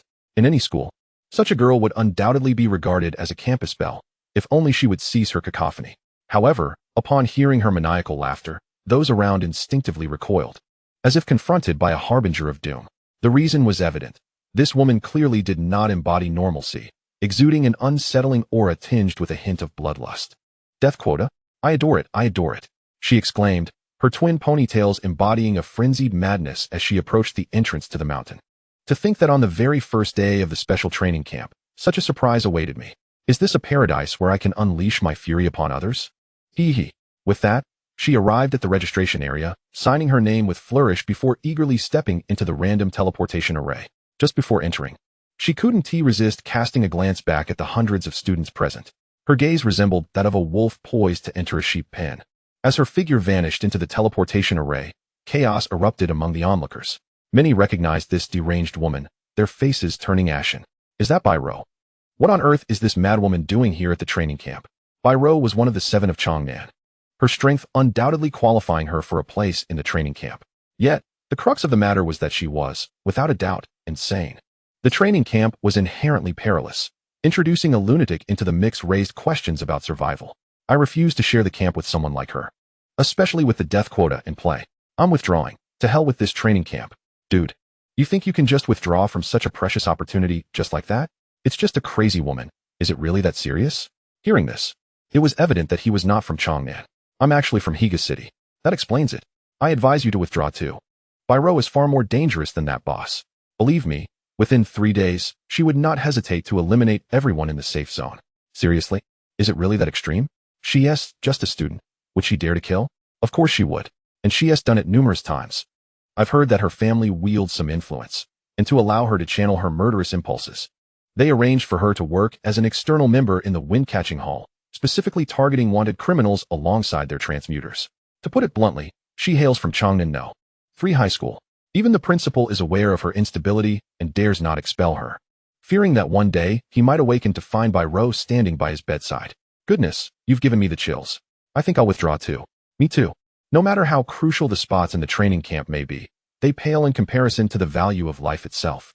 After some local residents of Changnan disseminated their opinions about Bai Rou, nearly 40 to 50 individuals promptly withdrew from the training camp, expressing their desire to exit. Among these were numerous individuals hailing from the elite class of Changnan. The closer one is to Changnan, the more acutely one realizes that they inhabit a perilous environment where life can be extinguished, and associating with Bai Rou is an exceedingly dangerous affair. As the crowd began to grow restless, a man clad in a white priest's robe, cradling a gilded Bible, silently emerged from the throng. He approached the entrance, signed the death waiver, and then stepped into the teleportation array, which randomly transported him to a safe zone. Observers from other cities were perplexed. Wasn't Bai Rou supposed to be exceedingly dangerous? How could someone remain so composed while following her into the treacherous Old Black Mountain? A local student from Changnan rolled his eyes and explained, "This is Chu Guang. He is one of the 7 sons of Changnan. If you possessed his strength, you would be more than capable of entering Old Black Mountain alongside him." As if I had said nothing, the questioning student was taken aback, realizing, so he is Chu Guang. If it is he, then there is indeed no need to fear Bai Rou. After all, as one of the 7 sons of Changnan, he possesses the capability to challenge her. Upon entering Old Black Mountain, another figure appeared, a tall man in heavy armor, with long hair cascading down to his neck. He strode confidently through the hesitant crowd, signed the necessary documents, and entered Old Black Mountain as well. His entrance elicited gasps of astonishment. Here comes another heavyweight. This is Xiang Xiaonan from Hegu City No. 1 High School. I've heard he is a hidden class dragon knight, and his family has even procured a dragon as a battle companion for him. I am aware of him. His inherent occupational traits are extraordinarily formidable, and the dragon he summons rivals the strength of a silver-level boss of the same tier. I've heard he is truly the top expert in Hegu City, the sole seed candidate for the city's laurels. If he were in Changnan, the 7 sons would surely become the 8 sons. No wonder he is also unafraid of Bairo, with a steady stream of individuals entering Old Black Mountain. Many who had previously considered withdrawing began to contemplate rejoining the training camp. Lu Sheng, observing the eagerness of the crowd, stepped forward, intent on signing up to enter Old Black Mountain as soon as possible. The longer he waited, the more arduous the queue would become. Lu Sheng was unwilling to delay, especially since signing would fulfill a task on his mission panel, granting him the skill, all swords return to the sect. With that, Lu Sheng emerged from the crowd, becoming the 4th person to enter Old Black Mountain. At this moment, another wave of commotion surged through the crowd. However, this time, the murmurs were not of admiration for the powerful swordsman, renowned as the top expert of Beijiang No. 1 High School, nor tales of him vanquishing formidable opponents with a single strike. Instead, the whispers were filled with curiosity about his striking appearance. Who is this person? He is so handsome. Does his family know? In Old Black Mountain, I, his admirer, shall surely capture him and revel in his presence for 3 days. Who cares about the slots? Lu Sheng shook his head in disbelief. These superficial people. One day, you shall all witness the grandeur of my great sword. In due time, you shall comprehend that this Sword Immortal possesses not only an exterior, but also the capacity to inflict considerable pain with his treasured weapon. Chapter 61. The Return of All Swords to Their Origin. Is it weak? After signing the life and death contract, Lu Sheng officially enrolled and became a part of the training camp. His task panel finally displayed the task as deliverable. Upon completing the task, Lu Sheng stepped toward the adjacent random teleportation array. After experiencing a jolt of spatial distortion, Lu Sheng raised his gaze and realized he had been transported to the mountains. The so-called random teleportation array randomly relocates individuals to a designated area. A glance at the map panel, compared with the previously issued map, revealed that he now stood midway up the mountain. Not far from him, within a 10-mile radius, lay a perilous zone. Lu Sheng stowed away the map, contemplating. According to the rules, eliminating a transferee, acquiring their armband, and reaching the summit base would complete the task. It sounded straightforward. However, one could surmise that some might not be content with merely eliminating one individual. After all, the more competitors one eliminates now, the fewer adversaries there will be in the future. I would not stoop to such unethical deeds as randomly targeting someone to seize their armband for an ascent. Before that, I ought to investigate what the return of all swords to their origin truly entails. Resolved, Lu Sheng promptly opened the long-anticipated skill panel, and indeed, he discovered the newly acquired skill, the return of all swords to their origin. The return of all swords to their origin, LV1. Active manipulates all equipped sword-type weapons to launch attacks against enemies. Each attack inflicts increased damage, number of flying swords, 20. When attacking, it can nullify all defensive skills and items of the opponent, remove all beneficial buffs, cannot be blocked, evaded, or interrupted.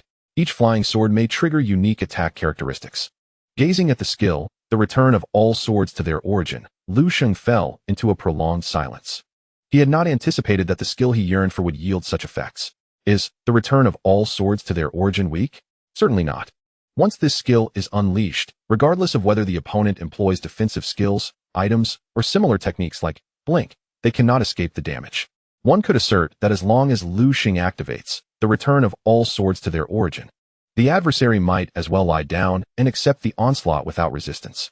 Such a domineering offensive capability aligns perfectly with Lu Sheng's expectations of the return of all swords to their origin. However, there is a significant drawback. The return of all swords to their origin can only manipulate equipped sword-type weapons. In other words, the number of flying swords Lu Sheng can control corresponds to the number of weapon slots he possesses. How many can he truly wield? Lu Sheng had elevated the level of Sword Heart to LV3, thereby acquiring the dual-wielding ability, allowing him to equip one additional sword-type weapon. Yet, this reached the limit of his equipment slots. After all, a person has only 2 hands. Even if his Sword Heart passive skill were to reach a higher level, granting him a few more weapon slots, could I emulate Sora, holding a sword in my mouth and wielding 3 blades? What a feat! Lu Sheng pondered this as he glanced at his own rear. Well, let me calculate one more for you. Opening 4 weapon slots allows the simultaneous equipping of 4 swords. So what? The Four Swords reunification? I suspect that the destructive power of this skill pales in comparison to a Qinglian Sword Song. The only practical application of this skill appears to be the dissolution of the opponent's defensive abilities and the removal of their beneficial buffs. Beyond that, it is utterly inconsequential. Compared to the grand vision of Master Lu, who imagines himself stepping upon flying swords, with but a flick of his fingers summoning thousands of swords to rain down upon his foes, this falls woefully short. In his disappointment, Master Lu suddenly wondered if he had perhaps misconstrued the nature of this skill. Theoretically, the Sword Immortal class, being both elegant and formidable, should not possess such a lackluster ability. Since the skill is named 10,000 Swords Reunification, how could it possibly only command a mere handful of flying swords? It is not the skill's weakness, but rather his failure to uncover its proper application. If he could find a way to increase the number of swords he could wield, the potential power of 10,000 Swords Reunification would indeed be terrifying. With this thought, Master Lu felt a slight uplift in his spirits. He resolved to seek out a job changer or a fearsome beast to experiment with the effects of 10,000 Swords Reunification. Then, he would strategize on how to enhance the number of flying swords under his command. Just as Master Lu was about to set off, a teleportation array materialized not far ahead of him. A short-haired figure, shouldering a large blue stone shield, emerged from it. Upon landing and spotting Master Lu, he was momentarily taken aback. Then, a grin spread across his face. Having just been teleported, and I can already find a badge, seems my luck is quite favorable. Kid, will you obediently hand over the badge, allowing me to spare you? Or shall I first teach you a lesson before seizing it? Master Lu remained silent. He shared the same sentiment as his opponent. He truly was fortunate. Just as he was contemplating testing his sword skills, an opportunity presented itself. Master Lu, disinterested in idle chatter, grasped the air with both hands, summoning the swords Kanglin and Qi Xiao, their golden light gleaming brilliantly along the blades. The simultaneous equipping of two golden-quality long swords startled the short-haired figure. His earlier confidence and composure evaporated, as he realized he was clad entirely in purple gear, with no golden equipment to speak of. The mere advantage of Master Lu's superior gear would allow him to overwhelm his opponent. Moreover, the sight of two long swords equipped at once immediately reminded the short-haired figure of someone. You can't possibly be Wang Qian, one of the seven of Changnan. No, wait, Wang Qian wields the golden-quality breaking army heavy sword, which is different from yours. Wang Qian? Master Lu replied with a polite smile, I am Wang Qian's father. 10,000 Swords Reunification. The swords Qi Xiao and Kanglin soared into the air, hovering majestically beside Master Lu, quivering lightly. The sword aura shimmered and radiated from the blades. Although only two flying swords were present, the momentum of 10,000 Swords Reunification was palpable. The short-haired figure felt a prickling sensation on his skin, an instinctual fear causing beads of cold sweat to break out upon him. He did not dare to be careless for even a moment. He swiftly planted the blue stone shield behind him onto the ground, raising it before him to brace for the imminent assault. As he lifted the shield, a surge of mud flowed upwards, enveloping it and augmenting its size and fortitude. Observing this, Lu Sheng mused that it was indeed a fortuitous coincidence. His opponent was a hidden-class Earth Shield Guardian, akin to Gosheng. The skill employed by the adversary was called Earth's Sanctuary, which sacrificed mobility in exchange for substantial restorative effects and damage mitigation. Even when bombarded by the relentless attacks of a boss, the Earth Shield Guardian could withstand the onslaught with ease, thanks to this ability. Unfortunately, defensive skills were precisely countered by All Swords Return to One. Chapter 62. Forging the Sword Spirit. The application of All Swords Return to One. Flash. With a sharp utterance from Lu Sheng, the Kanglin and Qi Xiao swords surged towards the small figure's stone shield. These two strikes were executed with a velocity far surpassing that of sword control technique. Moreover, trailing behind the Kanglin and Qi Xiao blades were not only wisps of mist and flames, but also a streak of luminous light. In the blink of an eye, the two swords raced towards the shield. Bang! With a resounding explosion, the small figure's stone shield offered little resistance, allowing the Qi Xiao and Kanglin blades to pierce through and shatter it with a resounding crash. The effect of All Swords Return to One nullified all of the opponent's defensive skills, rendering the shield as fragile as mere parchment, easily pierced. The two flying swords struck the small figure's shoulders, sending him hurtling backward, blood gushing forth. With Lu Sheng's formidable power, even just two swords were more than sufficient to dispatch the small figure. However, Lu Sheng was not one to revel in bloodshed. These strikes did not aim for vital points, merely inflicting severe injury and dislodging the insignia from his shoulder. As the Kanglin and Qishao swords returned to Lu Sheng's side, the tip of the Kanglin sword was already delicately holding the small figure's insignia. Lu Sheng casually took the insignia and tied it around his own arm. Now, he need only reach the summit to officially become a member of the training camp. The small figure collapsed to the ground, his shoulders bleeding profusely, yet fortunately not fatal. He was left in stunned disbelief, struggling to sit up, and upon seeing Lu Sheng, the confidence he once held vanished entirely. Please don't kill me, I concede. I concede. The small figure gestured for mercy, terrified that Lu Sheng might use the training camp's death quota against him. Seeing Lu Sheng retract the Qishao and Kanglin swords, he finally breathed a sigh of relief, thinking, "He's not going to kill me, he's rather decent." However, he soon realized that while Lu Sheng did not intend to strike him down, the look in his eyes suggested that he was not inclined to simply let him off the hook. Lu Sheng stepped forward and picked up the stone shield that had fallen to the ground. Although the shield had suffered damage from the 2 strikes, its durability had significantly decreased. It had not broken outright due to the protection from the skill used earlier. With a visit to a blacksmith-class job changer for repairs, it could still be put to use. This is quite an exquisite piece of purple equipment, endowed with additional attributes that enhance earth-based skills, making it particularly suitable for the Earth Shield Guardian class. Lu Sheng, without hesitation, claimed it for himself. This equipment was undoubtedly intended for Go Sheng. As an older brother visiting the training camp, it was only fitting to bring back a specialty for his younger sibling, was it not? Since the opponent was also an Earth Shield Guardian, fully equipped and ready, it was a perfect fit for Go Sheng. With this thought in mind, Lu Sheng's perspective broadened. Though he refrained from taking lives, it did not imply he could not seize from others. Those who could attend the training camp were undoubtedly skilled. Many bore an abundance of purple equipment, and golden gear was not in short supply either. Snatching a few pieces to sell would be advantageous. In this place, where slaying was permissible, merely claiming equipment was a show of mercy, was it not? Lu Sheng surveyed the opponent's array of purple gear and calmly commanded, "Remove everything you are wearing." The opponent was taken aback, glancing at Lu Sheng, a hint of embarrassment creeping onto his face. Lu Sheng felt a chill run down his spine and kicked him, stating, "I meant to strip you of your gear, not to leer at you." "Oh, okay." The young man's demeanor fell as he realized Lu Sheng sought wealth, not lust. Soon, he stripped off his heavy armor and laid it upon the ground. And Lu Sheng examined each piece, confirming they were indeed exceptional purple items.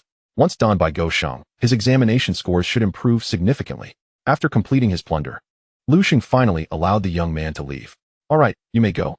At this moment, the young man was left clad only in his undergarments, feeling utterly humiliated, wishing he had been robbed of something else instead. Gritting his teeth, he bravely asked, "Hey, you are quite formidable. Dare I ask your name?" As Lu Sheng was about to introduce himself, he recalled that while he could unleash chaos within the training camp, the same could not be said upon returning to Beijiang City. Qian Yu had once advised him against making enemies until he had sufficient strength and connections. Thus, Lu Sheng steadied himself and replied calmly, "I am Wang Qian." The young man fell silent, perplexed. Just moments ago, he claimed to be Wang Qian's father, and now he was simply Wang Qian? How could he believe such a tale? Noticing the young man linger, Lu Sheng casually raised his hand, summoning the Qishao sword. Aiming it at him. "Are you not leaving? Do you seek a fight?" Feeling the searing heat emanating from the Qishao sword, the young man's face paled, and he scampered into the dense woods of Mount Heishan, quickly vanishing from sight. Once the young man departed, Lu Sheng sheathed the Qishao sword, reflecting on the recent encounter. The skill 10,000 swords returned to origin proved indeed invincible against defensive techniques, a true nemesis of defensive skills. Yet, as Lu Sheng had pondered earlier, wielding only 2 flying swords rendered 10,000 swords returned to origin disappointingly weak. Each sword augmented the power of the skill by 20, totaling a mere 40. This was scarcely different from employing sword control for an attack. How could he unleash the true potential of 10,000 swords returned to origin? Surely, this skill could not be so ineffectual? Lu Sheng felt a headache coming on. As Lu Sheng was deep in contemplation, the system panel unexpectedly emitted a notification sound. Ding. You have a new task to claim. Please take note. Current tasks available for selection. 1. Ladder task. Proceed to the mountain summit to officially become a member of the training camp. The first individual to reach the summit will receive rewards. 1 weapon blind box, 1 skill blind box, and 1 equipment blind box. The top 10 to arrive will receive 1 weapon blind box. The top 100 will receive 1 potion blind box. 2. Permanent task. Eliminate a boss of a higher level than yourself, excluding dungeon boss. Upon claiming this task, you may learn the skill, Sword Forging Spirit. Each task completion will yield a significant increase in the number of times Sword Forging Spirit can be activated for weapon soul forging. This task is permanently available. Sword Forging Spirit, Level 1. Active allows for the forging of souls for sword-type weapons. Once forged, equipping this weapon will summon the created Sword Spirit. Equipping the Sword Spirit does not enhance attributes. The Sword Spirit possesses damage equivalent to 20 of the original weapon and can trigger attack features and weapon effects during attacks. The current maximum number of weapon soul forging, 1 time. After reading the details, Lu Sheng was utterly astonished. This task was unlike any he had encountered before. The first task was a ladder task, allowing for varying rewards based on performance, while the second was a permanent task, meaning it would always exist and provide ongoing rewards as long as the conditions were met. The rewards for the first task had already captivated Lu Sheng's interest, but upon glimpsing the second task's rewards, his mind went blank. It seemed he had stumbled upon the correct method to utilize 10,000 Swords Return to Origin. Chapter 63. With 10,000 Swords Return to Origin unleashed, wouldn't it be akin to slaying gods? By using Sword Forging Spirit on a weapon, he could summon its Sword Spirit. Wasn't this equivalent to wielding an additional sword? Although this sword only possessed an attack power of 20 from the original weapon, and its attributes would not augment his character's stats, it might enhance the number of flying swords generated by 10,000 Swords Return to Origin, if the quantity of flying swords was sufficient. Even if each Sword Spirit had merely the original weapon's attack power, the cumulative damage from 10,000 Swords Return to Origin could render a single Sword Spirit's attack on par with, or even surpassing that of the original weapon. If he could indeed elevate the number of Sword Forging Spirit activations into the thousands, equipping a sword-type weapon could summon 1,000 Sword Spirits. What spectacle would unfold when he employed 10,000 Swords Return to Origin then? The mere thought was exhilarating. Lu Sheng was elated. However, he understood that these were merely his conjectures. Whether the skill, Sword Forging Spirit, could synergize with 10,000 Swords Return to Origin required practical experimentation to ascertain. In pursuit of a glimmer of hope for 10,000 Swords Return to Origin, Lu Sheng resolutely forsook the generous rewards of the first task and opted for the second. With his choice made, a permanent task appeared on his task panel. Simultaneously, the skill, Sword Forging Spirit, now prominently resided within his skill panel. It was time to test the efficacy of this skill. Lu Sheng drew forth the Panlong Sword, cradling it in his hands as he invoked the art of sword forging. With a graceful motion, he extended his index and middle fingers, gliding them from the hilt toward the blade's tip. Where his fingertips brushed, a glimmer of sword light shimmered, undulating and extending. A minute later, as Lu Sheng's fingers swept past the blade's edge, the radiant sword light enveloped the entire Panlong Sword. In the next moment, a brilliant beam of light emanated from it, suspended in midair. This was a semi-transparent Panlong Sword, strikingly akin to the original. Grasping it, Lu Sheng felt the unmistakable activation of his dual-wield ability. Now, upon utilizing his skills, he could trigger their effects twice. With both the Panlong Sword and the Sword Soul occupying 2 of his weapon slots, he discovered a newfound potential. Upon employing the sword control technique, the Panlong Sword Soul soared into the air, instantly vacating his second equipment slot. A revelation. Lu Sheng promptly retrieved the Qishao sword and equipped it. As anticipated, equipping both Qishao and Panlong simultaneously allowed him to manipulate the Panlong Sword Soul through the sword control technique. This signified that he could wield 3 sword-like weapons at once. Remarkably, the Panlong Sword and its Sword Soul only consumed a single equipment slot. In a state of ecstatic exhilaration, Lu Sheng proceeded to forge the Sword Soul for the Qishao sword. Thus, he possessed 2 sword-like weapons and 2 Sword Souls, totaling 4 swords. Moreover, these 4 swords functioned interchangeably. Whether wielding Qishao, Panlong, or their respective Sword Souls, he could control them through both manual handling and the sword control technique. They were all capable of unleashing skills, triggering the dual effects of dual wield, and activating attack enhancements. With this development, Lu Sheng's combat style underwent a significant transformation. He could command the Panlong and Qishao swords through the sword control technique to deliver powerful strikes, while simultaneously wielding the Sword Souls to safeguard himself with techniques such as the Tranquil Sword and the Azure Lotus Sword Song. After all, the Sword Souls possessed a mere attack power of 20. Rather than relying on them for offense, it was wiser to use them for self-defense. Furthermore, Lu Sheng's ability to simultaneously command 4 flying swords enhanced the potency of the skill 10,000 Swords Return to 1. Each flying sword represented an additional 80 attack power during their strikes. Although initially, the skill's damage seemed inferior to the Azure Lotus Sword Song, what lay ahead? If he truly forged tens of thousands of sword souls through the art of sword forging, each sword would augment its attack power by a staggering 200,000. The sheer horror of such might was undeniable. With a potential arsenal of 10,000 swords, it was akin to unleashing rocket artillery upon the battlefield. When 10,000 swords returned to one was unleashed, would it not obliterate all opposition? The thrill was palpable. Yet, Lu Sheng understood the necessity of temperance.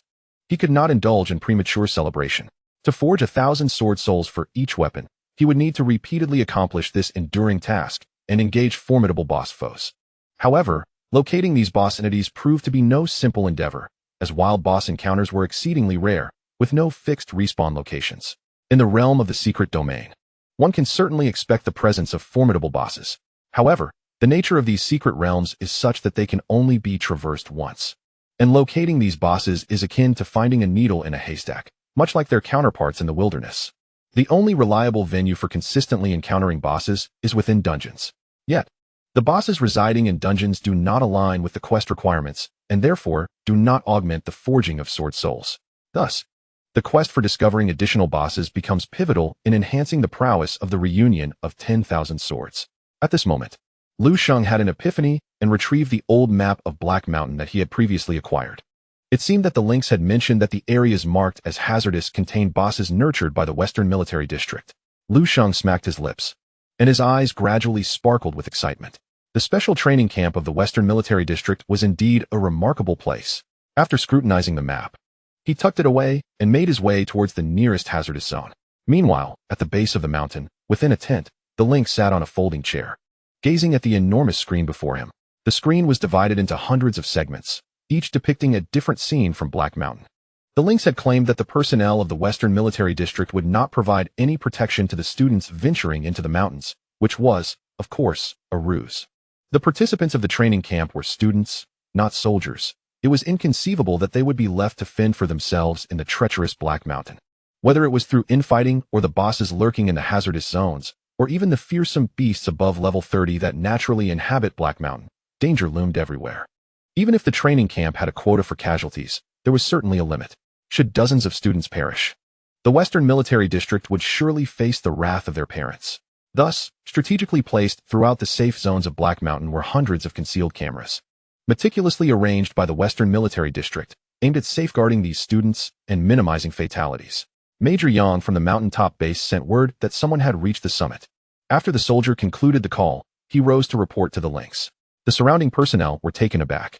How could someone acquire 2 armbands and reach the summit in such a brief span of time? This pace was astonishing. Without turning around, the Lynx inquired in a calm tone, "Who is it?" Chapter 64, Rating S. The soldier replied, "It is Chu Guang from Changnan No. 2 High School." The soldiers nearby were not surprised upon hearing that name. As instructors at the training camp, they were somewhat acquainted with the trainees. In the southern region, the most gifted individuals hailed from Changnan, and the most renowned experts from Changnan were known as the 7 Sons of Changnan. Chu Guang, as one of the 7 sons, had long been regarded as a seed candidate by those at the training camp. It was entirely expected for him to arrive at the mountaintop base with the highest score. The Lynx nodded and instructed the officer beside him, "Record a rating for Chu Guang." Rating S. Understood. The officer responded promptly, locating Chu Guang's name amidst a thick stack of documents and inscribing and in the rating column. Almost immediately after the rating was assigned, another soldier monitoring the surveillance suddenly reported, "Major Yang, there has been a death in Black Mountain. In the area of 02183, a lifeless body has been discovered." Lynx raised an eyebrow, surprised at the swift use of death indicators. She stood up and approached the soldier beside her, inquiring, "Was it murder?" The soldier nodded. "Yes, it was a brutal killing. The chest was brutally cut open." At that moment, Lynx also caught sight of the surveillance footage capturing the body. Indeed, a young man lay lifeless beneath a tree. It appeared that the battle had concluded swiftly, as there were not many signs of fierce combat nearby. The fight likely lasted no more than 30 seconds. Lynx remained silent, her gaze sweeping over various surveillance images. Ultimately, her eyes fixed on one particular frame. The footage revealed a girl, wielding a staff, fleeing in a state of panic. Clutched in her hand was an armband, while another adorned her arm, suggesting she had recently seized it from someone. The girl was rapidly approaching the direction of the camera, seemingly pursued by something terrifying. In the next moment, a long, whip-like iron thorn lunged in from the edge of the frame, swift and precise, aiming directly for her heart. This girl was a mage, possessing considerable strength as one of the chosen. Drawing upon her combat experience, she waved her staff and conjured a magical shield to envelop herself. However, The shield's fortitude was woefully inadequate. The iron thorn pierced through the magical barrier in an instant, simultaneously impaling her heart. Although the surveillance could only convey images without sound, the bulging eyes and agape mouth of the mage revealed the immense agony she endured. Fortunately, her torment was short-lived. The iron thorn suddenly quaked, and she was swiftly dispatched. Blood sprayed from the thorn, splattering the camera lens and staining the footage crimson.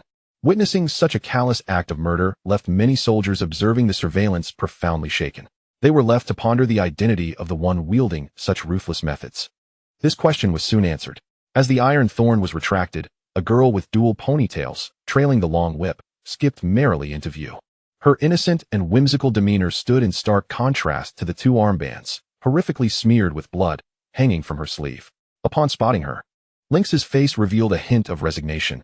Indeed, it was Byro. Byro approached the recently slain student, casually collecting the two blood-stained armbands as if gathering mushrooms, and affixed them to her own sleeve. With this, she had amassed 4 armbands. Byro excitedly licked her lips, a visage of contentment and satisfaction on her face. Just as she was about to depart in search of further prey, her peripheral vision caught the direction of the surveillance camera. Tilting her head and gazing for a moment, a sinister smile crept across her face, and she swiftly stepped closer to the lens. The camera jolted, and in the next instant, the entire footage was filled with nothing but Byro's grinning visage. She spoke a few words to the camera, although there was no sound. The lynx discerned from her lips that Byro was saying, "Did we not agree to refrain from observation and ensure our protection? Why is this still here? They were the ones who snatched my armband first." Just then, the data transmission was interrupted, and the surveillance footage turned to static. The lynx, feeling a headache coming on, rubbed his temples and commanded, "Send 2 Class 40 or higher reclassifiers to Region 02186 to bring Byro back to the mountaintop base forcibly. If we allow her to remain in the safe zone, it might soon transform into a danger zone." Understood. 2 officers promptly set off to apprehend Byro.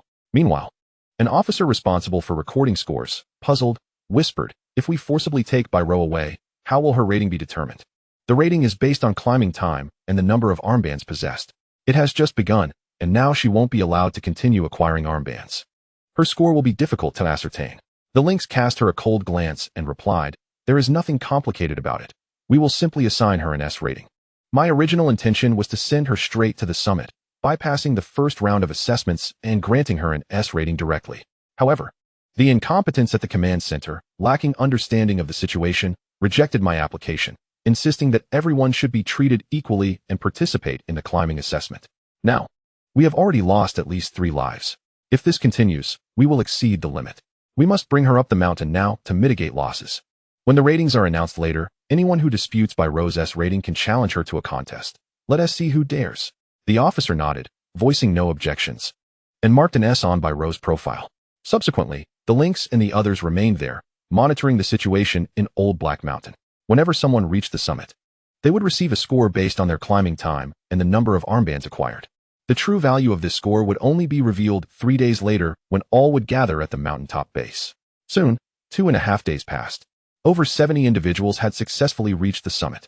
Those who had their armbands taken were undeterred.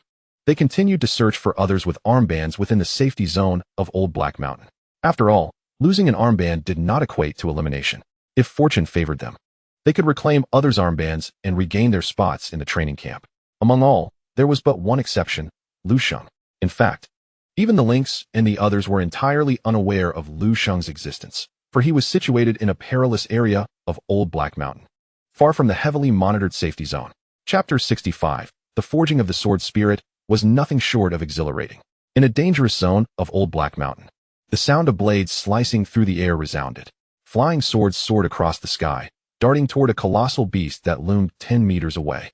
Before you stands a towering and formidable azure bull, rising to its full height, its muscular frame rippling with power. Clutched in its hand is a broad stone axe, capable of shaking the very ground with each swing, leaving behind a deep crater. As for its attributes, even a first-tier class changer would find it daunting, let alone those of the second tier. Mighty Bull Monster Chief, Bronze Level Boss, Level, 35 Attributes, Earth Strength, 479 Agility, 154 Spirit, 59 Endurance, 360 Skills, Sturdy Hide, Passive Immunity to 25 of damage received, with 25 resistance to debuffs. Heavy Great Axe, active slams the axe downwards, inflicting substantial damage upon enemies within a certain radius. Bull Charge, active charges at foes, causing dizziness to those struck. War Cry, active lets out a deafening roar, enhancing all attributes by 20 for a duration of 3 minutes. This 35-level bronze level boss possesses attributes significantly lower than those of the 30-level abyss boss, the Tree Spirit King. For the students attending the special training camp, it certainly poses a threat. However, given that Lu Sheng has already vanquished the Tree Spirit King, the Mighty Bull Monster Chief is unlikely to present much of a challenge to him. At this moment, Lu Sheng is deftly maneuvering his flying swords to unleash damage upon the beast before him. In the sky, over 20 flying swords are relentlessly assaulting the boss. These swords are predominantly translucent, clearly forged sword souls rather than the original weapons. Sword souls possess only 20 of the weapon's attack power, making it difficult to penetrate the defenses of the Mighty Bull Monster Chief. Nevertheless, each strike inflicts some damage and leaves behind a mark upon the boss. In the span of a mere second, the passive effect of sword marks accumulates nearly 10 layers upon the boss. Among the flying swords, 2 are the genuine Kanglin and Qi Xiao, boasting high attack power sufficient to breach the boss's defenses. Once these swords strike, the bull emits a painful bellow, blood splattering from its form. In no time, the Mighty Bull Monster Chief is adorned with numerous sword marks. Realizing its imminent demise, it descends into a frenzied state, desperately seeking a glimmer of hope for survival. Its sole chance lies in eliminating Lu Sheng, who wields the swords from afar. With a low growl, the Mighty Bull Monster Chief activates War Cry, elevating its attributes to their zenith. Gripping the massive axe, it disregards the incessant assaults of the flying swords and charges headlong towards Lu Sheng. With the augmentation of Bull Charge, the bull's massive frame, despite its size, moves with surprising speed. Lu Sheng observes this approach without any intention of evasion. 2 sword souls continuously orbit around him. As the bull's Bull Charge bears down upon him, Lu Sheng remains steadfast, extending his hand to grasp the 2 sword souls mid-air, instantly entering a dual-wielding stance. Sword of Tranquility, activate. With sword souls in hand, Lu Sheng sweeps his blades. At the very moment the Mighty Bull Monster Chief collides with him, the brilliance of the skill erupts forth. The 2 sword auras of Wanjian Pinglong directly interrupted the Bronze Bull Chief's forceful charge. The second sword aura inflicted severe damage, leaving a deep gash on the opponent's thigh. After all, Lu Sheng was wielding the sword soul rather than a true weapon. Thus, while he could unleash Wanjian Pinglong to counter the enemy's skills, his attack power was somewhat lacking. Originally, Lu Sheng's intention in keeping 2 sword souls by his side was merely for self-protection. Being able to execute Wanjian Pinglong was already sufficient. As the calm effect of Wanjian Pinglong manifested, 2 streams of sword energy surged forth, striking the Bronze Bull Chief once more, forcing it to retreat a couple of steps. However, the chief's massive axe, with its long handle and wide coverage, still placed Lu Sheng within its attack range. Seizing the opportunity, the Bronze Bull Chief raised the giant axe high and swung it down upon Lu Sheng. Recognizing this as the enemy's skill-heavy axe, Lu Sheng refrained from taking the hit directly and instead activated Drunken Immortal Moonlit Step, increasing his speed by 500. He gracefully evaded the chief's attack. The axe struck the ground with a tremendous crash, shaking the earth as if a bomb had detonated, creating a vast depression where it landed. Heavy axe was indeed an area of effect skill. However, such a limited range could not ensnare a Sword Immortal who moved like the wind. After dodging the attack, Lu Sheng paused to observe the boss, now adorned with numerous sword mark buffs, and concluded that the battle was nearly over. With a flick of his wrist, he hurled the 2 sword souls towards the Bronze Bull Chief, triggering the sword mark passive. 2 ethereal sword shadows materialized from thin air, slicing into the Bronze Bull Chief. The sword marks left by the 2 swords, Qi Xiao and Kanglin, detonated simultaneously, dealing immense damage that instantaneously obliterated the already weakened boss. With a pained groan, the colossal form of the Bronze Bull Chief collapsed. From its body emerged 2 orbs of light, revealing the equipment it had dropped. Yet, Lu Sheng was more intrigued by task completion than the loot. He promptly accessed the task panel to submit his permanent mission. Consequently, the forging count for Sword Soul increased to 11. Eagerly, he forged the sword souls for Qi Xiao and Kanglin once more. Now, including the original 2 weapons, he possessed a total of 24 flying swords. Lu Sheng gazed at the sword souls soaring in the air, moving in accordance with his thoughts, unable to suppress a smile. Although he already had 2 insignias, he had not ventured to the mountaintop base. Instead, he had been roaming the perilous region in search of bosses. In the past 2.5 days, his efforts yielded remarkable results. Including the recent defeat of the Bronze Bull Chief, he had slain a total of 10 bosses. The experience gained from these encounters had propelled his level to an impressive 26, bringing him in line with the second tier of students from the training camp. Moreover, each time he vanquished a boss, he was able to complete a quest and received a reward of 1 soul forging attempt. Consequently, both the Qishao and Kanglin swords each possessed 11 sword souls. In addition to the significant enhancement of the power of 10,000 swords returned to 1, Lu Sheng also discovered the sheer delight of utilizing the skill, soul forging. Although the attack power of each sword soul was not particularly high, they could be manipulated to strike adversaries and could stack the sword mark effect. The additional 20 sword souls multiplied his output several times over.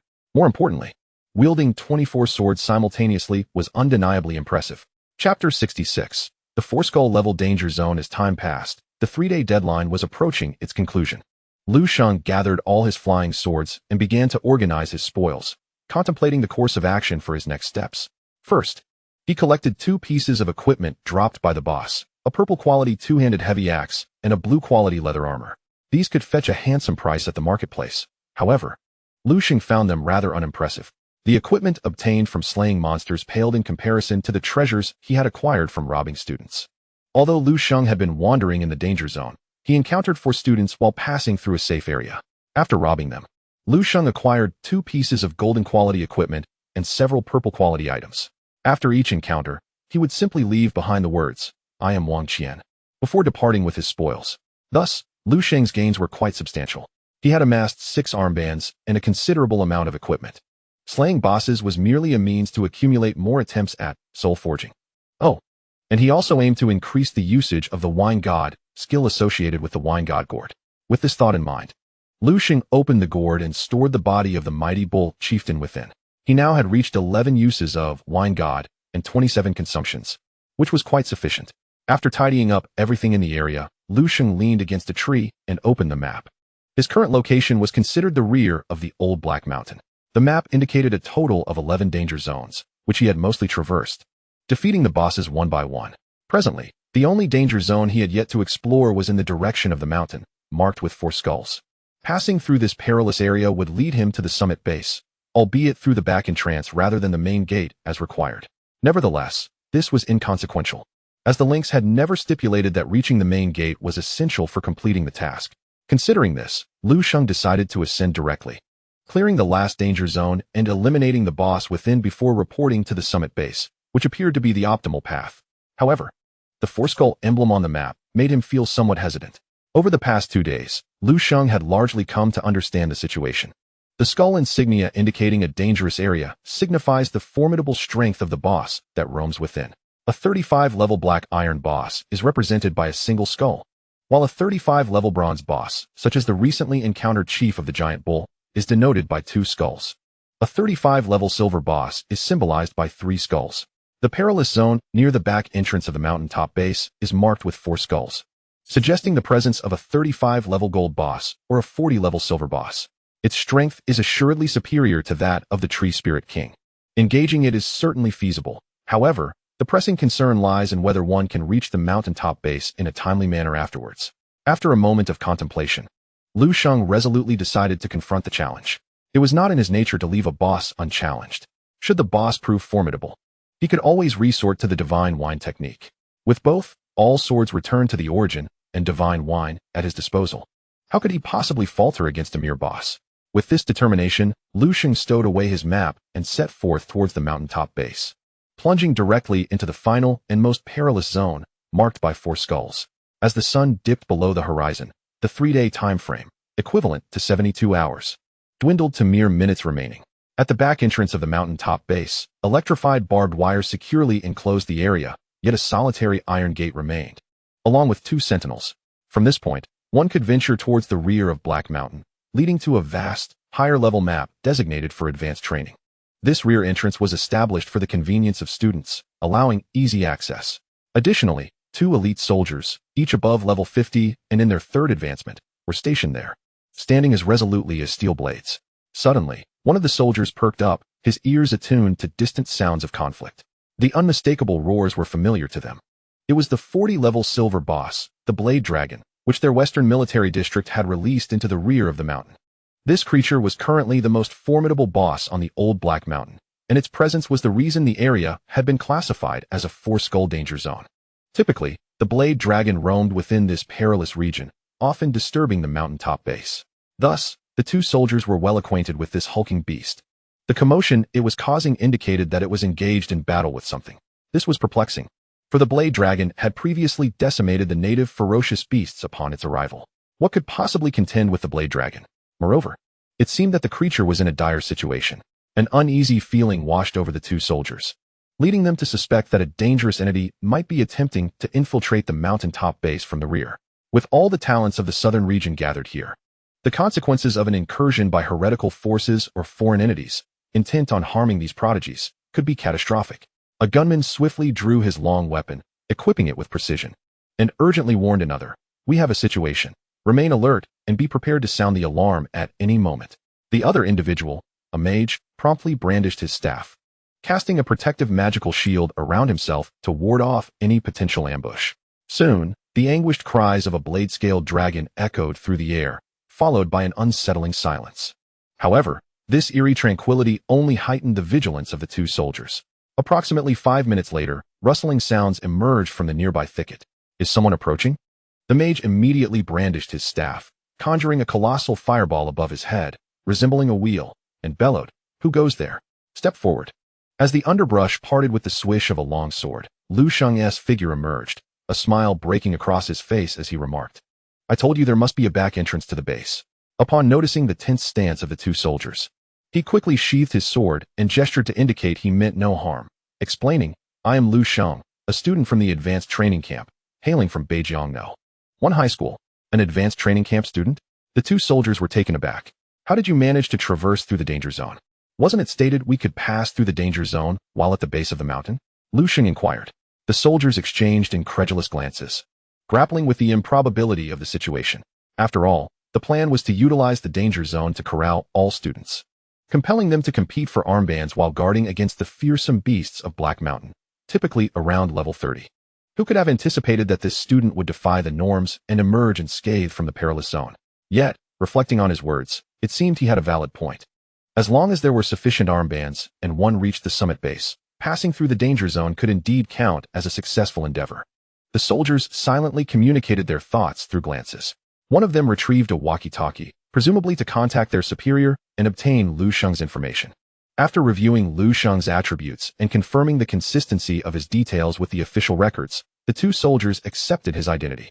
Lu Sheng was subsequently granted passage and informed that he was to assemble at the plaza at the mountain's peak, as the first round of assessments was nearing its conclusion, and the second stage would soon be announced by the links. Arriving too late, he lacked the opportunity to select his accommodations and needed to join the assembly without delay. After expressing his gratitude to the two soldiers, he followed the signposts leading towards the plaza. Once he departed, the mage soldier furrowed his brow and remarked to the other, "Can you believe this student is only level 27? Is it truly possible for him to traverse a level 4 skeleton danger zone and arrive here? Was his luck so favorable that he went unnoticed by the boss during his passage?" The gunman shook his head, responding, "Initially, I shared your skepticism. However, did you not notice where the cries of the blade-scaled dragon originated? The location of the blade-edge earth dragon is precisely the direction from which that young man approached. This implies that he may have recently engaged in combat with the dragon." The mage, astonished, exclaimed, "It appears to be true. Could it be that this young man managed to escape from the clutches of the blade-edge earth dragon? That seems unlikely. The creature is inherently vicious and would pursue its prey relentlessly. In the past, several new logistics personnel inadvertently provoked the dragon and were pursued here until we intervened to scare it off. If that young man truly had an encounter with the dragon, how could he so brazenly appear here? He would surely be terrified and fleeing in panic." The gunner fell into contemplation, and after a prolonged silence, he replied, "You make a valid point, yet something still feels amiss. How about this? You remain here while I investigate further ahead." "All right," the mage nodded, continuing to stand guard. The gunner then readied his weapon and retraced the path taken by Lu Sheng. Not far along, the gunner indeed uncovered signs of a struggle. In a clearing of approximately 1 kilometer within the dense forest, it was evident that a fierce battle had taken place. Trees, as thick as an embrace, were shattered, while the ground and stumps were riddled with sword marks. Most striking were the bloodstains scattered across the ground, accompanied by scales the size of a palm, resembling small daggers. "Are these the scales and blood of the blade-edge earth dragon?" The gunner was taken aback. He picked up a scale and examined it closely for an extended period, ultimately confirming its origin as that of the dragon. The scene before him suggested that the blade-edge earth dragon had suffered a significant defeat. Could it be that the dragon was driven to flee from this location? Otherwise, where was its carcass? This was utterly absurd. Could it be that the young man truly defeated the blade-edge earth dragon and traversed through the perilous area of the four skeletons? Feeling a chill run down his spine, the gunner immediately sprinted back while using his radio to contact his comrades. Something is amiss. The blade-edge earth dragon is in trouble. That young man we released earlier seems rather peculiar. Report this immediately and ensure he is monitored, while also sending someone to the mountaintop base, which is significantly larger than the temporary outpost at the foot of the mountain. Lu Sheng made his way through the back entrance to the small square, moving at a brisk pace, though it took him over 10 minutes. Along the way, he observed numerous newly constructed facilities within the base, including storage areas for various equipment, potions and materials, dormitories, a dining hall, and a colossal alloy arena, 10 times the size of a school. In summary, the students residing here had their needs fully met for living and leveling up. Upon arriving at the small square, Lu Sheng discovered a considerable gathering of individuals. Those who had successfully passed the first round of assessments and arrived at the mountaintop base 2 or 3 days prior were also present. After all, the 3-day period was about to conclude, and the Lynx was expected to announce the next steps for those qualified to enter the special training camp. Beside the square, several soldiers were busy compiling lists. Lu Sheng approached them, submitted the armbands he had collected, and reported his name. Soon, the other party swiftly located Lu Sheng's profile card amidst a stack of documents and casually inscribed AB in a designated space. Lu Sheng surmised that this might be a preliminary assessment score for his first evaluation. AB certainly did not suggest a commendable rank, especially since he had observed numerous individuals receiving an A rating. However, this was of little consequence to him, as he had already amassed a significant fortune over the past 3 days. The rating was inconsequential. What truly mattered was gaining entry into the training camp. This scenario resembled a university examination, where scoring a mere 61 would still be deemed a failure. After the grading concluded, one of the soldiers handed Lu Sheng an armband emblazoned with a prominent B. Uncertain of the purpose of this new armband, he decided to wear it, provided that it was not preceded by an S or a 2. With the armband in place, Lu Sheng sought a quieter corner to await further instructions from the training camp regarding their next tasks. The number of participants in this round was significantly fewer than before, totaling no more than 100 individuals. Consequently, the vast square appeared rather sparse, devoid of the earlier dense throngs. After standing for a brief moment, Lu Sheng heard a familiar voice nearby. "Is that you?" Turning to investigate, he was delighted to see an old acquaintance had indeed arrived. At that moment, Wang Kuan and Wang Qian made their way to the square together. Wang Kuan immediately spotted Lu Sheng, his eyes ablaze with fury. He was about to rush over to confront Lu Sheng, not out of forgetfulness regarding how he had been soundly defeated by him, but because his brother, Wang Qian, was right behind him. In that moment, Wang Kuan resembled a chihuahua tethered by a leash, emboldened by the presence of his brother. Feeling fearless enough to bare his teeth at anyone, Lu Sheng couldn't help but chuckle at Wang Kuan's antics. This fellow truly lacked cunning. With instructors from the training camp surrounding them, his audacity to act out could easily result in disqualification. Just as Wang Kuan was about to charge forward, Wang Qian intervened, calmly restraining him. "This is the base. No unauthorized combat is allowed. Behave yourself," he whispered. Wang Kuan retorted indignantly, "Brother, that scoundrel injured me and seized the opportunity that rightfully belonged to me. Moreover, he stole the Qishao sword you gifted me. To make matters worse, just days ago, he appropriated numerous items from others in your name, subjecting you to unjust scorn behind your back. I cannot simply swallow this insult without confronting him." It is worth noting that the Wang brothers had arrived at the mountaintop base on the very first day. During their stay, they inadvertently overheard several individuals lamenting that Wang Qian had pilfered their equipment and armbands, and they expressed their grievances in quite harsh terms. Upon inquiry, Wang Kuan discovered that these individuals had encountered a remarkably handsome figure wielding dual swords during their ascent, who had robbed them. This audacious individual had even left his name, Wang Qian. Fortunately, these individuals were relatively skilled and had brought along some spare equipment. Relying on their spare equipment, several individuals seized the armbands of others, thus securing their places in the training camp. Currently, these individuals, having been similarly robbed by Wang Qian, found solace in one another, united in their quest to locate the nefarious thief and reclaim their dignity. Upon hearing this, Wang Kuan instantly surmised that Lu Sheng was behind it all. After all, while many may wield dual swords, only Lu Sheng, with his striking looks, could be the culprit. Wang Kuan was utterly infuriated. How brazen was Lu Sheng to not only rob others, but to do so in the name of his own brother. Coupled with their previous grievances, Wang Kuan longed to see Lu Sheng suffer a most excruciating fate. During the 2 days spent at the base, he had wandered the mountain peak, hoping to catch a glimpse of Lu Sheng.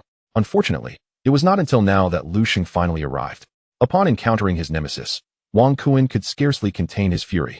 In contrast, Wang Qian remained unperturbed. Despite having received undue scorn due to Lu Sheng's actions, his composure far exceeded that of Wang Kuan. Now is not the time. Exercise patience, he advised, casting a glance at Lu Sheng's armband and sneering, he must be concealing some of his strength, attempting to play the role of the underdog. However, to prey upon a tiger, one must possess the strength of a tiger. Once we leave this mountaintop base, I shall ensure he finds himself in a dire predicament. Wang Kuan, hearing his brother's promise, managed to suppress his anger, albeit barely. Yet, his gaze instinctively drifted towards Lu Sheng, and what he beheld nearly sent him into a rage. There stood Lu Sheng, drawing forth the Qishao sword, caressing it in his hands. What an affront! Was this not akin to stealing another's beloved and flaunting the act before them? Wang Kuan could hardly bear it, pointing at Lu Sheng as if on the verge of erupting. Brother, look at him. Endure, Wang Qian advised, frowning as he smacked the back of Wang Kuan's head. Clearly, he is attempting to provoke you. Can you not see that? Lacking such composure will hinder your future endeavors. Wang Kuan pouted, refraining from retorting, and begrudgingly swallowed his indignation. Observing from a distance, Lu Sheng noted the rage evident on Wang Kuan's face, now resembling a shade of liver, yet he did not charge forward, causing Lu Sheng's interest to wane. He sheathed the Qishao sword and glanced at Wang Qian, who remained impassive beside Wang Kuan. Was this indeed the formidable eldest son extolled by the madwoman Lu Meixin? He certainly surpassed Wang Kuan by leaps and bounds.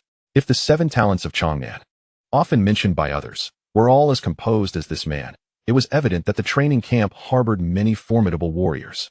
As Lu Sheng pondered this, the sun had fully set in the western sky. With the last rays of the evening sun fading away, the spotlight suddenly illuminated the small square, casting a vibrant glow. In an instant, the once bustling square fell silent. The sound of heavy boots striking the ground drew everyone's attention. The lynx reappeared, accompanied by several instructors from the training camp, each exuding an imposing and oppressive aura, their levels distinctly formidable. Standing in the illuminated area of the square, the lynx's slightly husky voice resonated. Congratulations to all of you for successfully passing the first round of the special training camp assessment. From this moment forth, you are truly a part of this elite program. As she surveyed her surroundings, a rare smile of satisfaction graced her features. Only 100 of you remain. It appears you are all quite astute, understanding the necessity of utilizing the limited time to eliminate as many competitors as possible to secure greater resources for yourselves. However, I must emphasize that even with nearly 4/5 of you filtered out, the resources we have prepared for this camp are still insufficient for your numbers. I hope you will continue to strive and assist me in weeding out more of the unworthy. Now, without further ado, I shall inform you of the next round's training tasks. Every ear perked up, anxious not to miss a single word from the lynx. At that moment, an officer approached from the back row, his expression frantic, and whispered a few words to the lynx. Instantly, her demeanor changed to one of rigidity. Her gaze swept across the crowd and finally settled on Lu Sheng. In that instant, Lu Sheng felt a chill rise from his heart, as if he were firmly locked onto by a formidable boss. Instinctively, he reached for his weapons, the Qishao and Kanglin, preparing for the impending crisis. However, the lynx merely cast him a glance and took no further action. She averted her gaze and said softly, "Keep an eye on 0088. I will investigate personally." With that, she swiftly turned and headed toward the rear of the mountaintop base. Half of the officers accompanying her followed, while the other half remained behind. Among them stood a burly man wearing sunglasses, clearly the one ranked just below the lynx. Typically, he occupied a position at her right hand. He raised his hands and addressed everyone present loudly. "The chief instructor has urgent matters to attend to. Please remain calm and do not wander. Await further news." This prompted a flurry of discussion among the students. No one comprehended why the chief instructor had departed in the midst of announcing the next training tasks. Only Lu Sheng remained silent, his expression cautious, for he could distinctly feel that at least 4 of the remaining instructors had their gaze firmly fixed upon him. Was it possible that the 0088 they were instructed to keep an eye on referred to him? Chapter 69. Why should I compensate for the bosses I defeated? Lu Sheng was acutely aware of his own misdeeds. The old Black Mountain, classified as a level 30 map, could hardly yield 11 bosses. All the bosses Lu Sheng had slain belonged to the Western Military District. Although Lu Sheng had valid points, One might argue that this was a danger zone. Yet they never explicitly forbade entry. Nor did they prohibit the slaughter of the bosses they had supposedly released into the wild. He still found it difficult to absolve himself of guilt for the covert extermination of the bosses.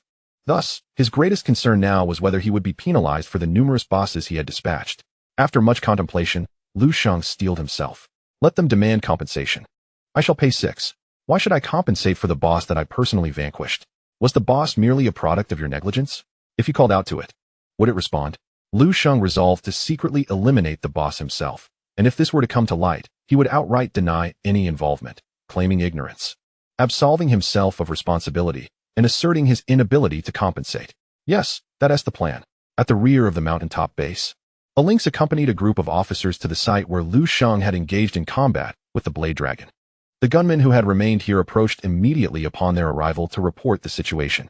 Lynx nodded, signaling acknowledgement, then turned to a 30-something female officer with short hair behind her, saying, Xiao Zhao, employ the time rewind skill to replay the events that transpired here. This female officer, known as Xiao Zhao, possessed the hidden class of Time Walker. Although this class lacked combat prowess, it boasted numerous practical skills, such as time rewind.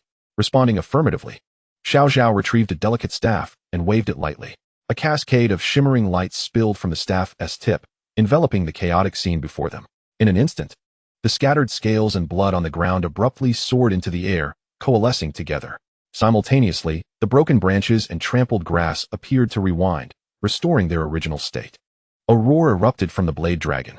In the midst of the gathering scales and blood, the creature's form materialized from the void, reappearing before the group. A relatively inexperienced officer, barely in his 40s, was taken aback and instinctively reached for his weapon. However, another officer, well acquainted with Xiao Zhao's abilities, chuckled and restrained the young man's tense arm, saying, There's no need to be alarmed. Time rewind merely replays the events that occurred a few hours ago. These are illusions, not physical entities. Upon closer inspection, the young officer realized the truth. Although the Blade Dragon appeared vividly lifelike, a meticulous observation revealed the absence of warmth and the lack of any disturbance in the air from its movements. Nonetheless, utilizing this skill to discern past occurrences was undoubtedly sufficient. All eyes, much like lynxes, were fixed upon the Blade Dragon. At that moment, it was evident that the creature had sustained injuries. Surrounding it were numerous flying swords relentlessly assaulting the Blade Dragon, leaving it with no means of evasion. As the scope of time rewind expanded, an increasing area of the scene was reverted. Finally, a figure emerged in the distance, Lu Sheng, exuding an extraordinary presence. Flanked by 2 swords of spirit, the onslaught of flying swords targeting the Blade Dragon was clearly the work of Lu Sheng. With Lu Sheng's appearance, every officer, except for Lynx, displayed expressions akin to that of a thunderstruck individual. A student, commanding dozens of flying swords to single-handedly take on a level 40 silver-grade boss. What an absurd jest. There was indeed a rationale behind the placement of the Blade Dragon at the rear entrance of the mountaintop base. According to the specialized training program, the training camp will subsequently grant students access to the expansive and elevated map behind Old Black Mountain. The Blade Dragon serves as the initial challenge leading to this new terrain. This formidable boss possesses the strength to thwart any prodigy from the training camp. To advance to the new map, they must vanquish the Blade Dragon. It is inevitable that these students will devise a strategy to form a team, aiming to collectively defeat the Blade Dragon and clear the path to the new map. This endeavor is intended to impart a crucial lesson to the gifted individuals attending the training camp, that while personal strength is significant, the ability to collaborate, identify compatible roles within a team, and synergize effectively is essential for achieving results greater than the sum of their parts. However, at this moment, one individual is deviating from the norm. It is akin to the training camp providing Lu Sheng with a single chopstick, only for him to snap it effortlessly. Subsequently, the camp offered him 10 chopsticks to break.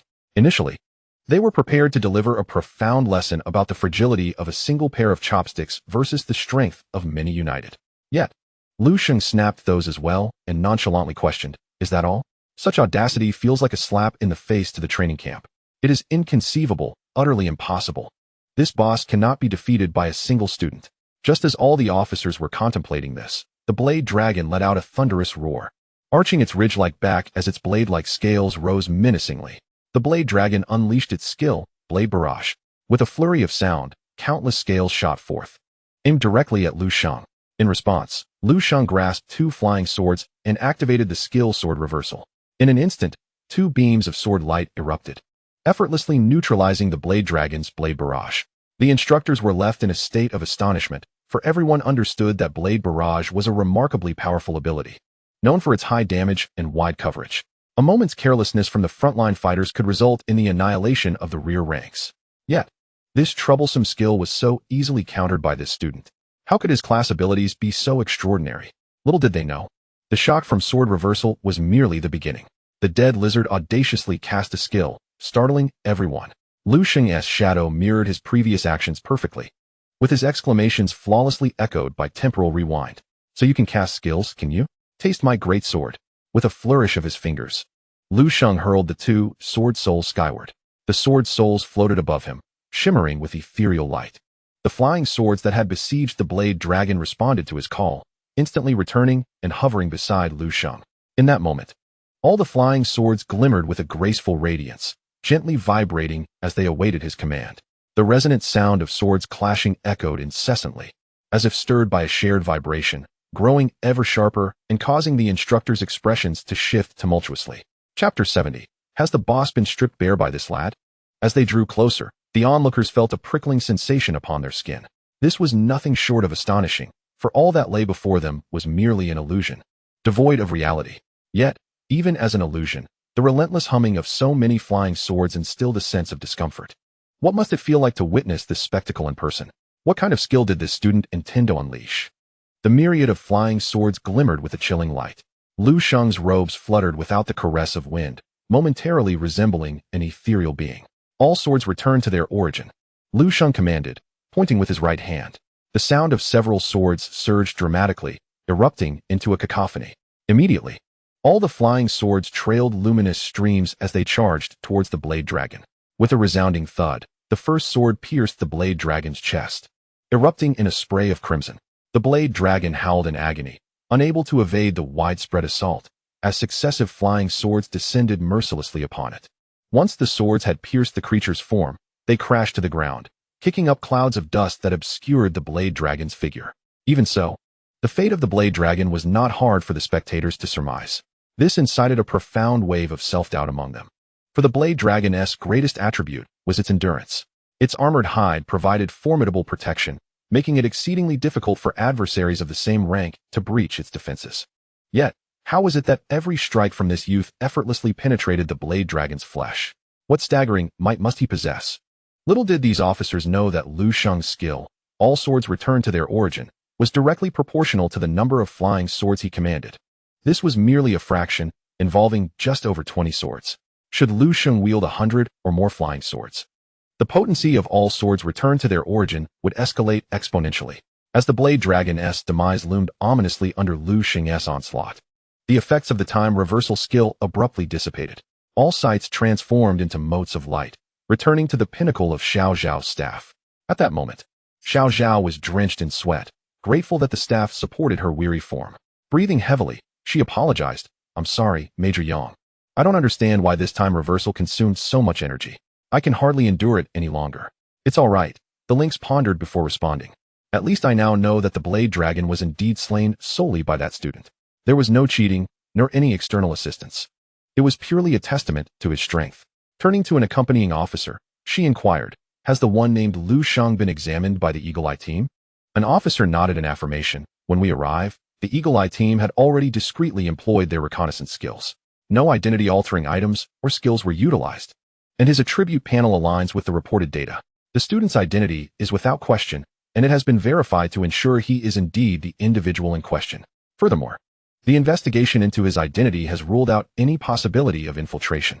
Lu Sheng himself was unaware that while he awaited at the square, he was scrutinized not only by 4 officers, but also by others who employed skills to ascertain whether he had utilized any disguising tools. After all, the training camp has gathered nearly all the prodigies from the southern region. The Western Military District would never allow any malefactors to infiltrate this place. Upon hearing this, Shili nodded, stating, "It seems there are no issues with his identity. However, his strength exceeds my expectations." She narrowed her eyes, surveying the chaos around her. It appears that among the seed candidates from the southern region, aside from a few youngsters from Changnan and that Dragon Knight, there lies another formidable contender. Suddenly, a thought struck her. This student arrived at the mountaintop base on the last day, did he not? How many armbands did he collect, And what was his rating? At that moment, the officer responsible for recording the scores hurriedly replied. Indeed, he arrived at the base on the last day. He collected 6 armbands, which warranted a rating of B. As he spoke, beads of sweat began to form on his forehead. This was because, aside from the first day when Shili personally supervised the ratings, he had been solely responsible for the grading during the remainder of the time. His grading criteria were straightforward. The shorter the ascent time and the more armbands collected, the higher the rating. Lu Sheng's collection of 6 armbands was not insignificant, far exceeding the average. However, his last-minute ascent meant that a higher rating was unattainable. Assigning him a mid-level rating of B was, in fact, reasonable. Nevertheless, given the current circumstances, it was evident that Lu Sheng's strength did not align with that of a B-level student. With his capabilities, achieving an S rating would be entirely feasible. Previously, Shili had also informed him that various factors should be considered during evaluations. For instance, Bai Rou, despite her fewer armbands, would undoubtedly be rated as S. Thus, Lu Sheng's strength was not commensurate with his rating, marking a significant oversight on his part. I sincerely apologize, Colonel Yang, the officer exclaimed, bowing his head in embarrassment. I had reviewed the surveillance, and I recall several students who performed exceptionally. Yet, I have no recollection of this individual at all. This is my negligence. I will find a way to rectify my mistake and reassign his rating. Given the skill he demonstrated with that devour my great sword, he absolutely deserves an S rating. A brief silence enveloped the surroundings until one person nearby could no longer suppress a cough, reminding, his skill is all swords return to the origin, not some great sword. The officer responsible for the ratings suddenly wore a blank expression. He had been so astounded by Lu Sheng's skill that all he remembered was the phrase devour my great sword uttered before the skill was unleashed. He began to ponder whether his military career was nearing its end. Fortunately, Shili was disinclined to dwell on this matter. With a deep sigh, she remarked, the question I posed earlier was not intended to hold you accountable for your grading error. Have you not considered why he, possessing the strength to slay a blade dragon, took nearly 3 days to reach the summit? 3 days, and he only submitted 6 armbands. In the course of these 3 days, where had he ventured? What had he accomplished? Had any of you pondered this? Upon the utterance of these words, all the officers were struck with enlightenment. Immediately, gasps of astonishment filled the air. Lu Sheng had traversed through the perilous zone, and his colleagues responsible for assessment had scarcely acknowledged this individual. Taken together, did this not imply that this young man had fought his way through the danger zone? If this were indeed the case, then the boss of that perilous area had been stripped bare by him, akin to the Blade Dragon. Chapter 71. The battle for rank advancement. One officer adjusted his earpiece and promptly commanded, logistics team, proceed to the front mountain's danger zone, ascertain whether the boss remains. However, Shili raised a hand to halt him, stating, there is no need to send anyone. It would be a waste of time. The boss is undoubtedly gone. Given the pace, it is just right for him to have slain 11 bosses in 3 days. The officer responsible for assessment appeared troubled. Major Yang, this poses a significant issue. According to our original plan, the next task for the training camp was to publicly disclose the boss information from the danger zone, allowing the students to engage in combat. Each boss represented a fixed reward. Whoever defeated a boss would receive the corresponding prize. Following that was the first round of the battle for rank advancement, then the opening of the Heiyun mountain range for a month-long field hunt, culminating in the ultimate competition for rank positions. Initially, all plans were interconnected and organized. Now, with the bosses of the old Black Mountain eliminated, our entire strategy is in disarray. Without the bosses from the old Black Mountain to enhance the students' levels and capabilities, how will they venture into the Heiyun mountain range for hunting? The Heiyun mountain range is a level 40 area. Given the current strength of the students, they would find it exceedingly difficult to progress within. After a moment of contemplation, the officer proposed, how about we have the instructors lead everyone into the Heiyun mountain range to level up, raising their average level by 2. We must ensure that those in the first tier are able to undergo their second job transfer. After all, with second job transfer holders leading the way, they merely need to assemble a well-balanced team to accomplish the tasks we have set forth in the Heiyun mountain range. Shili shot him a sidelong glance, the chill in his gaze causing the officer to shiver. Realizing he had misspoken, Shili remarked, if an increase in level equates to an enhancement in strength, our instructors might as well directly lead the students in leveling up. Why take the unnecessary step of letting them struggle in the wilderness? What we, the Western Military District, can provide these children is not merely resources, levels, and equipment, but the knowledge of how to utilize everything at their disposal to survive in perilous environments and vanquish their foes. With that, Shili turned and made his way towards the mountaintop base, continuing, relay my orders. The hunting process for the old Black Mountain boss is hereby cancelled. The rewards prepared for this segment will be incorporated into the battle for rank advancement, distributed according to assessment. After the rank advancement battle concludes, there will be a 3-day respite, followed by the opening of the Heiyun Mountain Range. If the inability to slay 2 less bosses hinders survival in the Heiyun Mountain Range, then such students should have been eliminated long ago. Understood. The officers dared not defy the command, bowing their heads in acquiescence, and promptly relayed the orders of the lynx. On that day, the lynx did not return to the small square. Lu Sheng and his fellow students waited in the square for a full hour, until the sunglasses-clad instructor responsible for maintaining order finally received word, instructing everyone to return and rest, with a gathering scheduled for 8 o'clock the following morning at the arena. Many students expressed their grievances about this. After waiting for an hour without a word, they were dismissed without explanation. Was this merely a jest at their expense? Only Lu Sheng felt a quiet relief, for it was evident that the Western Military District was not as petty as he had imagined. They did not apprehend him to discuss the compensation from the multitude of bosses.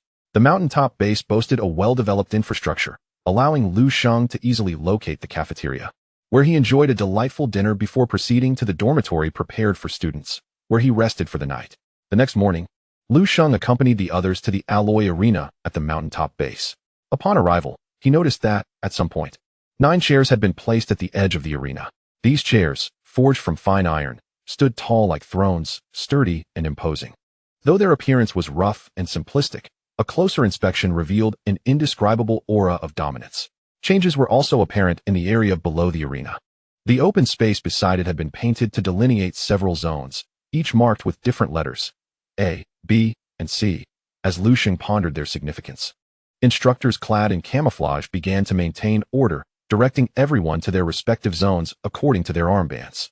Lu Sheng instinctively moved to the B zone. Among the 3 zones, the number of participants increased from A to C, 20 in A, over 30 in B, and around 40 in C.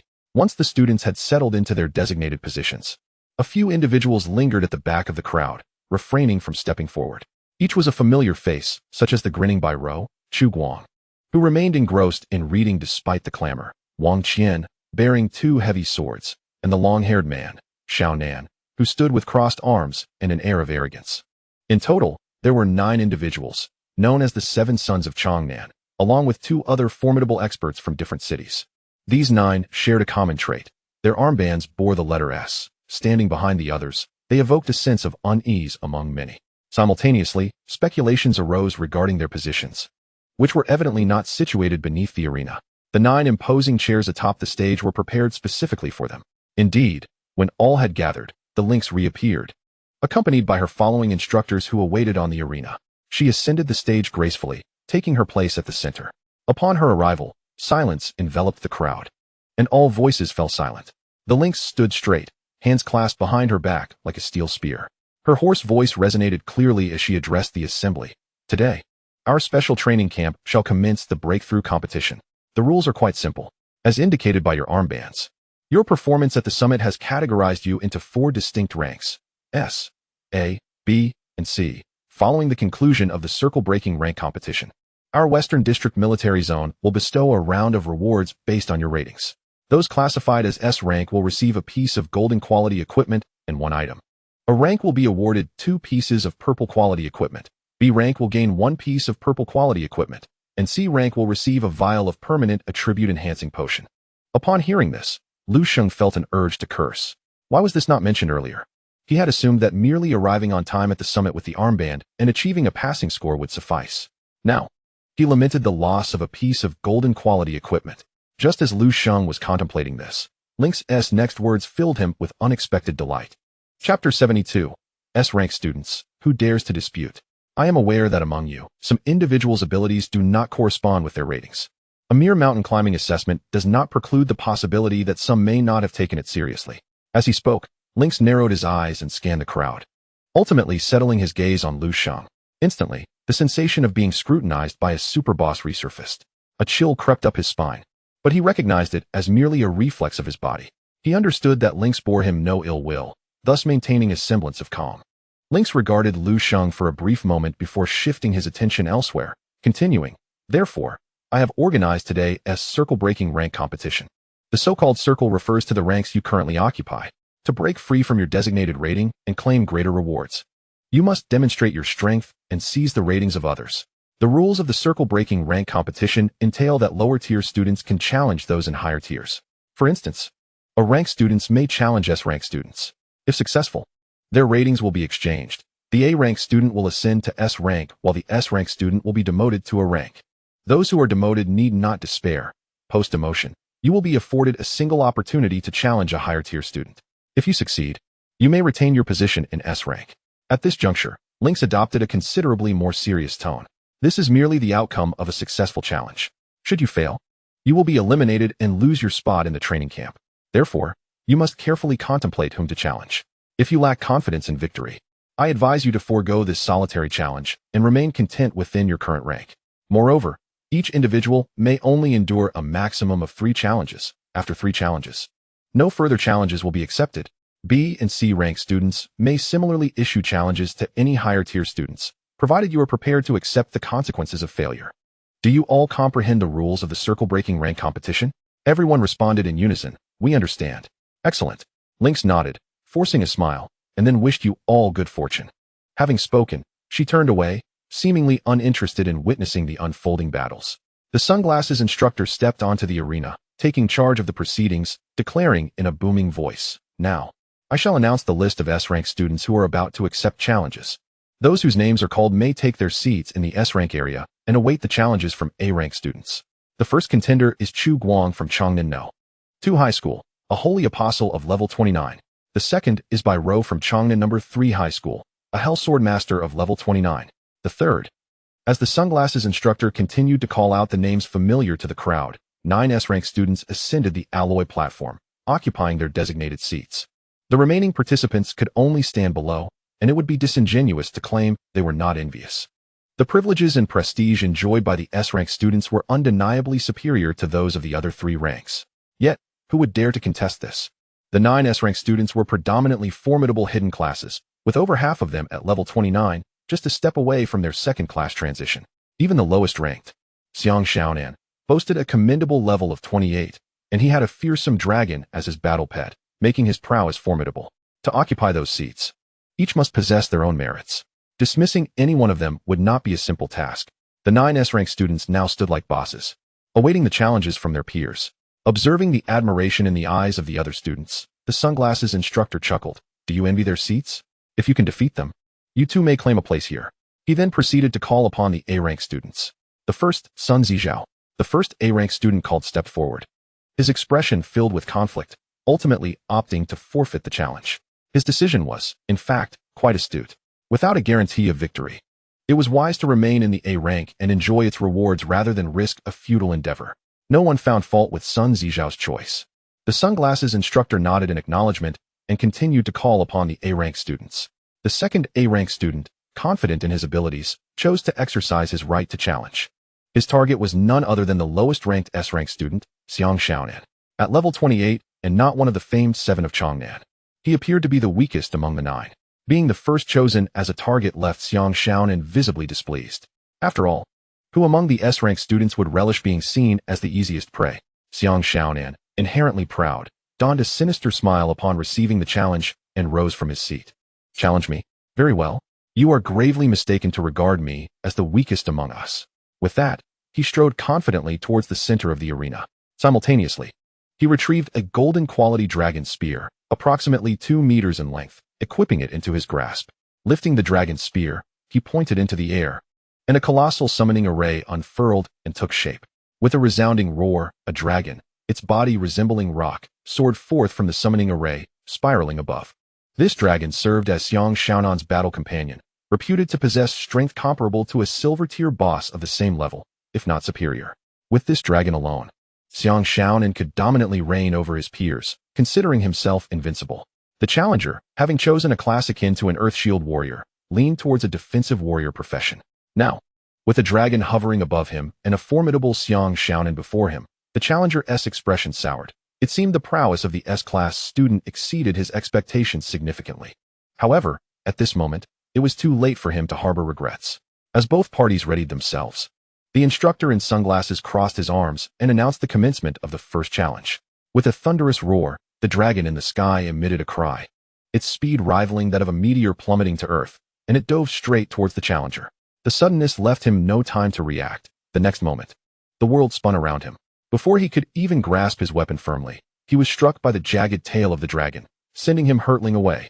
The force was sufficient to shatter his entire skeletal structure, and upon landing, his insides reverberated with a dull thud, his limbs twisted grotesquely.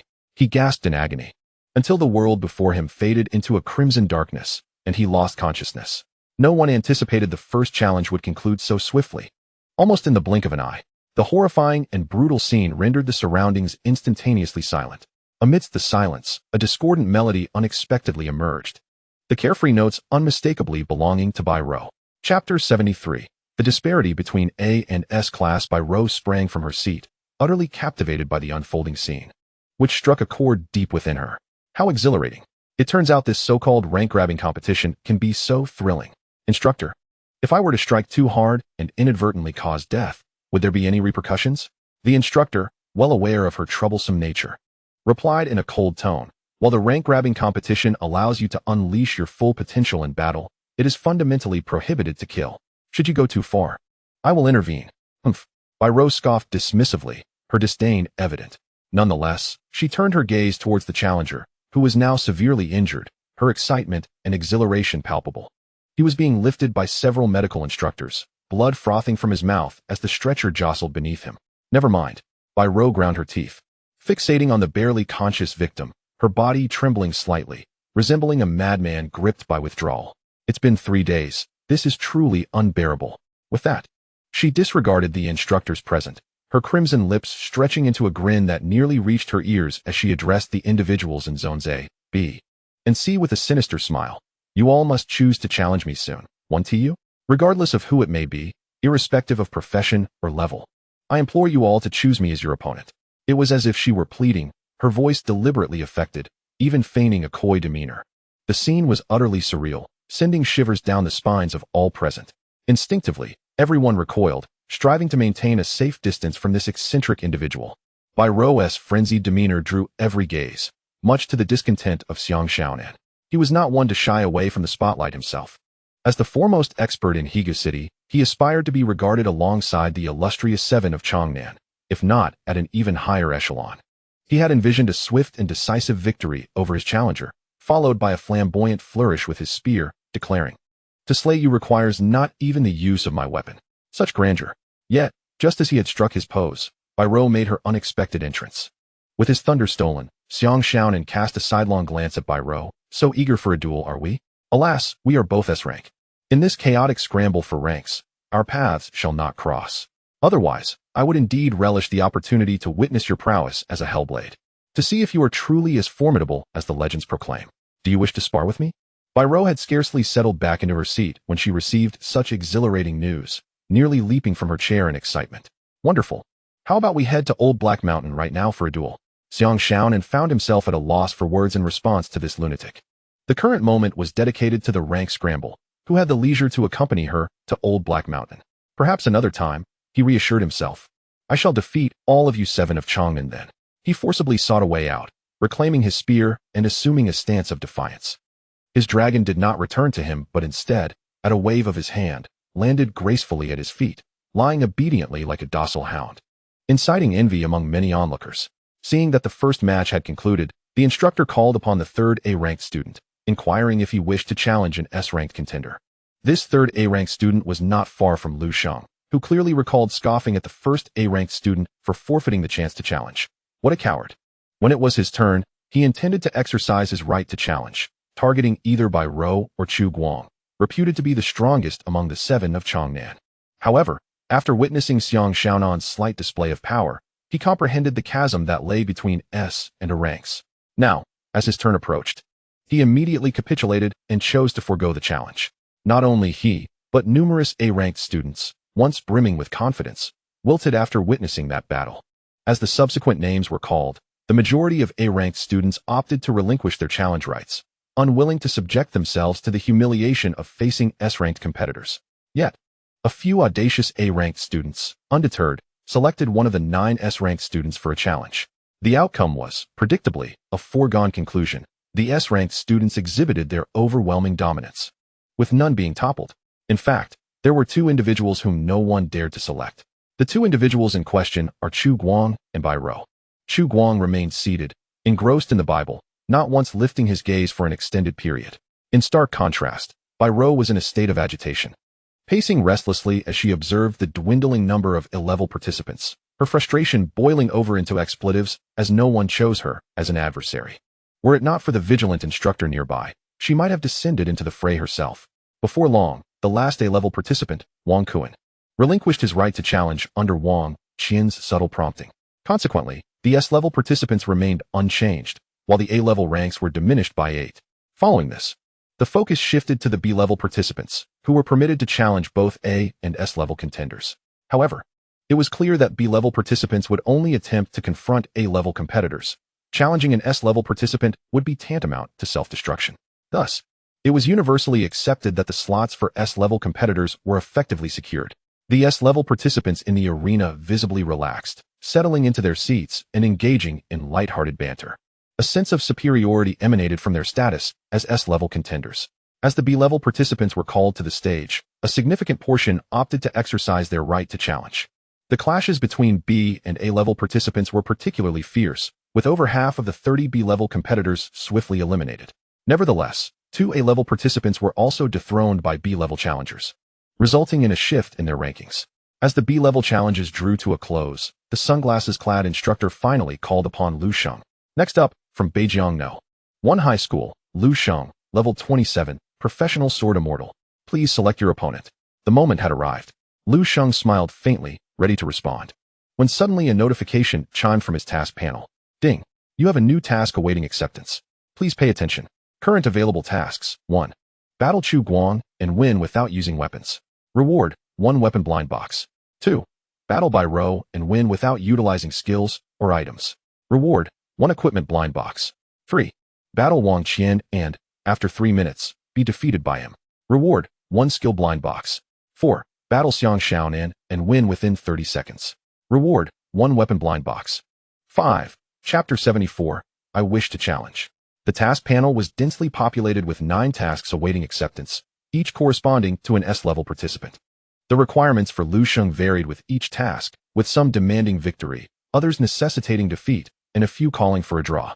As for the rewards, they were all rather lackluster, consisting solely of blind boxes. Lu Sheng meticulously examined the 9 tasks and discovered that all of them were quite troublesome. For instance, battling against Chu Guang and Bai Rou required him to refrain from using weapons, skills, or items. Was this not akin to inviting a beating? Furthermore, there were tasks that necessitated losing a match in order to be completed, which was even more exasperating. Lu Sheng had hoped to linger in the training camp a while longer to accumulate more rewards from the Western District. But sacrificing a match for a mere blind box seemed utterly unworthy. After much contemplation, he ultimately selected Task 4, defeat Xiang Xiaonan within 30 seconds. This task appeared more feasible. Upon victory, he would receive a weapon blind box, in addition to a golden quality weapon as an S-class student reward. Quite a bargain. After accepting the task, Lu Sheng noticed that the sunglasses instructor was about to inquire once more if he would exercise his right to challenge. He promptly declared, I will exercise my right to challenge. As he spoke, he stepped onto the arena. The sunglasses instructor nodded and asked, which A-class student do you wish to challenge? Lu Sheng shook his head, saying, I do not wish to challenge an A-class student. I intend to challenge an S-class student. At this proclamation, an immediate silence enveloped the crowd. Everyone assumed he had lost his mind. The strength of S-class students was evident from the previous round of matches, where several formidable A-class students had painfully demonstrated to all present that S-class students were not to be trifled with. And yet, here was a B-class student stepping forward to challenge an S-class student. Was that not courting death? Even the usually jovial S-class students turned their attention to Lu Sheng, many, including Xiang Xiaonan, wearing expressions of mockery. The sunglasses instructor regarded Lu Sheng with an amused expression and asked, very well, which S-class student do you wish to challenge? No sooner had he finished speaking than Wang Qian let out a cold laugh and stood up from his seat. Surely, you wish to challenge me? He taunted. You are quite clever, knowing that here with me, the instructor will ensure your safety. But out in the wild, that may not be the case. Very well. In today's battle, I will not kill you. However, do not expect to leave this arena unscathed. With that, he drew 2 heavy swords from behind him and advanced to the center of the arena to face Lu Sheng.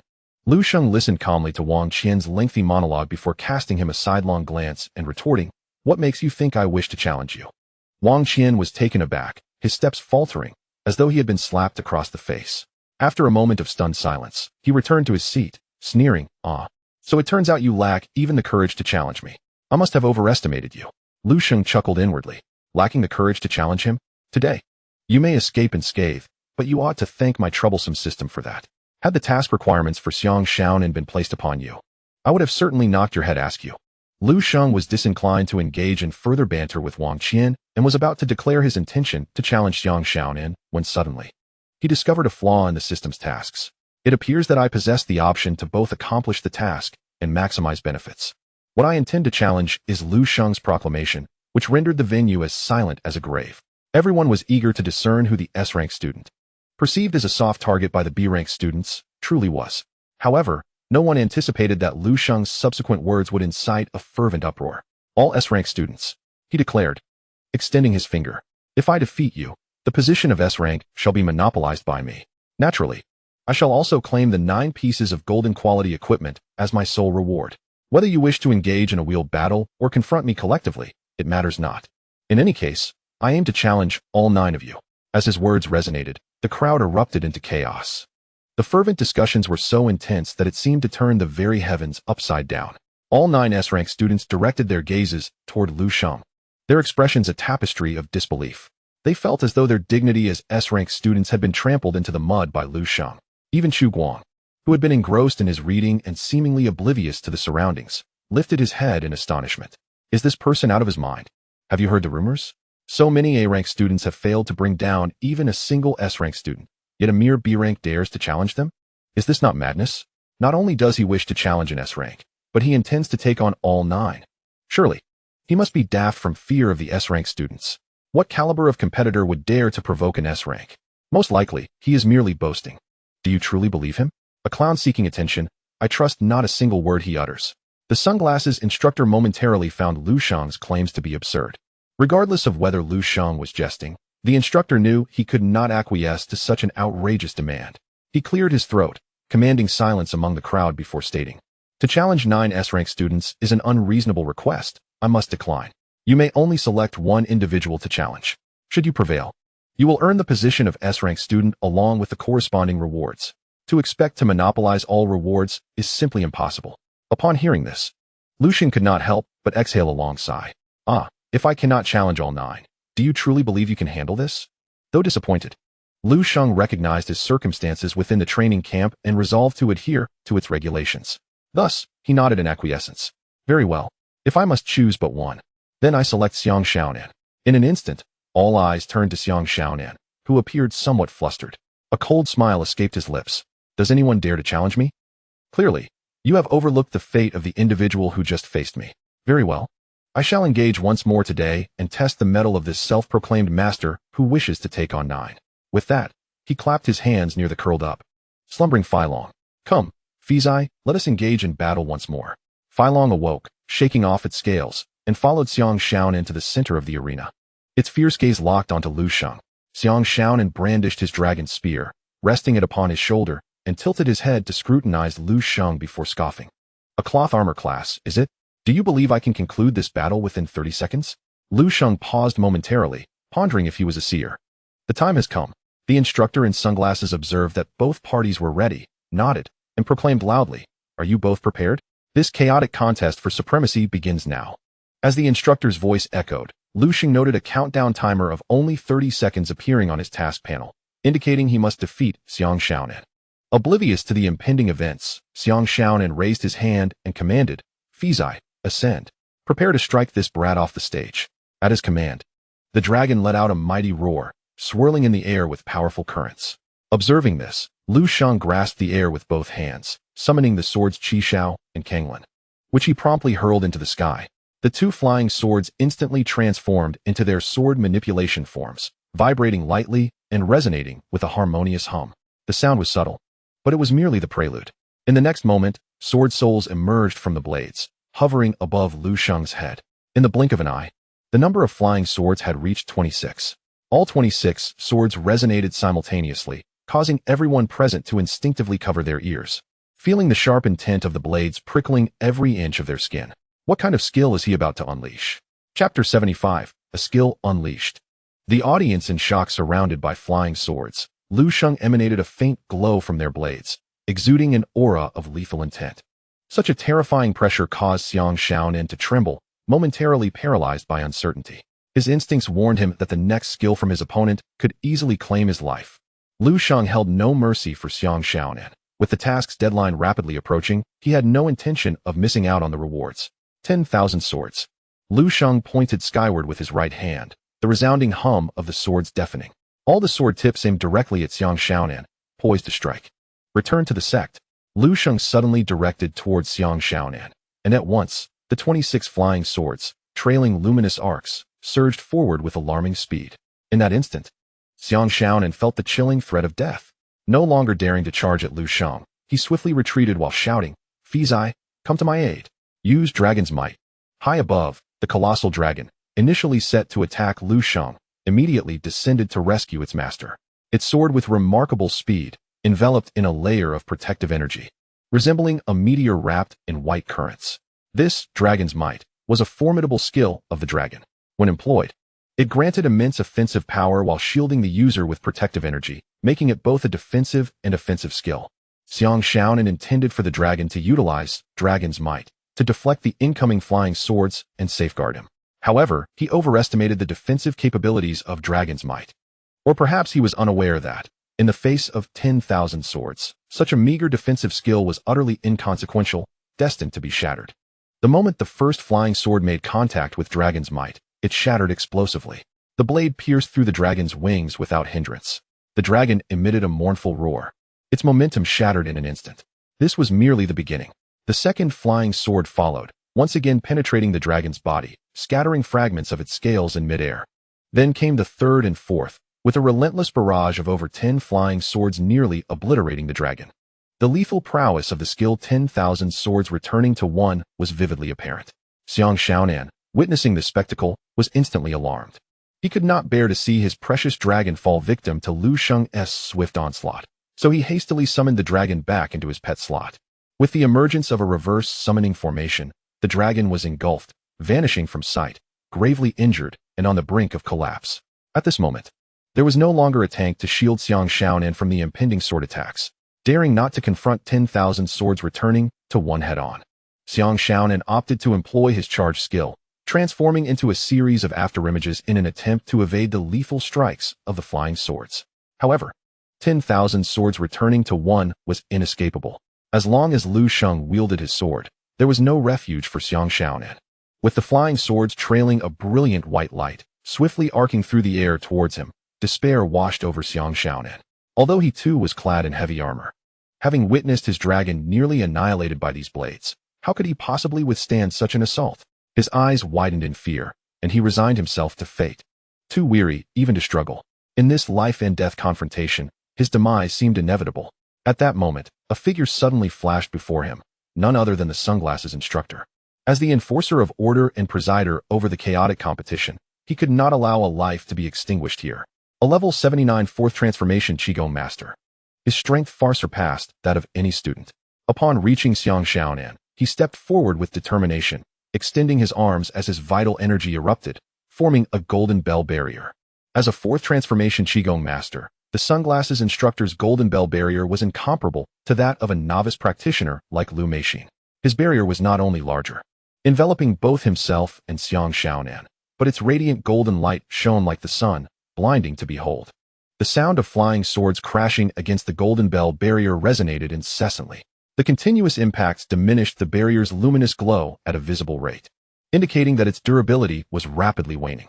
Finally, with the last sword, the true essence of the Qishao sword, striking the barrier, the massive construct shattered entirely. The skilled 10,000 swords returning to one came to a definitive close. Lu Sheng lifted his hand with a flick, and all the flying swords, as if animated, returned to his side, hovering around him, poised to launch another wave of attacks at any moment. However, Lu Sheng had no intention of continuing the assault. His task panel had already indicated successful completion. The sunglasses instructor's intervention to protect Xiang Shaonan had implicitly acknowledged Xiang Shaonan's defeat, marking Lu Sheng's victory. With the outcome determined, There was no need for further combat. Otherwise, the instructor would undoubtedly rush in to restrain Lu Sheng. The countdown for the task concluded at a mere 19.5 seconds. In other words, Lu Sheng managed to eliminate Xiang Xiaonan in just over 10 seconds. This battle can undoubtedly be described as a complete rout. The once formidable and arrogant Xiang Xiaonan, who had instilled such fear in the A-level students that they lacked the courage to challenge him, was effortlessly subdued by Lu Sheng. The surroundings fell into silence.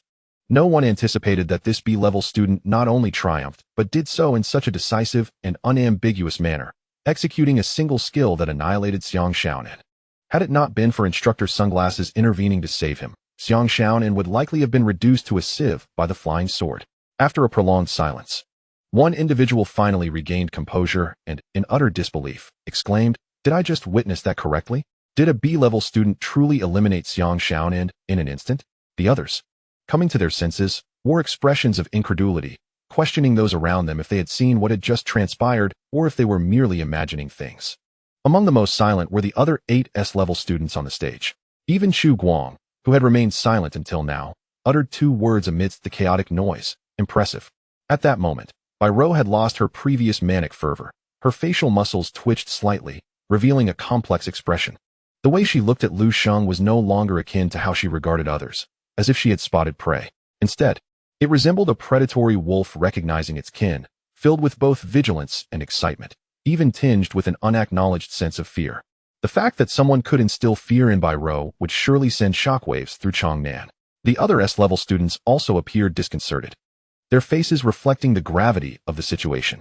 They had completely shed the nonchalance and arrogance they previously exhibited while seated in the S-level section. Now, all that remained was solemnity, as they realized that the earlier claim of 1 against 9 was no mere jest. Chapter 76. The Rewards of S-level Students. The battle concluded. Instructor Sunglasses, with a serious expression, announced the termination of the contest. Lu Sheng emerged victorious, and their ranks were exchanged. Lu Sheng ascended to S-level, while Xiang Xiaonan descended to B-level. As the dust settled, the atmosphere remained chaotic, with the spectators still reeling from the shock Lu Sheng had inflicted moments earlier. Lu Sheng retracted his flying sword and nodded at Instructor Sunglasses, preparing to take his place at Xiang Xiaonan's former seat. However, Instructor Sunglasses approached and quietly remarked, "Kid, that skill of yours is quite extraordinary. Does it possess the ability to negate defenses? My LV4 Golden Bell Shield has high durability, able to withstand skills from 4th Transformation Masters entirely. Yet, it was shattered by your skill in a single blow. If your skill does not have the effect of breaking defenses, that would be quite unbelievable." There was no need for concealment. Lu Sheng nodded and replied, "The 10,000 Swords Return to Origin indeed has the capacity to breach defensive skills, nullifying all beneficial buffs, and it cannot be evaded or resisted." "Indeed," Instructor Sunglasses exclaimed, taken aback, before breaking into a grin. "Fortunately, I am a 4th Transformation Chi Master, and my skill level surpasses yours. If your level were to ascend further, reaching the 3rd transition, even that skill just now would not have saved Xiang Xiaonan. Your hidden profession is indeed astonishingly powerful." As he spoke, he recalled Lu Sheng effortlessly summoning 26 flying swords, resembling an ethereal deity, and could not help but stroke his buzz cut, adding, "and quite handsome as well." Lu Sheng was taken aback. He never imagined that the seemingly stern Sunglasses instructor would utter such words, momentarily bringing him amusement. "It's not my skill that is handsome. Perhaps it's me, you rascal." The Sunglasses instructor chuckled, waving his hand dismissively, no longer engaging in banter with Lu Sheng. He returned to the center of the platform to continue presiding over the rank-grabbing battle. At this moment, Xiang Changnan wore a look of utter defeat and did not linger. He hurriedly made his way to the medical station, seeking a priestly officer to restore his dragon's state and tend to its wounds. The Sunglasses instructor continued to call upon B-grade students to participate in the rank-grabbing battle. However, everyone's thoughts had already strayed far from the battles on the platform. The remaining B and C-grade students were undoubtedly mere novices squabbling among themselves. Now, all they wished to ascertain was a singular question: from where did Lu Sheng emerge as such a formidable expert? He possessed the strength to dominate Xiang Xiaonan. Why was he initially classified as a B-grade? How did his prowess compare to that of the other S-grade students? Could it truly be, as he claimed, that even against S-grade students, he could contend 1 against 9? In any case, all the students now regarded Lu Sheng as if he were a monstrous entity. Placing him on par with Chu Guang and Bai Rou was hardly an exaggeration. Ultimately, as the day drew to a close, the rank-grabbing competition concluded. Only one S-grade position changed hands, which was claimed by Lu Sheng. Meanwhile, the defeated Xiang Shaonan managed to revive his nearly lifeless dragon and subsequently triumphed over an A-grade student as a B-grade contender. With his dragon severely injured and unable to unleash its full potential, even Xiang Shaonan, despite his arrogance, dared not challenge an S-grade student alone, lest he risk losing his spot in the training camp. Thus, confronting an A-grade student became his best option.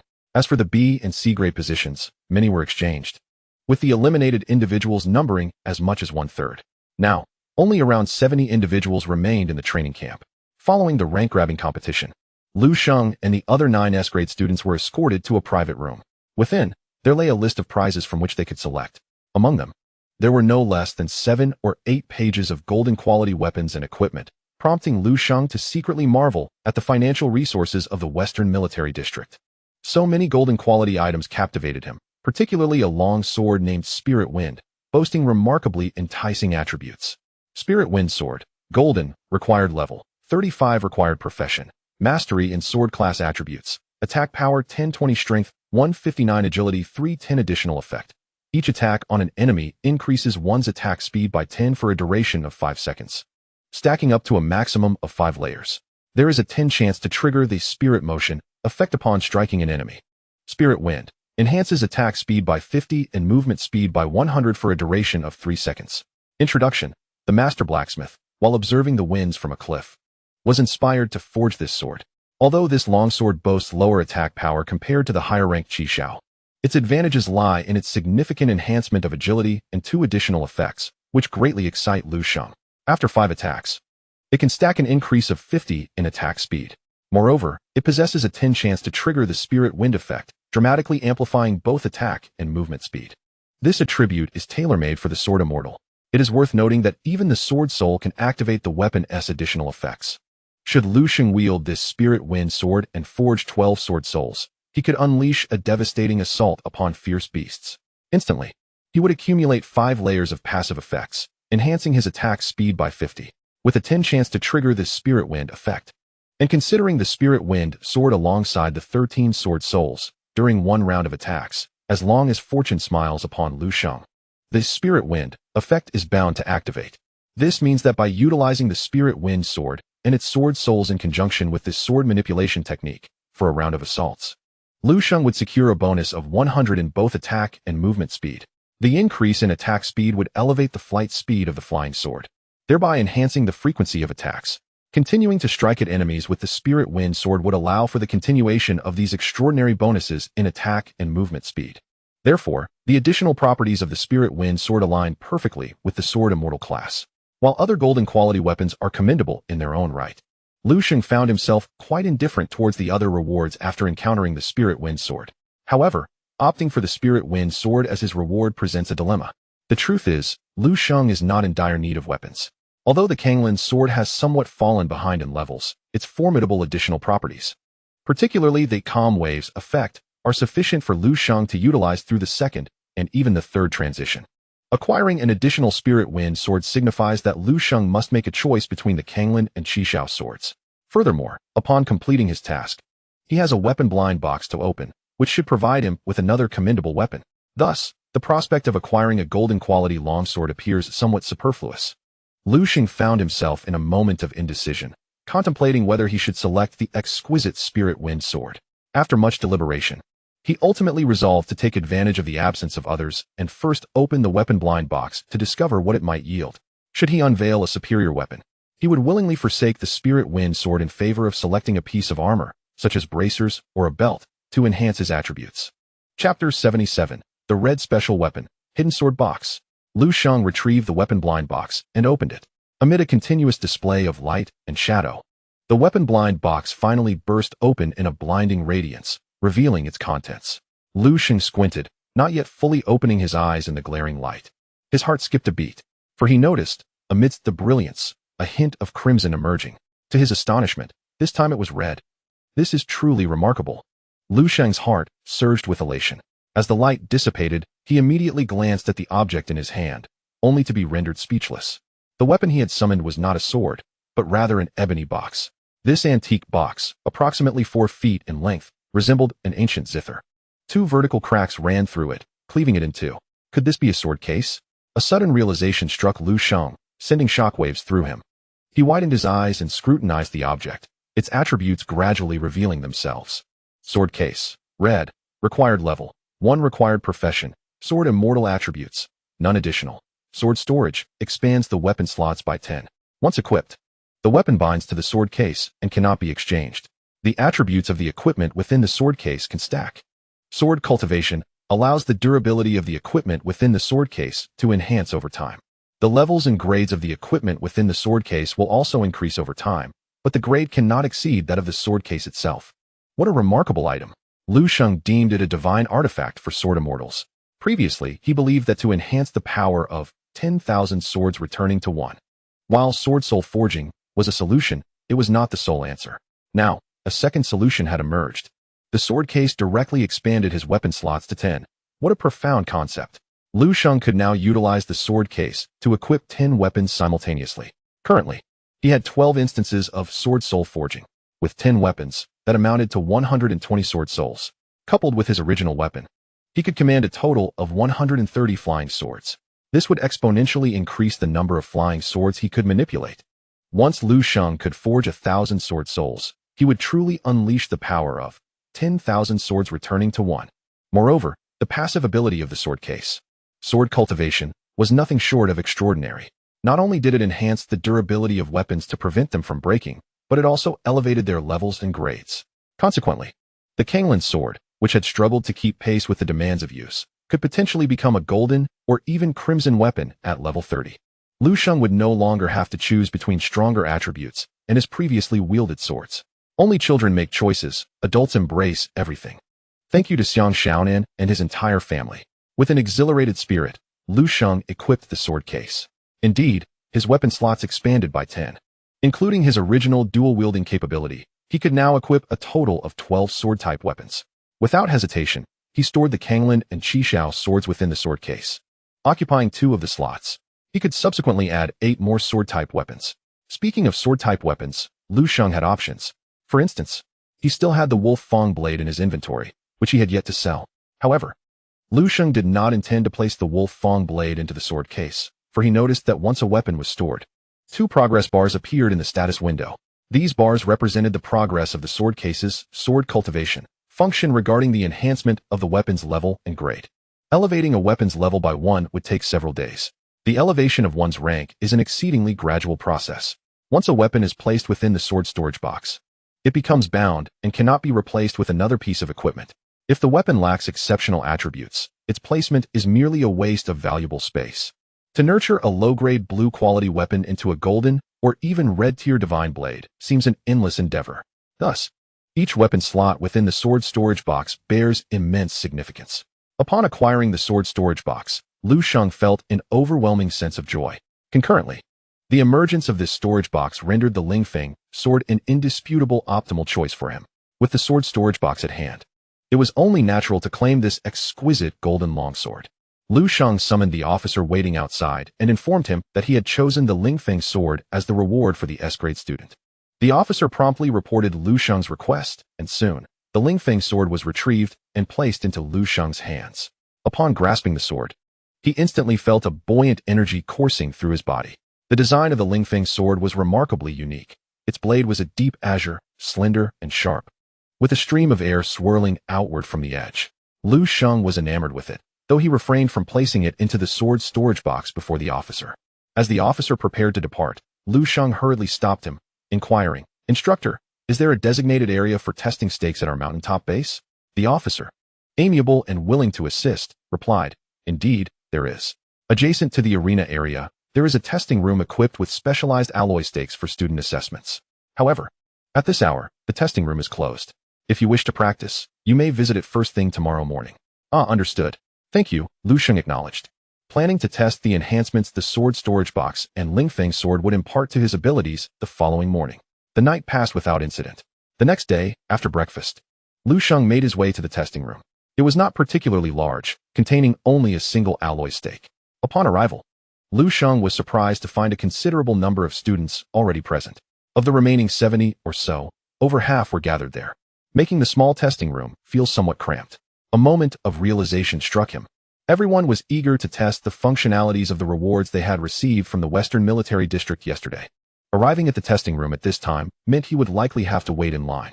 Lu Sheng was not one to revel in crowds, and seeing the throng of people prompted him to leave.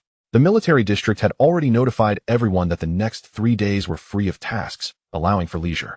Lu Sheng did not wish to squander this time and decided to explore the old Black Mountain, slaying monsters to level up.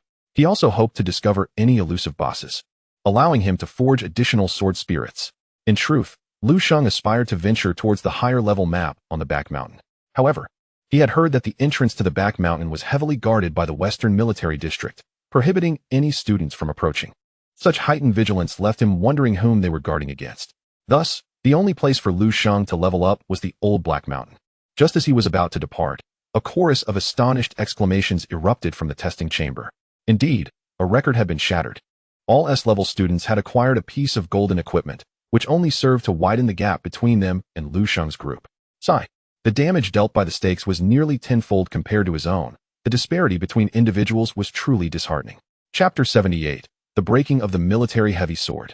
Attributes approaching red quality equipment. Curiosity piqued. Lu Sheng gazed into the crowd. Through the throng, he discerned flickering sword shadows before the alloy stakes, accompanied by thunderous roars that crescendoed with the crowd's cheers. Initially, Lu Sheng assumed the one striking the stakes was the Thunder Mage among the Seven of Changnan. However, upon closer inspection, he realized it was not that individual, but rather Wang Qian. Wang Qian stood bare-chested, wielding the 2 heavy swords he had used previously. Yet now, those swords appeared markedly transformed. The once broad and robust swords, with their understated brilliance, had taken on a new visage, while the overall silhouette remained largely unchanged. Intricate golden patterns now adorned the blades, twisting like lightning and shimmering with violet sparks. Simultaneously, with each swing, arcs of lightning erupted along the patterns. Thus, around Wang Qian, electric webs sprang forth, and each time his strikes landed upon the alloy stakes, bolts of thunder accompanied them, resulting in considerable damage.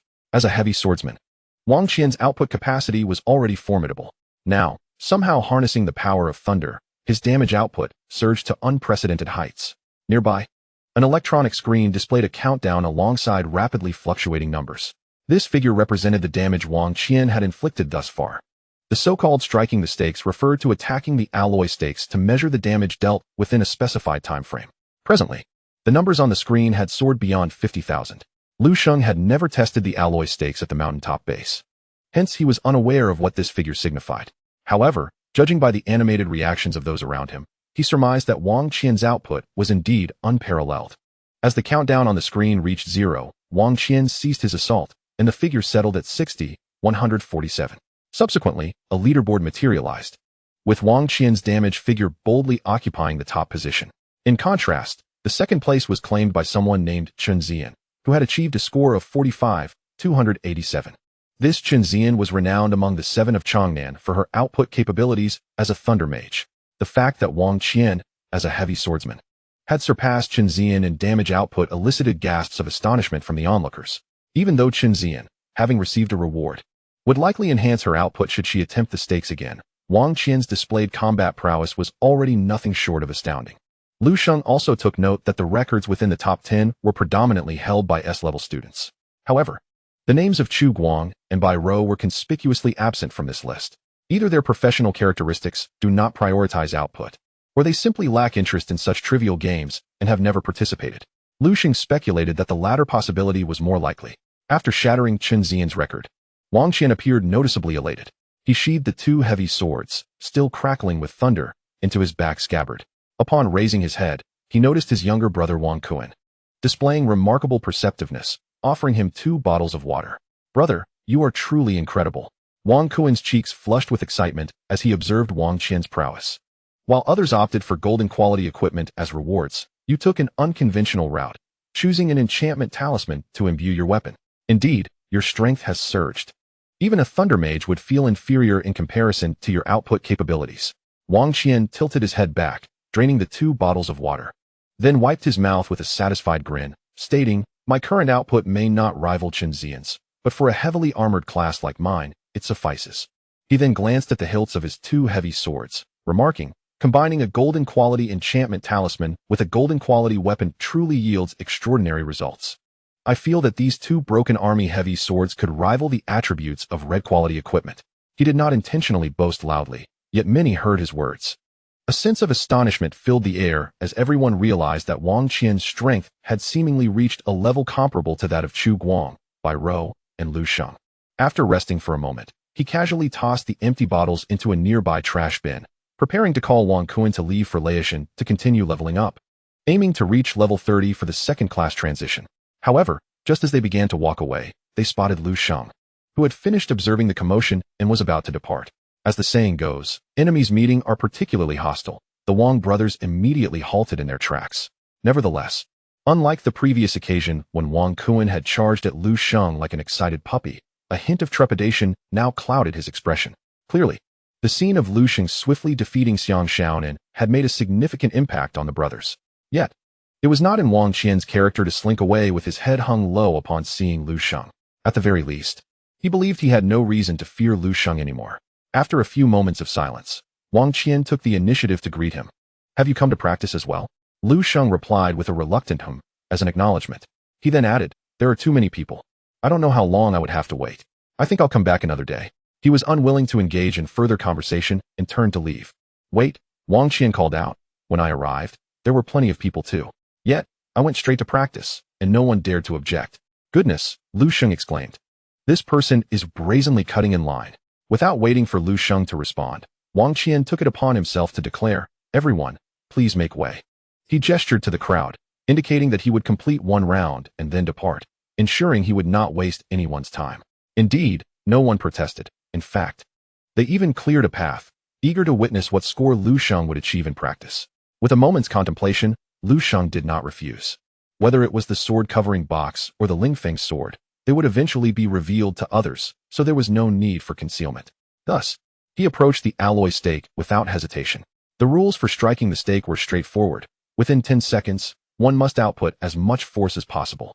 Lu Sheng stood opposite the alloy stake, his eyes narrowing slightly, captivating the attention of everyone present. "Swordsmanship." He raised a hand, and the sword box behind him emitted a soft click. The box opened like a fan, revealing an angle from which a total of 39 flying swords surged forth. Including the Lingfeng sword he had just retrieved the previous day, along with 12 newly forged sword souls. It was no longer a novelty for Lu Sheng to control swords. Even the fact that the number of swords he commanded had increased by half did not elicit much astonishment. What truly left everyone momentarily stunned was the flash of red light that emanated from the sword box behind him the instant he summoned the flying swords. Lu Sheng had already acquired a piece of red quality equipment. Chapter 79. Simply put, let us play in style. The individuals present were top-tier geniuses sent by various schools, and it was somewhat embarrassing for anyone without at least one piece of golden quality equipment to converse with others. However, red quality equipment was something no one possessed. For Lu Sheng to possess such an item at this stage was akin to a dimensional strike against the others. More crucially, where had this equipment come from? He had clearly not been seen carrying it the day before. Could it be a reward from the Western Military District? That seemed implausible. The Western Military District had clearly stated that S-class students would receive golden quality equipment or items as rewards. If they had made an exception for Lu Sheng, granting him a red quality reward, who would be pleased with that? Lu Sheng disregarded the surrounding doubts, his gaze fixed intently on the alloy stake as he commanded, "Go." At his command, 36 flying swords shot forth. On the screen, as soon as the first flying sword struck the alloy stake, a 10-second countdown illuminated. Immediately thereafter, damage numbers began to soar at an astonishing pace, almost too swift to comprehend. Yet this was merely the beginning. As Lu Sheng had anticipated, upon striking the alloy stake, the Lingfeng sword's additional attributes were triggered. The sword souls of the 5 Lingfeng swords directly accumulated the effect of increased attack speed. Simultaneously, the effect of Lingdong was activated. Wind swirled around Lu Sheng, causing his golden feather garment to billow as if caught by an unseen breeze. In that moment, an ethereal aura enveloped him, prompting several spectators to murmur in awe. The effects of Lingdong were not merely for show. The combined increase of 50 attack speed from this effect and the stacked 50 attack speed resulted in a total doubling of his attack speed. In an instant, the already staggering speed of the flying swords escalated dramatically. The swords darted through the air, leaving behind mere afterimages as they relentlessly assailed the alloy stake, causing the numbers on the display to fluctuate continuously. The consecutive strikes from the Lingfeng sword and its sword souls perpetually refreshed the amplified effects of increased attack speed, never allowing a moment of respite. With just the enhancement of attack speed, Lu Sheng's damage output had effectively doubled. The Lingfeng sword truly suited the Sword Immortal. A wave of joy surged within Lu Sheng as he deftly manipulated the flying swords with sword control, nearly overwhelming the alloy stake. The damage numbers on the screen fluctuated incessantly, soaring from 10,000 to 20,000, and then to 30,000. Before anyone could fully comprehend the situation, Lu Sheng's output had already exceeded 50,000. Remarkably, only 6 to 7 seconds had elapsed, and a little more than half of the output time remained. It was a foregone conclusion that Lu Sheng would shatter Wang Qian's record. However, Lu Sheng was not content with merely breaking the record, since he was already surpassing it. Why not aim to double Wang Qian's score? A target of 120,000 was set, and this goal seemed easily attainable, as he had yet to employ a single skill since the beginning. At this point, the passive effect of the alloy stakes, Sword Mark, had stacked over 600 layers, making it a simple task to trigger Sword Mark and achieve the desired damage output of 120,000. As Lu Sheng contemplated this, he felt the exhilarating boost of 100 movement speed from agility, leaving him feeling as light as the wind. Resolutely, he decided to display some flair. With a gentle tap of his foot, Drunken Immortal's Moonlit Step was activated. This skill alone increased Lu Sheng's movement speed by 400, and combined with the 100 from agility, his speed surged fivefold.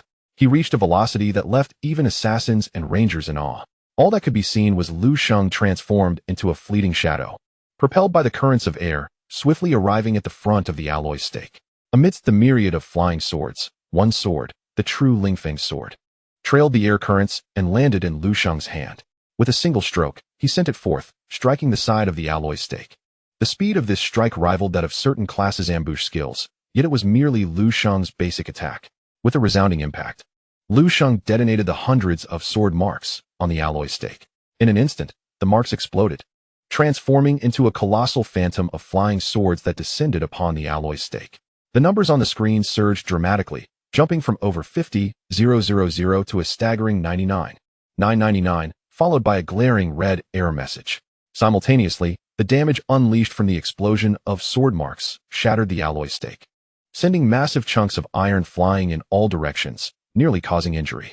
Lu Sheng was astonished by the fragility of the alloy stake, realizing its limit was merely 99,999.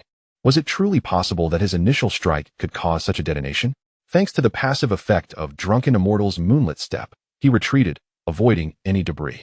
As he withdrew, all the flying swords returned, settling back into the sword box.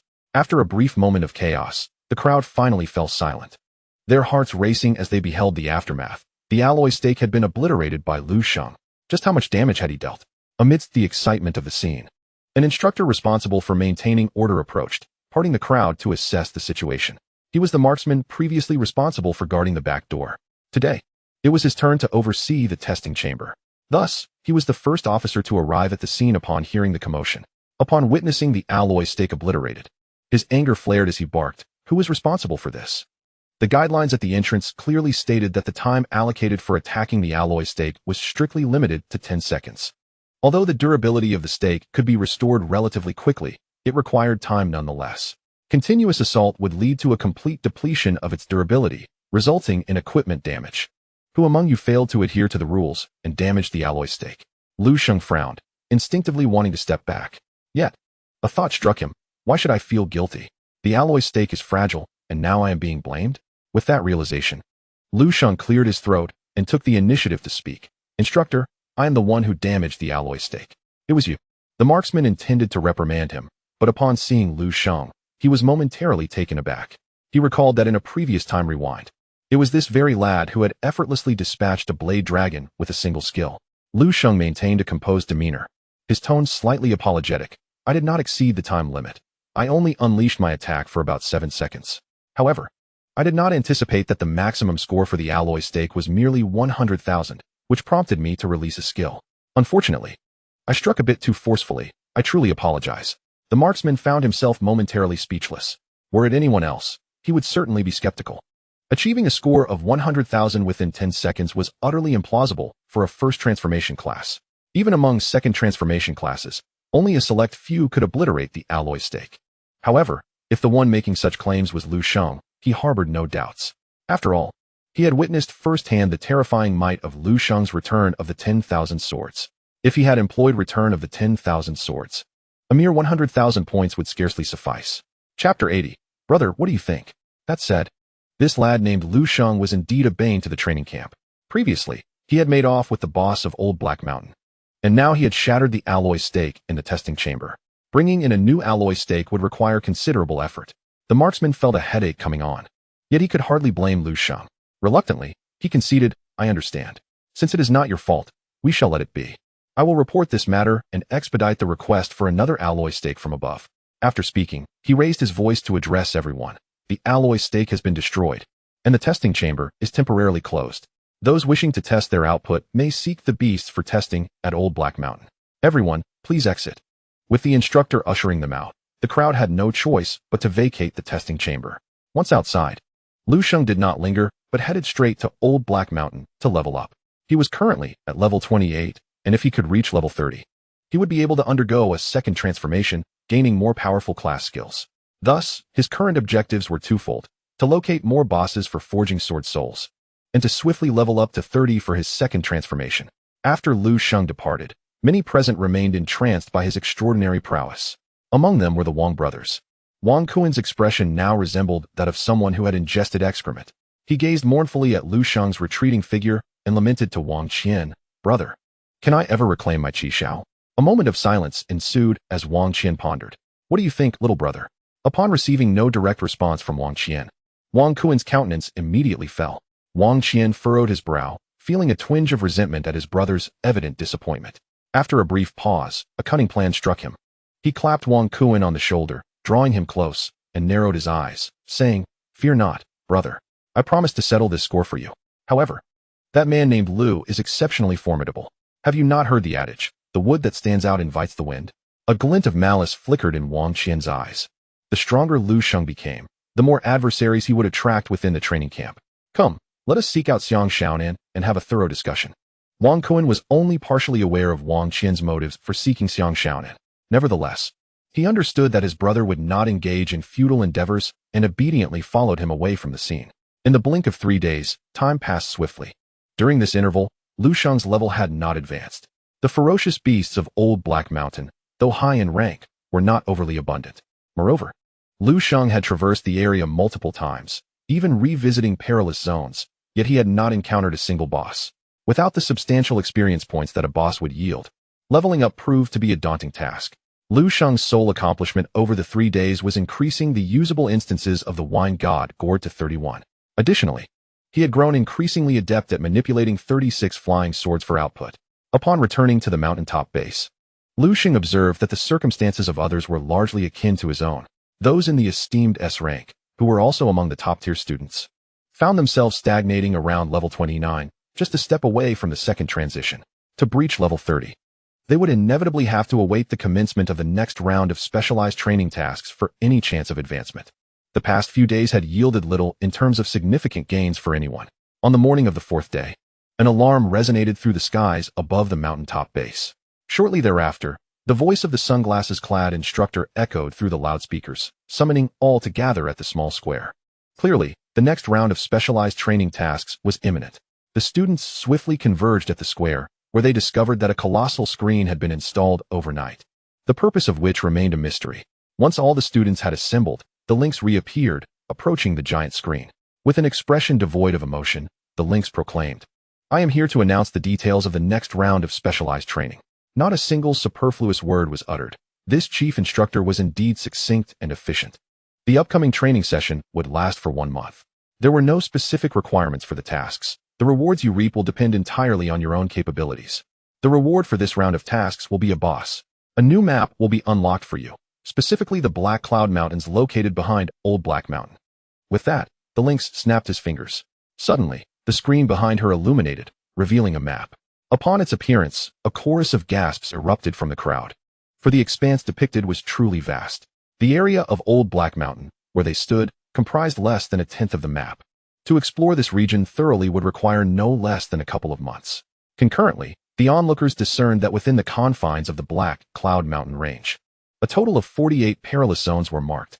Among these, 3 were categorized as double skull-level danger zones, situated closest to the Black Cloud Mountains.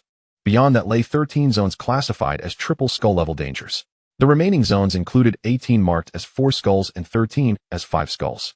Notably, at the most remote point from the mountaintop base, there was even a single 6 skull-level danger zone. This particular zone was marked in a dark crimson hue, ominously blackened, seemingly serving as a warning to all, tread not here. As the murmurs of the students began to fade, Lynx continued. You will soon receive a printed version of this map for your navigation within the Black Cloud Mountains. For now, allow me to elucidate what these danger zones signify. The double skull-level danger zones harbor a level 35 bronze boss. The triple skull-level zones contain a level 35 silver boss. The 4 skull-level zones are home to a level 40 silver boss, while the 5 skull-level zones feature a level 40 gold boss. As for the 6 skull-level zone, given your current capabilities, it is likely you would wish to avoid it. However, I can reveal that within lies a level 40 platinum boss, the Shadow Hidden Blade. This boss was captured from the Darklands, a true denizen of that realm. Should you vanquish it, not only will you garner a wealth of experience, but there exists a chance to acquire a piece of red-quality equipment. Pausing momentarily, Lynx cautioned, indeed, there is a possibility of the platinum boss dropping red-quality gear. Whether you choose to attempt this is a matter for your own contemplation. Many in attendance shook their heads, chuckling wryly. A level 40 platinum boss. What a jest. Even a fully equipped team of 10, all of whom had undergone the second transition, would likely face total annihilation. The probability of obtaining red equipment from a platinum boss is notably low. To risk one's life for such a slim chance is decidedly imprudent. Chapter 81. Some matters are best left unspoken. Not to mention the 6 skull-level danger zone. For the majority present, even the double skull-level boss was beyond their reach. Perhaps only S-class students possess the prowess to tackle a double skull zone solo. As for the triple skull zone, even S-class students would likely meet their demise upon approach. Undoubtedly, this round of specialized training tasks had escalated in difficulty dramatically. The leap and challenge was so vast that it left many feeling as though the training camp had overlooked certain preparatory content, thrusting them directly into the jaws of danger without a gradual acclimatization. Faced with a formidable challenge, a figure emerged, signaling a desire to pose a question. This individual, a young lady clad in a ceremonial robe, wielded an exquisitely slender crystal staff. She was none other than Shenzian, the illustrious Thunder Mage and one of the famed 7 of the special training camp. The mentor, Shali, cast a glance her way and nodded, granting her the floor to inquire. Shenzian spoke. Chief Instructor, I have 2 queries. Is this trial not rather daunting? We could contend with the bosses in the double skull danger zone, yet the silver tier bosses at level 35 seem beyond our reach. Once we traverse the double skull zone, will we not find ourselves at a standstill? Shali, unfazed by her concerns, candidly replied, You are indeed correct. For your current prowess, the triple skull danger zone presents a formidable barrier. However, I did not state that you cannot form teams. If you collaborate, I believe many of you will find opportunities to tackle previously insurmountable challenges. The recent level-raising competition also served to familiarize you with one another. S-level students possess the charisma of their rank. Should an S-level student wish to form a team, I am certain that those of lower ranks would eagerly join. As Shili concluded, a male voice lamented nearby. So does that mean we C-level students will struggle to gain attention? A nearby instructor reprimanded sharply. The chief instructor is speaking, you must not disrupt. Startled, the boy promptly fell silent. His words did not escape Shali's notice. Unperturbed, he responded. C-level students may indeed find themselves overlooked. However, your ratings are tied to your performance in previous training. Poor results lead to lower rankings, which in turn restrict access to resources. Such is the nature of this world. If you C-level students are dissatisfied, you may form your own teams and begin from lower-level danger zones to accumulate equipment and experience. Alternatively, you might negotiate with S-level and A-level students to demonstrate your worth and join their ranks. Ultimately, the resources within the Black Cloud Mountain Range are at the disposal of the Western Military District, and the extent to which you can claim them relies on your own abilities. Turning his gaze back to Chun Zian, he inquired, What is your second question? Chun Zian continued, My second question pertains to the Old Black Mountain, which seemingly has numerous danger zones marked with levels. You mentioned that those areas harbor bosses nurtured by the military district. Given that the Old Black Mountain possesses danger zones with generally lower risk levels than the Black Cloud Mountain Range, could we not commence our endeavors in the Old Black Mountain's danger zones and, upon achieving higher levels, such as post-second transition, venture into the Black Cloud Mountain Range? Her words elicited an internal expletive from Lu Sheng. Sister, some matters need not be mentioned. If you wish to grind levels, do it on your own. Fortunately, upon Shunxian's reference to the mystery of the missing bosses of the old Black Mountain, Shili showed no inclination to hold it against her. She replied faintly, "The hazardous area of Old Black Mountain is not included in this training session. In other words, no one is permitted to venture into the perilous zones of Old Black Mountain." Shunxian, having no further concerns, tilted her head to gaze at the marked danger zones, seemingly contemplating how to maximize her gains by eliminating as many bosses as possible. Noticing that no one had additional questions, the lynx finally stated, "All right. You may set off now. Whom you choose to team up with and which dangerous area you wish to explore is entirely up to you. Furthermore, at the logistics supply station, you can collect unlimited food supplies and healing potions. Additionally, the job transfer station at the mountaintop base has been established as of yesterday. Students who reach level 30 and wish to undergo their second job transfer may return here for free. We shall reconvene in 30 days. I hope to see a transformed version of each of you by then." With that, the lynx nodded to the sunglasses-wearing instructor in the distance before turning to leave. The instructor resumed the task of maintaining order, stepping forward and raising both hands. "All right, everyone, prepare yourselves. The path to the rear mountain is now open. Remember, when collecting supplies, be sure to bring your signal flares. Should danger arise, fire the flare immediately. Our instructors will rush to your aid. Keep in mind to act within your limits." The crowd began to mobilize, each person preparing for the challenge ahead. Lu Sheng, relying on his golden feather steed which granted him a 50 increase in movement speed while not in combat, arrived at the logistics station first. Without hesitation, he collected a month's worth of food and water supplies. As for the signal flares and healing potions, which were of little use to him, he took them as well. Even if he was sufficiently strong, there was no need to forego safety for the sake of bravado. That would not be arrogance, merely foolishness. After gathering his supplies, Lu Sheng set off alone towards the Black Cloud Mountain range, intent on commencing his hunt. As he passed through the small square, Lu Sheng observed several students calling out A-level students, looking for teammates. "I am a level 28 heavy armored knight, though not a hidden class. My gear is exceptional, and I can take a hit. C-level misfits, gather to form a team. Why not join forces to tackle the 6 skeleton-level danger zone and slay the boss together? You C-level folks, disperse. The boss sends word that it can't handle such a crowd. Thank you. B-level team is setting out, in need of a support role with ample healing capacity. I am a B-level priest. Do you think my healing is sufficient? Goodness. Brother, with that much healing power, you ought to visit a hospital." The small square was abuzz with excitement, and many teams, upon seeing Lu Sheng, brightened with interest, eager to recruit him. If Lu Sheng, being so formidable, could lend his strength, it would be a tremendous boon. Chapter 82. This tactic of undermining the foundation is truly clever. A dashing swordsman must not be hindered. Thus, Lu Sheng did not linger, and as he made his way, the observing students, recognizing his intent to solo, retreated without pressing him to stay. As Lu Sheng was about to depart, he noticed that due to the challenging nature of this special training, not only students rated A, B, and C were forming teams, but also several S-class students were conspicuously gathering allies. The S-class students were naturally surrounded by throngs of aspiring teammates. Among them, his old acquaintance Wang Qian attracted the largest crowd. Alongside Wang Qian stood his brother Wang Kuan and Xiang Xiaonan, indicating that Xiang had seemingly struck some form of agreement with the Wang brothers to team up. Being an S-class student himself, Xiang Xiaonan's prowess was beyond question, making their team a coveted opportunity that many A-class students eagerly sought to join. At that moment, Wang Qian and Xiang Xiaonan were busy selecting candidates from the crowd, assessing who was worthy to be their teammate. Lu Sheng, however, paid little heed to Wang Qian and Xiang Xiaonan's assembly. After all, a gathering of cattle and horses still amounted to cattle and horses. He had already acquired the map of the Black Cloud Mountains. With the speed enhancement provided by the Golden Feather Guest, Lu Sheng possessed an inherent advantage in mobility.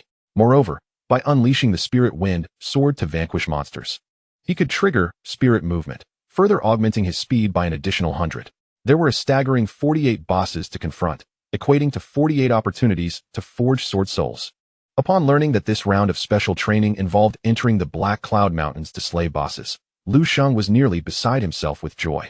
Yet, he was not so easily swept away by elation. Unlike the old Black Mountain, where no one else ventured into perilous zones, this time, everyone would be targeting the same 48 bosses. To think he could monopolize them would be mere folly. Hence, he needed to devise a strategy to maximize his gains, striving to seize the bosses from others.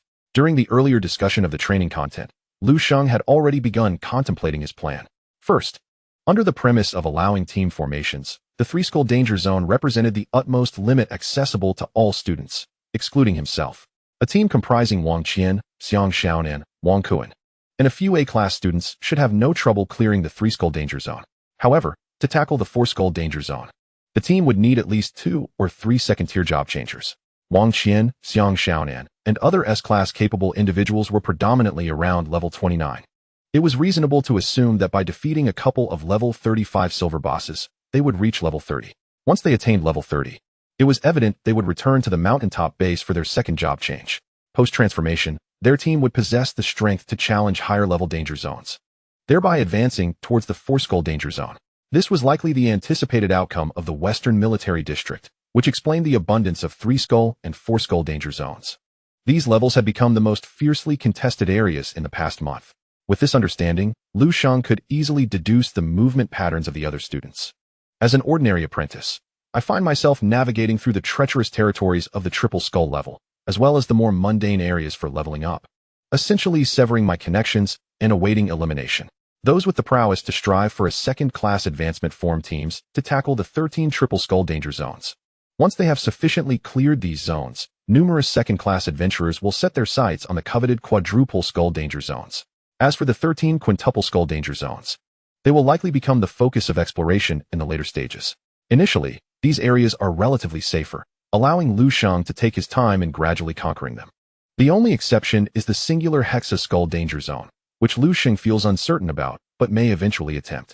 From this analysis, it becomes evident to Lu Sheng that his optimal strategy for defeating bosses begins with the quadruple skull danger zones. In the early phase of specialized training, the quadruple skull danger zones remain untouched, with the competition for bosses primarily concentrated within the triple skull danger zones. Lu Sheng plans to seize the opportunity and covertly conquer the quadruple skull danger zones. By the time others reach their second-class advancement and possess the strength to challenge the quadruple skull danger zones, they will discover the bosses have vanished. What will they do then? Venture into the quintuple skull danger zones? Do they truly believe that the level 40 golden bosses are so easily vanquished? Without the quadruple skull danger zones as a stepping stone for the apprentices to enhance their levels, they will find themselves utterly incapable of tackling the quintuple skull danger zones. This clever stratagem of undermining their foundation is indeed brilliant. Lu Sheng commends his own ingenuity. Yet, he is acutely aware that many individuals remain stuck at levels 28 or 29, signaling that the competition for the quadruple skull danger zones will soon commence. His time, therefore, is exceedingly limited. The distribution of danger zones takes on a nearly fan-like shape, radiating outward, the further one strays from the mountaintop base. The higher the danger zone's level becomes, a day passes swiftly. In the ordinary regions of the Black Cloud Mountains, as well as in the 3 double skull zones, apprentices have begun to tread. Meanwhile, teams composed of A and S grade apprentices are gradually making their way to the triple skull danger zones, commencing their search for bosses to expedite their second-class advancement. Leveraging his swift movement, Lu Sheng has already arrived at the quadruple skull danger zone closest to the mountaintop base, where he has encountered a boss. Before him, upon the jagged rocks, stands a hellhound with 6 heads, its eyes of fiery crimson, exhaling ethereal flames. The hellhound, a level 40 silver boss with a dark and fiery dual attribute, possesses slightly weaker defense compared to its counterpart, the blade dragon, yet boasts superior agility and attack power, along with the ability to unleash fire-based area damage, making it no less formidable than the blade dragon. At this moment, the hellhound perceives Lu Sheng as prey, poised to strike down this intruder who has dared to encroach upon its newly claimed territory. Lu Sheng refrains from utilizing his sword box, instead quietly retrieving the wine god gourd from his waist. In truth, I would relish the opportunity to engage in a prolonged battle with you, to experience the thrill of commanding 36 flying swords in combat against a boss. However, I am pressed for time. My apologies. With that, Lu Sheng raises his hand and hurls the wine god gourd. The hellhound is utterly oblivious to Lu Sheng's utterances. Yet, it was suddenly felt that as Lu Sheng cast aside the object in his hand, an overwhelming pressure erupted from it, akin to a tempestuous storm brewing in the depths of the ocean, suppressing some mysterious and terrifying essence. In stark contrast, the atmosphere surrounding Lu Sheng was entirely different. The aroma of wine wafted through the air, brushing against the nostrils and stirring one's spirit. Simultaneously, tendrils of mist poured forth from the wine god gourd, quickly enveloping it in a thick, swirling fog. The mist danced, subtly outlining a figure clad in a white robe. Beneath the robe, an ethereal silhouette of an immortal emerged. its long hair billowing, exuding a celestial aura. Lu Sheng gazed in rapt attention, inwardly nodding. Although the visage of this wine Sword Immortal remained obscured, the divine presence it radiated was not inferior to his own. The illusion of the wine Sword Immortal appeared somewhat inebriated, its movements swaying slightly. It reached for a gourd of wine and tilted its head back to drink. This very gourd was the wine god gourd. The hellhound, with 6 heads, fixated intently on the illusion of the wine Sword Immortal, and the overwhelming pressure finally compelled it to act, launching an assault. With a growl, the hellhound ignited beneath its feet, leaping toward Lu Sheng. The wine Sword Immortal, sensing the impending threat, stowed the gourd and raised a hand, conjuring a spiritual sword formed from the swirling mist. This sword appeared unremarkable at first glance. However, as the wine Sword Immortal swung it, the blade shimmered with starlight, transforming into an inverted galaxy that surged toward the hellhound. This strike caused Lu Sheng's eyes to widen in astonishment, for each glimmering star was, upon closer inspection, a manifestation of sword intent. The scattered starlight coalesced into a river of stars, as if the wine Sword Immortal's strike had caused the celestial bodies themselves to descend. The starry river collided with the hellhound, which had no time to utter a whimper before its form was shattered into countless fragments, resembling a tattered plastic bag. This sword strike possessed the momentum of 10,000 swords returning to one, and its power surpassed Lu Sheng's current interpretation of the same technique. The wine Sword Immortal's blow instantaneously obliterated this level 40 silver-grade boss. The immortal leisurely turned, took another swig from the gourd, and then dissolved into mist. The wine god gourd returned to Lu Sheng's hands, reducing the number of summons from 12 to 11. Yet, this was of no concern, for capturing the hellhound's corporeal essence within the gourd would restore the count back to 12. Employing the wine god to vanquish a boss was undoubtedly the optimal strategy. As the ebb and flow of summoning rendered no loss to Lu Sheng, time was of the essence in seizing the boss, and thus utilizing the wine god for a swift defeat was the most favorable solution. Initially, he had thought to supplement with another 10,000 swords returning to one, but was pleasantly surprised by the immense power of the wine god, capable of slaying even a level 40 silver-grade boss in an instant. With a chuckle, Lu Sheng began to tidy the battlefield.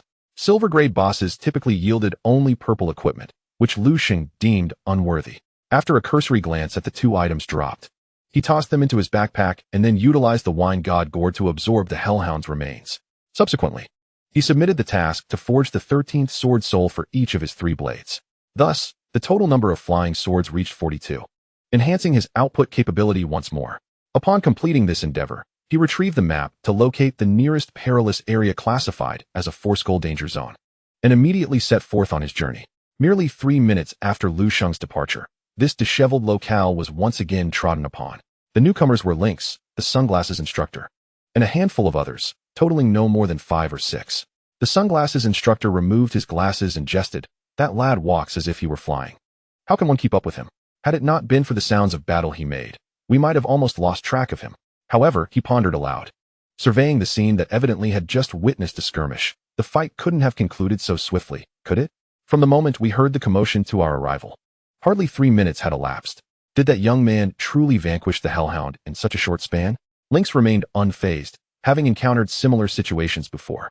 The boy's prowess was undoubtedly sufficient to single-handedly conquer a 4-skull danger zone.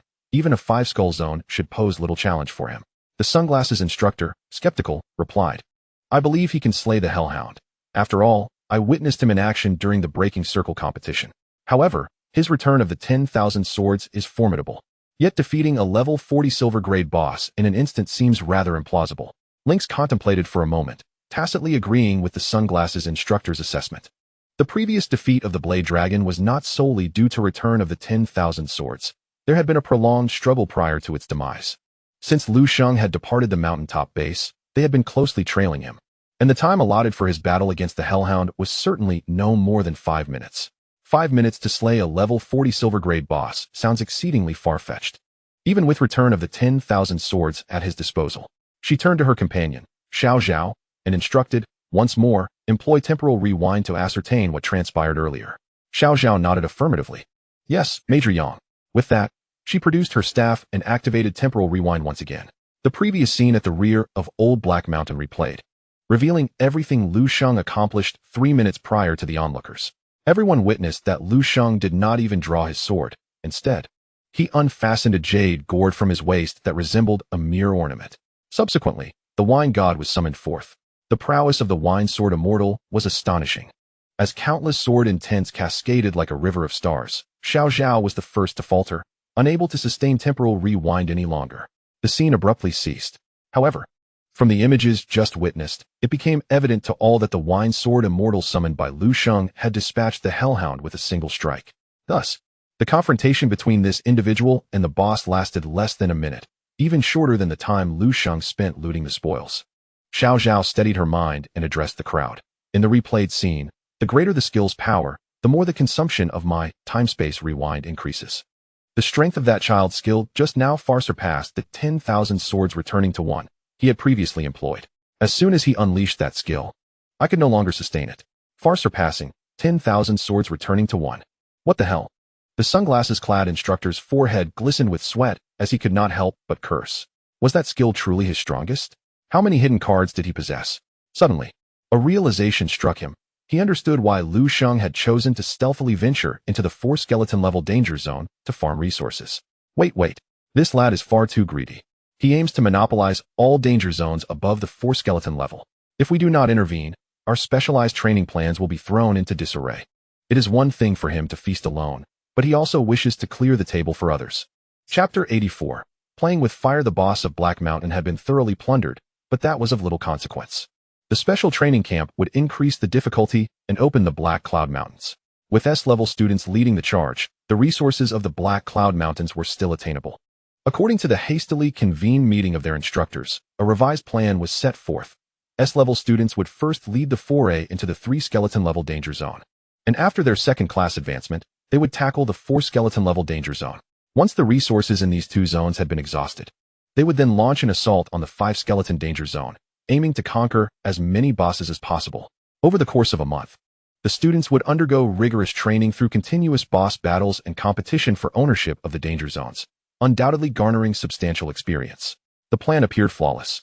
However, at that moment, Lu Sheng dashed over and shattered the instructor's calculations with a single kick.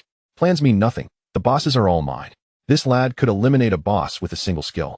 At this rate, within a week, he would have completely drained the bosses in the 4-skeleton danger zone. By then, after clearing the 3-skeleton level danger zone, how would all the students react to the barren 4-skeleton level zone? Lu Sheng only cared about his own satisfaction, oblivious to the hunger of others. If he were not stopped, upon clearing the 3-skeleton level danger zone, everyone would be left staring blankly at the empty 4-skeleton level zone. The sunglasses instructor grew somewhat flustered, while the lynx remained composed, raising a hand to indicate that he need not pursue Lu Sheng. No need to intervene, Lynx said. If one must rely on others to allow them to consume, then what fairness exists in our special training? At this point, Lynx surprisingly smiled. The Southern Region Special Training Camp has produced such a remarkable figure as Lu Sheng. How intriguing. This way, our camp is meant to select 1 to 3 prodigious talents. With Lu Sheng performing so dominantly, it saves us the trouble of repeated selections. If he possesses the capability to consume these bosses, then let him do so. The sunglasses instructor opened his mouth, but ultimately said nothing. For Lynx's reasoning was not without merit. After a moment's silence, he finally inquired, should we continue to follow him? Not necessary. Let him be. The lynx gestured with a wave, attempting to decipher the intentions of the individual in question, ensuring that all his actions adhered to the established rules. Since he had not employed any form of deceit, there existed no justification for obstructing him. Rather than squandering time and energy tailing him, it would be more prudent to focus on the student named by Ro. The number of bosses is inconsequential, but the mortality rate among students should ideally not be perpetuated. The sunglasses-clad instructor nodded in agreement, assuring Lieutenant Yang that they had already dispatched one of their assassins to follow by Ro upon her departure from the mountaintop base, maintaining constant surveillance over her. Should she engage in indiscriminate killing, their operatives would undoubtedly be able to intervene promptly. Just as the instructor concluded his statement, a voice crackled through his earpiece. He listened intently for a moment, and his expression shifted to one of complexity. Noticing this, the lynx inquired, what is the matter? With a heavy exhale, the instructor replied, it concerns by Ro. Has she killed again? Indeed, she has taken the lives of 4.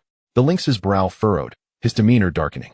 The instructor continued to elucidate. However, it appears that Bai Ro did not initiate the confrontation. It was S-rank students Wang Qian, Chun Zian, Kong Linglong, and Zhang Pingyi, accompanied by 6 A-rank students, who formed a 10-member squad and encountered Bai Ro in the treacherous area of the 3-skull danger zone. At that moment, She had just vanquished a boss when they launched a surprise attack, inflicting severe injuries upon her. Bai Rou retaliated, fighting valiantly against 10 adversaries, claiming the lives of 4 A-rank students, gravely wounding Zhang Pingyi and Wang Qian, and ultimately carving a path for her escape using a random teleportation scroll. Presently, our personnel have lost track of her whereabouts in the Heiyun mountain range. Are they seeking trouble with Bai Rou? The lynx expressed mild astonishment. However, upon recalling that all S-rank students in that 10-member squad were among the 7 from Changnan, he felt a sense of relief.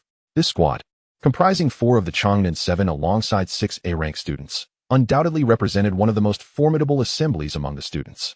Even Bai Rou would face peril when encountering them. Yet, she not only survived but also retaliated against 4 of them, showcasing her ruthless prowess.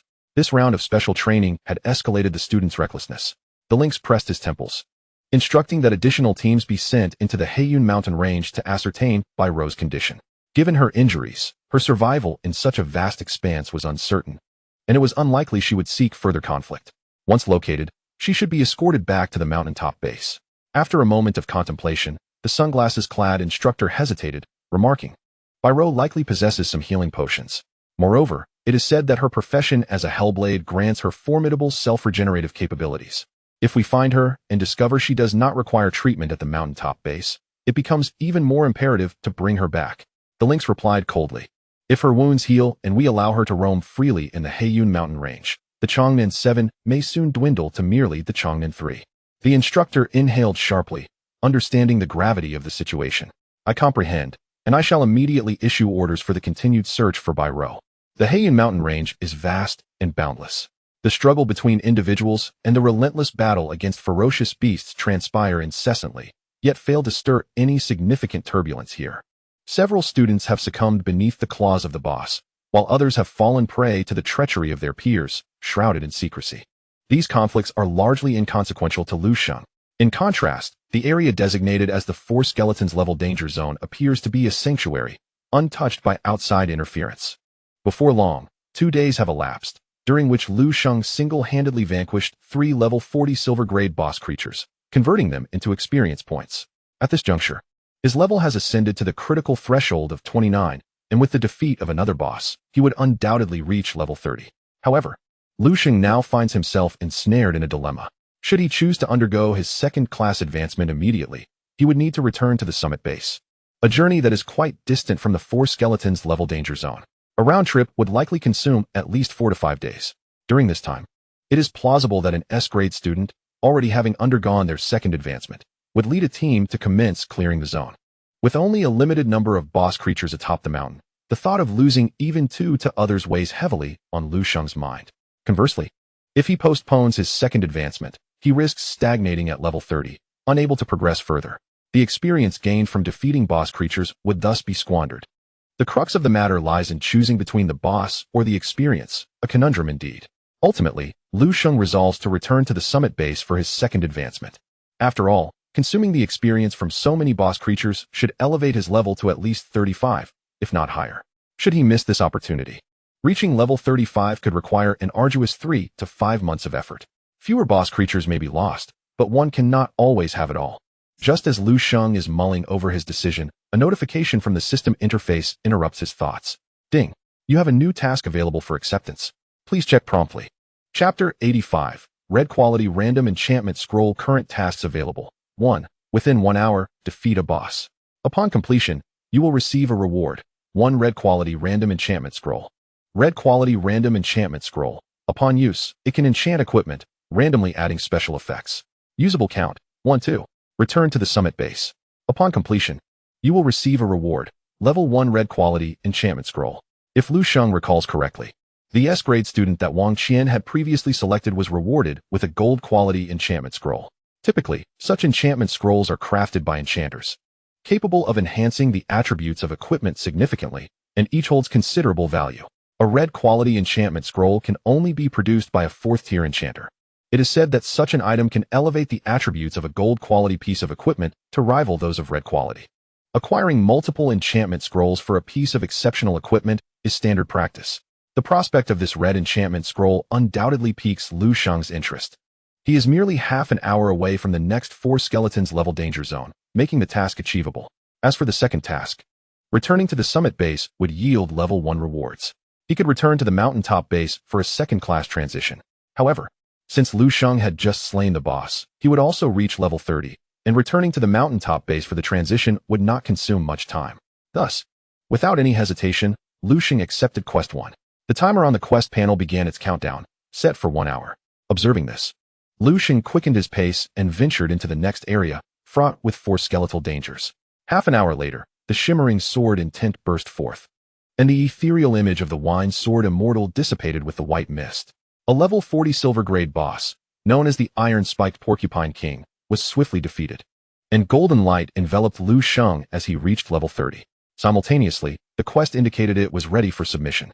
Lu Sheng, undeterred, carefully stowed away the 2 purple items that dropped and used the Wine God Gourd to collect the boss's remains, restoring the Wine God usage count back to 12.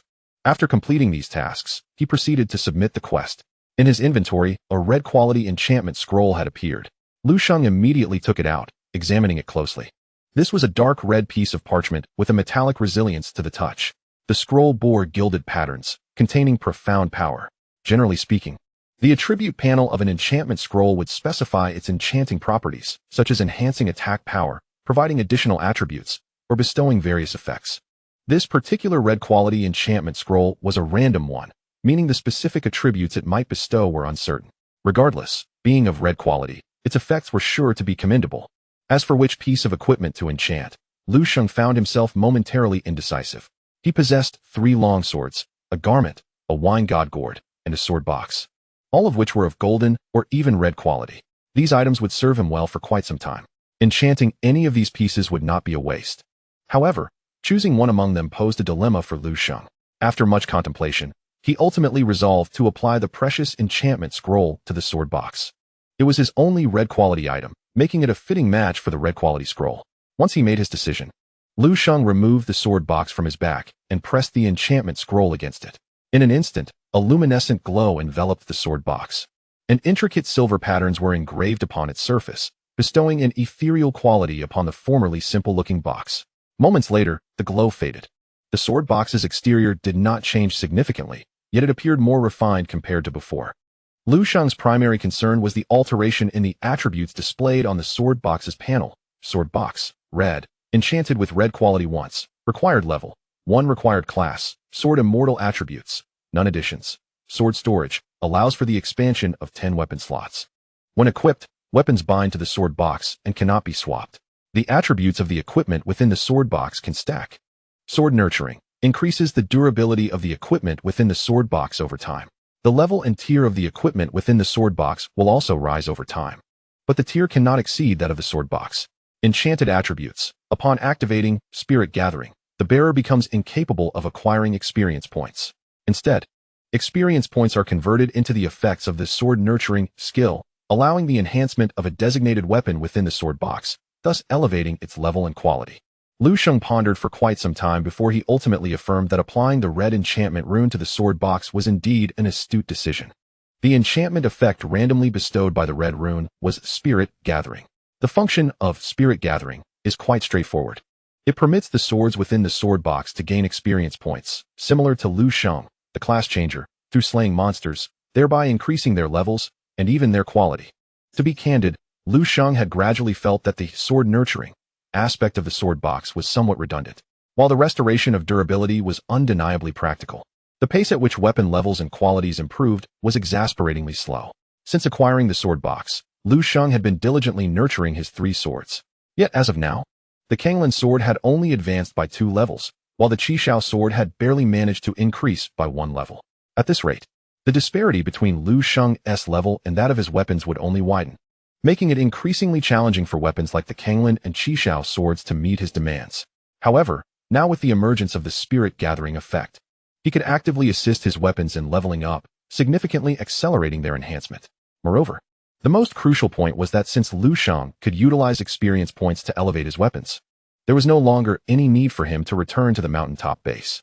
The remaining bosses could simply be defeated with all experience points funneled into the Panlong, Qishao, and Lingfeng swords, ensuring no wastage whatsoever. As for the second class change, it was not of pressing urgency. He could efficiently eliminate all bosses before returning to the mountaintop base for his second class change. leaving ample time. Suddenly, Lu Sheng's itinerary became considerably more reasonable. By eliminating the need for back-and-forth trips, he could prevent others from stealing at least 2 bosses from him. What a delight! Lu Sheng felt an overwhelming sense of joy. Having reached level 30, he could no longer gain experience from monsters. Thus, he directly activated Spirit Gathering, distributing the acquired experience points equally among his 3 swords. After completing this arrangement, Lu Sheng took a brief moment to replenish his supplies and continued on his journey toward the next 4-skeleton-level danger zone. 10 days passed. The Heian mountain range had just experienced rainfall. A group of individuals trudged along the muddy mountain path, their pace hurried, with their sights set firmly on a 4-skeleton-level danger zone. In the blink of an eye, their figures vanished within the lush forest. Chapter 86. Eliminate Lu Sheng first. This group was no ordinary assembly. Comprising 6 members, 4 were S-rank students, Wang Qian, Chen Zian, Kong Linglong, and Zhang Pingyi. Additionally, there was a former S-rank student, Xiang Xiaonan. Even the weakest among them was A-rank student Wang Kuan. They had just returned from the mountaintop base after resupplying. And the reason for their return was quite simple. Except for Wang Kuan, who was still at level 29. The rest had all reached level 30 after clearing 7 3-skeleton-level danger zones. Upon returning to the mountaintop base, they all proceeded to undergo their second class change. At this moment, the team boasts 5 second transformation professionals, each possessing S-level strength. Such a formidable assembly drew the attention of the instructors as they departed from the mountaintop base. With their power significantly enhanced post-transformation, their sights were firmly set beyond the 3-skull danger zone. They now aimed for the 4-skull tier. Let us quicken our pace. It lies just ahead, declared Wang Qian, who assumed the role of the team leader, leading the way. Trailing behind were Chen Zian, alongside a young man clad in a gray robe, dragging a tattered skull. The latter was Zhang Pingyi, one of the 7 sons of Changnan, specializing as a divination spellcaster. Physically, he was no match for Wang Qian or the melee class, Shinnan, and thus struggled to keep up with Chen Zian, who, as another mage, could only barely maintain their speed. Chen Zian utilized her staff as a hiking stick, hastening to catch up, her robe nearly drenched in perspiration. Noticing Wang Qian urging them on, she couldn't help but exclaim, "What's the rush? With so many bosses around, can they really take to the skies?" Ahead, a tall man, slender as a greyhound, turned back with a congenial tone. "Let us heed Wang Qian's advice and hasten our steps. With only a few bosses to contend with, if others slay one more, it means less for us. Such resources must be seized without delay. We cannot afford to squander time on the journey." This slender fellow, no other than Kong Linglong, another of the 7 sons of Changnan, specialized as a storm ranger. Chen Zian inwardly scorned him, disliking his amiable demeanor and ease in making acquaintances. After Kong Linglong spoke, she murmured under her breath, "Humph, when we previously teamed up, he complained about the Wang brothers being excessively pretentious, claiming they wouldn't go far. Yet now that our 3 teams have merged, he suddenly believes we ought to follow Wang Qian's lead. What nonsense." Zhang Pingyi, having overheard her mutterings, felt compelled to speak up. He had always taken care of the lone female professional in the group, and now he could not remain silent. "I believe our haste is somewhat unnecessary," he said, wiping the sweat from his brow. "All capable of tackling the 4-skull danger zone are present here, right? Among the 9 S-level students, 5 are with us. Bai Rou has been severely injured, her fate uncertain. Only Lu Sheng, Chu Guang, and Tan Lu remain. I hear Tan Lu has gathered a few A and B-level students to farm the 3-skull zone. As a frontline class, his output capabilities are quite limited. Even with a group of damage dealers, their leveling speed cannot compare to ours." After sharing his thoughts, Zhang Pingyi, feeling fatigued, leaned against a tree to catch his breath. He continued, "Even if he has undergone his second transformation, his teammates have not, which disqualifies them from farming the 4-skull danger zone. As for Lu Sheng and Chu Guang, while they are indeed strong, like Bai Rou, they are solo players. If they can tackle the 3-skull zone alone, can they truly manage the 4-skull zone? Even if I can single-handedly take down Zhang Pingyi, I shall wait until my skills have cooled down before pinpointing the location of one of them. Just as we dealt with Bai Rou, let them vanish forever in the Black Cloud Mountains. I refuse to believe that Lu Sheng and Chu Guang possess random scrolls that could grant them salvation." Hearing this, Chen Zian nodded vigorously, asserting, "Indeed. In the 4-skeleton danger zone, it is undoubtedly only we who can clear it at this stage. Why the rush?" Wang Qian, walking ahead, did not slow his pace. Memories of Lu Sheng's prior swift defeat of Xiang Changnan and the destruction of the alloy stakes flashed in his mind, narrowing his eyes. As for Chu Guang, I cannot say for certain. However, if Lu Sheng were to undergo his second transformation, he could very well solo the 4-skeleton danger zone. This individual, if allowed to live, would undoubtedly consume a substantial amount of our resources. He must not be spared. At this juncture, Wang Qian halted his steps and turned to Zhang Pingyi, inquiring, "When will your skills cool down? Compared to slaying the boss, I deem it far more urgent to eliminate Lu Sheng." Beside him, Xiang Xiaonan wore a grim expression, nodding in agreement. "Precisely, that lad must not be left alive." "Zhang Pingyi, how much longer until your skill is ready?" Zhang Pingyi scoffed. "Why the urgency? My skill's cooldown will conclude in just 1 day. At that point, I will directly divine Lu Sheng's location." "Another day?" Wang Kuan's displeasure was evident. What kind of foolish skill has such an extended cooldown? Faced with skepticism from the only A-grade student in the team, Zhang Pingyi did not yield, declaring, "My skill can pinpoint anyone's location. Such a powerful ability warrants a longer cooldown, does it not? If you doubt it, go find Lu Sheng yourself." Wang Kuan glared at Zhang Pingyi, unfazed by the fact that Wang Qian was present and that Zhang Pingyi's strength surpassed his. "I said we should eliminate Lu Sheng first. You all disagreed and insisted on taking down Bai Rou first. Now look, Bai Rou has escaped, and Lu Sheng has survived for this long. Had you listened to me and prioritized locating Lu Sheng to eliminate him, we wouldn't have so many complications now." Zhang Pingyi shot back. "Do you not recognize which of Bai Rou and Lu Sheng poses a greater threat? We must prioritize our targets. Before we formed our team, we agreed to eliminate Lu Sheng, Bai Rou, and Chu Guang. None shall be spared. Chu Guang and Lu Sheng are not immediate threats and can be dealt with later. However, that madwoman Bai Rou, if allowed to roam the Black Cloud Mountains, poses a significant risk to us. Therefore, eliminating her is the wisest course of action. Even your brother Wang Qian concurs with this. What is the meaning of your questioning my initial decision now?" Wang Kuan chuckled sarcastically. "And what has been the outcome? Did Bai Rou not escape?" "Huh." Zhang Pingyi's expression was resolute. "Escape? Can she truly flee? Once ensnared by my curse, her state will continuously deteriorate, without sufficient healing potions. She will inevitably meet her demise." Pausing, the skull in Zhang Pingyi's hand trembled slightly, its sunken eye sockets glowing with an enchanting light. "Do you wish to test my curse, young man?" Chapter 87. Whose thief has stolen my boss? As the tension between Wang Kuan and Zhang Pingyi escalated, Kong Linglong intervened to mediate. "All right, let us not engage in infighting among ourselves. It is merely a matter of who to eliminate first. There is no need for such disputes." Chun Zian, wishing to prevent the disintegration of their team, chimed in indifferently, "Indeed. You too, let us calm down. Since Bai Rou is undoubtedly beyond saving, we shall wait for Zhang Pingyi's skill cooldown to end before we target Lu Sheng. With so many experts among us, it is merely a matter of time before we dispatch Bai Rou, Lu Sheng, and Chu Guang in succession." At that moment, Wang Qian cleared his throat, signaling Wang Kuan with a glance to refrain from speaking further. Wang Kuan obediently fell silent. Subsequently, Wang Qian surveyed the group with a measured gaze and spoke slowly. "You are correct. We cannot afford to turn against one another. Everyone present, having chosen to be part of this team, must have their own objectives. My objective, along with Xiang Xiaonan, is straightforward. We seek to settle accounts with Lu Sheng in the Heiyun Mountains. As for your ambitions, they revolve around achieving a higher rank in the special training camp. We all understand that the special training camp in the southern region has organized numerous sessions to select the top 3 contenders. If we do not unite and seize this opportunity to eliminate Lu Sheng, Bai Rou, and Chu Guang, none of us will have the chance to stand out. You are understandably wary of that madwoman, fearing she may pose a threat in the Heiyun Mountains, hence your eagerness to eliminate her first. I have no objections to this.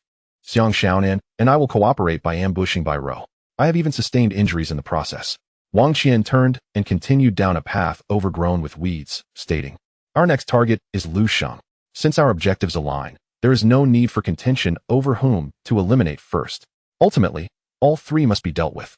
The priority is to swiftly gather resources and clear the danger zones. Zhang Pingyi, upon the cooldown of his skill, shall promptly lock onto Lu Sheng's position. By eliminating him, we will reduce the number of contenders in the 4-skull danger zone." Wang Qian spoke impartially. Zhang Pingyi, not wishing to dwell on matters with Wang Kuan, quickened his pace, assuring, "Rest assured, I will lead you to ambush the one called Lu Sheng." Wang Qian smiled and glanced at the hazy forest, adding, "According to the map, we have now entered the 4-skull danger zone. Advancing further, we should encounter the boss. Prepare for battle. A level 40 silver boss is significantly more formidable than a level 35. The group nodded in agreement, some already retrieving their gear and scanning their surroundings warily. However, 5 minutes later, all stood in stunned silence, eyes fixed on the clearly ravaged woodland, expressions blank and bewildered. Who has stolen the boss? Meanwhile, in another 4-skull danger zone, Lu Sheng faced the devastation before him, nearly on the verge of a breakdown. This was the 18th Four-Skull Danger Zone he had entered. In other words, he has traversed all the Four-Skull Danger Zones. Lu Sheng confidently believed that he had smoothly dispatched the bosses using the God of Wine skill without wasting any time. Calculating the days, the first-tier S-level students should be just completing their second transition and en route to the Four-Skull Danger Zones. Theoretically, it was understandable if one or two of the Four-Skull Danger Zones had been cleared, but now, he found himself in a disheartening situation having come across empty zones 4 times. This indicated that at least 4 of the Four-Skull Danger Zones had been surreptitiously cleared. Lu Sheng found this difficult to accept. He simply could not fathom who could possess such swiftness to seize the bosses from him. Wang Qian and his ilk certainly lacked the capability to clear the Four-Skull Danger Zone so quickly. It must be someone who had not returned to the summit base for their second transition. Without the second transition, it would be improbable for anyone to defeat a level 40 silver boss. The only 2 possible candidates were Bai Rou and Chu Guang. Lu Sheng's expression tightened as he began to calculate in his mind. He had observed the strengths of other S-level students during the previous competition and had some understanding of their abilities. However, Bai Rou and Chu Guang had never showcased their skills in front of him. Could it be them? It seemed highly plausible. At that moment, Lu Sheng gritted his teeth in frustration. He had hastily pursued and still ended up losing 4 bosses. Consequently, he had no choice but to tighten his schedule for the upcoming journey. He could not afford to let a single one of the 13 Five-Skull Danger Zones slip by. Curse that thieving scoundrel. If I encounter you in the Five-Skull Danger Zone, I swear I shall make you regret it. Lu Sheng cursed under his breath, ready to depart for the Five-Skull Danger Zone to commence his hunt. Just then, a feeble roar echoed from a distance, the sound wavering yet undeniably present. Lu Sheng paused, for this sound did not originate from the notorious beast characteristic of the Heiyun mountain range. The only explanation for a non-native beast appearing in Heiyun mountain was that it must be a boss deployed by the Western Military District. Could it be that the boss here had not yet been slain? This was intriguing, as Lu Sheng was about to head towards the source of the sound. His task panel updated. Ding. You have a new task to claim. Please check promptly. Current tasks available for claim. 1. Within 1 hour, defeat 1 golden level boss. Upon completion, you will receive a reward, 1 weapon blind box. Weapon blind box, special item upon opening. You will receive 1 randomly graded weapon. 2. Within 1 hour, defeat 1 silver level boss. Upon completion, you will receive a reward, the exclusive skill spirit return technique for Sword Immortals. Yet another task. The golden level boss resided in the Five-Skull Danger Zone. However, the nearest Five-Skull Danger Zone was at least a 4 to 5 hour journey away. Therefore, even though Lu Sheng yearned to open another weapon blind box to acquire his 4th sword, the current circumstances compelled him to accept the second task. If the boss was still nearby and had not been defeated, he could directly seize it to complete his mission. Upon completing task 2, Lu Sheng promptly closed the task panel and hurried towards the source of a recently heard sound. After approximately 10 minutes, he traversed a dense forest, emerging into a clearing nestled at the foot of a mountain, which offered a sudden expanse of view. A gentle stream flowed ahead, presenting a serene scene, a rare sight in the Black Cloud Mountains. However, Lu Sheng found little interest in this picturesque landscape, for upon his arrival, he discovered not 1, but 4 formidable boss creatures present. Curiously, these 4 bosses were ensconced within a colossal beam of light, resembling a cage that confined them, suggesting they were unable to escape. The emitted light was not blinding, rather, a soft, white glow enveloped their feathers and scales, rendering even the most grotesque and fearsome bosses seemingly sanctified. Simultaneously, a faint, melodious chanting could be discerned from within the beam, instilling an inexplicable sense of tranquility. The 4 bosses bore injuries and appeared lethargic. After surveying the bosses, Lu Sheng's gaze ultimately settled on the open space at the center of the beam. There stood a familiar figure, raising a hand high, cradling a potion vial. From each of the 4 beams, tendrils of light extended and merged into the vial, which was nearing its capacity. The potion's hue suggested it was of a considerable grade. The individual was none other than Chu Guang. Lu Sheng was utterly astonished to encounter Chu Guang in this location, and even more so to witness him engaging in peculiar activities concerning the bosses, specifically, the 4 bosses. Upon noticing Lu Sheng, Chu Guang glanced his way, sealed the potion vial, and stowed it away in his inventory. Subsequently, the beams of light converged, enveloping the ailing bosses, culminating in the transformation of the radiant light into a sacred tome, which fell back into Chu Guang's hands. The sight of the bosses being absorbed into the book stirred a sense of envy within Lu Sheng. After all, these were 4 level 40 silver grade bosses, None of the 4 skeletal-level bosses from the hazardous area that he had yet to vanquish were absent from this gathering. However, Lu Sheng was acutely aware that even if he obtained the sacred tome from Chu Guang, he might not possess the means to release the bosses for his own slaughter. To defeat the bosses, he would require Chu Guang to liberate them. Otherwise, what could he do? As Lu Sheng began to entertain ulterior motives, contemplating whether to utilize 10,000 swords returned to origin or directly summon God of Wine, Chu Guang suddenly proclaimed in a resonant voice, "The bosses of this hazardous area have already been subdued by me." Holding the sacred tome, he gazed distantly at Lu Sheng, adding, "If you wish to slay a boss, you might want to explore other regions. However, I have traversed several skeletal-level hazardous areas, and the bosses within have all been eliminated. It seems a certain team has nearly wiped them all out. Venturing into the perilous realm of 4 skulls may prove to be a futile endeavor. I would recommend that, should you possess the requisite strength, you might consider exploring the 5 skulls danger zone."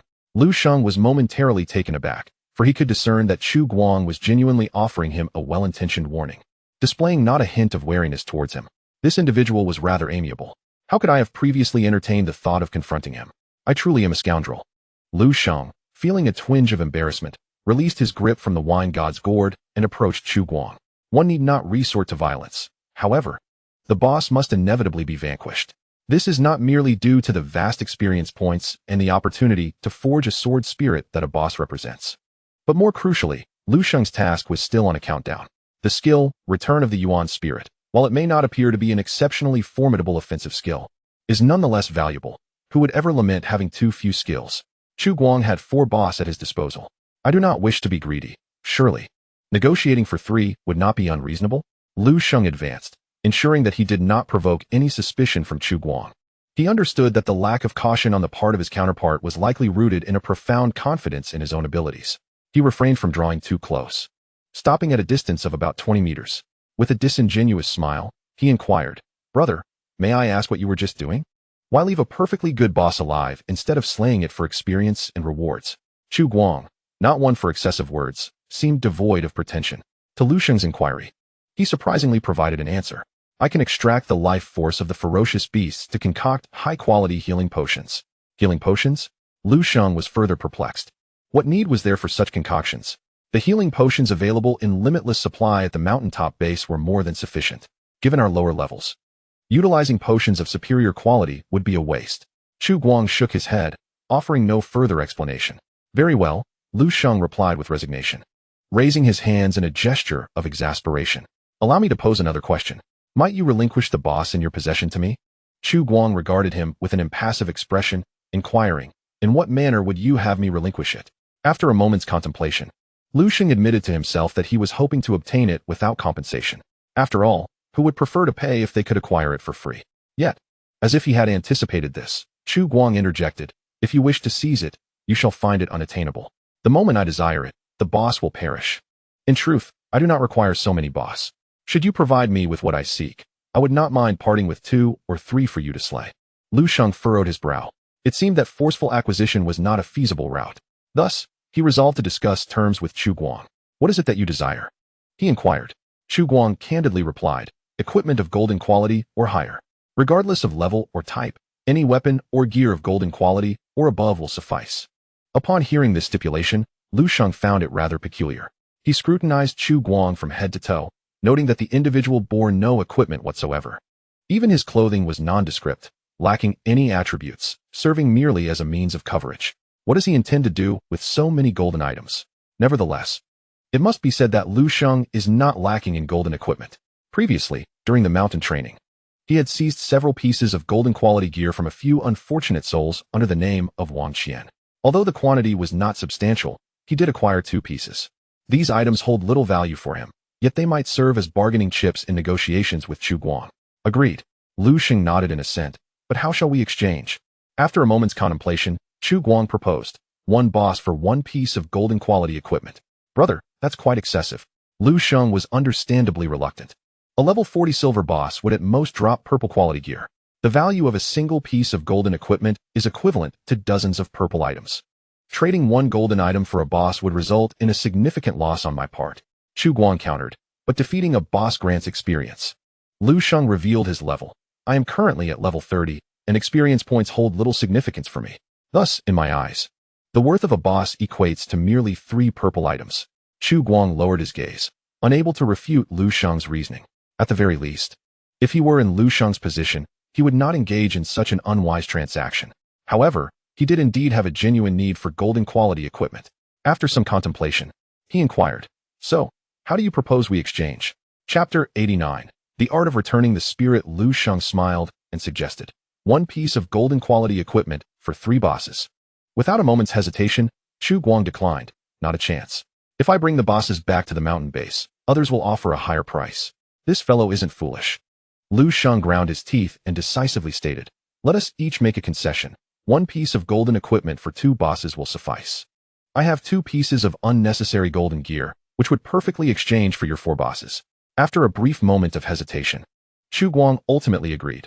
1 piece of equipment for 2 bosses is acceptable. However, I currently require at least 1 boss and cannot provide them all at once. If you are willing to trade, you may first give me 2 pieces of golden equipment, and I will subsequently capture a boss to return to you. Lu Sheng paused, feeling uneasy about handing over the golden items in advance to Chu Guang. What if this lad ran off and later denied the deal? Where would he seek redress? Nevertheless, as he observed the countdown on the task panel ticking away, Lu Sheng had little time to dally with Chu Guang. He promptly stated, "Here's the deal. I will exchange 1 piece of golden equipment for 2 bosses. As for the other piece, we can discuss it later." "That works." Chu Guang had no objections. He opened the holy scripture in his hand, and 2 streams of white light flowed forth from its pages. The radiance surged to a halt before Lu Sheng, revealing 2 severely weakened bosses within. Lu Sheng did not engage in any trickery. He tossed a piece of golden quality dagger from his backpack to Chu Guang. Chu Guang received the dagger and closed the holy scripture. Instantly, the light vanished, and the 2 bosses were freed, exposed before Lu Sheng. Without hesitation, Lu Sheng summoned his sword box, which clicked open with a decisive sound. A total of 78 flying swords surged forth with remarkable momentum, consecutively launching into the fray. The 2 formidable bosses writhed upon the ground, initially intending to seize the opportunity to flee. However, the swords were astonishingly swift, and in the blink of an eye, they struck the bosses with lethal precision. They were relentlessly drained of their vitality by Chu Guang, leaving them in a grievous state. Despite Lu Sheng not employing any skills, the sheer number of flying swords assailing them prevented the bosses from uttering a whimper before they collapsed lifelessly to the ground. A deluge of experience flooded into the sword box. As the swords returned, the effect of gathering spirit activated, channeling the experience into Kanglin, Qi Xiao, and Ling Feng. The 3 swords ascended a level, reaching levels 29, 35, and 37 respectively. Furthermore, Lu Sheng's task panel indicated that submissions were now possible. He simultaneously delivered the permanent task of Sword Casting Soul, along with the recent quest. Instantly, the count for Sword Casting Soul increased to 27. Concurrently, a new skill, Essence Return Technique, appeared on Lu Sheng's skill panel. Essence Return Technique, LV1, active, could be used to eliminate all negative effects from a target, fully restoring their condition. It could only be used once on the same target within 5 minutes. Was this divine being? Indeed, the Sword Immortal class possesses no useless skills. Even auxiliary skills like Essence Return Technique wield effects so formidable they are astonishing. Upon usage, it directly eradicates all debuffs from the target while restoring their status to full. It is akin to administering a divine being to oneself or a teammate, granting them a second lease on life. Although the skill has a 5-minute cooldown when used on the same individual, the lengthy cooldown does not diminish its value. After all, it's a 5-minute cooldown for a single person, not for the skill itself. I can arrange 6 tanks at the front to take turns enduring. Surely 1 tank can withstand for a minute? If one cannot hold, I can simply use Essence Return Technique to restore them fully. By the time the first tank's cooldown on Essence Return Technique is ready again after a rotation, they can heal another. It is an insurmountable strategy. With this skill alone, Lu Sheng could forego drawing his sword and still confidently proclaim himself as a supreme healer. It appears that in the future, this earthbound shield warrior will have a new patron. With the acquisition of such a powerful skill, Lu Sheng felt an immense delight within. Next, he pondered how to switch the other 2 bosses held by Chu Guang, not to deceive, but to exchange. Lu Sheng raised his gaze towards Chu Guang, only to be astonished to see him engaged in some peculiar activity. He observed as Chu Guang opened a tome, revealing a luminous screen within.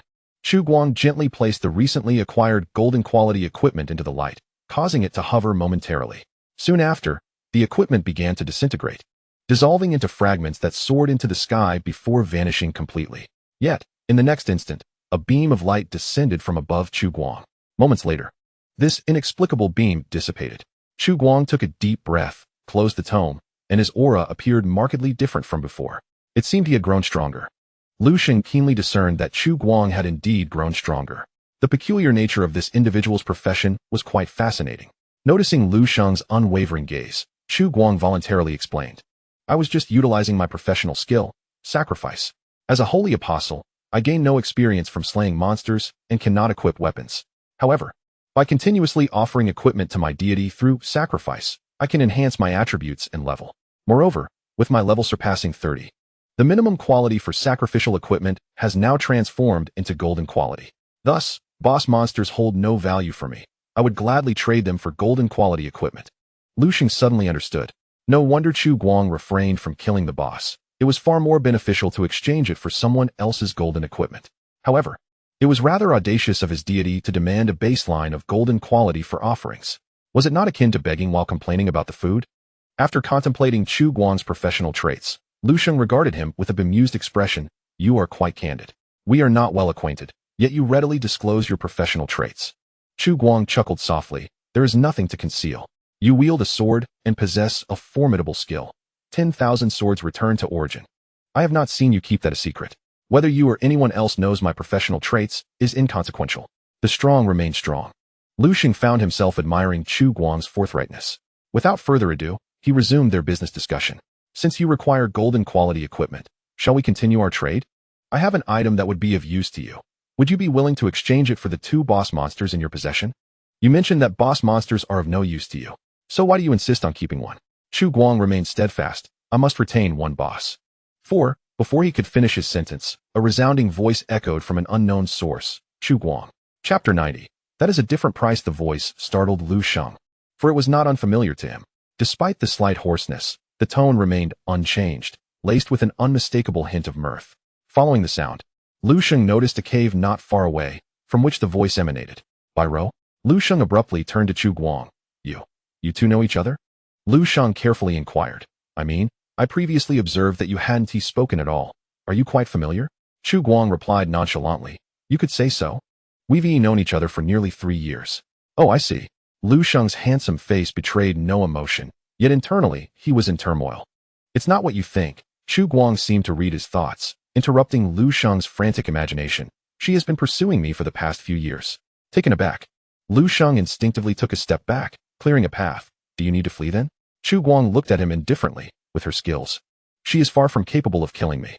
Chu Guang retrieved the healing potion from his backpack and made his way toward the cave. Time was indeed of the essence. He asked for a brief moment to deliver something.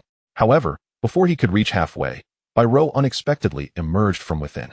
Lu Sheng observed that, at this moment, Bai Ro lacked the previous manic demeanor. She leaned against the rocks, stumbling as she walked, her face devoid of color. Her body was smeared with mud mixed with blood, and numerous visible wounds marred her skin. Strangely, a layer of dim gray mist enveloped the exposed wounds, continuously rising.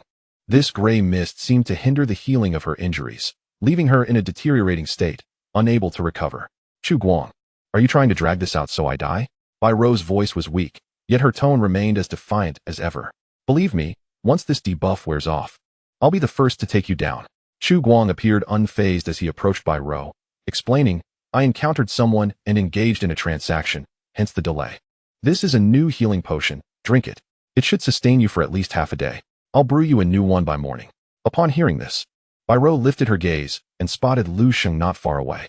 She tilted her head and grinned, her smile appearing more sinister against her ailing visage. "Oh, it's that handsome young man who plays with flying swords. What a pity, I'm too wounded right now. Otherwise, it would be quite a thrill to kill someone so tender and delicate." Lu Sheng's lips twitched. "Your ambitions are rather limited. You wish to use that delicate young man merely for assassination?" He contemplated, deciding to linger a while longer. While others feared Bai Ro, he was unperturbed. Besides, given her current frail state, it would be exceedingly easy for him to eliminate her. "You madwoman, your bravado is all that remains," Lu Sheng retorted. "Do you not fear that I might be the one to end you first?" Bai Ro licked her chapped lips and replied, "Of course not. I've given Chu Guang a golden piece of equipment to help me endure until my debuff fades. Should you wish to kill me, Chu Guang will intervene." Chu Guang was taken aback. The golden equipment he had received was merely to allow him to concoct healing potions to ensure her survival. It did not imply a perpetual obligation to shield her. To expect him to protect her would entail a different price. Suddenly, Bai Ro's smile vanished, shifting instead to Lu Sheng's face. She felt not only the pain of her wounds, but also a twinge in her teeth. Observing Chu Guang's expression, she realized this was no jest. Lu Sheng also discerned that the appearance of Chu Guang and Bai Ro together, coupled with his crafting of healing potions for her, was not born out of friendship, but rather a transactional relationship. At this revelation, Lu Sheng's mind began to wander, contemplating the possibility of extracting something valuable from Bai Ro. It seemed she had claimed many lives. She might possess numerous treasures. Perhaps today, he would enact a righteous path on behalf of heaven. Sensing that Lu Sheng had set his sights on her, Bai Ro lost her previous confidence. Her eyes darted, and unable to devise an alternative strategy, she turned to Chu Guang and asked, "What price for his death?" Chu Guang shook his head. "I do not engage in murder. My professional traits dictate that if I slay a transmigrator, my own attributes will diminish." What absurd professional traits! Bai Ro seethed with frustration and resorted to a different approach. Then what would it cost to protect me? Chu Guang seemed to have anticipated this. 1 piece of golden equipment. Deal. Bai Ro willingly complied and retrieved a golden quality item from her backpack, tossing it to Chu Guang. "Ensure my safety until my debuff state dissipates."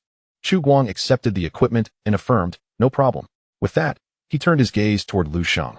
Though words were unspoken, his eyes conveyed everything. Lu Sheng, weighing his options, abandoned the idea of confrontation, for his primary objective remained the 2 bosses in Chu Guang's possession.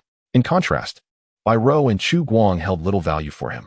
Even if he were to eliminate both, the most he would gain would be a few pieces of golden equipment, far inferior to the allure of the 2 bosses. However, just as Lu Sheng contemplated withdrawing, Chu Guang spoke again. "In fact, if you provide me with another piece of golden equipment, I can leave here first." Bai Ro was taken aback. Lu Sheng was equally astonished. What a clever maneuver. One that demonstrated a keen understanding of dual benefit. As both were momentarily stunned by Chu Guang's tactics, Bai Ro's expression suddenly shifted. The gray mist surrounding her wounds thickened. She stumbled and collapsed against the stone wall, black blood oozing from her lips. Observing this, Chu Guang immediately administered a healing potion to her. After consuming the entire vial, the gray mist on her body lightened somewhat, and her condition visibly improved. However, it was clear that this was merely a temporary reprieve. Once the effects of the potion wore off, her state would likely deteriorate once more. Lu Sheng approached to assess Bai Ro's condition and remarked, "It appears that I need not provide you with a piece of golden quality equipment. This madwoman may not survive for long." Chu Guang replied candidly, "With me here, her survival is assured. I can siphon the life force from the bosses and condense it into high-quality healing potions, sufficient to prolong her life. The debuff effect she endures should fade in a day or 2. By then, with her natural healing abilities, she ought to recover." Lu Sheng pondered for a moment and said, "So, your insistence on keeping a boss for yourself was solely to concoct healing potions for this madwoman, to extend her life, correct?" Chu Guang nodded. "Once her debuff fades, the bosses will no longer be necessary. Therefore, if you desire the bosses, I can grant them to you then. But not now." Lu Sheng contemplated this and leaned in. "Allow me to offer you a new perspective. Do you believe that if you hand over the boss to me, we could wait for this madwoman to perish, claim her belongings, and divide the spoils, ensuring that each of us leaves with our arms full? What do you think of this plan?"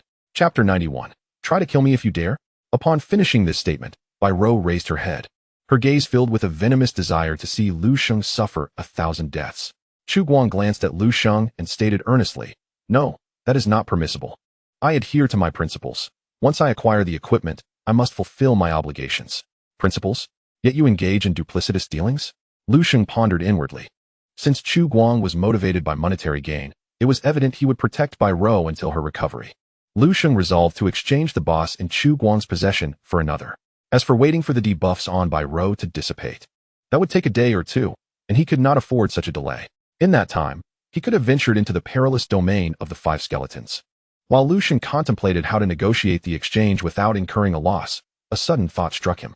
Clearing his throat, he proposed, "If I can directly eliminate the effects of the madwoman's debuffs, would that conclude your transaction? Then, the 2 bosses in your possession would be entirely mine, correct?" Bai Ro paused, frowning as she replied, "You can remove my debuffs? They are not like ordinary skill effects. I have consumed several potions meant to cleanse debuffs. Yet they remain. I can only endure by relying on healing potions. You are not a priestly class. How could you possibly clear my debuffs?" A priest? I am more capable than any priest, Lu Sheng asserted. Just say that I have cured the madwoman, and then the two bosses will belong to me. Is that agreeable? Chu Guang raised an eyebrow. I see no issue with that. If Bai Rou survives, our transaction will be deemed complete. Those two bosses are of no use to me, so they shall certainly be yours. Lu Sheng nodded. Then it is settled. I am pressed for time, so let us not dawdle. As he spoke, he opened his palm. Under the astonished gazes of Bai Rou and Chu Guang, a radiant aura enveloped Lu Sheng's hand. With a sweeping motion, this vibrant essence descended upon Bai Rou. The wounds across her skin, marred by deep gashes, hissed and dissipated upon contact with the aura, while her every pore absorbed the radiant energy as if it were a long-awaited rain. In an instant, the essence enveloped Bai Rou's exterior, and her wounds began to heal at an astonishing rate. Most notably, her once pale lips transformed into a vivid crimson, exuding an enchanting allure. Lu Sheng withdrew his hand, observing Bai Rou with a nod, urging her, now, take a few steps and see if you have fully recovered. With a lingering expression of disbelief, Bai Rou rose to test her body. Soon, her astonishment shifted into a euphoric frenzy of joy as she twisted her rusty joints. Her graceful figure beneath the leather armor was fully revealed, and she burst into laughter, exclaiming, "What a relief! It feels as though it has been ages since I've experienced such exhilaration. This accursed curse effect has truly dissipated. Moreover, my condition has completely restored. Little sword fairy, your skills are truly remarkable." Upon witnessing Bai Rou's sudden vitality, Lu Sheng's face also broke into a smile. However, his joy did not stem from Bai Rou's recovery, but rather from the undeniable power of his origin spirit return technique. Even the debuffs that left Bai Rou and Chu Guang at a loss were obliterated, allowing Bai Rou to regain her peak combat prowess. This skill is undoubtedly divine. Just as Lu Sheng contemplated this, a clang of metal echoed through the air. He fixed his gaze and noticed that Bai Rou had somehow acquired a crimson fishbone longsword. This sword, approximately 4 feet in length, was notably more slender than typical weapons. Its blade resembled the vertebrae of a human spine, intricately nested, with each segment extending sharp, spike-like edges. As Bai Rou twirled her wrist, the blade segments gracefully unfurled, transforming into a spiked iron whip. This weapon was neither sword nor whip, but something extraordinarily peculiar. The clashing of the blade segments produced an exceedingly shrill metallic sound. To express my gratitude for saving me, Bai Rou grinned wider. Her eyes gradually suffused with a crimson hue. How about I kill both of you instead? I've been recuperating for days, and am nearly driven mad. Ordinary individuals would surely be terrified by Bai Rou's demeanor, their faces paling in fear. Yet, Lu Sheng and Chu Guang merely stared at her, their expressions unchanged. Behind Lu Sheng, the sword box clicked open, and 78 flying swords soared forth, swiftly encircling Bai Rou. With a mere thought, these swords would swarm her. Capable of inflicting over 100 layers of sword marks, debuff within the span of a second. Go ahead, give it a try. Lu Sheng remained still, watching Bai Rou with a hint of amusement. Bai Rou's eyes narrowed, akin to being doused with cold water, as the crimson hue in her gaze quickly faded. After a silence that lasted a full 10 seconds, her demeanor returned to normal as she sheathed her peculiar weapon. Forget it, there's nothing worth killing you for. Rather than engage in mutual destruction, I would prefer to conserve my strength and deal with Wang Qian and Zhang Ping instead. At this point, Bai Rou ground her silver teeth, her murderous intent palpable. These despicable cowards dared to ambush me. I shall chop them to pieces and string their entrails to hang from the trees. Wang Qian? Upon hearing that familiar name, Lu Sheng was somewhat taken aback. The debuff on you was not left by a boss, but rather by Wang Qian? He had initially assumed that Bai Rou had suffered such a significant loss due to an encounter with a boss in a perilous area, only to discover that it was inflicted by other class changers. It is indeed peculiar. Generally speaking, the deranged woman often assumes the role of a predator, does she not? Yet this time, she has been relegated to the status of prey. Wang Qian? Bai Rou scoffed. What significance does Wang Qian hold? And what of the others among the Longnan 7? If not for their numbers, I would have dispatched them long ago. Chu Guang, undeterred by Bai Rou's earlier remark regarding the others of the Longnan 7, which inadvertently included him as a casualty, took the initiative to explain to Lu Sheng. A few days prior, she was ambushed by Wang Qian and several other S-class students. Chapter 92. Waiting for the rabbit? The campfire crackled and popped. Beside it, 4 wild black fish, each measuring 2 palms in length, were skewered on branches and sizzling with oil, their skins forming a natural crispy shell that encased the tender, delicate flesh within. Lu Sheng, Chu Guang, and Bai Rou sat in a circle around the fire, the atmosphere imbued with an oddly harmonious tension. Had any other students from the mountaintop base witnessed this scene, they would undoubtedly be taken aback. Who would have imagined these three could share a moment together? Bai Rou leaned forward, hugging her knees, her gaze fixated on the roasting fish. Her eyes reflecting the flickering flames with a mix of focus and yearning. Chu Guang methodically turned the fish to prevent the flesh from charring. Essentially, that was the situation at hand. Currently, within the ranks of S-class students, it appeared that Wang Qian and his companions had formed a formidable team. Their objective, it seemed, was to eliminate all individuals stronger than themselves during this month's duration.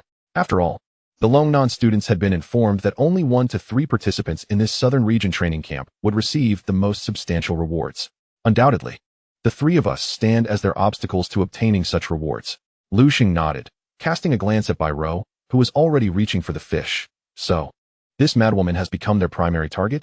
Upon hearing the term madwoman, Bai Rou lifted her head, baring her teeth. Little Sword Immortal, dare you call me a madwoman again? And I shall slay you. Lu Sheng had grown largely immune to Bai Rou's threats. You two incessantly refer to me as Little Sword Immortal. Where is the diminutive in that? You are small. Every inch of you is small. Chu Guang, entirely disregarding the exchange between Lu Sheng and Bai Rou, remarked pensively, it is quite normal for Bai Rou to be designated as the first target. She has had minor frictions with Zhang Ping, Kong Linglong, and Shen Zian. After they teamed up with the Wang brothers, targeting the three of us would naturally prioritize Bai Rou. Lu Sheng seized the opportunity to inquire, minor frictions? What sort of minor frictions? Chu Guang replied, it is nothing significant. Everyone from Longnan is aware. Previously, during a joint leveling event with several schools, they nearly fell victim to Bai Rou's wrath. Lu Sheng fell silent, astonished, and after a lengthy pause, exclaimed, you call that a minor friction? No wonder. Despite my deep-seated grievances with the Wang brothers, they opted to confront the madwoman first. The incessant reference to madwoman nearly pushed Bai Rou to her breaking point. However, with a simple remark from Chu Guang that the grilled fish was ready to be savored, Bai Rou's eyes suddenly sparkled with delight, abandoning her quarrel with Lu Sheng. After all, engaging in a physical altercation was out of the question. Indulging in the fish was far more appealing. As Bai Rou eagerly awaited her turn to taste the dish, Chu Guang deftly selected another fish that had reached perfect doneness, remarking that it was nothing to fuss over. After all, Bai Rou had attempted to strike him before, albeit unsuccessfully. While gnawing on the crispy grilled fish, Bai Rou glared at Chu Guang and muttered indistinctly, just wait. Someday, I will have my revenge. Chu Guang merely shrugged, handing the fish to Lu Sheng without further comment. Upon receiving it, the rich aroma intertwined with steam wafted upward. It must be said, Chu Guang's culinary skills were indeed commendable. The black fish was cooked to perfection. The crispy skin yielded easily to the bite, while the tender flesh melted in the mouth, requiring no excessive seasoning, as its natural juices exuded a delightful freshness. After days of subsisting on canned and instant food from the mountaintop base, Lu Sheng was on the verge of nausea.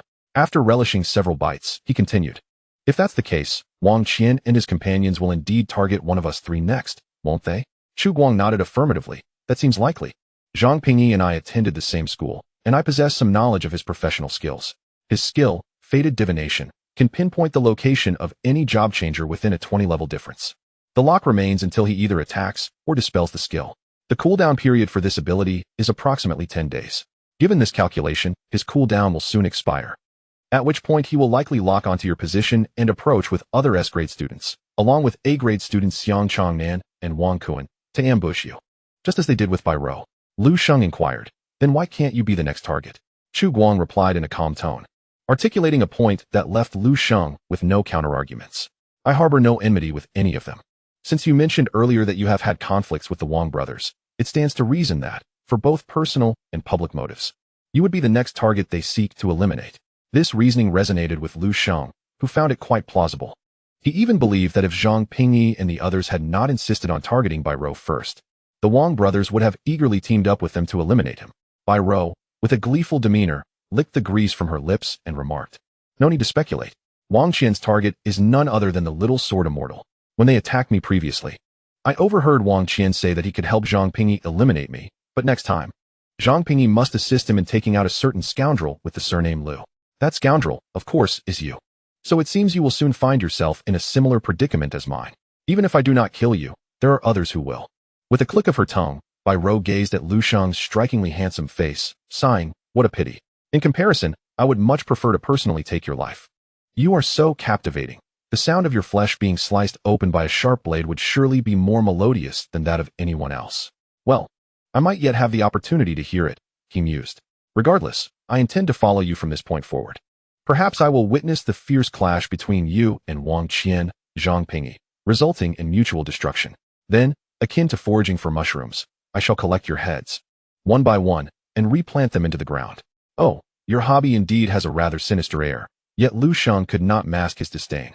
However, he soon discerned something peculiar in Bai Ro's words. Did you just say you plan to follow me? What purpose do you have in doing so? Bai Ro replied with a sense of inevitability. Naturally, I am lying in wait for an opportunity.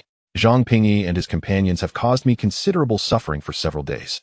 How could I let them off so easily? Nevertheless, the vastness of the Heiyun mountain range makes it quite challenging to locate them. As she spoke, she smiled at Lu Sheng, but since I know you are their next target, the solution becomes clear. By following you, I shall undoubtedly encounter Wang Qian and the others once again. At that point, haha. What do you mean by haha? When did I ever agree to let you accompany me? Although Lu Sheng was not afraid of Bai Ro, having a Tibetan mastiff trailing him was hardly comforting. He had no desire to become the next Chu Guang. After all, who could tell when this creature might decide to turn on him? Feeling a headache coming on, Lu Sheng was about to request that this madwoman cease her association with him when the task panel updated once more. Ding. You have a new task to claim. Please check it. Chapter 93. Team Application Current Available Tasks. 1. Time-limited task. Within 15 days, refrain from using items, equipment, or skills, and defeat the boss in a team format. Upon completion, rewards will be granted. Experience points equal to the number of team members after defeating the boss, with a team limit of 3 members. 2. Time-limited task. Within 15 days, refrain from using professional skills or weapons, and defeat the boss in a team format. Upon completion, rewards will be granted. Boss drop rate equal to the number of team members, with a team limit of 3 members. These 2 tasks are rather intriguing. In summary, if Lu Sheng does not utilize the Wine God, he can attain the maximum experience of 3 times after defeating the boss. Conversely, if he solely employs the Wine God without using professional skills, he can achieve the highest drop rate of 3 times. While both tasks appear promising, they are not truly comparable. What he requires at present is not the equipment dropped by the boss, but experience points. As long as the experience points are sufficient, his weapon can continually evolve, even advancing in quality. Wild boss encounters do not yield the equipment tailored to his profession as those in the secret realm of opportunities do. Rather than accumulating a plethora of useless high-quality equipment, it would be more beneficial to elevate his weapon to a superior grade. Furthermore, the limitations of the second task are substantial. Prohibiting the use of professional skills and weapons essentially restricts Lu Sheng to relying solely on the Wine God. If the Wine God can eliminate the boss in one blow, then all would be well. The number of uses could balance the expenditure. However, if it cannot, he would be compelled to use the Wine God more frequently. Once the uses of the Wine God are exhausted, Lu Sheng, devoid of professional skills and weaponry, would find himself utterly incapacitated. Thus, after careful consideration, Task 1 emerges as the optimal choice. Task 1. There is a prerequisite that warrants attention: defeating the boss in a team formation. Given Lu Sheng's formidable strength, it is only natural that many would wish to join him. However, his next endeavor would undoubtedly lead him to the treacherous territory of the 5 skeletons. Without the assistance of the God of Wine, even Lu Sheng would find it quite challenging to confront a level 40 golden tier boss. Average players would merely dilute the experience, contributing little of value. Lu Sheng has no inclination to carry any burdens. Thus, if he were to seek companions, he would prefer those who could genuinely assist him. For instance, the 2 before him, Lu Sheng discreetly surveyed Chu Guang and Bai Ro, quietly contemplating. After a moment, he turned his head toward Bai Ro, an expression of mild disdain crossing his face. You wish to accompany me, but do you think I would simply allow that? If you intend to use me to locate Wang Qian, you ought to demonstrate some form of intention. Demonstrate? What do you mean by that? Bai Ro, having just devoured an entire grilled fish, looked up with a perplexed expression. If I want to follow you, I shall do so directly. Is your consent required? Directly follow? Lu Sheng chuckled. My skills grant me at least a 400 increase in movement speed. As a class that cannot ride mounts, can you truly keep up with me? Upon hearing this, Bai Ro's slender brows knitted tightly, her mood becoming increasingly irritable. I am not aiming to kill you, but Wang Qian and his associates. Why must you complicate matters for me? If Wang Qian truly comes after you, I can handle it myself. There is no need to entrust the task of killing him to you, Lu Sheng replied, nodding nonchalantly, his words laced with a chilling indifference. Bai Ro's eyes glowed crimson. On the verge of drawing her weapon, Observing her reaction, Lu Sheng recognized that he had struck a nerve. He casually turned away, no longer regarding her. Do not rush. It is not out of the question for you to deal with Wang Qian, but you cannot so blatantly regard me as bait without offering something in return. Bai Rou retorted, exasperated. What exactly do you want me to offer? Just so you know, all the golden quality equipment has already been given to Chu Guang. If you desire it, you must wait until I have dealt with him. Meanwhile, Chu Guang, who had been preoccupied with the fish, suddenly froze. Realizing the conflict had unexpectedly reached him, Lu Sheng interjected, I do not seek golden equipment. I merely ask for your assistance in battle. I intend to confront the 5 skeletons. Let us form a team and fight together. Naturally, any loot that drops will belong to me. Bai Rou ground her teeth in frustration. Typically, negotiations with her revolved around 2 queries, either a plea for mercy or a request to minimize the killing.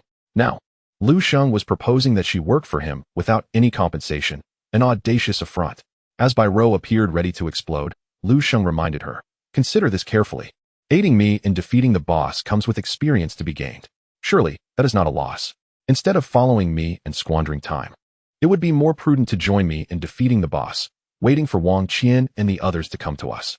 Otherwise, you may find yourself with no resources from this round of specialized training in the Western Military District. Bai Rou's expression remained unchanged as she opened her attribute panel, revealing her level. Frustrated, she exclaimed, I am already at level 30, yet I have not returned to the mountaintop base to change my class. I can't gain any experience. Upon hearing this, Lu Sheng felt a surge of delight. If Bai Rou could not earn experience, did that not imply that the boss's experience would not need to be shared with her? While others partake in the spoils, Bai Rou was not even able to partake in the grass. Where else could one find such a favorable ally? Immediately, Lu Sheng patted his chest and assured her, rest assured, as long as you assist me in defeating the boss, when Wang Qian and the others arrive, I will personally bind them for you to slay. Just think about it. With so many skilled players, if they truly come knocking, would you stand a chance against them? However, with my presence, I guarantee none of them will escape. Lu Sheng's ambitious vision undoubtedly piqued Bai Rou's interest. She snapped her fingers and decisively declared, fine. As long as I can slay Wang Qian and Zhang Ping, I will help you vanquish the boss. Agreement reached. Lu Sheng's heart soared with joy as he sent Bai Rou a team invitation, which she readily accepted. Now, upon defeating the boss, not only would Lu Sheng enjoy the experience alone, but he would also gain a team experience bonus and a doubled reward for the quest. Yet, this was not the end of it. The cap for doubled rewards, which also limited the number of participants, was 3 at most. Lu Sheng then turned his gaze towards Chu Guang, his eyes gleaming. You level up by sacrificing equipment. Therefore, when you team up to slay monsters, do you not also share experience? Chu Guang, understanding Lu Sheng's intent, nodded in agreement. His subsequent words did not surprise Lu Sheng, a piece of golden quality equipment. Chapter 94. These 2 teammates are indeed impressive. Lu Sheng had no surplus golden equipment. However, he promised Chu Guang that any golden quality equipment dropped by those level 40 golden bosses would be prioritized for him. After some contemplation, Chu Guang ultimately acquiesced. After all, without teaming up with Lu Sheng to tackle the level 5 skeleton danger zone, he found himself with little else to occupy his time. Even for him, soloing a level 40 golden boss was quite a challenge. It was far better to team up with Lu Sheng. Should fortune favor them with a drop of golden quality equipment, he could use it for sacrifice. Thus, Chu Guang and Lu Sheng reached an accord. Becoming the second member of the team, Lu Sheng secretly reveled in his fortune. In team mode, experience points would be evenly distributed. However, there would also be a 20 team experience bonus. With 2 members who did not share experience in his team, Lu Sheng effectively monopolized 120 experience points from the boss. Coupled with the quest rewards, defeating one boss would yield him a total of 360 experience points. 1 against 3.5. This efficiency surpassed even the joy of using divine wine to push through bosses. This round was a tremendous profit for Lu Sheng. After finishing their grilled fish, the trio prepared to set off, heading straight for the level 5 skeleton danger zone. Before setting off, Chu Guang instructed Lu Sheng and Bai Rou to wait for him for a moment. He then took out the golden equipment he had just acquired and began to perform a ritual of sacrifice. Observing this, Lu Sheng seized the opportunity to extract weapons from his sword box and forge for additional sword souls. Meanwhile, Bai Rou stood aside, watching the 2 of them engaged in their intricate operations, feeling somewhat out of place for not participating. These 2 individuals possess such peculiar professional traits. I seem to be the only one who is relatively normal, Bai Rou mused inwardly. 3 days later, a thunderous roar erupted, startling countless birds from the dark clouds of the mountain range. Flames flickered and leaped, igniting the towering ancient trees in the forest. The Hellfire Steed, clad in black armor and engulfed in eerie green flames, shook its mane with a near-manic vigor. The inferno erupted from its body, and it neighed fiercely, repeatedly pawing the ground in front of a nearby class changer. Not far from it stood Chu Guang, his brows lowered and a divine pattern emerging on his forehead. This pattern extended downwards, disappearing beneath his garments. One could envision that, in this state, Chu Guang was adorned with divine markings across his entire being. A compelling piece of evidence was visible at his cuffs, where divine patterns traced down his arms, culminating in 2 identical runes on the backs of his hands. The runes emanated a radiant glow, enveloping Chu Guang's hands in a silvery aura, akin to a pair of gauntlets. Moreover, behind Chu Guang, a multitude of light converged, forming a pair of expansive, luminous wings. To call them wings might be a misnomer, for they were merely outlines of bright silver light, gently swaying with his breath. This ethereal pair of wings rendered Chu Guang as a celestial being, radiating sanctity. The Hellfire Steed, facing Chu Guang, clearly sensed the pressure. It let out another fierce neigh, adopting an aggressive stance and accelerating towards him. As the Hellfire Steed galloped at breakneck speed, its hellfire blazed with intensity, ultimately engulfing its form and transforming it into a colossal fireball. This was the Hellfire Steed's skill, Hellfire Charge. Even the front line of a second-tier class changer team would find it challenging to withstand. This skill could directly knock opponents away, allowing it to penetrate the backline and wreak havoc. However, in the face of the Hellfire Steed's assault, Chu Guang made no attempt to evade. Instead, he extended a single hand, placing it before himself. With a resounding crash, the roaring flames surged towards him, and both he and the boss slid several meters due to the force of inertia. After a moment, the flames finally subsided. The wings behind Chu Guang fluttered gently, while he maintained his position, his hand firmly pressing down on the Hellfire Steed's crown, successfully halting its advance. To intercept the skill of a level 40 golden boss with a single hand was a sight that would undoubtedly astonish many. Even though this boss had clearly endured a prolonged battle and was now nearing its limits, Chu Guang remained expressionless. After absorbing the Hellfire Steed's Hellfire Charge, he raised his left fist and delivered a powerful blow. The Hellfire Steed let out a mournful cry as it was sent flying by Chu Guang, rolling several times before coming to a halt. The sound of footsteps echoed around the Hellfire Steed, seemingly emerging from the depths of the underworld. Accompanying these footsteps was the clattering of metal weapons dragged across the ground. Emerging from the shadows, Bai Ro's eyes changed hue, her expression growing increasingly deranged. "You little colt. Quite the runner, aren't you? Come, let me see you run again," she taunted with a smile, brandishing her sword whip, which rose ominously and struck the Hellfire Steed's shoulder with a resounding crack. In an instant, a gaping wound appeared, exposing bone. In pain, the Hellfire Steed flipped over and stood, flames erupting violently from its body. "Oh, still got some spirit, do you?" Bai Ro's thin lips curled into a more sinister grin. "It would be so dull if you just waited to die." She laughed maniacally, her sword whip swirling in a frenzy, her arms a blur as the weapon created ghostly afterimages. The air was filled with the continuous sound of explosive strikes, each one marking a blow against the Hellfire Steed, followed by a spray of blood. The whip crashed down, sending clouds of dust billowing into the air, as if Bai Ro had transformed the area before her into a meat grinder, with the Hellfire Steed ensnared within. The relentless assault showcased the terrifying output of Bai Ro, the infernal swordswoman, with every strike that drew blood from the Hellfire Steed. The crimson essence was absorbed into the sword, surging into Bai Ro's being. After absorbing the blood essence, Bai Ro's state visibly improved, her attack power and speed steadily increasing. At this moment, Lu Sheng arrived with his sword case, witnessing the brutal onslaught inflicted on the Hellfire Steed by both Chu Guang and Bai Ro. Even he couldn't help but marvel at the prowess of these 2 allies he had chosen, realizing that they were indeed formidable. Compared to them, Wang Qian and his ilk were completely on a different level. Bai Ro, as the infernal swordswoman, could transform her long sword into a whip, extending her attack range far beyond that of a typical swordsman. Moreover, whether wounded or attacking foes, she could trigger her class passive, Infernal Bloodlust, enhancing her attack power, speed, and lifesteal. It could be said that while Bai Ro had the disadvantage of a fragile constitution, her output capability was undeniably maximized when her attributes stacked. If Bai Ro was impressive, Chu Guang's class characteristics were even more extraordinary. Chapter 95. What expressions will we see upon our arrival? He was currently shielded by Holy Light, a boon from a transformation skill, Divine Descent. Once activated, Chu Guang entered a combat form, his attributes skyrocketing, even without any equipment or weapons. His innate attributes were enough to rival a boss, making him akin to a humanoid beast of slaughter.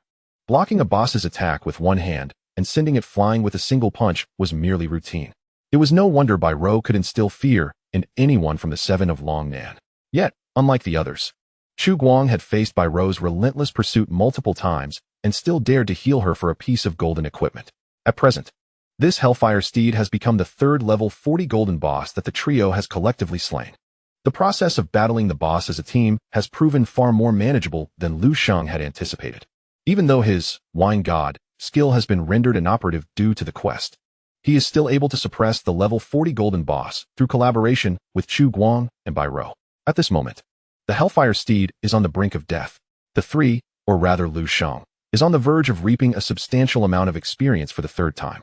As the Hellfire Steed perceives Lu Sheng closing in for the encirclement, its movements become increasingly frantic. It lashes out, its tail sweeping violently, sending forth a shower of fiery sparks.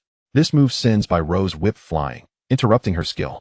Bai Rou steps back, her expression displeased, and with a flick of her wrist, she prepares to attack once more.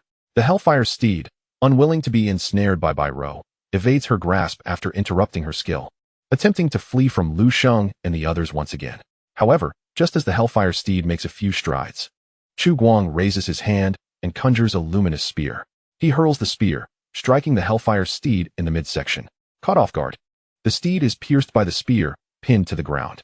Instantly, the spear shatters, releasing a multitude of light particles that swiftly evolve into a beam of light, encasing the Hellfire Steed within. The previous four skeletal bosses in the perilous zone were similarly subdued by Chu Guang's skill, known as Holy Cage. Observing his skill's success, Chu Guang turns to Lu Sheng and advises, "You should unleash all swords return to origin. Now, this boss is exceedingly elusive, and we have squandered considerable time on it." Lu Sheng nods in agreement, as the sword box behind him shifts, unleashing a torrent of 96 flying swords in an instant. Each sword shimmers with ethereal light, the essence of the sword radiating forth. Everyone can feel a sharp sword intent slicing through their skin. The Hellfire Steed senses that Lu Sheng is preparing to unleash a skill it cannot withstand. It neighs incessantly, akin to an indomitable cockroach, staggering to its feet before suddenly rearing up and forcefully stomping the ground. Realizing the imminent danger, Lu Sheng thinks to himself, "Not again, not this cursed skill." He had intended to activate all swords return to origin immediately to vanquish the Hellfire Steed. However, the steed's actions are swifter. After it stomps its front hooves down, an inferno erupts from its body, sweeping outward. The beam of light from Chu Guang is instantly extinguished, losing its control effect. Bai Rou, positioned closest to the Hellfire Steed, is also hurled back by the flames, stumbling backward. A fiery whirlwind emerges, dispelling the control and repelling Bai Rou, from which a fireball hurtles towards the gap in the encirclement formed by the three. This fireball undoubtedly represents the Hellfire Steed itself. The previous attack was its skill, Hellfire Surge, capable of eliminating all control effects it had endured while simultaneously repelling nearby foes and gaining a brief period of immunity to control effects. Though this skill is formidable, Lu Sheng and his companions are still able to contend with it. Immunity to control means they can simply inflict damage directly. However, the crux of the matter is that every time the Hellfire Steed employs this skill, it invariably combines it with another ability, Hellfire Charge. This grants a remarkable increase of 600 in movement speed, allowing it to dash forward while leaving a trail of flames that inflicts minor damage on any foe that crosses its path. The Hellfire Steed uses Hellfire Surge to break free from control and then promptly activates Hellfire Charge to make its escape. Being a horse by nature, its already impressive speed becomes almost unfathomable after the boost, rendering it impossible to pursue. The trio led by Lu Sheng has been in relentless pursuit within the 5 skeleton level danger zone. However, upon realizing that they could not match the Hellfire Steed, it executed the combination of Hellfire Surge and Hellfire Charge 3 times in succession to evade capture. In fact, the area they currently occupied no longer even belonged to the 5 skeleton level danger zone. This left Lu Sheng with a sense of exasperation, akin to a feeling of futility. Simultaneously, he became acutely aware that as the tier of the bosses increased, so too did their cunning intelligence. This particular boss, quick to flee upon sensing defeat and meticulous in its escape route, was unlike any Lu Sheng had encountered before. As he watched the boss transform into a fiery orb and retreat further away, he reluctantly said to Bai Rou and Chu Guang, "You two continue to pursue at your own pace. I shall use Drunken Fairy Moonlit Step to catch up. If the opportunity arises, I will strike it down directly. Keep an eye on my position on the map, and do not lose track of me.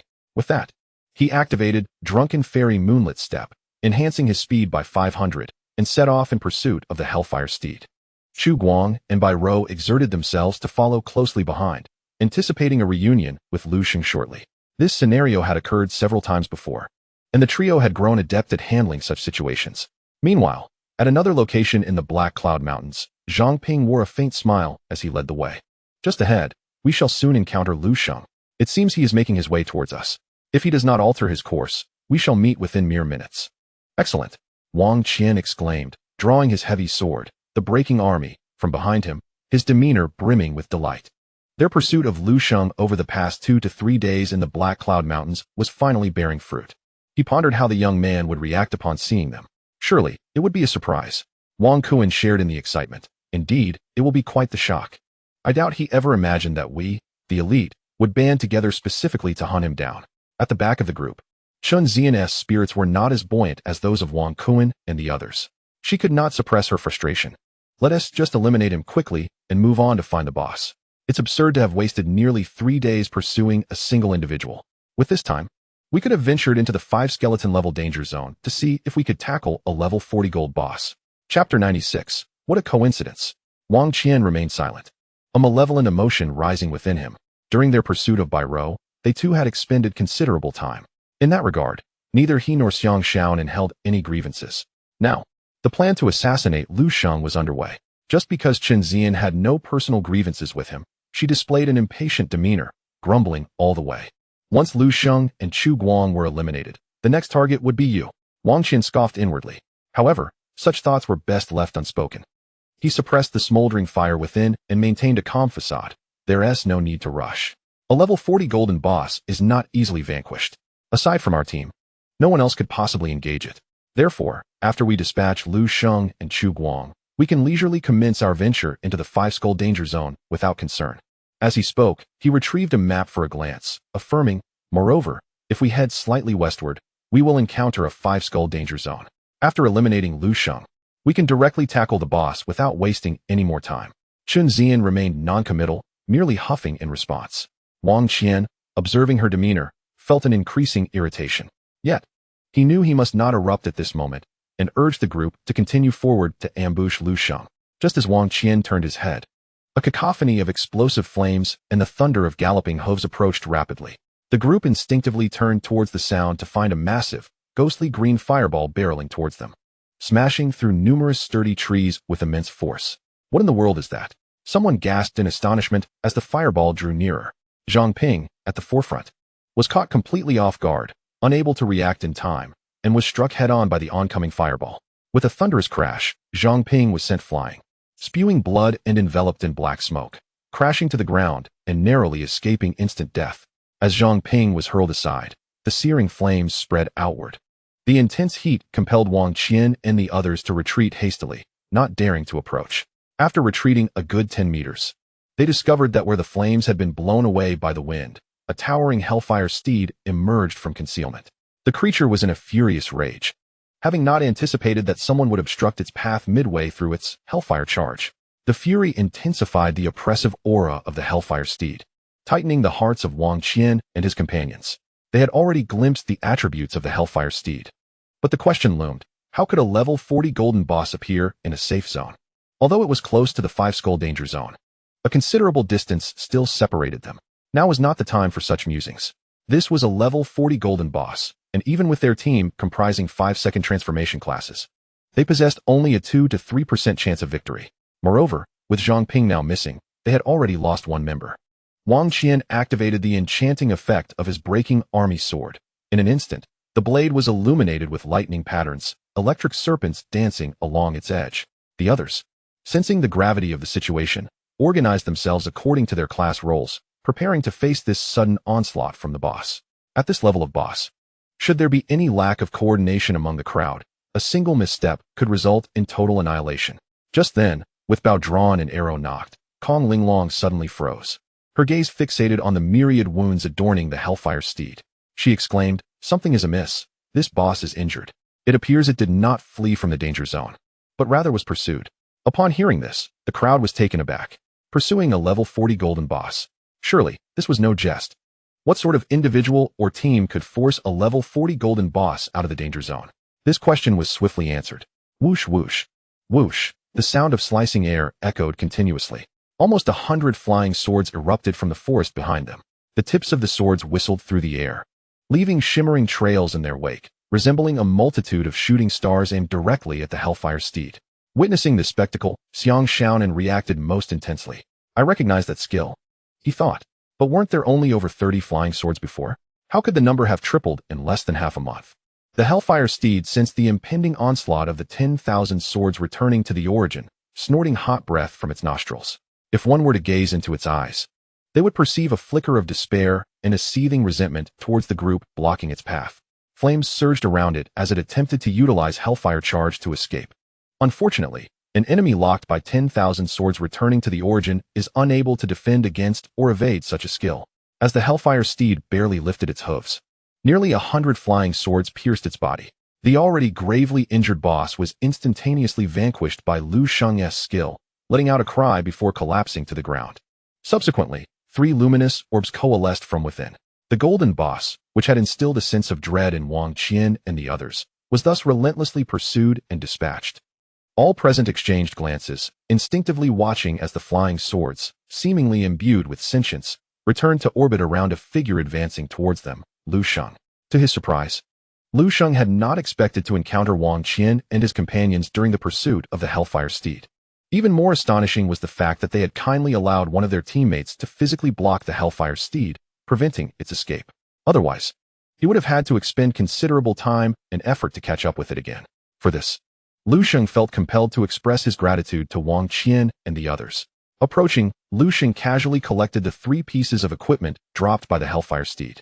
Oh, splendid. One of them is even golden. Chu Guang should be quite pleased. After securing the gear, Lu Sheng surveyed the group and, feigning ignorance, inquired, "What a coincidence. Esteemed friends, might I ask where you are headed?" Wang Qian opened his mouth, struggling to find his voice. He had prepared a speech to inform Lu Sheng that they had come to eliminate him, but now the situation had taken an unexpected turn. No one had ever informed him that Lu Sheng could pursue a level 40 golden boss. At this moment, the question of who is killing whom remains uncertain. Not only Wang Qian harbors such thoughts, the others share the same sentiment. The atmosphere became momentarily awkward, enveloped in a profound silence where only the careful and suppressed breaths of those present could be heard. Seeing that everyone else had fallen silent, Lu Sheng found it somewhat amusing and took the initiative to speak. "Why has everyone become mute? By the way, are you all here to kill me?" Upon utterance of these words, even the sound of breathing vanished from the surroundings. 3 seconds later, only Kong Linglong, displaying her wit, broke the silence with 2 dry, stilted notes. Huh, how could that be? We are merely passing by.